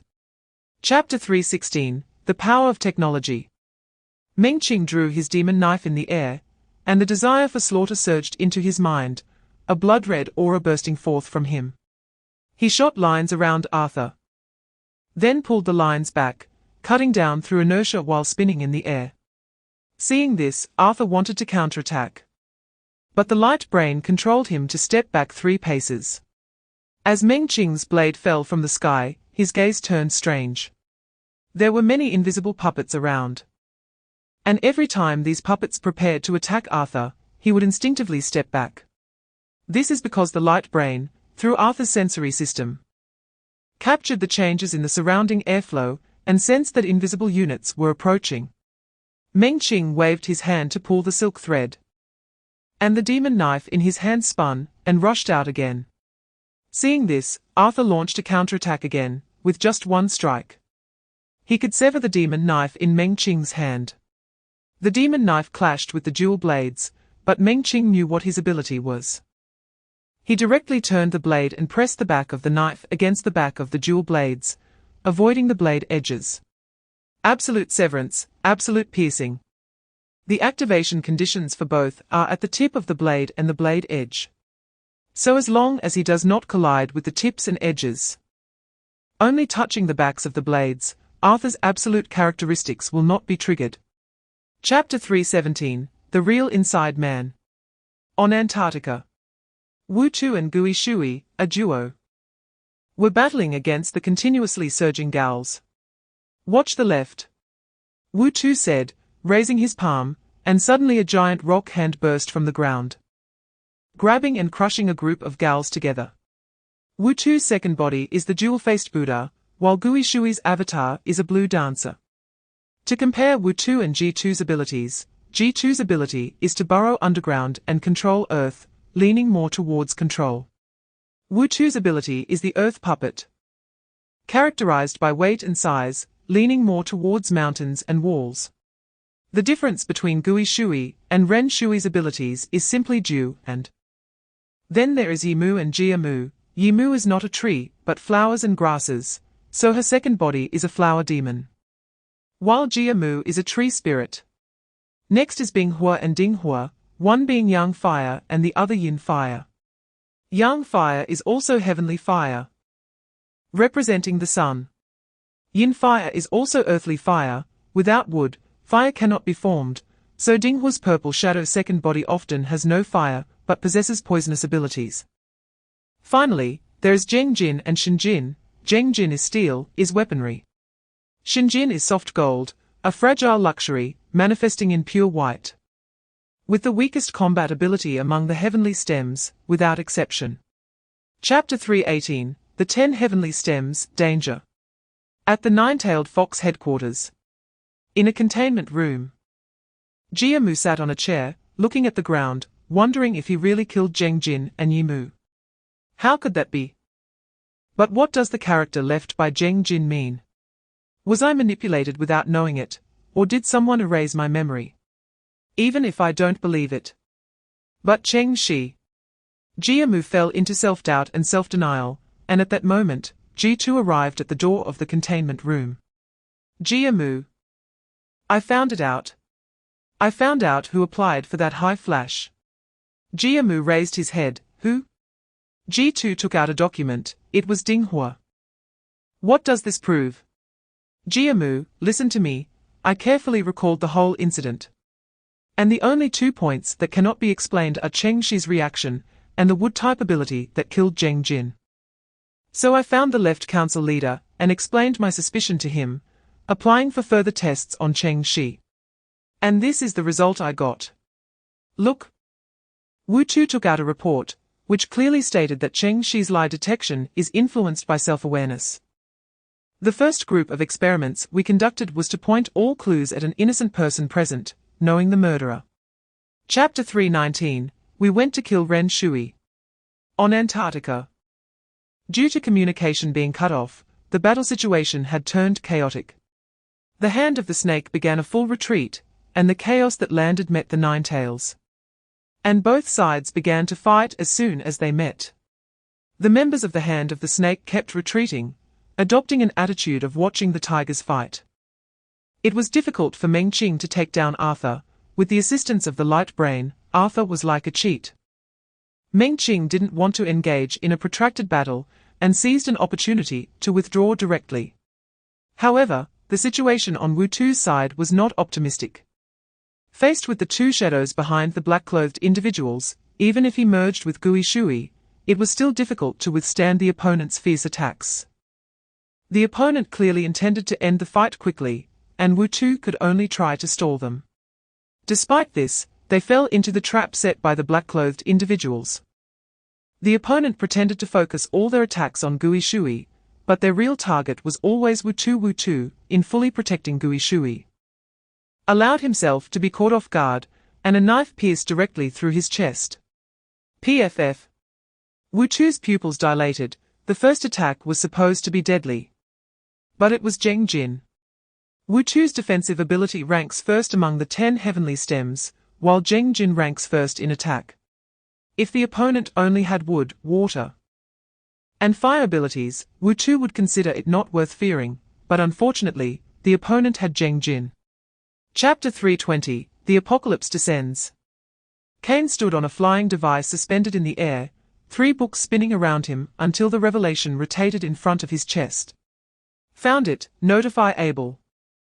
No need to ambush the Nine-Tails headquarters. A member of the Hand of the Snake, also standing on a flying device, was taken aback. How do we notify? Upon hearing this, Cain put away his smile, the 3 books beside him spun, and the Book of Gals came to the forefront. Abel, the mouse is on the island. On the other side, in North America. A group of members from the Hand of the Snake, lurking around the Nine-Tails headquarters, were on guard. At this moment, a gal draped in a black robe suddenly spoke. Bell, mouse on island. Upon hearing this, one of the black-robed individual's eyes flickered. Retreat. Using gals for communication was a strategy Cain had already planned. After all, with computers involved, ordinary communication methods were difficult to work. Making this a way to deal with the computer's interception of the information network. On the other side, on Antarctica, the Hand of the Snake targeted several members of the Nine-Tails Earth branch. Cain opened the revelation and offered sacrifices to the gods. After saying this, Cain directly grabbed a member of the Hand of the Snake beside him. Chapter 321, Please, baby, turn around. While maneuvering with the Nightmare and the Night of the Apocalypse, a figure stretched and walked step by step towards the sky. The man wore a long robe, with fiery red hair, holding a gourd in his hand. This object was truly sinister. The Night of the Apocalypse seemed to sense something and quickly turned to look at the person. The man's chest was embedded with a mouse talisman, long hair and beard, resembling an old Taoist. The Night of the Apocalypse suddenly swung his scythe towards the old Taoist, who threw the gourd in his hand and recited a spell, Please, baby, turn around. A flying knife shot out from the gourd. Slay the immortal flying knife, go. As the words fell, the flying knife instantly pierced through the Night of the Apocalypse's body at an invisible speed. Crack! With a crisp sound. Cracks instantly spread all over the body of the Night of the Apocalypse, continuously expanding until they covered the entire body. Then, it shattered instantly. Boom! The Apocalypse Knight was cut down with a single strike. Nightmare couldn't help but twitch at the corners of his mouth upon witnessing this. Is this really the candidate chosen by the experimental group for the mouse talisman? Nightmare thought they would be more scientific, but unexpectedly, they directly went to find prototypes in the investiture of the gods. For some unknown reason, after this strike, the old Taoist, who had been transformed by the mouse talisman, suddenly exploded, his body scattering into countless pieces of white paper. Chapter 322, 10 Live, 2. Bang! With a loud crash, the shadow controlled by Ren Shui collided with a massive fireball, and an explosion occurred in an instant. The flames engulfed Ren Shui, but he stubbornly cut through the fire, reaching the front of Bing Hua despite being engulfed in flames. This guy. Bing Hua gritted his teeth, just as he intended to retreat, but it was too late. Ren Shui was clearly reckless, hurting himself while hurting the enemy, obviously determined to fight to the death. Bing Hua gritted his teeth, since there was no retreat. He wouldn't retreat. He directly controlled the shadow to strike with his flaming fists at Ren Shui. The shadow behind Ren Shui also swung 6 chain blades, and the two figures met in midair. Puff! Blood sprayed as a large cross was carved into Bing Hua's chest. His pupils constricted, and his body was sliced into several segments. Ren Shui was also injured by the attack, his skin charred from the flames.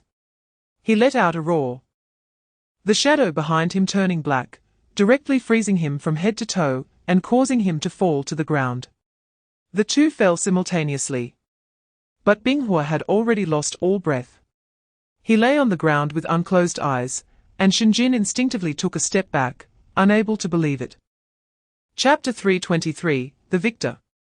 A green snake coiled around Jia Mu, transforming into a wooden dragon that bit towards Ren Shui in the sky. At that moment, the shadow of Zheng Jin moved and swung its weapon to cut the wooden dragon in half. Ren Shui spread his arms, summoning heavenly fire with the fire young god. And a massive fireball fell directly from the sky. The few people were about to dodge, but suddenly vines and stone walls rose from the ground, trapping everyone in one place. G2 saw this and dove into the ground, but Ren Shui's gaze sharpened, and he pulled his palm. The Wu-Tu shadow transforming into a hand of the earth to pull G2 out. There was no escape. G2 immediately looked at Jia Mu. With Ren Shui injured, if we join forces to fight him, he might not have a chance of winning. Jia Mu said nothing and directly transformed the two snakes into a dragon, soaring into the sky with G2. Not many in the heavenly gangs could fly. Jia Mu was one, and Binghua was another, while the rest lacked flying abilities. But after Ren Shui absorbed Binghua's power, he no longer needed to rely on the flight ability of Ding Ren's transformation into wood. He could fly just like the young god shadow of Binghua. However, just as G2 had guessed, Ren Shui's situation was actually very bleak. Chapter 324, The pinnacle of fourth stage is still fourth stage. The dagger in Ren Shui's hand fell, leaving bloody footprints in the pure white snow. So cold. A cold current surged into his body from every pore, as if he was being pressed down by a weight of 10,000 pounds. A wave of exhaustion rushed over him, making Ren Shui feel a little dazed. He began to struggle to hear sounds. His vision was becoming blurry. Was it the effect of the gas, or was I going to die? I can't even smile. Ren Shui's vision gradually blurred, flashes of double images passing before his eyes, and he saw a scene from before. When was that? I can't remember. Strange. Where did this scene happen? Have I seen these? Is it because of the forgetfulness potion? Time and again. Forgetting ultimately made me forget, when I resolved to kill everyone. Even the memories of being with Ding Hua have become vague. Bang! Ren Shui knelt on the ground. The memories he could still recall surfacing one by one, like a fleeting glimpse. He did not regret joining the nine-tailed fox.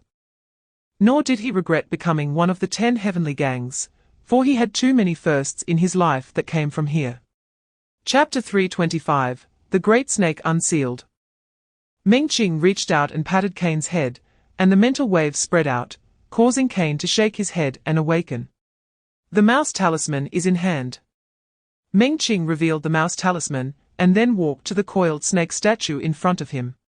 This statue was man-made, constructed by members of the snake's hand according to their image of the great snake. The book held by the coiled snake statue is the so-called Book of God. It is a book of destruction, coming from Library 024. It was not taken out of the library by the members of the snake's hand. Including the 3 books in Kane's hand, none of them were taken from the library. These books were provided to them by another organization called the Black Queen. No one knows when this organization was born. Among the snake's hand, only Kane understands the Black Queen. But his understanding of the Black Queen only stays at a surface level. For example, he learned that this Black Queen originated from the Great Snake's deception of the Guardian. And the so-called Guardian is actually 001. Taking advantage of Chen Ye's slumber, 024 began its unsealing plan, first using words to lure 001. Intending to have 001 join its plan. Chapter 326, White Knight. But this is not what we thought. Reshaping does not mean directly destroying humanity.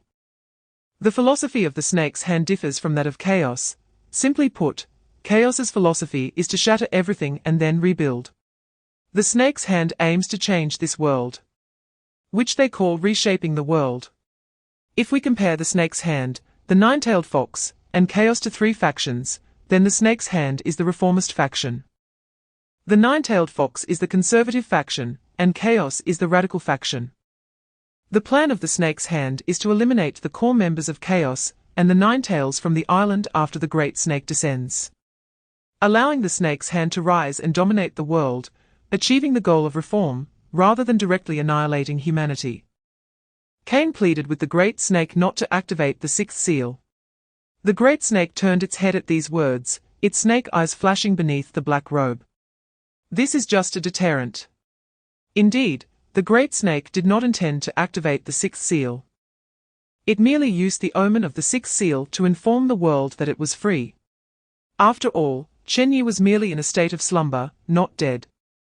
If Chen Ye returned to find that there was not a single life on earth, he would definitely hang the great snake up, sprinkling cumin and chili powder on him while throwing him into the sun. At that moment, the library appeared behind everyone without warning. Chapter 327, The New Chief. Bang!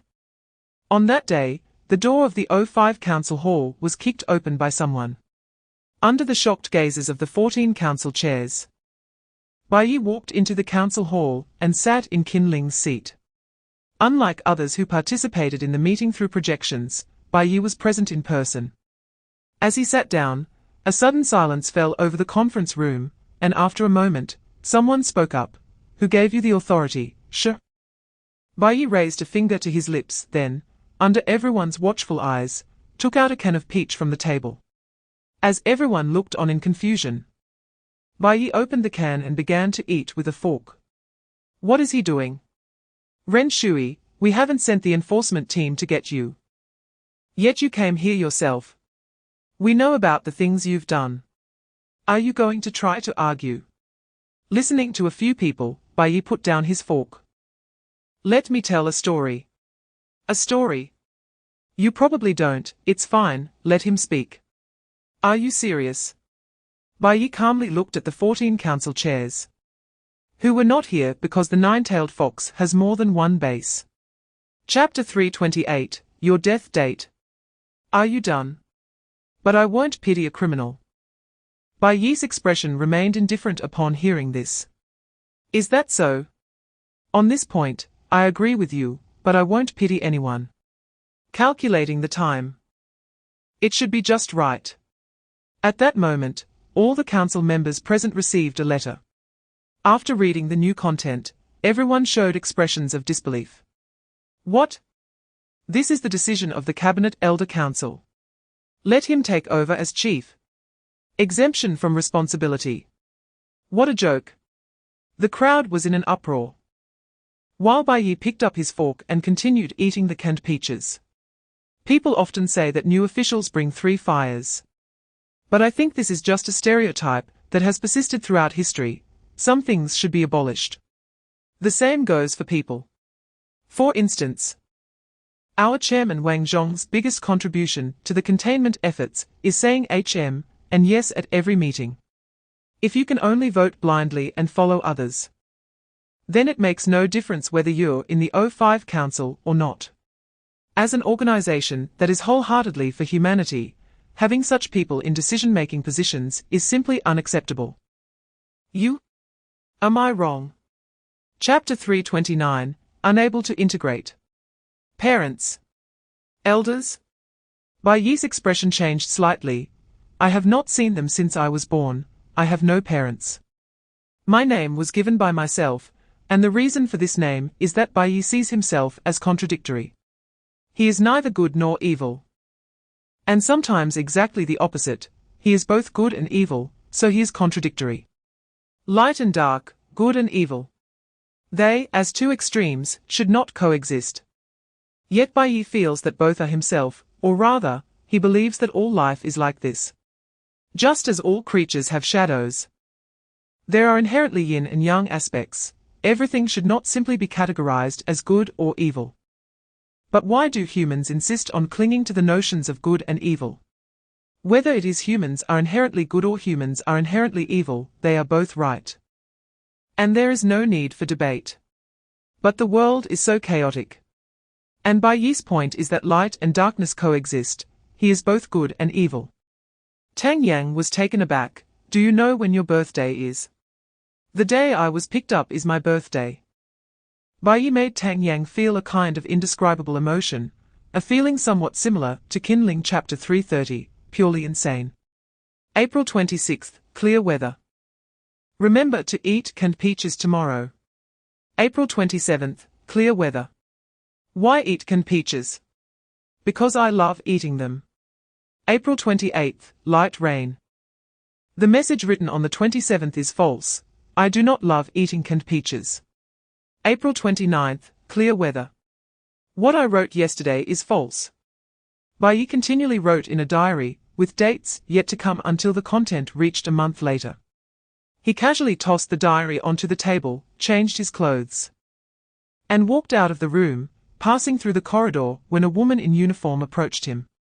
Chairman Ren Bai, this is the can you requested yesterday. The woman handed him a can of peaches, and Bai Yi stroked his chin. Did I say I wanted this? You did. I don't love eating canned peaches. Prepare hawthorn canned fruit next time, and bring it in tomorrow morning. Bai Yi said as he was about to turn and leave. However, the woman expressionlessly took out a bottle of hawthorn canned fruit from behind her. Here. If there is any peculiarity about this newly appointed chairman, it is that he has someone prepare a can for him every morning. Chapter 331, he is like a bug. An alarm sounded in the nine-tailed fox base. Someone had activated a level of prohibited items. The strict labeling of level containment items prohibits their use, yet someone used their authority to bring out a level containment item. When the guards arrived at the scene, only 10 bodies in a tragic state remained in front of the containment room. Meanwhile, Bai Yi, with blood on his hands, was enjoying a can of hawthorn. It's better than canned peaches. The council chairman at headquarters rushed to the scene upon hearing the news. Looking at the scattered paper cups and the bodies on the ground, this chairman immediately realized what had happened. You used 077. Are you crazy? Did you apply to the O5 Council? Do you know how many people your actions will kill? The chairman was completely enraged. 077. Soul orange juice. Its function is that when a person drinks the orange juice and sees a humanoid life form in a photo, all the injuries they have suffered will also be inflicted on the person they see. In simple terms, it's like a voodoo doll. But the person drinking the orange juice is the voodoo doll. This containment item seems wonderful, but is actually absurd.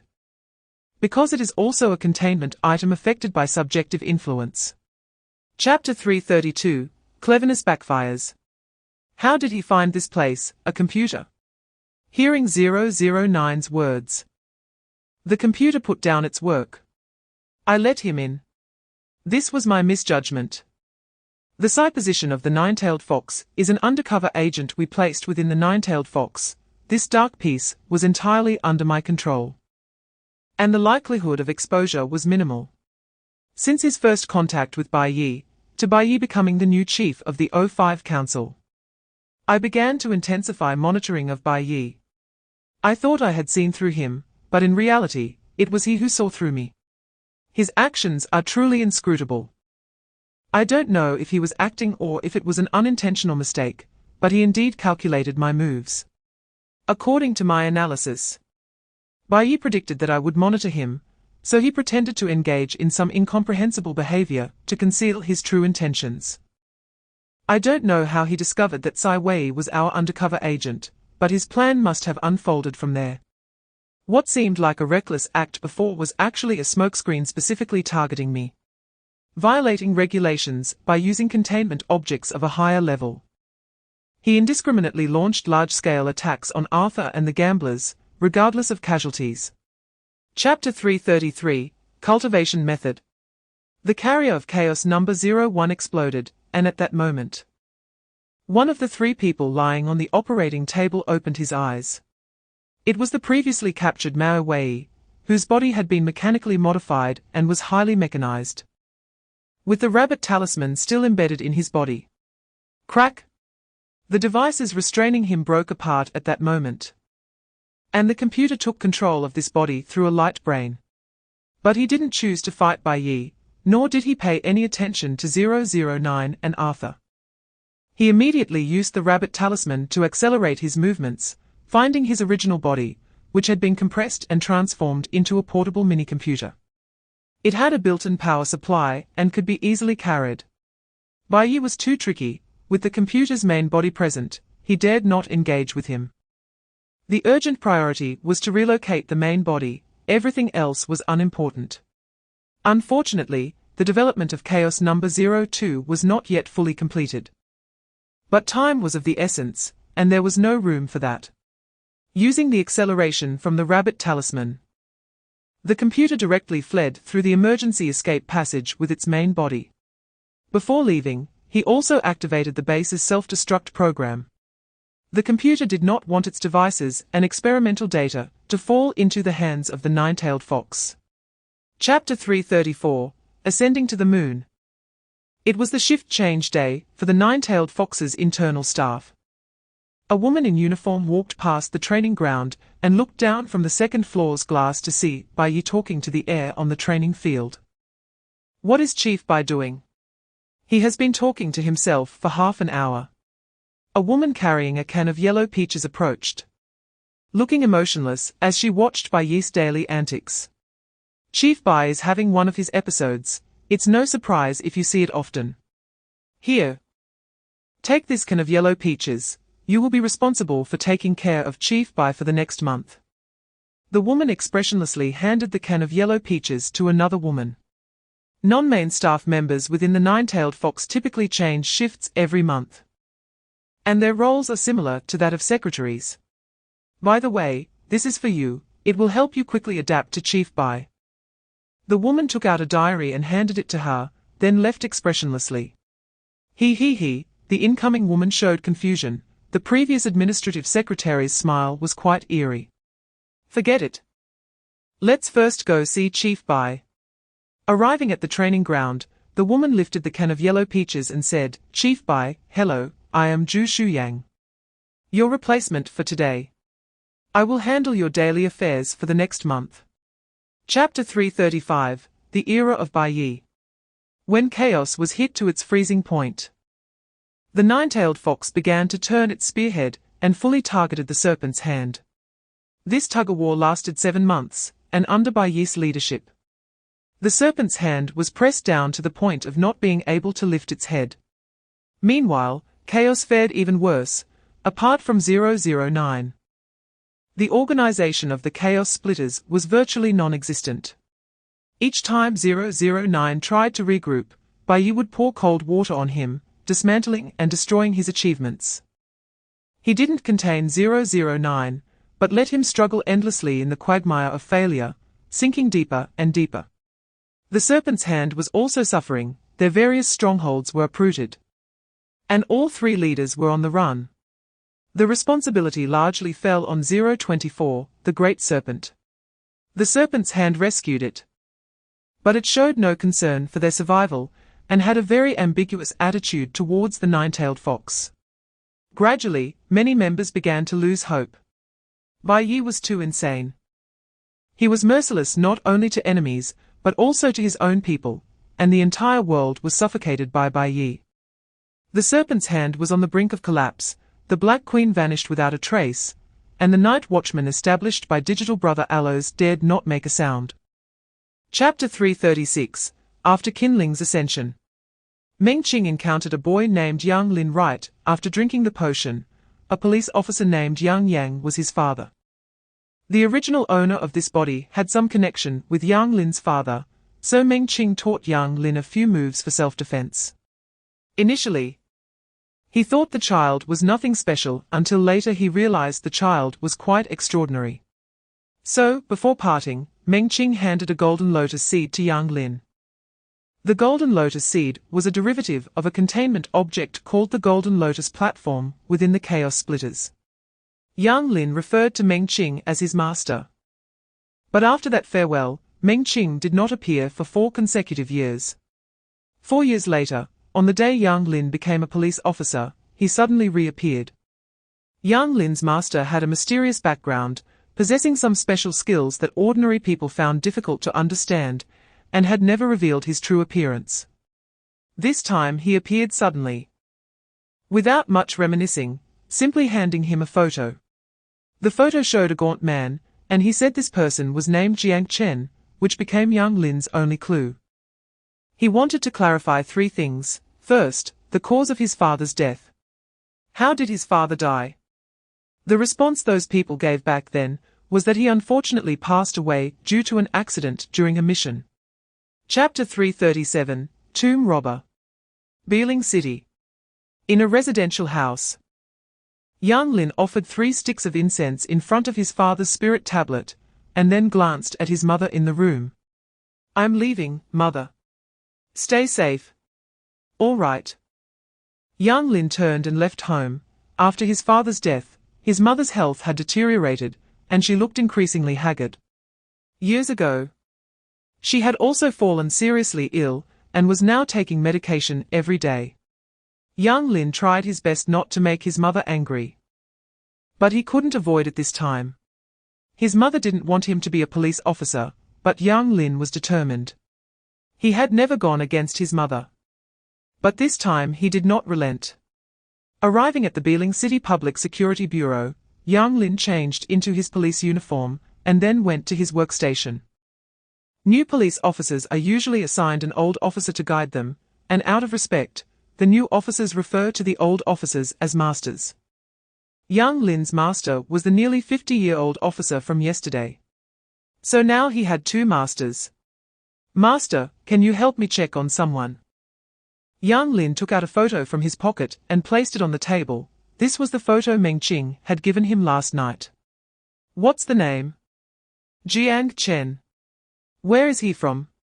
Chapter 338, The Nine-Tailed Fox has already changed. Just a hole is not enough to serve as evidence. It could have been made by you. Jiang Chen approached the hole and realized that a single hole could not prove anything, so the evidence must be inside. Jinwei comrades. Are you brave enough to go into the tomb? Upon hearing this, Yang Lin took out his phone, snapped a few pictures of the scene, and sent them to his master. You might have to wait a while then. After about a few hours, a group of police rushed to the scene. One of them, upon seeing Jiang Chen, immediately took out handcuffs. You again? Jiang Chen felt a few black lines appear on his forehead and said, Comrade, can you not think of handcuffing me the moment you see me? I'm here to achieve merit this time.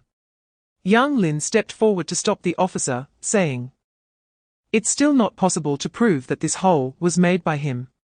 According to him, the key information is below. The police's expression became serious upon hearing this. Going into the tomb requires contacting archaeological experts. We don't need that. With those people's style, there shouldn't be any cultural relics left down there. It's a waste of time for archaeological experts to come, at most they'll just survey, Jiang Chen replied. We still need to report and contact them before taking action. That's the rule. Chapter 339, The Falling Drug. Existing in the gap between reality and spirit. Inside the fissure space, a shell like a walking corpse wandered here, sometimes pausing, sometimes dazed. This was an avatar left by Chen Ye in the fissure space. He had no self-awareness, merely following preset instructions, continually performing a single task, distributing drugs. Everything was normal until recent days, when this body began to twitch frequently in place, and its behavioral logic became somewhat chaotic. The cause of this confusion was entirely unclear. Chen Ye's avatar moved its limbs and approached a shelf. No bottles of drugs on this shelf had been touched, they were all marked with red crosses. Among the many cabinets storing drugs, the others had been somewhat emptied, but this cabinet's drugs remained untouched. Chen Ye's avatar reached for a bottle of drugs and then threw it aside. The space cracked open, and the drug vanished. Immediately after, Chen Ye's avatar seemed to lose strength and knelt on the ground. No, yes, it can't be done. Forbidden drugs cannot be distributed. Chapter 340, Forbidden Drugs. What is this? The principal of the starry sky picked up one of the bottles of drugs, and Kinling's brain suddenly crashed.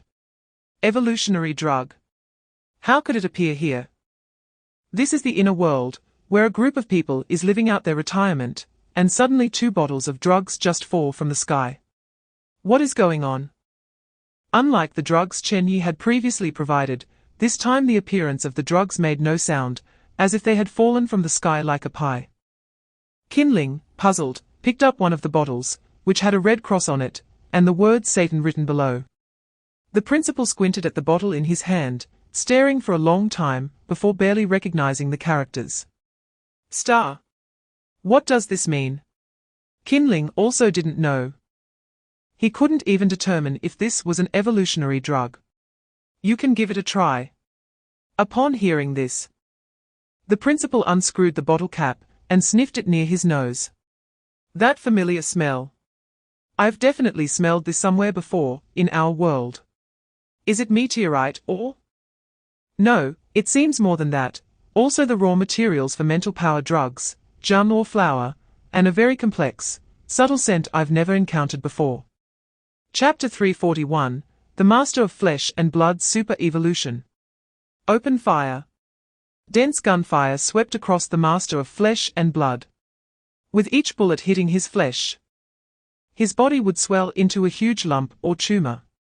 As more and more bullets struck him, the Master of Flesh and Blood gradually transformed into a massive, writhing mass of flesh. The swollen mass filled the corridor, and, in an instant, engulfed a group of 9-tailed fox soldiers.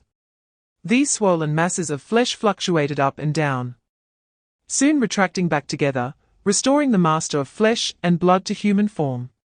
He tried to clench his fist. It was a very subtle feeling. His body felt like a compressed mattress, wrapped in a layer of skin. When the skin was damaged, the compressed, swollen flesh would burst forth. Each bullet hitting him was painful, but compared to the experiments the 9-tailed foxes conducted on him, this pain was nothing.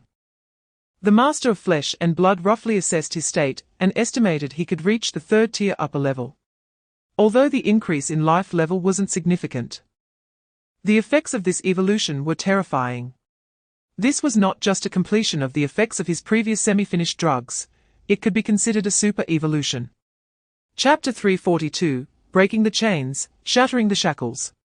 Bai Yi did not intend to kill 009, nor did he think of capturing or containing him. He merely tormented 009 time and again. He constantly trampled on 009's bottom line with a teasing attitude. Seemingly, 009 could not be contained or bound, but in reality, he was always bound. For him now, the world was just a larger cage. 009 felt no sense of freedom, despite no material restraints binding him.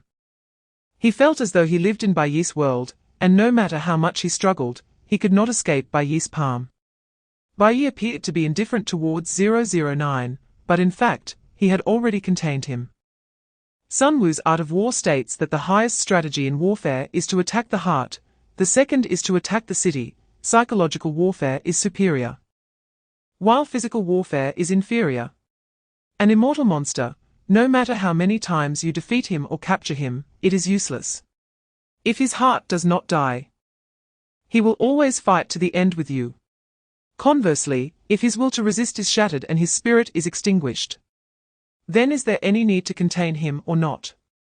But man proposes, and heaven disposes, although Bai Yi's plan succeeded.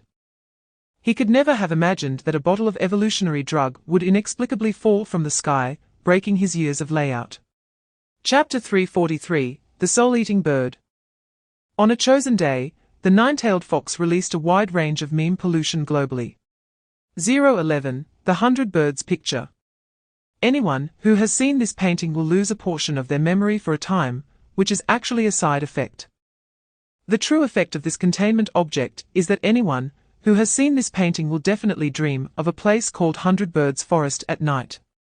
In that forest, there is a bird called the soul-eating bird. This bird will absorb a person's essence, which is their mental energy, in the dream. as the mental energy is siphoned away. Some memories will also disappear, hence this is a side effect. Some people may never wake up again, after being absorbed by a certain amount of spiritual energy. Of course, if it's just once or twice, it's usually not a problem. The spiritual energy absorbed in dreams isn't much, but for some mentally weak individuals, it can be different. Moreover, this is not the first time Bai Yi has used the 100 birds diagram.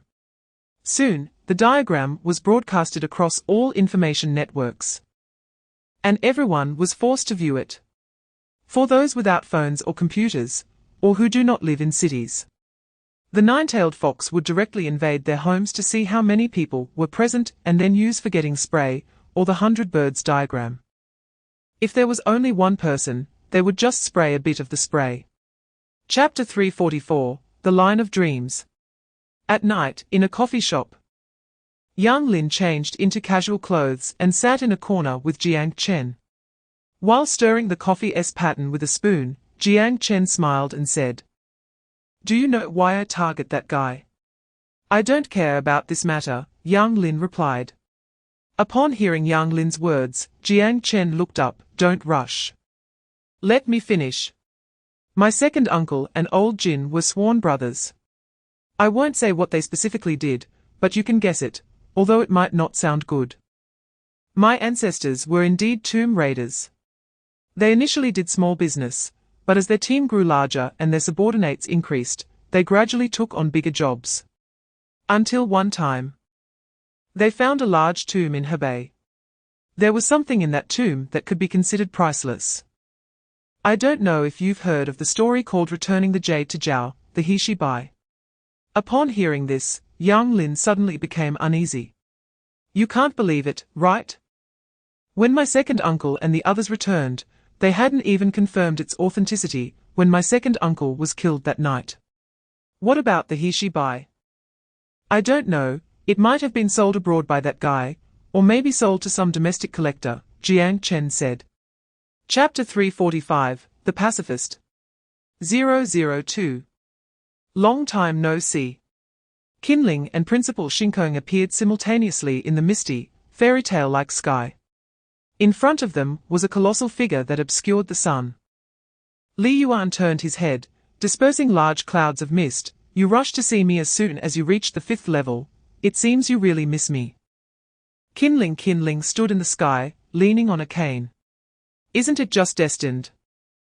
Li Yuan's body was enveloped by countless strands of spiritual energy extending into the sky.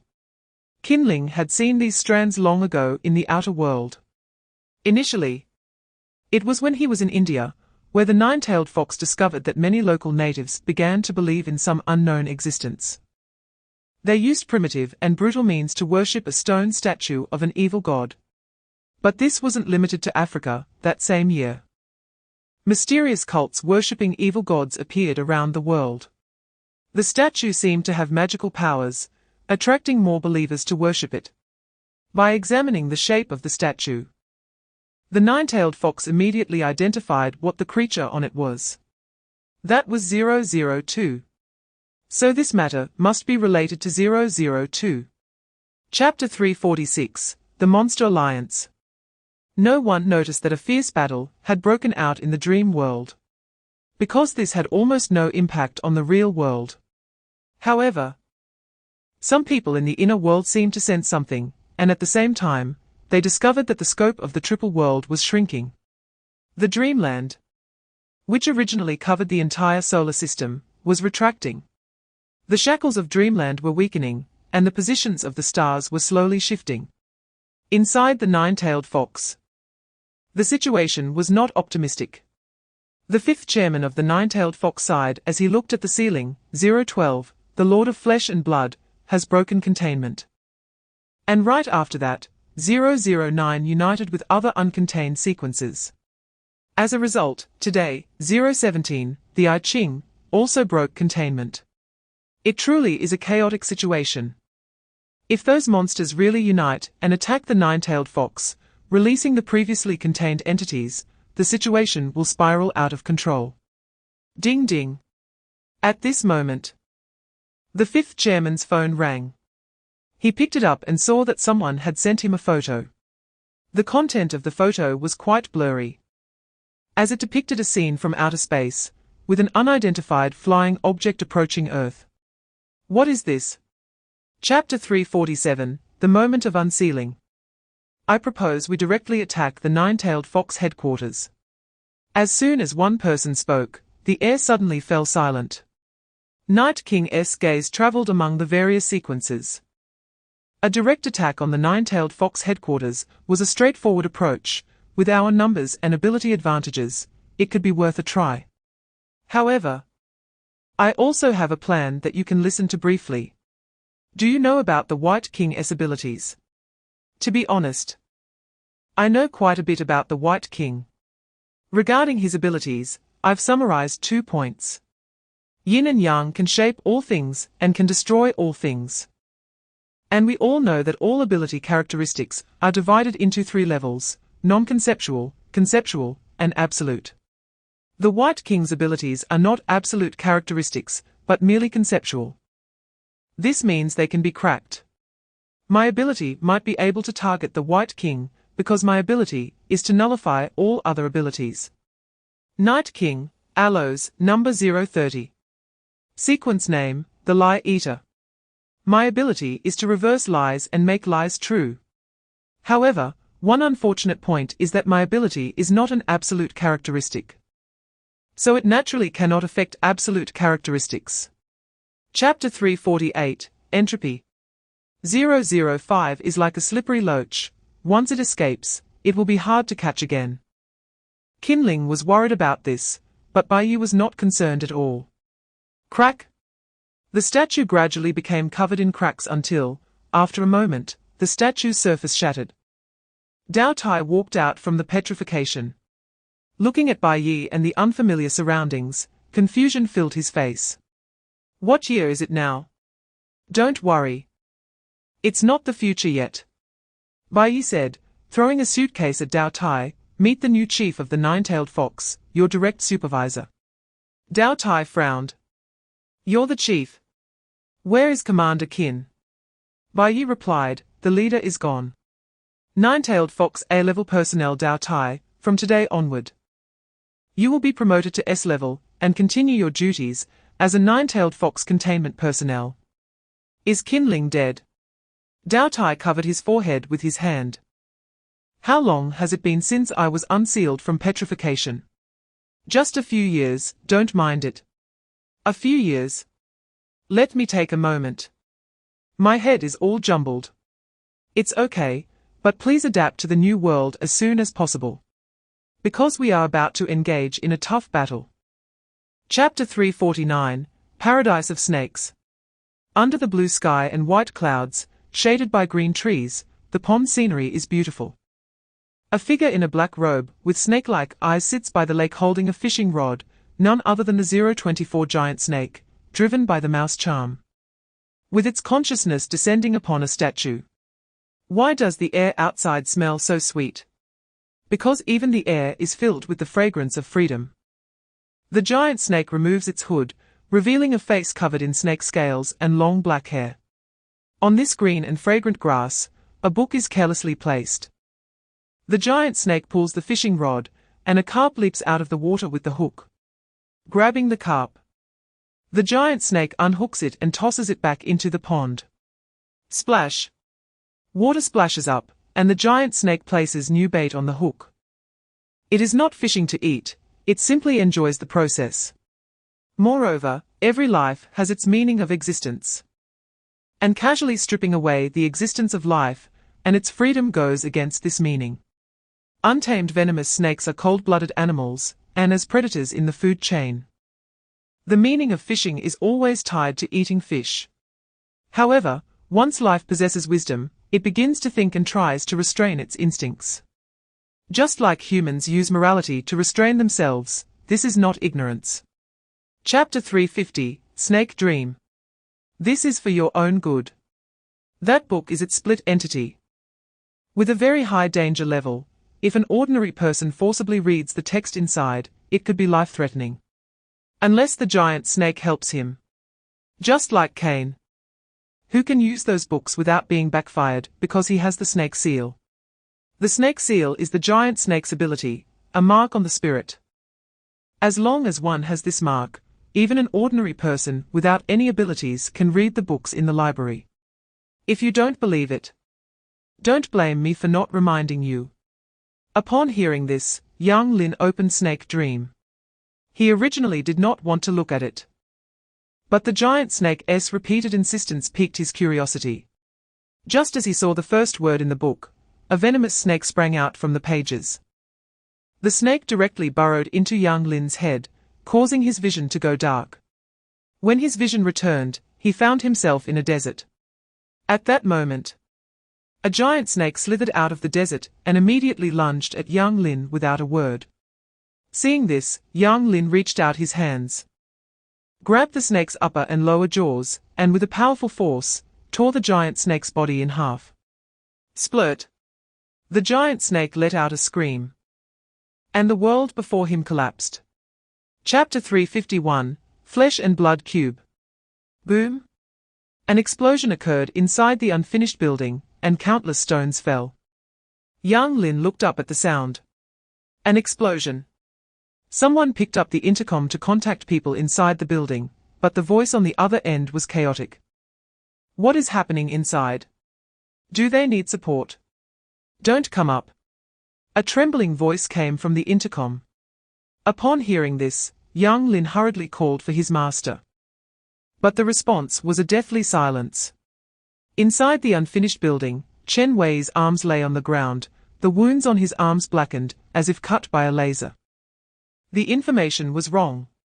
Chen Ye was gasping heavily, and before him was a giant flesh and blood cube. Yes, it was a square mass of flesh. And this square mass of flesh was covered with human faces, with countless human hands extending from the cube, some still holding intercoms. Strangely, these people were not dead. They still had consciousness, and were struggling to shout into the intercom. 10 minutes ago, this thing was just a mass of shapeless rotten flesh. But when they opened fire on the cube, it immediately manipulated the flesh to wrap itself up, transforming into this square shape. Chapter 352, Reviving the Dead Soul. Get the knife from my waist. Upon hearing this, young Lin pulled out the dagger from Chen Ye's waist and cut open the clothes on his back. But his back was covered with a layer of metal structure. Chen Ye controlled the light brain to remove the sealing on his back. And a gap opened at his spine, revealing flesh and blood. Without saying a word, young Lin plunged the knife into the flesh, cutting through the skin all the way to the spinal bone. Ooh! Chen Ye gritted his teeth. Hurry! Young Lin cut further into the flesh, and saw a talisman, with a dragon pattern glaring at him. He yanked the talisman out. What is this? Just hold onto it. Chen Ye gasped and began to tremble as he walked toward the cube. I don't know what secrets you have, but you definitely are not an ordinary person. If you are lucky enough to join us, you can use that stone to take my place. Who are you? The nine-tailed fox. For the sake of the containment cause. For humanity, everything can be sacrificed, no regrets. Before Chen Ye could reach the cube, 2 tentacles shot out from it and pulled him into its mouth. Long live the nine-tailed fox. The moment Chen Ye was swallowed, he detonated the energy unit on his back, causing an explosion at the mouth of the cube. Chapter 353, Invading the Headquarters.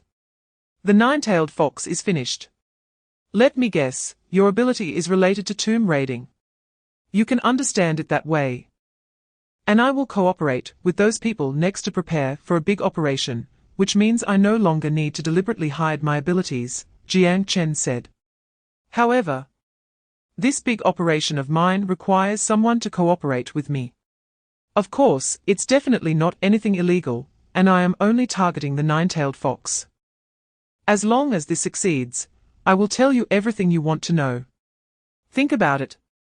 Days later, as containment objects began to frequently appear in various places, the nine-tailed fox started to disperse its forces around the world. Meanwhile, the Monster Alliance sent a small team to sneak into the nine-tailed fox's headquarters. This time about a dozen sequences were deployed, stealthily breaking into the nine-tailed fox and violently storming into the containment area. The leader of this operation was a clone of the Bee Queen. It was indeed effortless. The Bee Queen's golden hair floated as she wore high heels.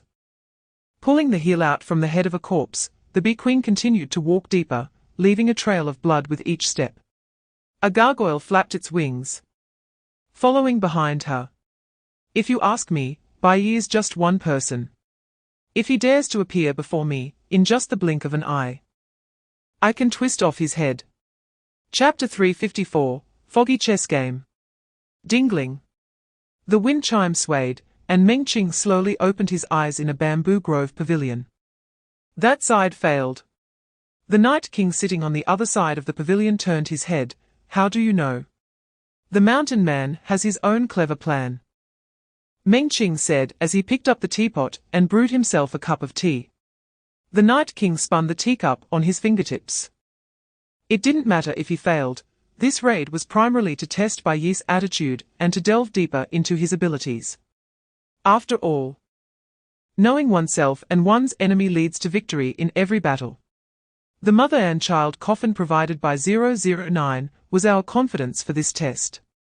But if Bai Yi sensed this and deliberately refrained from killing, things would become troublesome. The immortality mechanism of the mother and child coffin is that if the body of the deceased dies, it will be reborn within the coffin. However, the rebirth process is very slow, healing little by little. If the body in the coffin is damaged during this time, it effectively nullifies the immortality trait, leading to true death. This is why Bai Yi used orange juice as an attack, while Arthur and Zhong Yuanqing were pushed onto the operating table by the computer. If the orange juice attack was ignored, it could directly penetrate the mother and child coffin, so external force was needed to keep the lives of the two suspended. Chapter 355, The Time is Not Yet. This is a realm of consciousness. Meng Qing's physical body remained still in the bamboo forest, while his consciousness was drawn into this place by the containment object. The only person who can recklessly use containment objects like the nine-tailed fox, apart from that person, was someone Meng Qing couldn't think of. As a rule-based containment object, the only way to leave here is for one side to win. However, losing as a containment object comes with a price. But since it is an alpha-level containment object, and it is allowed to be used, its negative effects must be bearable. The negative effect of the missed chess game is sleep. This sleep duration is not fixed. If you lose, for every piece your opponent wins, you will sleep an additional day. The negative effect is not strong, so it can be used as a means of forced communication. Of course, there is a downside. If this game is not finished, neither side will ever wake up. Meng Qing approached the chessboard silently, sitting cross-legged as black pieces began to fall into the box beside him, one by one. The white shadow extended its right hand and said, "Please. In go." Black pieces go first. Meng Qing picked up a piece and placed it in the center of the board. Chapter 356, The Soul-Consuming General. What is written? It's a bit blurry. I can't discern the details, only the general idea, but that is not important. Next comes the real matter. Saying this, Jiang Chen suddenly pointed at the broken skeleton. The body is dead, but the soul is not dispersed. The soul disperses, the bones merge.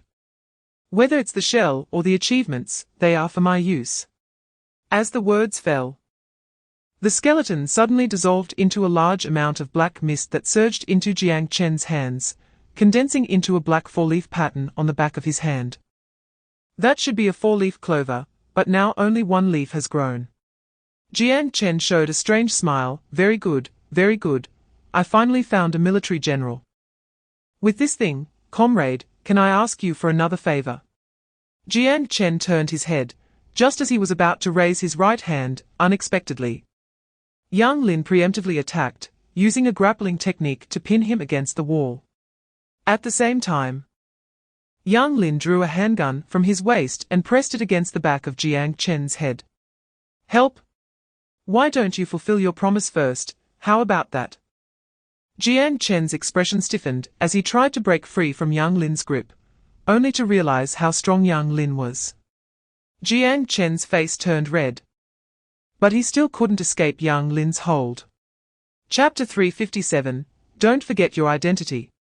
Jiang Chen, like Yang Lin, rushed to the surface in a few steps. He waved his hand, and the shadow directly turned its weapon and stabbed it into the ground. You guessed one thing correctly. The strength of the souls I resurrect is greatly related to their fame and legend during their life and after death. And this one in front of you is the notorious butcher of the warring states. The so-called Hanbai Wei Hua, among the four, can be seen for his merits. After the 6 dynasties, this person was incorporated into the Taoist ghostly system, granted divinity, and ranked among the immortals, revered as a divine general. Do you remember what I just said? The double dragon breaking the wall pattern on the coffin board signifies ascension. If my ability is a card-drawing game, then this card is undoubtedly the top-tier SSR. Is this the tomb of General Wu and Bai Qi? Yang Lin said as he hid his right hand behind him, the dragon talisman already sliding from his sleeve into his palm. Exactly. Jiang Chen said as he stepped forward, Xiang Yu, Li Zuanzhao, Wang Zhongwushuang, invincible among the middle. I originally wanted to take the remains of these two to transform into souls, but heaven did not favor me, repeatedly disrupting my plans. I never expected that in the end, by a twist of fate, I would find the tomb of this butcher, which is also. Chapter 358, The Spear of Yarrow. What is this? Yang Lin's eyes flashed, countless after images appeared in the world before him, and his brain became extremely excited at that moment. Clear. The world has never been so clear. Yang Lin opened the book of serpent dreams, and he didn't need to look closely. Just a glance was enough to directly remember all the words on the pages. Photographic memory, he could remember everything. Yang Lin rapidly read the books and documents in front of him, his eyes scanning each page, everything appearing incredibly clear. He didn't need to focus his vision on any one place, everything was clearly visible to him, even objects on both sides were perfectly clear. It was as if he had the perspective of a god. The next day, Yang Lin entered the snake dream again, and this time a gigantic serpent, as large as a flood dragon, appeared before him. But strangely, shouldn't the snake dream only occur 24 times? This was the 25th time. This is the last chapter of the story, the Snake King Yarrow. It was stronger than any creature that had appeared in the snake dream before. Indeed, at a completely different level. If the snakes that appeared before were all below the 3rd tier of spiritual manifestation, then the Snake King was a 4th tier spiritual manifestation. In this mentally constructed world, it was inherently unfriendly to life below the 4th tier, unless one specialized in spiritual power. Chapter 359, The Whisper of Old Days. Just as Yang Lin was puzzled, a terrifying wave of spiritual power suddenly surged from above and crashed down, obliterating the entire 100 birds forest and killing all the soul-eating birds. This wave of spiritual power. What level is this? Yang Lin was stunned. If his spiritual power and the Snake King Yarrow's were compared to lakes, then the wave descending from the sky was an ocean and a tempest. This vast spiritual power, capable of crushing everything, was something he had never seen before. Who are you? Hearing Yang Lin's words, a voice came again from the sky. I am a prisoner. An ancient existence, cast into the world of dreams by the Supreme Will. Child, I believe you have seen me, the wooden carving, it's still in your hands, right? Wooden carving. Are you talking about that octopus wooden carving? That thing was indeed still in Yang Lin's bag, although Meng Qing said to throw it away. Yang Lin saw the spiritual thread on it. He felt that this item was not simple and might become a key clue, so he kept it. The line on that relief, is it connected to you? That's right, it is that line that allows us to meet in dreams. Child. There is no need to be surprised. I yearn for peace from the bottom of my heart, longing to stop the wars and disputes of the world. Chapter 360, Trade and Branding. The true ancestor has gone mad. There is only one thought in his mind, to become stronger and kill Li Yuan. So it's useless to say more to him. He frantically entangled with Frost King day and night, trying again and again to analyze absolute freeze. But this is simply an unsolvable problem. Even if we assume that the absolute characteristics can be analyzed, he still cannot analyze absolute freeze. This is a very simple and understandable principle. When he is frozen, he cannot even think, so how can he analyze it? On the other side of the inner world, Yilong is still searching for the cocoon room. What is the cocoon room? It is actually the place where the insect sister resides. It is called the cocoon room because the insect sister wrapped herself up with threads, and the barriers and shackles of the inner world gradually weakened. She can be said to have made significant contributions. However, recently, more and more people want to cause trouble. For example, the computer. He actually completed the industrial automation revolution on the moon, even surpassing Earth's technology, planning to counterattack Earth. If the people on Earth die, Yilong's power will stop growing. So he naturally intercepted a spaceship from the computer.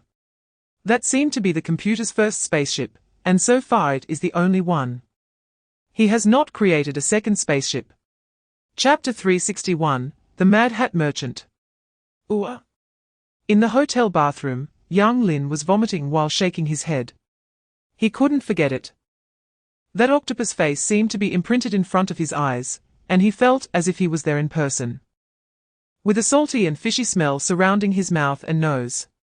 Somehow, the effect of this golden lotus seed continued to linger. Yang Lin felt unwell all over. After this bout of vomiting, he covered his forehead, feeling a terrible headache. After a long time, the discomfort and pain gradually dissipated. Yang Lin knelt on the ground as if he were exhausted, his face very pale. He reached out to support himself against the wall and barely walked out of the bathroom, only to see a small card being slipped under the door. Perhaps this is the downside of a cheap hotel. Someone always secretly slips in small advertisements. Yang Lin looked at the card on the ground. It was a rectangular yellow card. It had 3 large characters written on it, Mad Hat Merchant. Everything you want is here. Yang Lin bent down to pick up the card and turned it over, only to see a series of handwritten black characters, and a phone number on the back. The world's largest containment material supplier. If you mention the nine-tailed fox, sorry, they are a containment organization, and we are merchants. Chapter 362, The target is the nine-tailed fox. Half a month later, Yang Lin arrived in Hong Kong, at the headquarters of the Mad Hat Merchant. He was greeted by a beautiful woman with red hair wearing a keongsom. You must be Mr. Yang Lin, please this way. Yang Lin wore a black mask and sunglasses to cover the snake scales on his face and a pair of snake-like eyes. But have you seen me before? The red-haired woman turned around. No, but someone mentioned that you would be the first guest today. Come, this way please. Yang Lin entered the building, which was luxuriously decorated, spacious, and stood out among the many buildings. Their merchant association's logo is a black top hat with a feather, and the overall colors are only black and red. This logo was projected from the ceiling onto the floor. There was also a similar logo at the reception desk. The red-haired woman led him into the elevator and took him to the 3rd floor, which was spacious with countless exhibition halls. The items inside were all strange but fake. These should all be models. Here, you can directly look at this manual, or you can tell me your needs. Everything here is a model, for reference only. Chapter 363, Absurd. Dream World. In a place surrounded by clouds and mist, Qin Ling tore a piece of flesh from his arm and threw it down. A piece of flesh had been cut from his arm by an angel's wing, and the wound was charred and rotten, with some tissue already carbonized. I hadn't used all my strength at that time. You could still fight, so why withdraw suddenly? The Starry Sky Principal said in confusion. And Qin Ling had a deep gaze and an odd expression, because the reactions of those two things were not right. What reactions are not right? The Starry Sky Principal clearly did not understand what Qin Ling meant. Qin Ling furrowed his brows, constantly recalling what had happened here before. Why? He had that kind of gaze. What gaze? A fearless gaze. Could it be due to arrogance? And I have not yet adapted to this body. They think they can control me, which I think is reasonable. No way. Why not? Kinling lowered his head, trying to see the world beneath the clouds and mist. I know the sequence too well, especially them. Because they were all once my opponents. Based on my understanding of the Sea King. If both of us at the 5th tier came to find him, he wouldn't have that expression.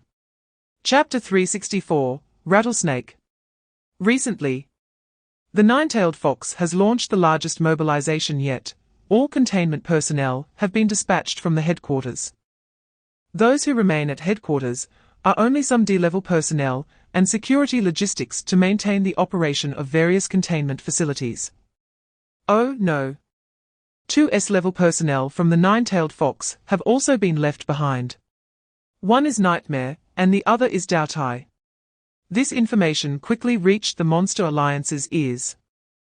It seems our plan has succeeded. The Night King pondered.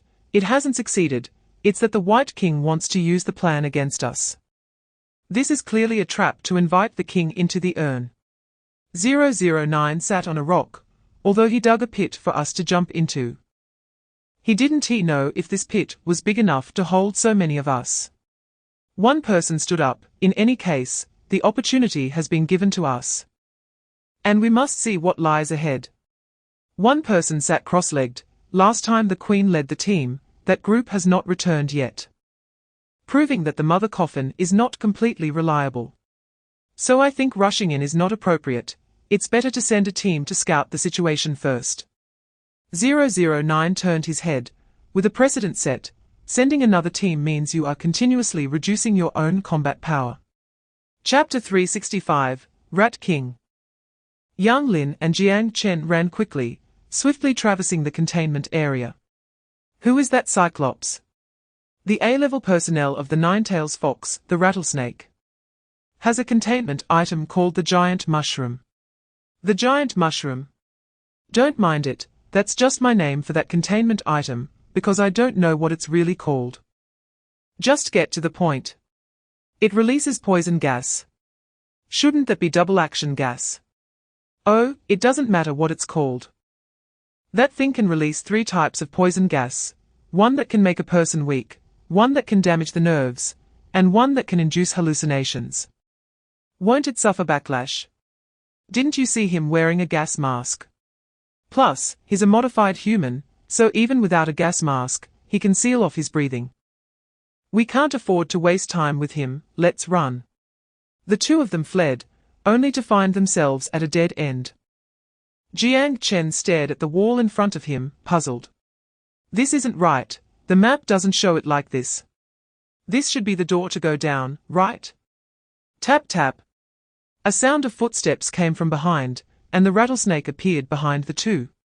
A muffled voice came from under the gas mask. Little Mouse knows the way very well, but do you know that this entire facility is under the cover of the Sky Base Labyrinth? Chapter 366, ID 035. Sequence 035, Plague Mouse King.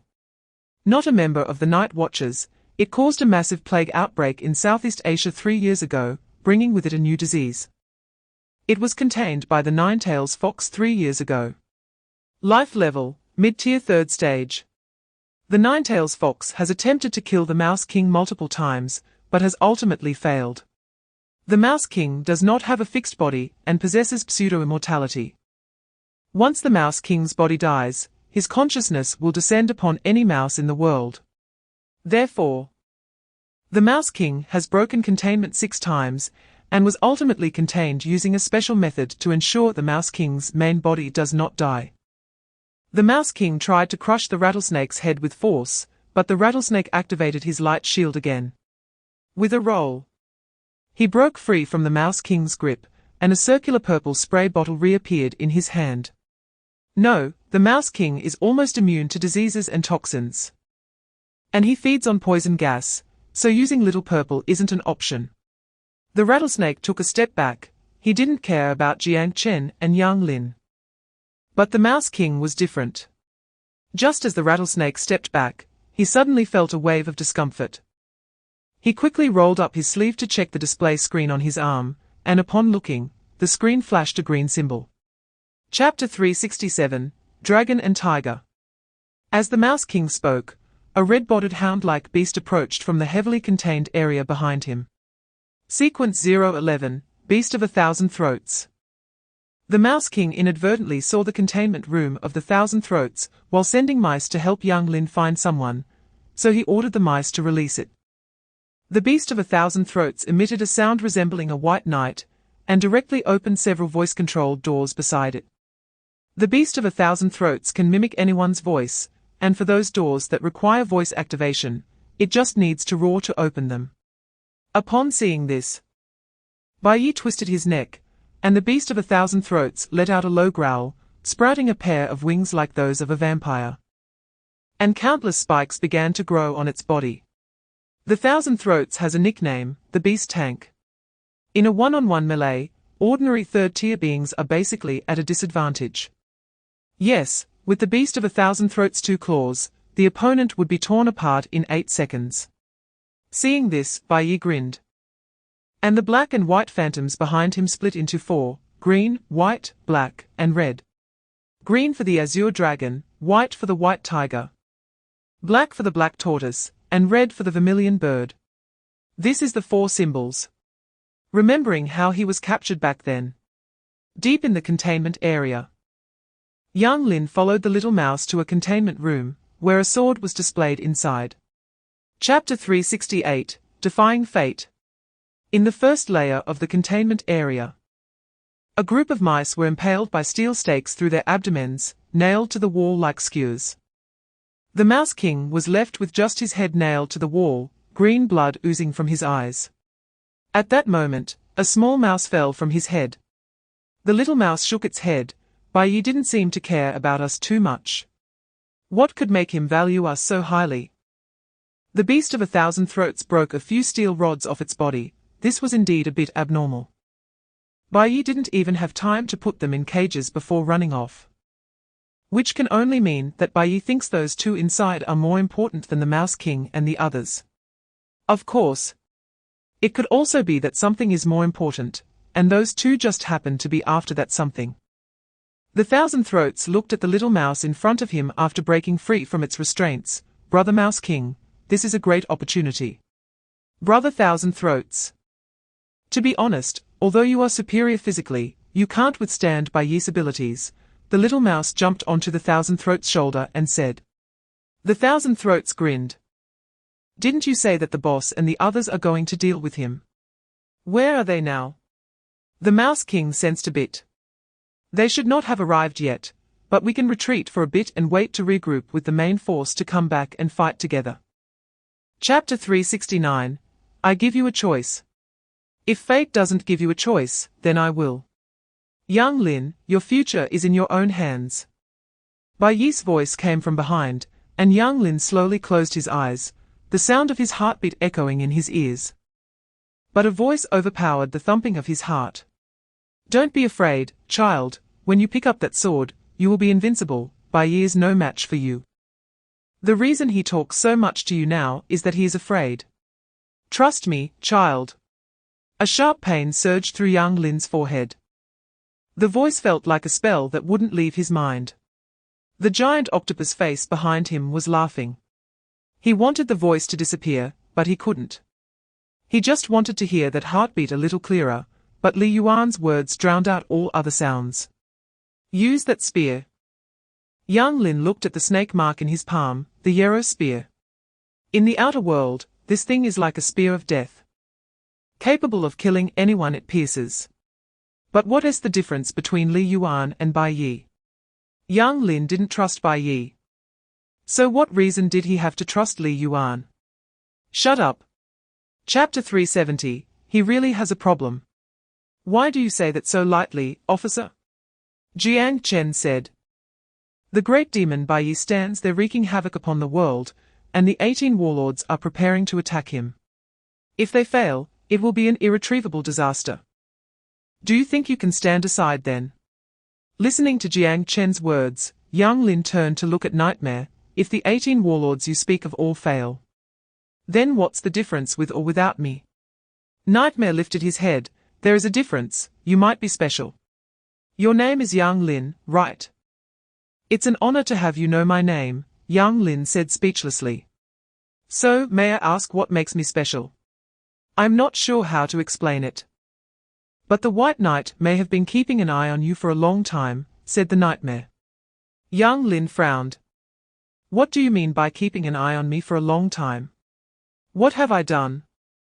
The Nightmare took out a cigarette from his pocket and put it in his mouth. This is a coincidence because it all started with a containment object. Which is the sword you have in your hand? He is your father. I know. You know. He told me. Yang Lin said while gripping the sword's hilt. The Nightmare looked puzzled. He told you. How did he tell you? Chapter 371, The General Attack begins. Master. As soon as Yang Lin finished speaking, a figure wearing a white mask appeared on the tree the Nightmare was leaning against. He was sitting on a branch, and it was unclear when he had arrived. Jiang Chen was momentarily stunned when he recognized who it was, Lord Sato. The Nightmare looked up, the hand of the serpent. The Black King. Seeing Yang Lin notice him, the figure on the branch let out a deep, muffled laugh. You've grown, Yang Lin. Whoosh! A sound of breaking air was heard, and the figure leaped down from the tree. Yang Lin looked at Meng Qing, feeling an indescribable emotion in his heart. So your goal is also the White Knight? That's right. Then why didn't you tell me directly? Yang Lin asked. Meng Qing replied, if I told you directly, you might not have chosen this path. You say you only believe what you see with your own eyes, so I won't say anything. I'll let you see for yourself. What do you think? Yang Lin said. You really understand me, but all my investigations along the way have still been orchestrated by you, right? From the moment you gave me the golden lotus seed. You had already started planning all of this. Meng Qing's gaze flickered. I haven't been so farsighted as to plan today's events 5 years ago. Chapter 372, The True Meaning of Invincibility. Phut! A figure was sent flying, rolling several times on the ground. Aren't you going to make a move? Upon hearing that person's words, countless dark shadows suddenly appeared in the sky. It was the Queen Bee. The Queen Bee split into dozens of clones to attack the White Knight simultaneously, colorful and vibrant. Your floral tricks are quite numerous. 100 third-tier clones charged towards the White Knight in an instant, but after encountering the slowing field, these clones naturally slowed down as well. The phantom behind the White Knight merged into yin and yang, and the dual energies burned like flames in his hands. Among peers, the White Knight was invincible. When would they understand this truth? The yin-yang dual flame sword, the White Knight fought against dozens of the Queen Bee's clones and scattered them. All of the Queen Bee's clones simultaneously raised their right hands. Countless sharp spikes emerged from their palms. Shoot! The bee needles were launched. Dozens of them attacking the White Knight. The White Knight did not dodge. The white-yang energy spread out, forming a solid barrier to block the needles. However, these bee needles pierced through his yang energy barrier and embedded themselves in the White Knight's body. Yet, before the Queen Bee could rejoice, these bee needles were engulfed by a surge of black yin energy. Chapter 373, Borrowing Power from the Heavens. Bang! Yang Lin's figure was sent flying. His serpent scales shattered piece by piece. The other sequences were about to come to his aid, but at that moment, Dao Tai appeared. He slammed his palm onto the ground, causing the earth to suddenly sink, and countless monsters fell into the giant pit, immediately wrapped in a layer of metal. This was not land underneath, but a thick metal foundation. When he slammed his palm into the ground, he directly manipulated the metal to pull those monsters into the metal foundation for control. The Nightmare, seeing this, directly descended in front of him. Dao Tai, you shouldn't be helping him now, you are harming the nine-tailed fox. Aren't you the one harming the nine-tailed fox? These are all containment objects, isn't our mission to contain them? Dao Tai replied. What if you and I are also targets of the White Knight? I see no problem with that. If there are no containment objects left in the world, then the last one that needs to be destroyed is the nine-tailed fox. Which is us. Dao Tai said. He was not a sequence, but he had 005 sealed within him. The ability of 005 was at his disposal. So Tao Chia's thoughts were different from those of the other sequences. He was an outsider. The nightmare saw that reasoning was futile, so he stopped arguing. Since Dao Tai insisted on standing with the White Knight, they could only finish the battle first. Chapter 374, Illusions. The red mist around Yang Lin grew thicker. And his energy was surging. Peak of the third tier. The White Knight murmured as if realizing something. Is it the things from the inner world? Is this your trump card? Bang! Yang Lin wielded his sword and broke through the red mist, his sword gleaming. The White Knight swung his sword to attack. But this time, Yang Lin did not get pushed back. They exchanged blows, but in terms of skill and ability, the White Knight had the upper hand. What troubled the White Knight was that red mist. Its origins were unknown, and he began to deliberately avoid it. The White Knight took a step back to create distance. His white sword transforming into yang energy that enveloped his arm, directly penetrating the red mist. Yang Lin closed in, the tip of his sword colliding directly with his palm. As a result, countless plants suddenly burst forth from within the White Knight's arm, squeezing out all his muscles, bones, tendons, and blood vessels. Phut! His arm cracked inch by inch, covered by plants. The White Knight gritted his teeth and used the black sword to chop off his arm.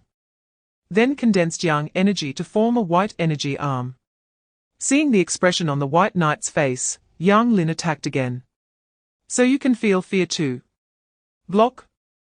Yang Lin struck again with his sword, but this time, the White Knight caught it with a hand made of white energy. Chapter 375, A Deadlock. The White Knight may have already forgotten the story he told. The sorcerer prophesied the king's death, and the king, worried about his impending demise, hid in the deep mountains. Which ironically led to his death.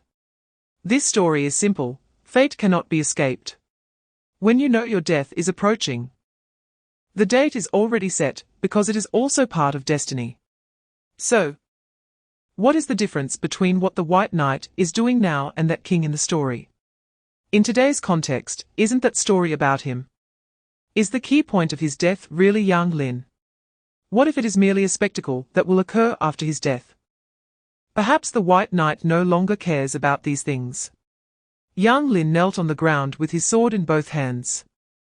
A massive hole burned into his chest by yin energy. At that moment, the White Knight unleashed his final sword, Ascend to Heaven. Phut! This time, the White Knight did not gather strength, but launched the sword with the fastest speed. In an instant, boundless sword energy erupted from within Yang Lin's body, crazily tearing apart the surrounding world. Yang Lin's body exploded in an instant, and all the sequences rushing towards him through the darkness were pierced and left riddled with injuries by the sword aura. Chapter 376, Tai Chi. A black chess piece rolled to Bai Yi's feet, the piece that Meng Qing had brought out from the fog chess game. At the end of that match, Meng Qing took the most central piece from the board, claiming it as a keepsake. He, a keepsake. Ha ha ha. Bai Yi suddenly looked up and laughed loudly. Wonderful, truly wonderful. It's a pity you didn't return to the nine-tailed fox. Satyr.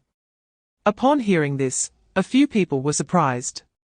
From Bai Yi's words, did Meng Qing originally belong to the nine-tailed fox? Some had already heard of this matter, though they were unclear on the specifics. But they knew Meng Qing must have some connection to the nine-tailed fox. Meng Qing opened his right hand, and the demon knife was drawn to him from mid-air, as if pulled by some kind of gravity. I don't think it's a pity. The life of the nine-tailed fox doesn't really suit me. As for you, once you have the thought of wanting to kill me, you should start to be on guard. Because I will definitely kill you before you can make a move. Bai Yi lowered his head upon hearing this. Kill me, he. It's just a conspiracy of fate. Make a move. Without waiting for Bai Yi to finish speaking, a crowd of monsters instantly surged forward towards Bai Yi.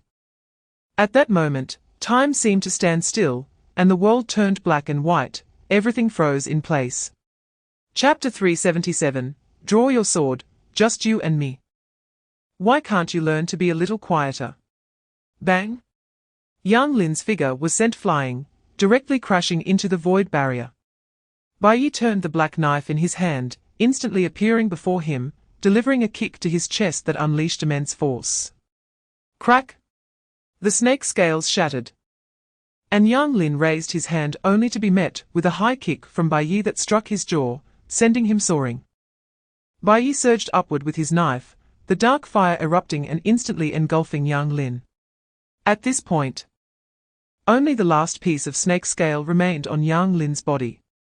The safety talisman string around his neck snapped, floating in front of Yang Lin. Something he intended to give back to his mother. Yang Lin reached out to grab the talisman, but Bai Yi launched another fierce side kick, sending him flying away. Bang! The last piece of snake scale shattered, and Yang Lin completely lost his defensive capability.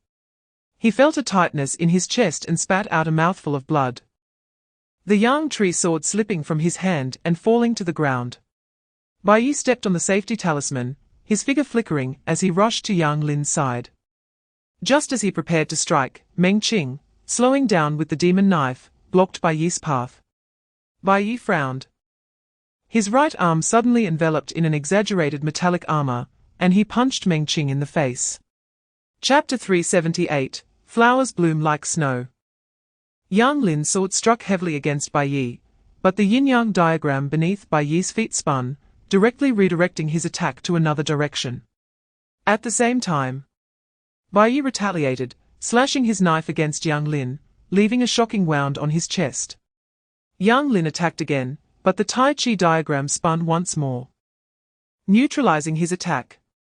Bai Yi stood firm, simply wielding his knife to leave Yang Lin covered in wounds.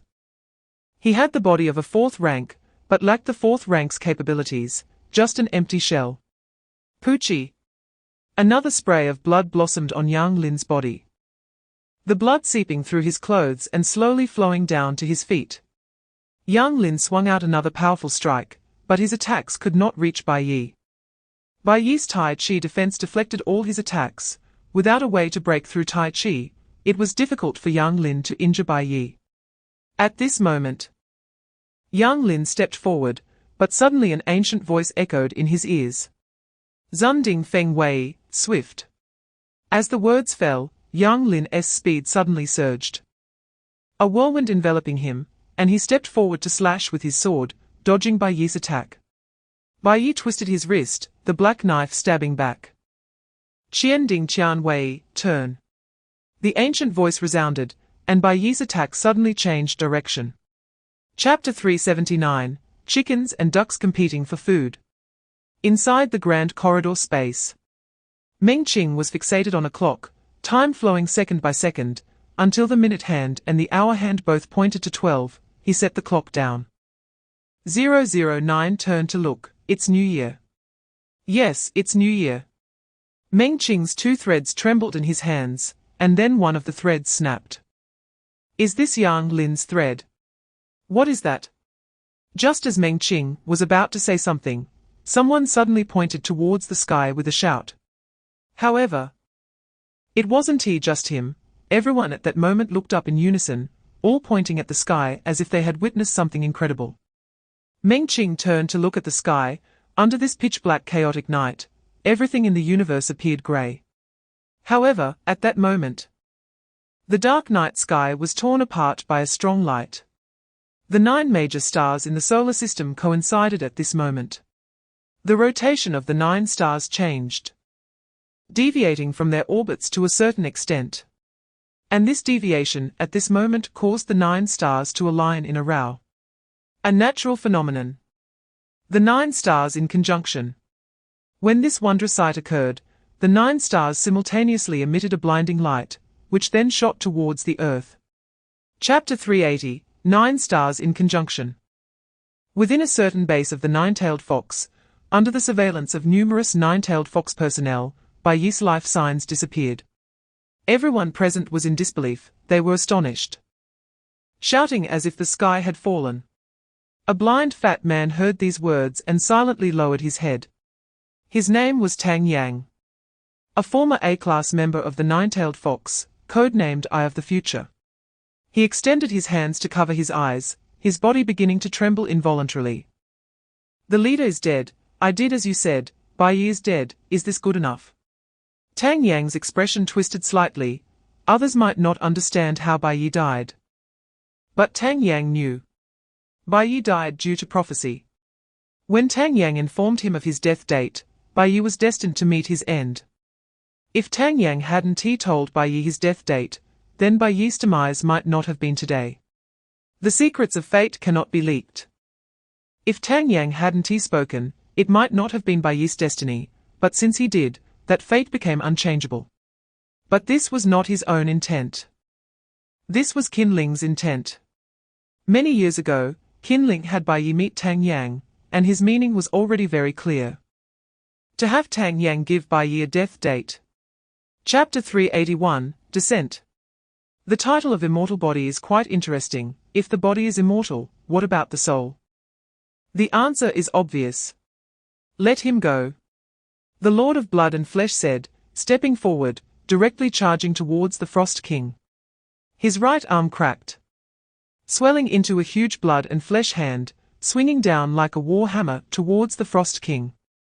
The Frost King snapped his fingers, and the Lord of Flesh and Blood was instantly frozen in place. I saw your ability inside, it is absolutely decayed, much stronger than Arthur's absolute characteristic. But when did you produce the illusion of being able to touch me? The Lord of Flesh and Blood was frozen. And the old man from the I Ching stood quietly beside, hands behind his back, watching. The Frost King naturally did not forget him. Do you want to try? The I Ching shook his head. No need to try, my ability is not an absolute characteristic, so I won't humiliate myself. However, I want to ask you. How do you plan to kill him? How to kill? The Frost King did not speak. Suddenly, a large amount of blood rained down from the sky, gathering in one place like a waterfall. The blood wriggled and coalesced into a white-haired man. It was 008, the true ancestor. My physical body is only one step away from the 5th level, just like him, my flaw is also mental power. Chapter 382, The Great Demon. Using the small formless body to replicate the techniques of the White Knight, copying this legendary technique that has been passed down is not the only way. For example, extracting White Knight's soul and drawing out his memories. But doing so is certainly risky. Leaving White Knight's soul could lead to him being placed in a situation where he dies and then is reborn. Moreover, White Knight has used forgetfulness spray multiple times. Whether he even remembers the full scope of those techniques is an unknown. In other words, White Knight might only have his body remember a certain energy operation route, while he subconsciously maintains this cycle. Thus, the content of the technique is no longer important because he can remember it with his body. If this is the case, using the small formless body to copy White Knight's technique would be an excellent choice. So, was the Sea King right? Yes, but not entirely. This is Meng Qing's plan. But not the whole plan.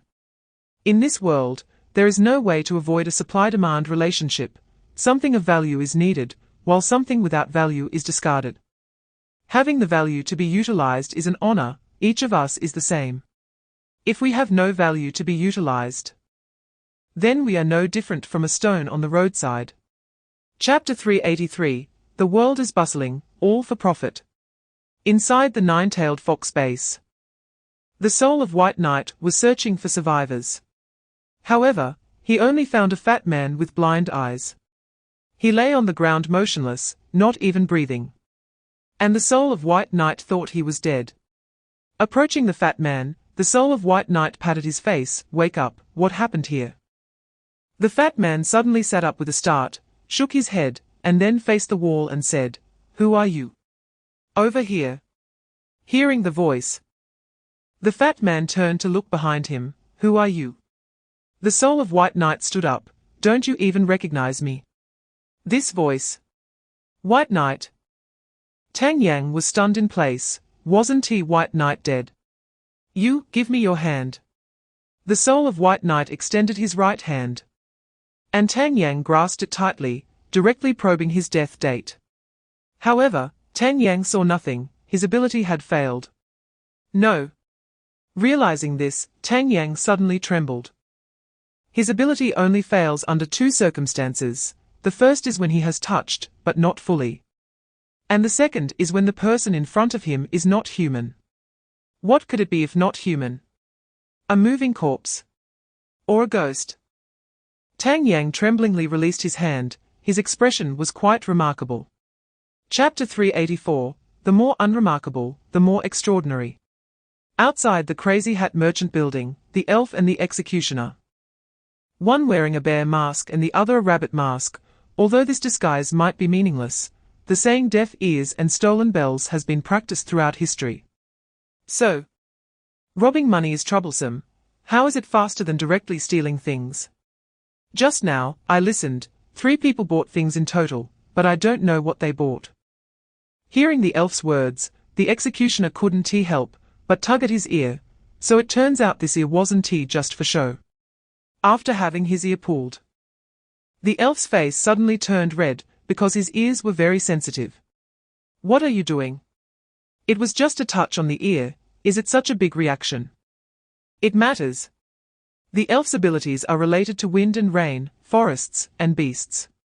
Wind and rain relate to auditory abilities, allowing him to hear information that ordinary people cannot through the flow of air, and also to predict future weather changes through rainwater. The forest relates to visual abilities. By touching plants, the elf can sense all places in the world where vegetation exists, an extension of the eyes. As for beasts, this ability has 2 forms, one for taming beasts and one for transforming oneself into a beast. Chapter 385, A pack of wolves surrounding. Since the shackles of the inner and outer worlds have been broken, why not take a step further and open up the dreamland as well? Hearing Yi Long's words, the insect smiled faintly. That might not be necessary. If those things in dreamland were released, then everyone would be out of play. Isn't it just fine now? You are at the peak of the 4th level, looking around. How many people are your opponents? You need to understand that if possible. I also don't want to be your enemy. Everyone just wants to get out of that place of exile. There's no need to turn swords against each other. Look at now, no one is slaughtering the innocent. Everyone coexists peacefully. Isn't that good? Coexisting peacefully. If it weren't for Yi Long. The current situation is easy to guess. Those guys disregard life and death, killing people as easily as drinking water. Insect's ambition is also considerable. Unifying the world and claiming kingship. Who wouldn't want that? The fact that they haven't started killing is not because they don't want to, but because they don't dare. Yi Long walked to Insect's side. If you really want peace, then you shouldn't have come here today. Insect smiled. I have to have some means of self-protection, right? In case you suddenly decide to slaughter all humanity one day. I can stop you to prevent you from making a grave mistake. Chapter 386, True Understanding is Becoming. What a narrow road for enemies. Lilith scanned the area and saw 2 werewolves suddenly surrounding her from left and right. This is truly unfortunate. The 2 werewolves in front of her are derivatives of the pack leader of 038. The Wolf King, originally named Xians, was once a duke under the Blood Clan prince Fei Lun Bag.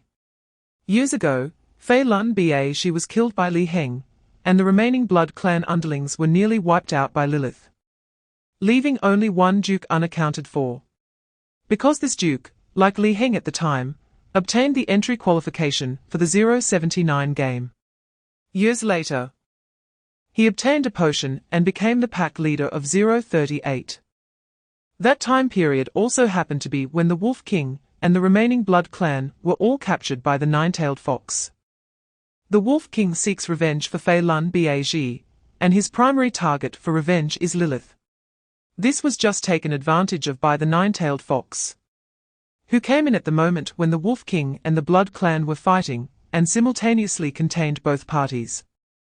It is worth mentioning that the ability of the 038 Wolf King is not weak, at least much stronger than the initial form of 008 True Ancestor. The Wolf King possesses a third-tier upper-level rank, with abilities related to lunar phases, which are similar to those of the Blood Clan yet also mutually restraining. Chapter 387, Justice Will Prevail. There is a kind of answer in the world that is even more heartbreaking than refusing to forgive, and that is indifference. The things you cling to have long been forgotten by others as mere past smoke, even if mentioned again in the future. It is just a light, I don't care. The feeling at that moment is akin to pouring a bucket of cold water onto a fire that has just been ignited. Lilith stared blankly at the dissipating mist, just watching.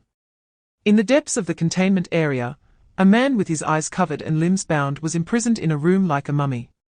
At that moment, countless plants suddenly grew in the room. The roots and vines of these plants gradually covered the room, prying open the iron rings that bound the man, releasing him. The man's appearance seemed unremarkable. He was muscular, but otherwise looked like an ordinary human from any angle. Yet he is a genuine sequence. He is 038, the Wolf King. The Wolf King glanced around, and outside the containment room, red mist swirled. He stepped out of the containment room, and saw a solid human figure sitting in the red mist. Seinstellin, do you recognize me? Chapter 388, The Era of Panic. Dream World. Li Yuan extended his enormous finger, and countless mental threads extended from his palm, connecting to Yang Lin. It was he who was driving this body to act. While Yang Lin's soul, or consciousness, was no longer within that body. His soul was in Li Yuan's hands.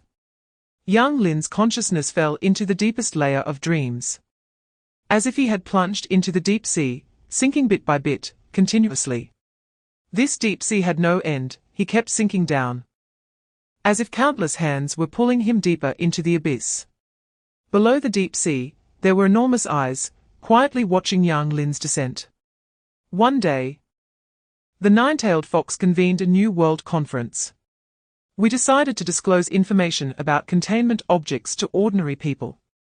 People have the right to know what situation they are currently facing. We must unite and confront the external enemies.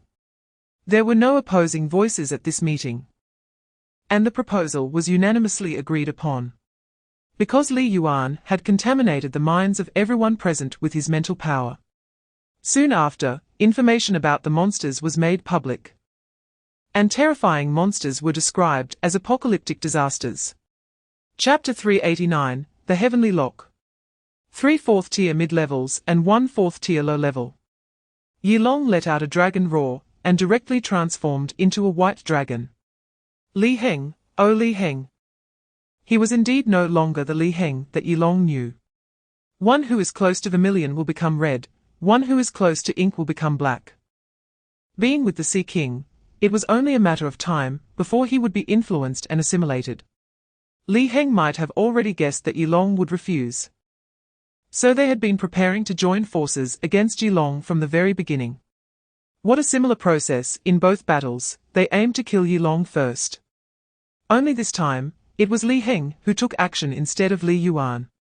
The battle was about to break out, and the 4 fourth-tier individuals launched a joint attack against Yilong. They each displayed their abilities, and Yilong fought with all his might. The commotion from this battle was so great that people thousands of miles away could feel it. However, even with Yilong's peak 4th-tier power, it was difficult for the 4 to gain an advantage. Yilong faced 4 opponents, battling them from day until night.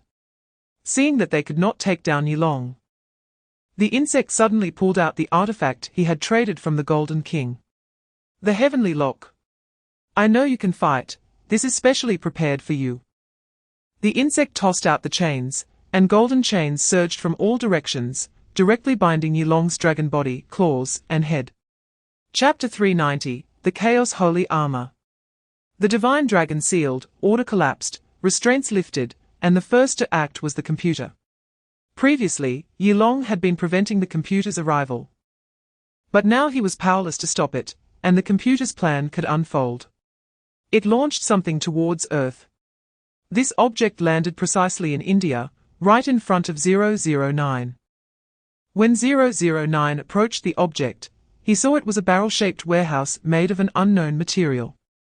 The lock on top of the barrel-shaped warehouse opened by itself. And several items appeared before 009 and the others. One of the items shot out rapidly and pierced directly into 009's chest. With a sound of flesh being penetrated. The next moment, a layer of black flesh-like substance began to rapidly cover 009's body. This layer of black flesh completely enveloped 009's body. Then began to harden and form a tough outer armor. Purple flames erupted at that moment, and 009 seemed to merge with this battle armor. His nervous system connected to it, feeling no weight at all, as if the armor were his skin. First holy armor of chaos. 009 tried to move his fingers, and then punched the stone pillar beside him. Chapter 391, The Origin of Good and Evil. Nightmare, this S-rank personnel of the Nine-Tailed Fox, has now become a monster wanted by the Nine-Tailed Fox, with everyone calling for his capture. People around the world united against a common enemy. But they did not know that the real monster was among them in the court.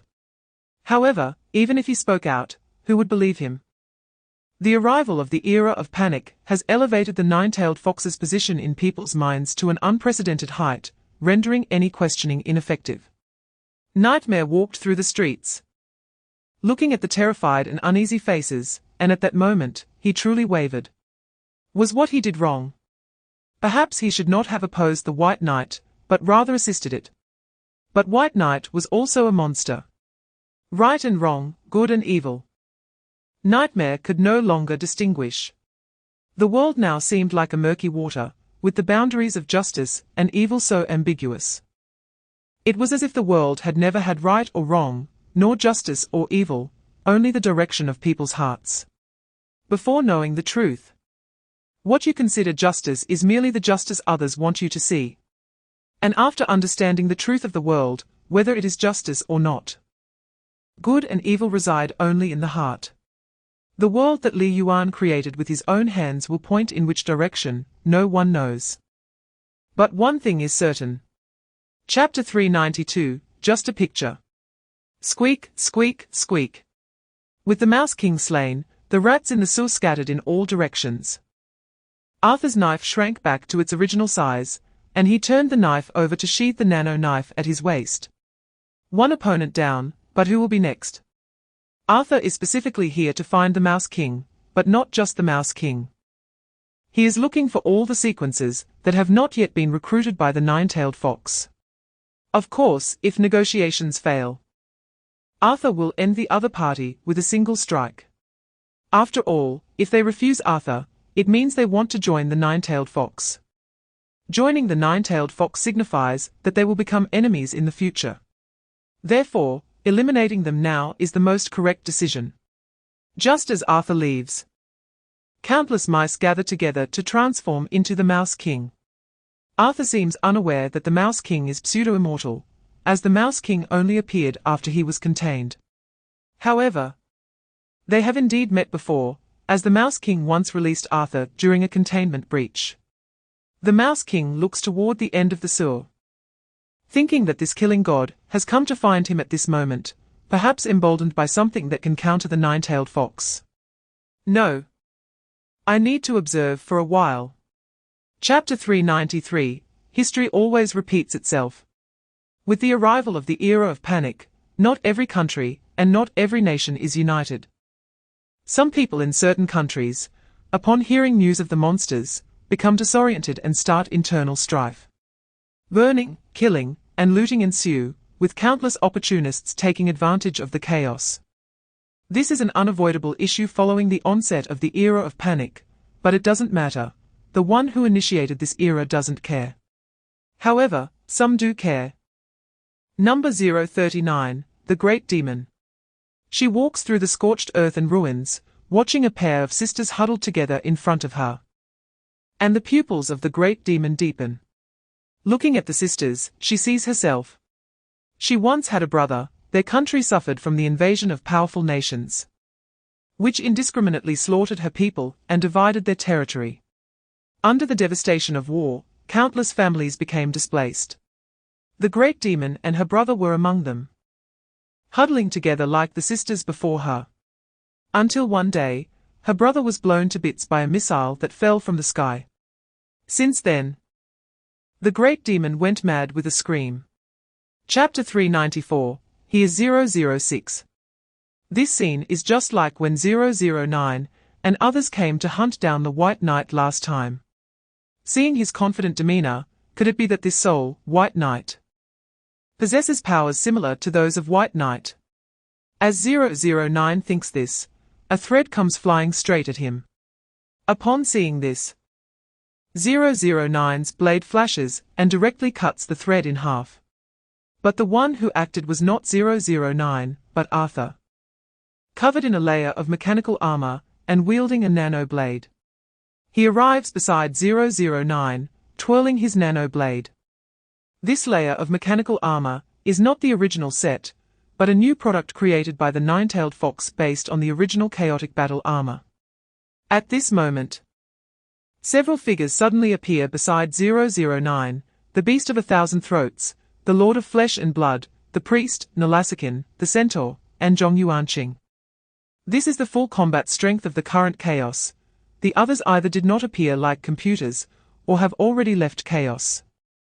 As for the external reinforcements Arthur is looking for, almost all the reactions from the third-tier beings, except for the fourth tier, are the same. Those third-tier beings are already prepared to join the nine-tailed fox. Li Yuan, controlling Yang Lin's body, looks at the people in front of him with a faint smile. A few big cats and small cats. Chapter 395, Fighting together against the Sea King. The queen bee descends from the sky, and Yang Lin's third-tier body cannot dodge in time, resulting in his arm being torn off by the queen bee. Blood sprays as one of Yang Lin's arms is ripped away. The queen bee merges with the great demon. The great demon can make the host immune to all mental attacks and pollution. Even Li Yuan's fifth-tier mental power cannot harm her in the slightest. Yang Lin pulls out a horse talisman and a dog talisman from his bosom, and his severed arm begins to heal immediately. He came prepared. The queen bee closes in, saying, "I knew you would be prepared. How could I come empty-handed?" Li Yuan, having been exiled to the land of dreams. You are reaching too far into the outside world. You think you can sweep the outside world with a single consciousness. You really underestimate us. As the queen bee speaks, her pupils split into several and begin to scan the surroundings, but strangely, she does not sense any other fourth-tier auras nearby. This means that the Hydra and the Lord of the Red Flow are not present. Strange, what is Li Yuan plotting? Yang Lin's severed arm heals, and he exhales a breath of foul air before saying, "Those who want to kill me, come out. There's no point in hiding anymore." As Yang Lin speaks, the sky suddenly begins to rain blood. Chapter 396, Li Yuan claims the throne. Is the game over? Wrong, the game has just begun. The bright moon hangs high in the sky, slowly being pulled toward Earth. The tides surge, dense fog envelops everything, and an indescribable, unseeable horror emerges from dreams into reality. All preparations have been made for this moment. As the bugs begin to ponder how to connect the two realms, some of their abilities and attempts are glimpsed by Li Yuan. At that time, the bugs employed two methods in total. One method was to set up a mental anchor point to make the invisible visible, and achieve the goal of descent. The advantage of this is that only he would descend, and other sequences would not be released. However, the difficulty of this method is too high. At least too difficult for the bugs. Therefore, the bugs adopted another method, establishing a mental bridge connected to the outer world, shattering the boundary. This would inevitably lead to the release of all fourth-tier sequences. But there was no other choice. For the bugs, this was the fastest means. Thus, the bugs did not attempt the first method, but someone did. That person is Li Yuan. According to the bug's theory, Li Yuan established an anchor point to the real world. Chapter 397, Unifying the World. Li Yuan seems to deliberately refrain from killing. He does not strike down the bugs, the true ancestor, or even 009. The previous mental attacks were merely for intimidation. When facing the Queen Bee and the true ancestor, he should have been able to keep them. Yet Li Yuan did not do so. Instead, he let them go. In the end, when only the bugs remain, Li Yuan does not kill them either, rather. He openly hints to the bugs to submit. Li Yuan's actions are truly inscrutable. No one knows what he intends to do. No one knows what his next step will be. He is like an abyss, with no bottom in sight. 009 steps forward to Li Yuan, and under everyone's gaze, suddenly kneels on the ground with a bang. I am willing to pledge allegiance to the great emperor. Silence. The air is as silent as death. The chaotic crowd looks at each other. Is this the 009 they know? When did he become so perceptive? Receded was directly confused in the wind. They all thought that at this point, 009 would still jump out to make a fool of himself. As a result, he actually knelt. Huh? Looking at the bewildered crowd. 009 paid no attention. If he had learned anything from these years of being against Bai Yi, it must be that a true man can bend and stretch. Chapter 398, Chen Ye's Return. Asia, somewhere. Yang Lin furrowed his brows more tightly as he looked at the content on the live broadcast on his phone. The images on the phone were being broadcasted nationwide, and there were people translating beside him. Everyone on the street was holding their phones, watching the television or computer. Everyone's expressions were highly focused, as if they wouldn't let a single word go by. Yang Lin was very puzzled, ever since he woke up from his slumber. The whole world had changed. Everyone was very strange, including Yang Lin's mother. This strangeness stemmed from some sort of cognitive error. For example, the concept of a country had been completely blurred. It seemed there was no place in the world called a country anymore. Because the entire Earth was just one country. This country was called the Earth Alliance, abbreviated as the Earth Union. And the country had only one leader, named Li Yuan, whom everyone called the Emperor. Obeying him without question, viewing him as the supreme existence. Yang Lin didn't understand what had happened to this world. Why did it seem like he had only slept for a few months, yet it felt like hundreds of years had passed? Were these people abnormal? Or was he the one who was abnormal? When everyone in the world agrees on something, that thing becomes an unquestionable truth. Chapter 399, The Opportunity to Become a God. Chen Ye's gaze swept over the trembling souls, then he let out a hoarse laugh. He, it seems everyone isn't having a good time together. So, who is to blame? After saying this, Chen Ye suddenly pointed at Li Yuan. Let me ask you a question. Do you think 002 is hateful? Huh? Li Yuan didn't speak. And the group of sequences looked at each other, unable to guess what Chen Ye was trying to do. Do you think 002 is hateful? How should they answer? Should they answer truthfully? What if the Sea King retaliated afterward? But after all, this was Lord Aosai asking the question. The crowd didn't know how to respond. And Chen Ye let out a cold laugh. Do you have concerns? 001, you go first. 001 blinked in response and said, Huh? I don't think it's that hateful. Upon hearing 001's words, Chen Ye turned his gaze to 003. 003, what do you think? Wang Haonan stood up and said, God. I'm not very interested in this game, so I don't know much about 002, nor do I have any reference opinions. Chen Ye shifted his gaze to the Queen Bee. 004, you speak. Chapter 400, A New Game. The Opportunity to Become a God. Upon hearing this, everyone present became unsettled. What does it mean to have the opportunity to become a god? Is Chen Ye going to let them leap to the 5th, or even 6th tier? But with so many sequences present, it couldn't be that everyone would become 5th or 6th tier, right? Li Yuan also fell into deep thought about the opportunity to become a god. Since it was called an opportunity, based on Li Yuan's understanding of Chen Ye, it couldn't mean that everyone would become gods. And Chen Ye's next words confirmed Li Yuan's speculation. Don't you all want to prove yourselves? Don't you all want to unify an era? Now, your opportunity has come, but it is only once.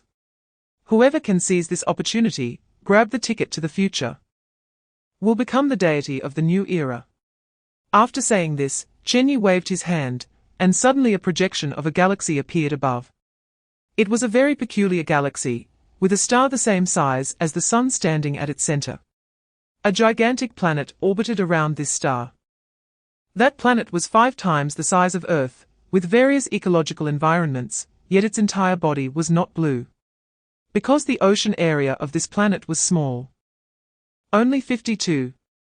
Chapter 401, The Struggle for Divine Authority, Choosing the King. Any questions? Upon hearing this, 001 stood up on tiptoe and raised her right hand. I, God, have a question. What tier am I? As soon as this was said, the room fell silent. Indeed, what tier is this bird? Strictly speaking, 001 had no fixed tier. She could mimic up to the 5th tier. How should that be calculated?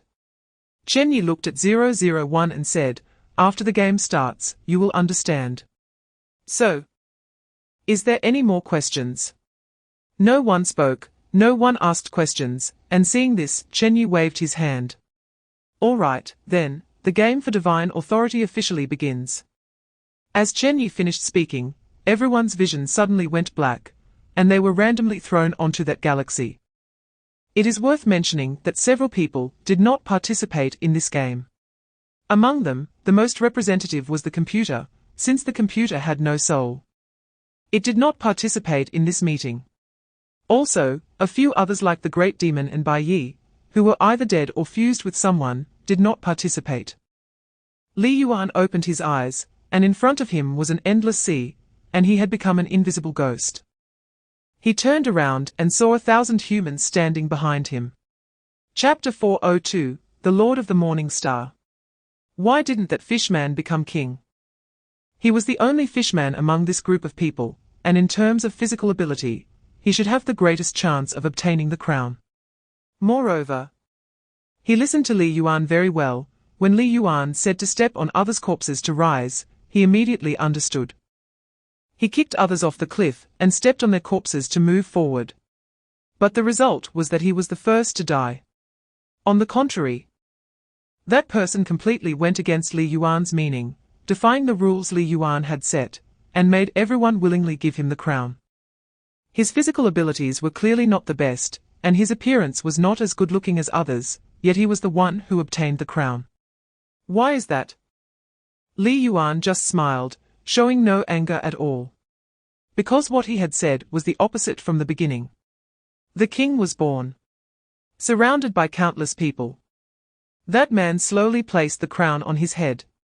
Every person's eyes radiated light. They might not fully understand each other, as they had only known each other for 3 days. Yet, despite this, they willingly handed over the crown. They could not determine how powerful this king was, but they were all very certain that this king would consider them. Chapter 403, Is this not the end?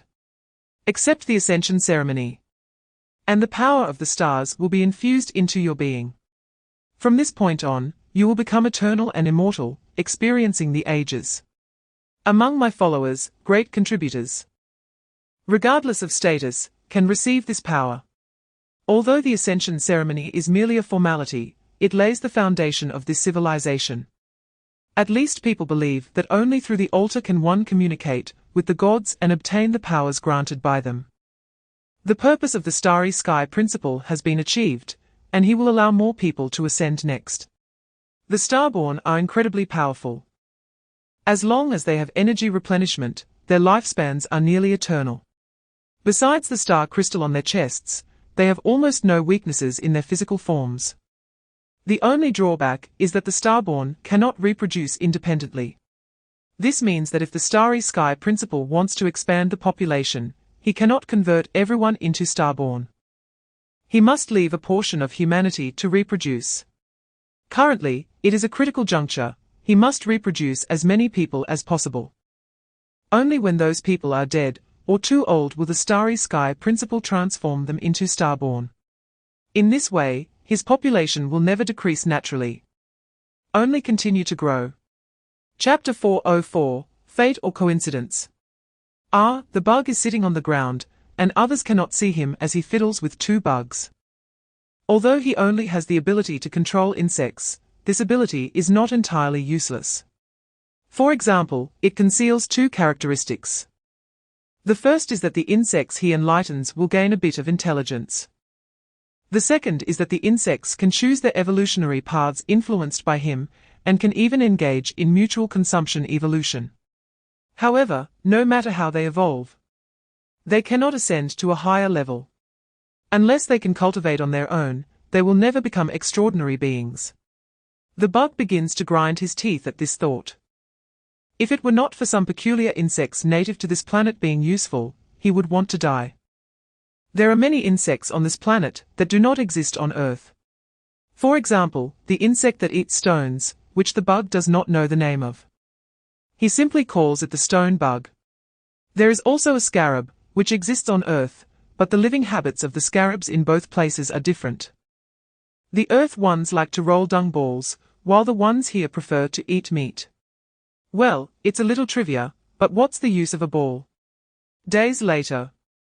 In the central continent, in a remote area to the northwest. Chapter 405, A Demon-like Army. 2 months later. Central continent, the rich land of Angnaz. The first stone castle is built here, with mine shafts being dug, and rows of furnaces smelting metals. Several beings made entirely of energy, lacking flesh and blood, are busy working. They are the followers of the starry sky principle. They reach out to touch the rocks in the cave, and the rocks dissolve into dust. This is their ability. There is energy in all things, and extracting this energy causes the object to disintegrate. Through this method, they can easily open mountains, and dig tunnels to find ore veins. The first they discover is a mineral called purple iron. Because this ore is very hard, has a high melting point, and overall appears purple when cooled, it is named purple iron. They smelt the purple iron, initially pouring it into molds to create the first batch of metal tools. However, at this time, the skills are not yet mature, and the impurities in the purple iron are too many to purify, resulting in rather average tools. Nevertheless, these metal tools are certainly much stronger than stone. Shortly after, a blacksmith proposes an idea, to use the energy extraction ability of the starry sky followers to remove the impurities from the minerals. Chapter 406, The God of Life. War has begun just like that, they are indeed eager. A woman with green curly long hair sits in a tree, overlooking the approaching army from afar. Her number is 036, Isis. She is revered by her followers as the God of Life. Her sequence derives from the blood and flesh master and the queen bee potion. And her ability is not very strong. She is one of the sequences taken in by the nine-tailed fox. Her ability is to bless life, allowing all things to grow rapidly. She blesses seeds, creating crops that can mature in a day. She blesses humans, allowing their populations to grow quickly. She blesses beasts, enabling them to reproduce endlessly like humans. Her ability brings nearly endless food to her followers, and no one worries about hunger, while the population continues to grow day by day. In 4 months, her followers have exceeded 10,000 and are not limited to this area. Her group has established 4 stable and prosperous outposts, of which this is just one. The king is not here. This group migrated here just 2 months ago. Chapter 407, The Dual God Alliance. Another oceanic nation. The 2 oceanic tribes immediately made contact, as instructed by the gods behind their kings. Since both sides wished to negotiate, the negotiations were successfully established. Due to the similarity of their races, communication was very smooth, but the other party is a matriarchal society. Their king is female. And their god is also female. The gods behind both sides met in person. Just as Li Yuan thought, the other party's god is Hydra. It is worth mentioning that although people cannot see them, the gods on both sides can see each other. Without needing to say much, the two gods directly signaled their respective kings to form an alliance, which is a very close alliance, namely, a marriage. Both kings accepted the proposal of the gods and completed the marriage as rulers, with both being kings and enjoying the same rights. This established the so-called dual king era. The two nations also merged, forming the nation of Saws. Unlike the low reproductive capacity of the fish people on Li Yuan's side, the fish people under Hydra have a very strong reproductive capacity. As a matriarchal society, most of their fish rulers are female, perfectly contrasting with the mostly male rulers on Li Yuan's side. Chapter 408, Rapid Expansion. Time has entered the second year. All sides are developing steadily, with no large-scale wars breaking out during this period, only small-scale frictions. Meanwhile, the three gods on Li Yuan's side have worked together to produce a relatively complete sea map over the course of 2 years. The area of the outer sea connected to this world is about 45, while 7 is the inland sea, with only a small portion connecting to the outer sea. Additionally, the largest continent in this world is connected broadly, linking the entire polar plates. The overall shape resembles an irregular semi-oval. The area of this continent is about 32 of this world, and Li Yuan named this continent the Central Continent. In addition, there is another continent, which is much smaller, located on the backside of the Central Continent, with a shape that is hard to describe. The total area of that continent is only 14. And the remaining islands combined amount to 2. It doesn't sound very large, but the total area of this planet is approximately 25. 5 billion square kilometers. In comparison, the total area of all land on Earth is only about 14.9 billion square kilometers. The area of the 14 continent is about 35.7 billion square kilometers, which is already more than twice the total land area of Earth. Chapter 409, The Country of the Sun. In the southern part of the Central Continent, a fully armed army is advancing southward, recording the geographical features along the way and mapping the area. The knight leading the group is slender, and judging by her physique, she appears to be a woman. She wears violet armor and holds a black one-handed sword. She is one of the 3 ascended commanders of the Star Empire, named Mayseka. She is known as the Crescent Knight. The Star Empire is primarily a nation that relies on military deterrence and external expansion and plunder. Its main forces are divided into 3 legions, led by the 3 commanders, who head southwest to open roads, build cities, and create maps. These 3 commanders are Gawain, the Guard Knight who commands the central army stationed in the capital, Angnaz, Mayseka, the Crescent Knight who leads the Southern Legion, and Remod, the Lion Eagle Knight who commands the Western Legion. Additionally, there are various lords in different cities, each controlling the local situation and development, holding substantial power. Including the 2 commanders dispatched, they all possess autonomy, with statuses similar to vassal kings. The internal rules and institutional development of the empire are not a concern for the Starry Principle, as it is fully entrusted to the king. Chapter 410, The Golden Road in the Desert. In an oasis outside the desert, a magnificent temple stands tall. The pattern of the scarab beetle is engraved on the columns, and countless humans clad in bronze armor stand guard outside the temple with long spears. Inside this temple resides the king of Solan. On this starry night, the king is having sweet dreams, but a voice suddenly awakens him. As he opens his eyes, he sees that no one is around. Is it you, God? Are you calling me? The insect stands before the king, but the king cannot see him. He wants to scold the king, but holds back. This fool is still sleeping like a dead pig, completely unaware that someone has already breached the borders of Solan. Only the insect can see this. The sandworms are his eyes. He watches as the army comes from the north, crossing the desert to reach the oasis city. If he is not mistaken, the leading female commander must be at least of the third-tier mid-level standard. And the other 100 soldiers are also of the second-tier upper-level standard. Although the rest are ordinary people, the sheer number of them and their weaponry, who the hell are these outsiders? A group of armored invaders has already crossed the borders of Solan, and they come armed. Chapter 4:11. This is true win-win. A starry vassal travels day and night, taking 2 months to return to the capital, Angnaz. He reports to the king about the desert and the country of the sun. Upon learning of this matter, the king first seeks the opinion of the deity. The deity only says one word: attack. With the deity's consent, the king immediately orders another army to start a southern campaign. It is expected that this army will rendezvous with the forces stationed in Solan 3 months later, and launch a full-scale attack. This is the first expedition, and the king has some concerns. The starry people can directly draw energy from the land, but ordinary soldiers require food supplies.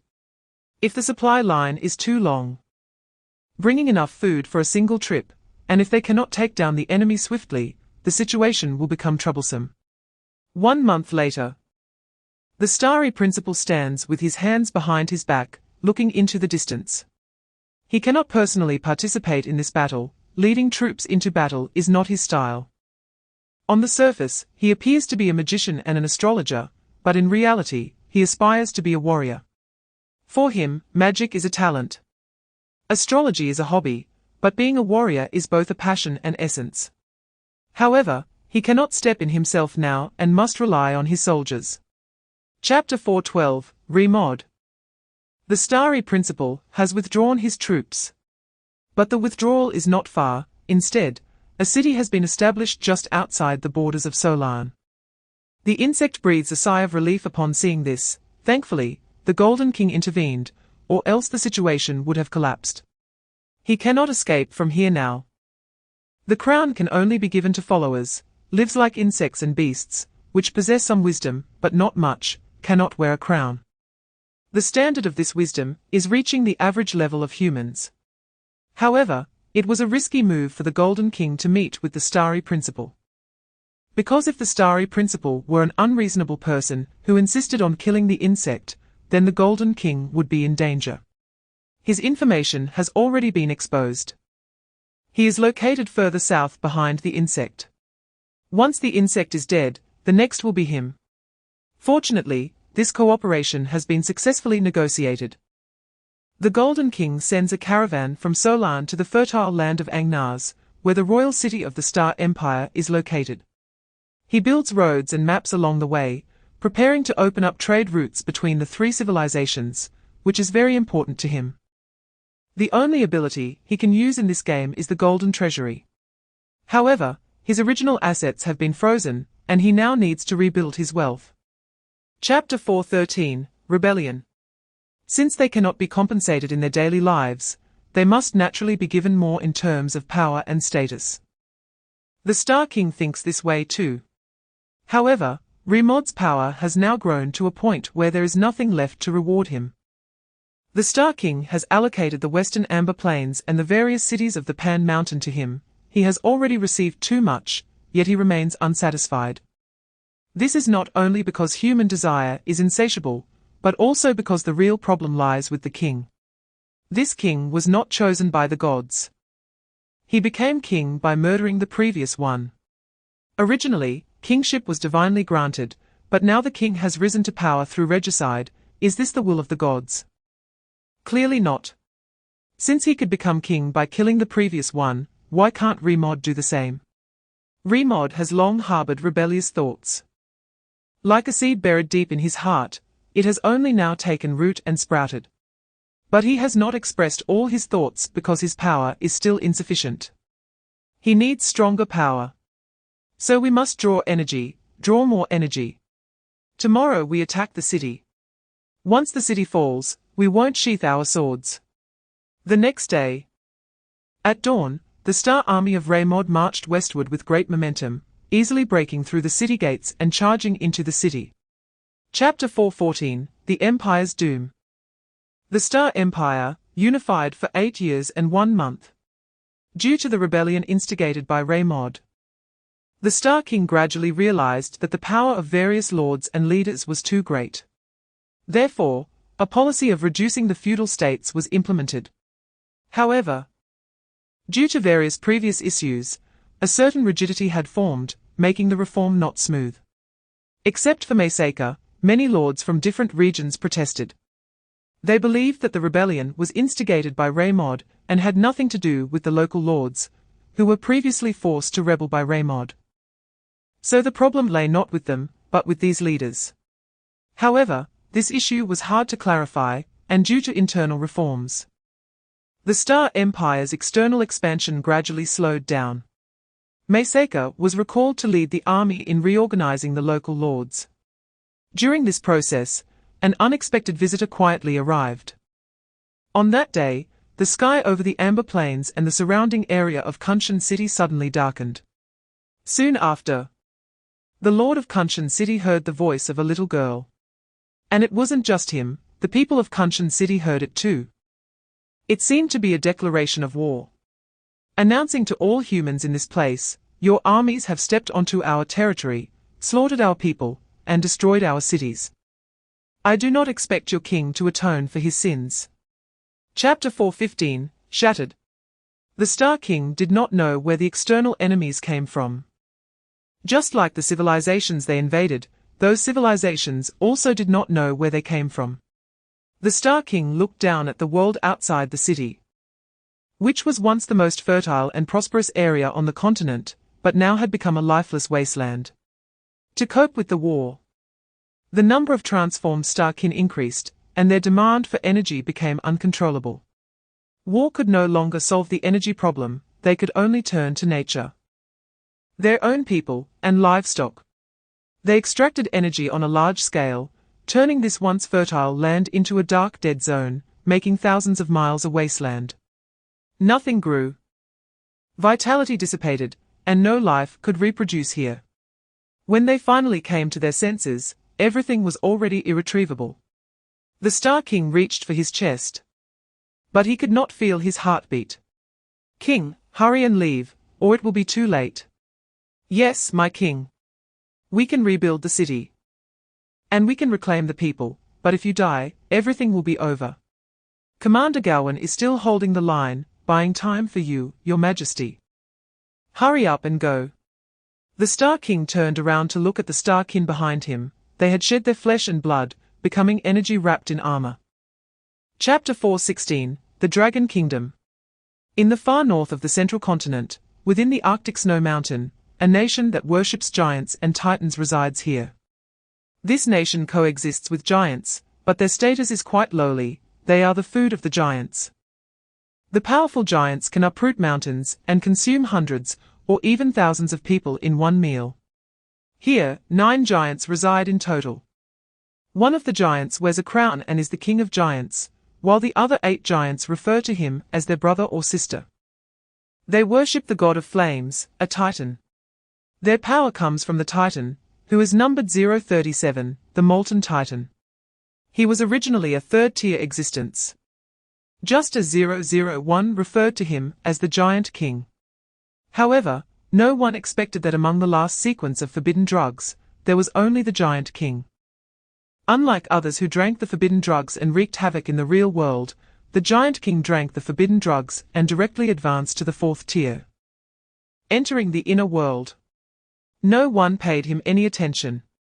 As a result, when the boundary shattered, he had just emerged when he saw yellowing in the sky and thought to step back and hide for a while. But soon after, yellowing was sealed. And just as he wanted to reveal himself, the other 4th-tier beings and the Sea King started to fight. Chapter 4:17, The Martial Emperor. That child was not born in the form of an egg. He was born through normal gestation like a human. His skin was yellow, and his eyes were golden dragon pupils, with the bloodline of ancient dragons flowing within him. The white dragon Kan Gong and the black dragon Li Entropy both regarded him as their offspring because the child's bloodline was the same as theirs.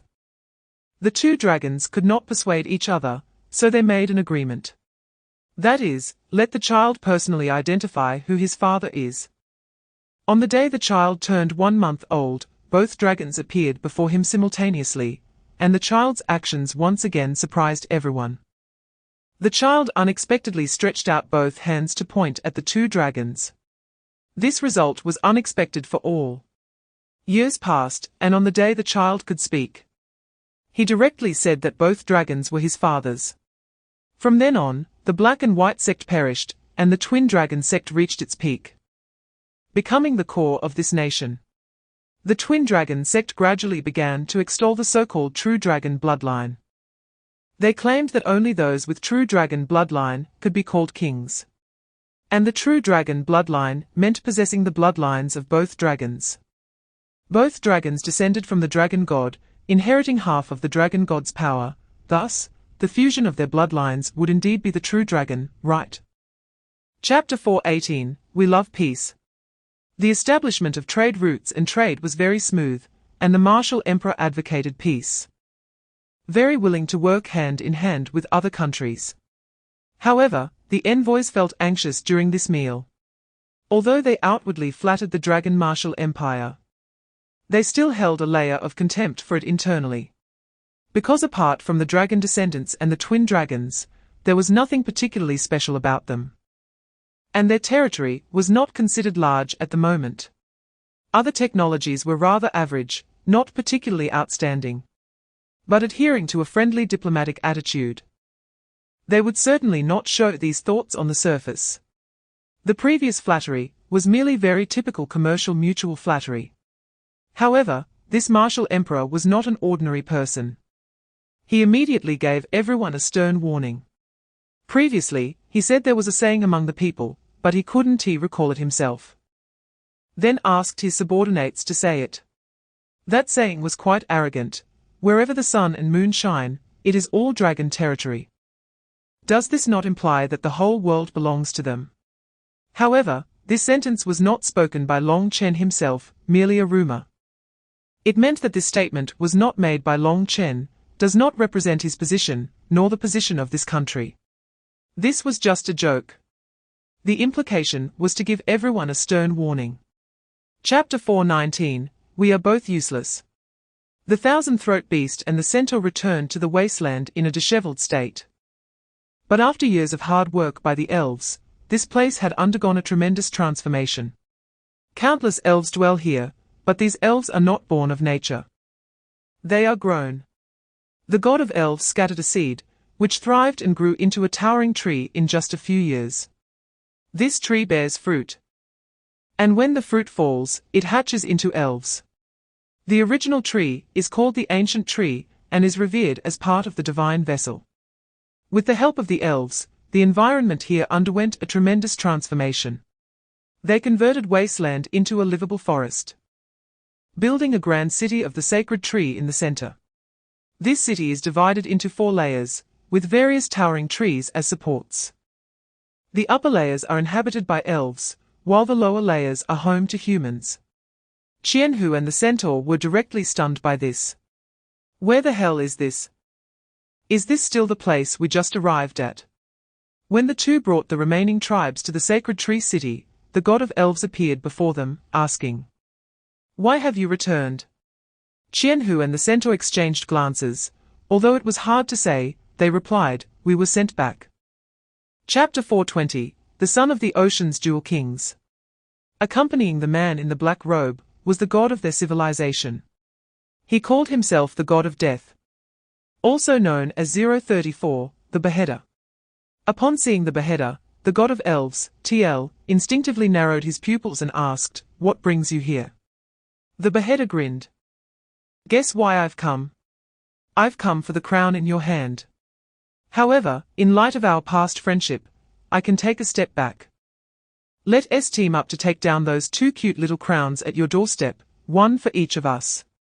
Afterwards, an alliance between us would surely be much better than dealing with those 2. TL was stunned. The beheader patted his shoulder. It's okay, don't be afraid. Just leave it to me, you don't need to do anything. Trust me. At that moment, TL suddenly heard the centaur's voice. Don't trust him. If he gets both crowns, his power will surely surge, and he won't need to ally with you. He will just eliminate you to claim 3 crowns. You must think this through. Hearing this, TL fell into a dilemma. The beheader, seeing his hesitation, gradually withdrew his smile. Of course. I'm not here to ask for your opinion, I'm just offering a suggestion that benefits both of us. Chapter 421, The Ocean Empire's Landing. Year 51 of the Ocean Era. Central Continent, South Sea. Led by the son of the Dual Kings, Atlas, the ocean army landed from the Southeast Sea. While the country occupying the southeast coast was a powerful civilization, the god of this civilization was the god of luck. After the investigation by the Ocean Empire, they determined that the only candidate meeting that condition was 029, the gambler. Their guess was correct. The country on the southeast coast was the civilization of the gambler. Zhong Yuanqing. It is well known that Zhong Yuanqing has only one ability, the dual probability. Everything can be assessed with a dual judgment, leaving success or failure to luck. When the external enemy arrives, Zhong Yuanqing directly flips a coin. Whether they can repel the enemy does not depend on national strength or technology, but solely on this coin. The coin is tossed and falls. The final result points to the back. Upon seeing this, Zhong Yuanqing immediately spoke to the king, urging him to pack up and flee overnight. The king obediently followed, without question, leading his people to escape. In an instant, the entire nation was shaken. With the king fleeing, everyone else followed suit. By the time Atlas and his army arrived, the place was already deserted. Chapter 422, TL Sandrius. If I can't have this piece of cake, then no one else can. The Golden King and the insect are bound together. And the beheader has pulled the Desert Empire into the fray, making the situation even more chaotic. The 3 parties simultaneously surrounded the sacred tree city. And the Golden King's world map expanded a bit more. Looking at the routes on the map, the Golden King smiled softly, referring to his original territory as Rome. The insect once asked him why he chose that name, to which the Golden King replied, "The meaning of this name is good, all roads lead to Rome.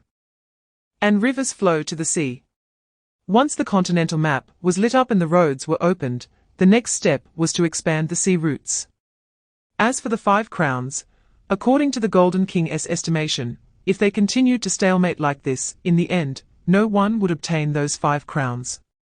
So, the Golden King proposed a solution, split the 5 crowns into 3 parts. The Ocean Empire and the Beheader's Empire would each take 2.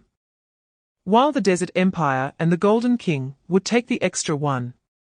This distribution was very reasonable, and could perfectly resolve the current situation, breaking the deadlock of mutual inaction. However, humans are greedy and never satisfied. The beheader believed that this was clearly a war he initiated first, and that he was the first to discover the Elven Kingdom. Chapter 423, Ceding Territory. Before that night of assassination, an ominous sign had already appeared in the forest. The originally peaceful plants suddenly became irritable and gradually developed aggressiveness. With thorns and spikes growing from the trees, and the grass wilting bit by bit. In just one night, the sacred tree city seemed to have changed completely. All of this was due to the transformation within TL Sandrius. As dark thoughts took root in his heart, an indescribable dark impulse consumed TL Sandrius, turning him into a dark elf. The first elf affected was the king chosen by TL Sandrius. The king was also consumed by this dark impulse and transformed into a dark elf. That night, he visited Zhong Yuanqing's king. It was also that night that the king raised his sword and beheaded another king. The Elven King extracted the heart from the other king's body, held it high towards the sky, and then consumed it. Thus, the situation underwent a subtle change. TL Sandrius ascended to the 4th tier with the crown. However, he did not stop there. his elves immediately set out to find the remaining 3 kings. However, Arthur's king, armed with the sword bestowed by the god, slayed the incoming elven assassins and then fled the sacred tree city overnight. Chapter 424, Hell. Watching the furious insect, the Golden King couldn't help but shake his head. Truly useless. There's no need, those things they swallowed can never be reclaimed. The insect turned angrily to the Golden King. What do you mean? The Golden King replied expressionlessly, I said from the very beginning that those 5 crowns are the fuse. If everyone wants the big piece in the end, no one will get the crown. A cornered dog will jump over the wall. If I were the god behind those 5 kings, I would certainly look for an opportunity to kill the other kings. This is taken for granted, and once such a situation is created, the development of events will become uncontrollable. We intervened in this matter, and with one thing leads to another, there is a beginning and an end. A cause and an effect, and we will inevitably be involved regardless. At that time, all military forces will gather in Solan, the front defenses will be weak, and the surrounding powerful nations will undoubtedly take advantage of the situation to seize Angnars. The small nations will also inevitably move to take a share. Hearing the words of the King of Gold, the insect gritted its teeth. What use is there in saying these things now? The child is dead, and you came to nurse it. The land has been taken from you, and you are here to give advice. Chapter 425, The Princess Who Came to Pay Tribute. Found it.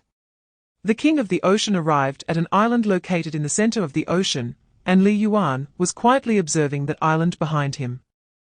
The area of this island is not too large compared to Li Yuan's physique, and there is a huge door standing on it. Li Yuan looked at that door, and his brows gradually furrowed. He reached out to try to touch the door, but a powerful energy wave directly bounced his hand back. He did not know when this door appeared here. It might have been here from the beginning. And how Li Yuan discovered this door was when a beam of light flew from the mainland to this place after a sequence was out. Li Yuan followed that light and gradually made his way here. After that, every time a sequence was out, it would turn into a beam of light and fly into the door. But not only sequences. Any life form's death in this world would also turn into energy and be absorbed into it. On both sides of this door, there are 2 rows of grey gemstones. Now, these gemstones are lighting up one by one from the bottom up, having already lit up the 5th one, while the 6th and 7th remain dark.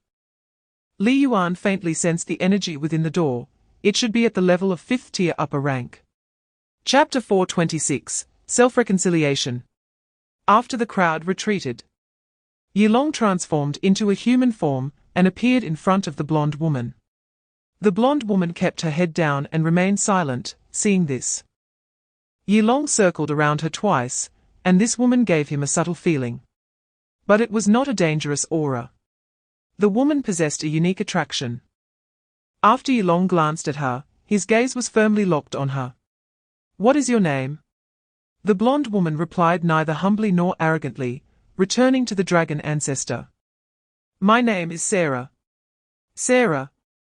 Yilong tried to retract his gaze and shifted it to his statue. He did not like male-female relationships. His need for the opposite sex had never been strong. It was just that in this game he had no choice but to descend in physical form to personally reproduce advanced dependents. Otherwise, like the principle of the starry sky, if his true self could not descend and his dependents lost the game and were eliminated, in the end, he would have nothing left. Who could he reason with? So after giving birth to the twin dragons, Yilong did not continue. But then this woman named Sarah appeared, and she had a certain scent about her. As soon as it was smelled, it would evoke a desire. The most terrifying thing was that even though Yilong had already cultivated to the 5th tier, he was still affected by that scent. Chapter 427, The True Son of God. In the Dragon Martial Empire. When Yilong opened his eyes, the blonde woman named Sarah was sitting on a chair nearby, fiddling with her hair. The dragon ancestor has awakened. Hearing the woman's words, Yilong reflected on his physical body. It seemed there was no discomfort, or anything unusual. What did you do? Sarah smiled lightly and casually took a bit of the dragon ancestor's excellent genes. Yilong looked at Sarah. Are you 004? Hearing this, Sarah's lips suddenly split into a smile. Correct, but this is a no-prize quiz. My situation is not much different from yours. We both have a physical form that can manifest but cannot be used. In other words, our way of reproducing dependence is the same. However, I thought carefully. Rather than combining with humans to give birth to so-called demigods, it would be better for two gods to combine and give birth to offspring with the power of both gods. Then, you and I can smoothly reach a cooperation. Wouldn't that be wonderful? Hearing Sarah's words, Yilong fell into a moment of contemplation. That guy was indeed right. The goal of the queen bee was to obtain Yilong's dependence and thus achieve cooperation. But the more accurate that guy's words were, the more hesitant Yilong felt inside. Chapter 428, The Plague of the Undead. Our purpose in obtaining complete power is to win this game, however. The endless wars between us have seriously held us back. This is clearly contrary to our goal of wanting to win the game. But have you ever thought that to gain complete power, there is not just one way to kill the opponent? Yes, if you and I join forces, we can also have complete power. Then let us cooperate, merging our abilities into one, for you and I to achieve ultimate victory. The soul of White Knight and Jiang Chen reached an agreement. Their alliance was different from others. Together, they represented a qualitative change. The first thing they did after forming an alliance was to use the complete power of soul resurrection to revive a great killing weapon. The soul of White Knight abandoned its physical form and attached its soul to Jiang Chen. With White Knight's body empty, Jiang Chen directly injected White Knight's soul into White Knight's empty shell. The merging of their abilities unleashed the complete power of soul resurrection, reviving 031 Tai Chi White Knight. Moreover, the revived White Knight was even stronger than before. Chapter 429, The Strongest Undead Creature. The undead army was at the city gates, dragging huge war chariots with chains. And on the chariot sat a pale-skinned grey-haired man. This person was White Knight, his expression calm, as he sat on the war chariot with half-closed eyes. The game of selecting gods, the game of creating gods. 1,000 years, the victor claiming the crown and becoming a god, the loser disappearing. Awakening from a slumber, he found himself in a series of inexplicable events. White Knight opened his eyes to see a white dragon hovering above the ancient city, while the black dragon was nowhere to be seen. Previously, the black and white dragons had jointly attacked White Knight, but unexpectedly, White Knight merely made a slight move and crushed both the black and white dragons. However, that was not his intention. Two voices kept repeating in his mind, whispering for him to kill the black and white dragons. His body and consciousness were being controlled by someone. The first thing White Knight thought of upon revival was the owner of this ability, Sequence 069, the resurrected soul. It could bring the dead back to life while retaining their consciousness, along with soul resurrection, and could freely control the souls and bodies of the dead. This could only be the resurrected soul. Never did I expect that one day I would become a derivative, becoming 0691. Chapter 430, Divine Beings. At the same time, White Knight received the latest orders from Jiang Chen. Quickly take down the opposing main city.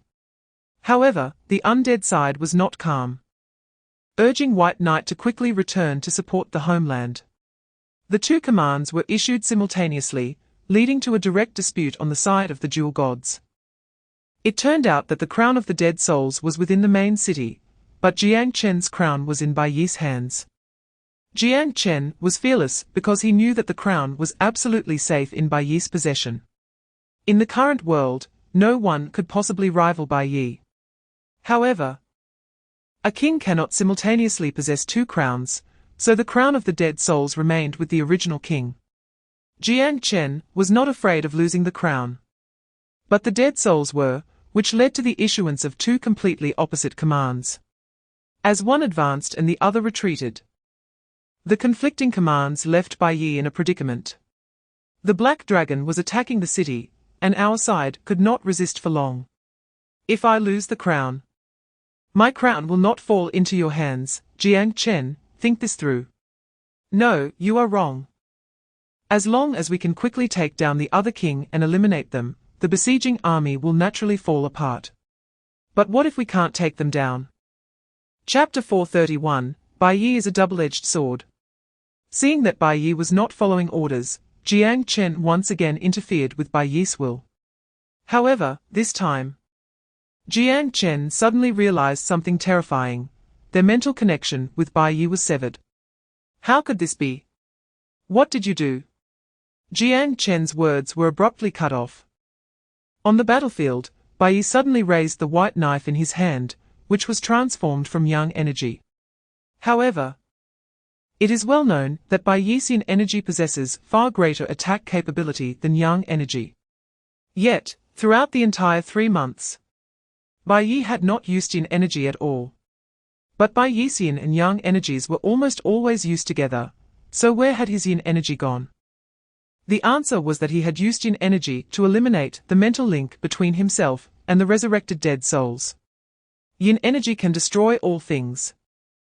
And he had been looking for an opportunity to wear down the mental link between the two and himself. But this opportunity was not easy to come by. Until the moment the dual gods' opinions diverged.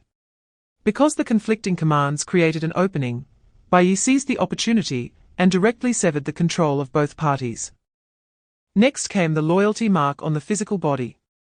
Before understanding the loyalty mark, we must first understand what kind of loyalty is defined by the resurrected dead souls. Chapter 432, How to Win Without Gambling. Bai Yi began a full-speed retreat, while Long Sui closely pursued him. This was intentional on his part, no matter what. If he died now, his crown would fall into Long Sui's hands. This meant that Jiang Chen had no choice but to cooperate with Bai Yi. Interestingly, Bai Yi repeated the same thing to the dead souls. He told them, "You and I will cooperate. I will return to save your king, and once we meet, I will give you the crown in my hand. After obtaining the crown, Jiang Chen would be eliminated. And you would use your power to help me balance against Jiang Chen and ensure my survival." The dead souls had no choice either, their king could not run far. And to seek a glimmer of hope under the pursuers, they could only rely on Bai Yi's power. So if Bai Yi could save his king, he wouldn't dare to kill Bai Yi, as he needed Bai Yi to deal with the pursuers. Bai Yi also required the dead souls to use the crown to exchange for elixirs. So let's cooperate. X2 Bai Yi grinned and hurried at full speed towards the location of the king of the dead souls. After about half a month, Bai Yi found the king fleeing in panic under the cover of the undead army. The undead army was not weak, but the black dragon on the other side was formidable. Chapter 433, He is just a pawn. 069, dead. When they learned this news, 004 and the Golden King were surprised, but they felt relieved when they thought of Bai Yi. At this moment, Yilong was suddenly dragged into a space deep within his consciousness. Yilong furrowed his brow and reacted, "What are you doing, now outside?" before Yilong could finish.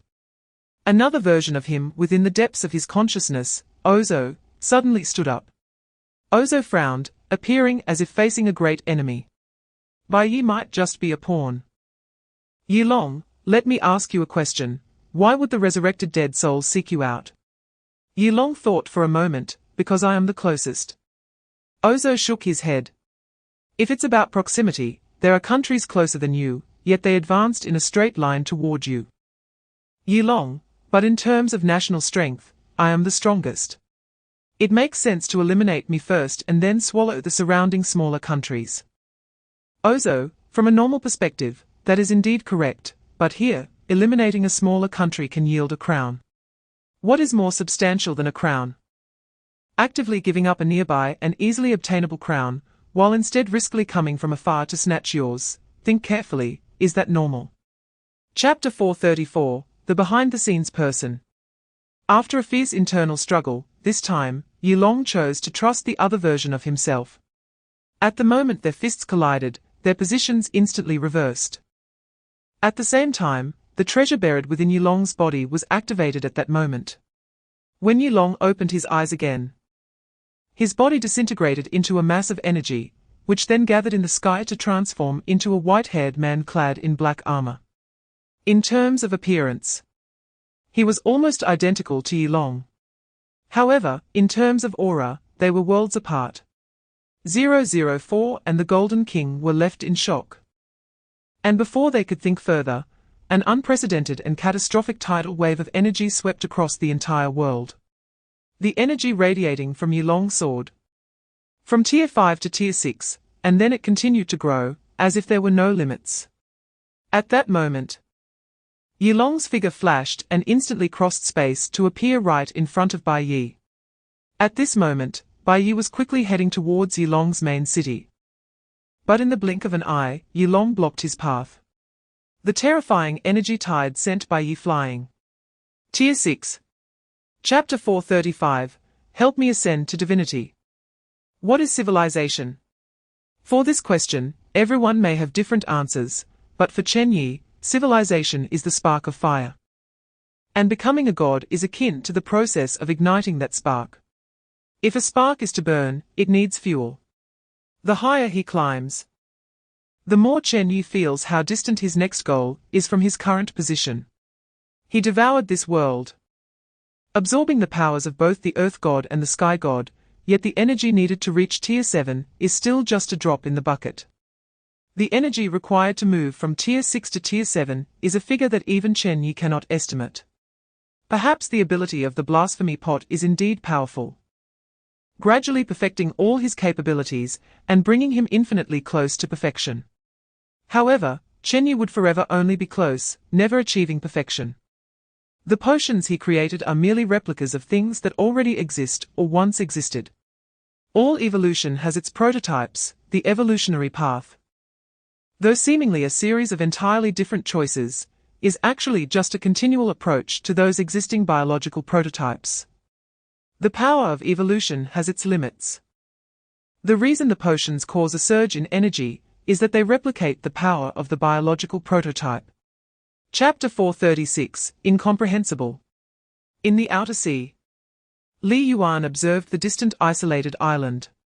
When Ozo's energy was fully gathered on this island and absorbed by that door, the 7 bright lights on either side of the door lit up, and Li Yuan's eyes brightened. It seems that my God is still merciful. Li Yuan sighed inwardly, as seeing this door led him to a terrifying speculation. The so-called Millennium War could potentially be a battle with no victor. Why do I say this? Because this door is clearly drawing energy from everything in this world, whether through death or sequence demise, everything will eventually be absorbed into this door and transformed into energy. Thus, Li Yuan speculated that my God might be planning to sacrifice all sequences, concentrating the energy to assist in becoming a deity. In hindsight, it seems Li Yuan was overly concerned. Even if all sequences died, their combined energy would not reach the 7th rank, which is evident. However, Li Yuan's reasoning was not incorrect. He just didn't know about the existence of Ozo, this energy repository. If we add Ozo as a variable to Li Yuan's conspiracy theory, then everything makes sense. Chen Ye did not intend to sacrifice all sequences. He only aimed to sacrifice Ozo. Chapter 437, Friendly Neighbors. In the year 200 of the Dragon Calendar, the map of the central continent became clear, and various hidden civilizations were discovered one after another. When the information was fully disclosed, war did not break out, but a cultural invasion began fervently. The Golden King marketed a type of commodity to the world, called rare people. As followers of Isis, rare people possess the most powerful reproductive capabilities, making them the best choice for a thriving civilization. Moreover, the Golden King also launched a buy one get one free promotion. The golden trade route was fully opened, and various countries began to massively import rare people, which made the Golden King immensely wealthy. However, The rare people sold to them came from both his own country and the Dragon Martial Empire, and all of them were adults. These rare people had already adapted to the local culture when sold to other countries. They not only disregarded local traditions, but also promoted the culture of the Dragon Martial side. They praised the Dragon Martial Empire as a paradise, a mortal realm of immortals, where roads are paved with gold, and land is worth its weight in gold, being the crossroads of continental trade routes and the core of the world. Such statements gradually increased as the rare people spread across the globe. Chapter 438. My God can't be scheming against me, right? Can the feather people go to sea? I didn't know that, it's really new, Mo said. Li Yuan smiled faintly. Yes, it's unheard of, and coincidentally, the feather person who went to sea was armed and almost reached my underwater palace. Hearing this, Mo spoke to the air, and soon a feather person appeared, bringing a human with him. Speaking of absurd things, I recently encountered one too. This fishman transformed into a human and pretended to be a believer. Sneaking into the temple with weapons, what could he be planning? Saying this, the feather person below splashed a bucket of water on the human, revealing his true form. He was the lowest-ranking deep diver, known for being able to transform into a human after dehydration. Except for a slight fishy smell, he was almost indistinguishable from a human. Li Yuan and Mo exchanged glances, both of them forcing smiles. What neighbors? Over the years, Mo has constantly sent people to destroy Li Yuan's factories on the sea and land. After all, you can't smelt metal underwater, right? Similarly, Mo's island is too small, which is why they have been trying to expand in search of new continents. Chapter 439. War between ocean and sky. Paradise Island, a solitary island at sea. Among the island clusters, this is considered a relatively large piece of land. Statistics show that, excluding the deceased feather people, the total number of feather people on the island is only over 400. This number sounds considerable, but in reality, it is pitifully small. It must be noted that every sequence had at least 1,000 people from the moment they descended. Now, after 200 years, the population of Paradise Island has only increased by 400 compared to 200 years ago. Part of this is due to the limited area of the island, but a larger part is due to the repeated migrations of the feather people. However, each migration resulted in being swept under the waves, leading to the fact that the feather people still only have this one island, with the older generation's population continuously decreasing. Currently, there are still numerous wandering feather people overseas, estimated to be between 1,000 and 2,000. The strength of the feather people is not very strong, but they possess a terrifying ability to evolve. The feather people initially were only at the second rank. They sought evolution from the voice of all things. The original ocean was the natural enemy of the feather people. Once they fell into the water, they could never climb back up, as their wings would get soaked and they would continue to sink. Chapter 440. Deep Diver Mutation. After the war broke out, the situation fell into a stalemate, just as Li Yuan had envisioned. After all, this is the homeland of the feather people. They defend from the air and want to come down, while the ocean empire can only climb onto the island to attack. They summon tides, while the other side conjures storms to disperse the tides, sending the fish people flying. In terms of overall strength, the fish people are inferior to the feather people. Li Yuan's side is just piling up numbers. However, at this moment, Angel Mo suddenly appeared before Li Yuan. So you came to fight. Didn't we agree to be each other's angels?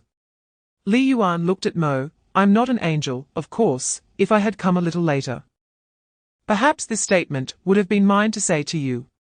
Mo smiled lightly. Now that we're at this point, I'm too lazy to argue with you.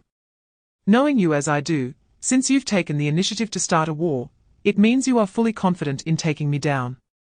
Li Yuan smiled faintly. It could just be that you've pushed me to the edge.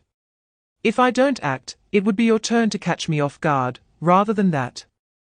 I might as well take the initiative. Even if there's no chance of winning, it's better than stubbornly holding out at home, right? Chapter 441, The 12 Apostles. The first apostle holds a sword in his left hand, and the second apostle holds a sword in his right hand. Each of the 12 apostles has an innate ability. The ability mastered by the first apostle is the voice of water and the song of ice. The ability mastered by the second apostle is the voice of flame and the song of fire.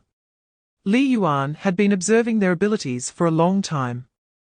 He used various methods to send assassins to make these apostles take action, but so far he had only collected the abilities of 10 apostles. The first and second apostles represented the song of ice and fire. The third and fourth apostles were the song of light and darkness. The fifth apostle was the song of the sharp sword, and the sixth apostle was the song of guardianship. The seventh apostle was the song of war. And the eighth apostle was the song of peace. The ninth apostle was the song of joy, and the 10th apostle was the song of pain. Li Yuan had already grasped the abilities of these 10 apostles, but the last 2 apostles had never taken action. The 2 apostles stood behind the winged king, wielding a double-headed sword, with blades on both ends and only the middle part to grip. They held the sword with both hands, positioning the blades in front of their chests, using the upper blade to cover half of their faces, not allowing even a hint of a smile. Although Li Yuan was unclear about the abilities of these 2 apostles, he knew what their role was. Chapter 442, His Mo looked at Li Yuan, both kings are 4th tier. Li Yuan looked at Mo, did I not say so? He chuckled. The strongest units of the Ocean Empire are actually the king and queen. At first glance, it seems nothing special, but thinking of Li Yuan makes Mo want to laugh. Li Yuan has been pretending for so many years that his country has no 4th tier. With the highest combat power capped at 3rd tier, focusing on numerical advantage. Hiding such a hand is just waiting for others to assassinate and then retaliate.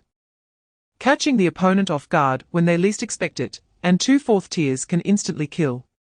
How boring. I never said my subordinates had no 4th tier. If you think I don't, is that my problem? Li Yuan said. Mo was slightly surprised but still felt unafraid. Li Yuan's trickery was indeed disgusting, but it was expected. Mo had long been mentally prepared, losing 2 4th tiers was not that hard to accept. If Li Yuan could defend his homeland, what about the front lines? With his mutated fishmen, even if they transformed into something extraordinary, they could not possibly defeat his 10 4th tiers.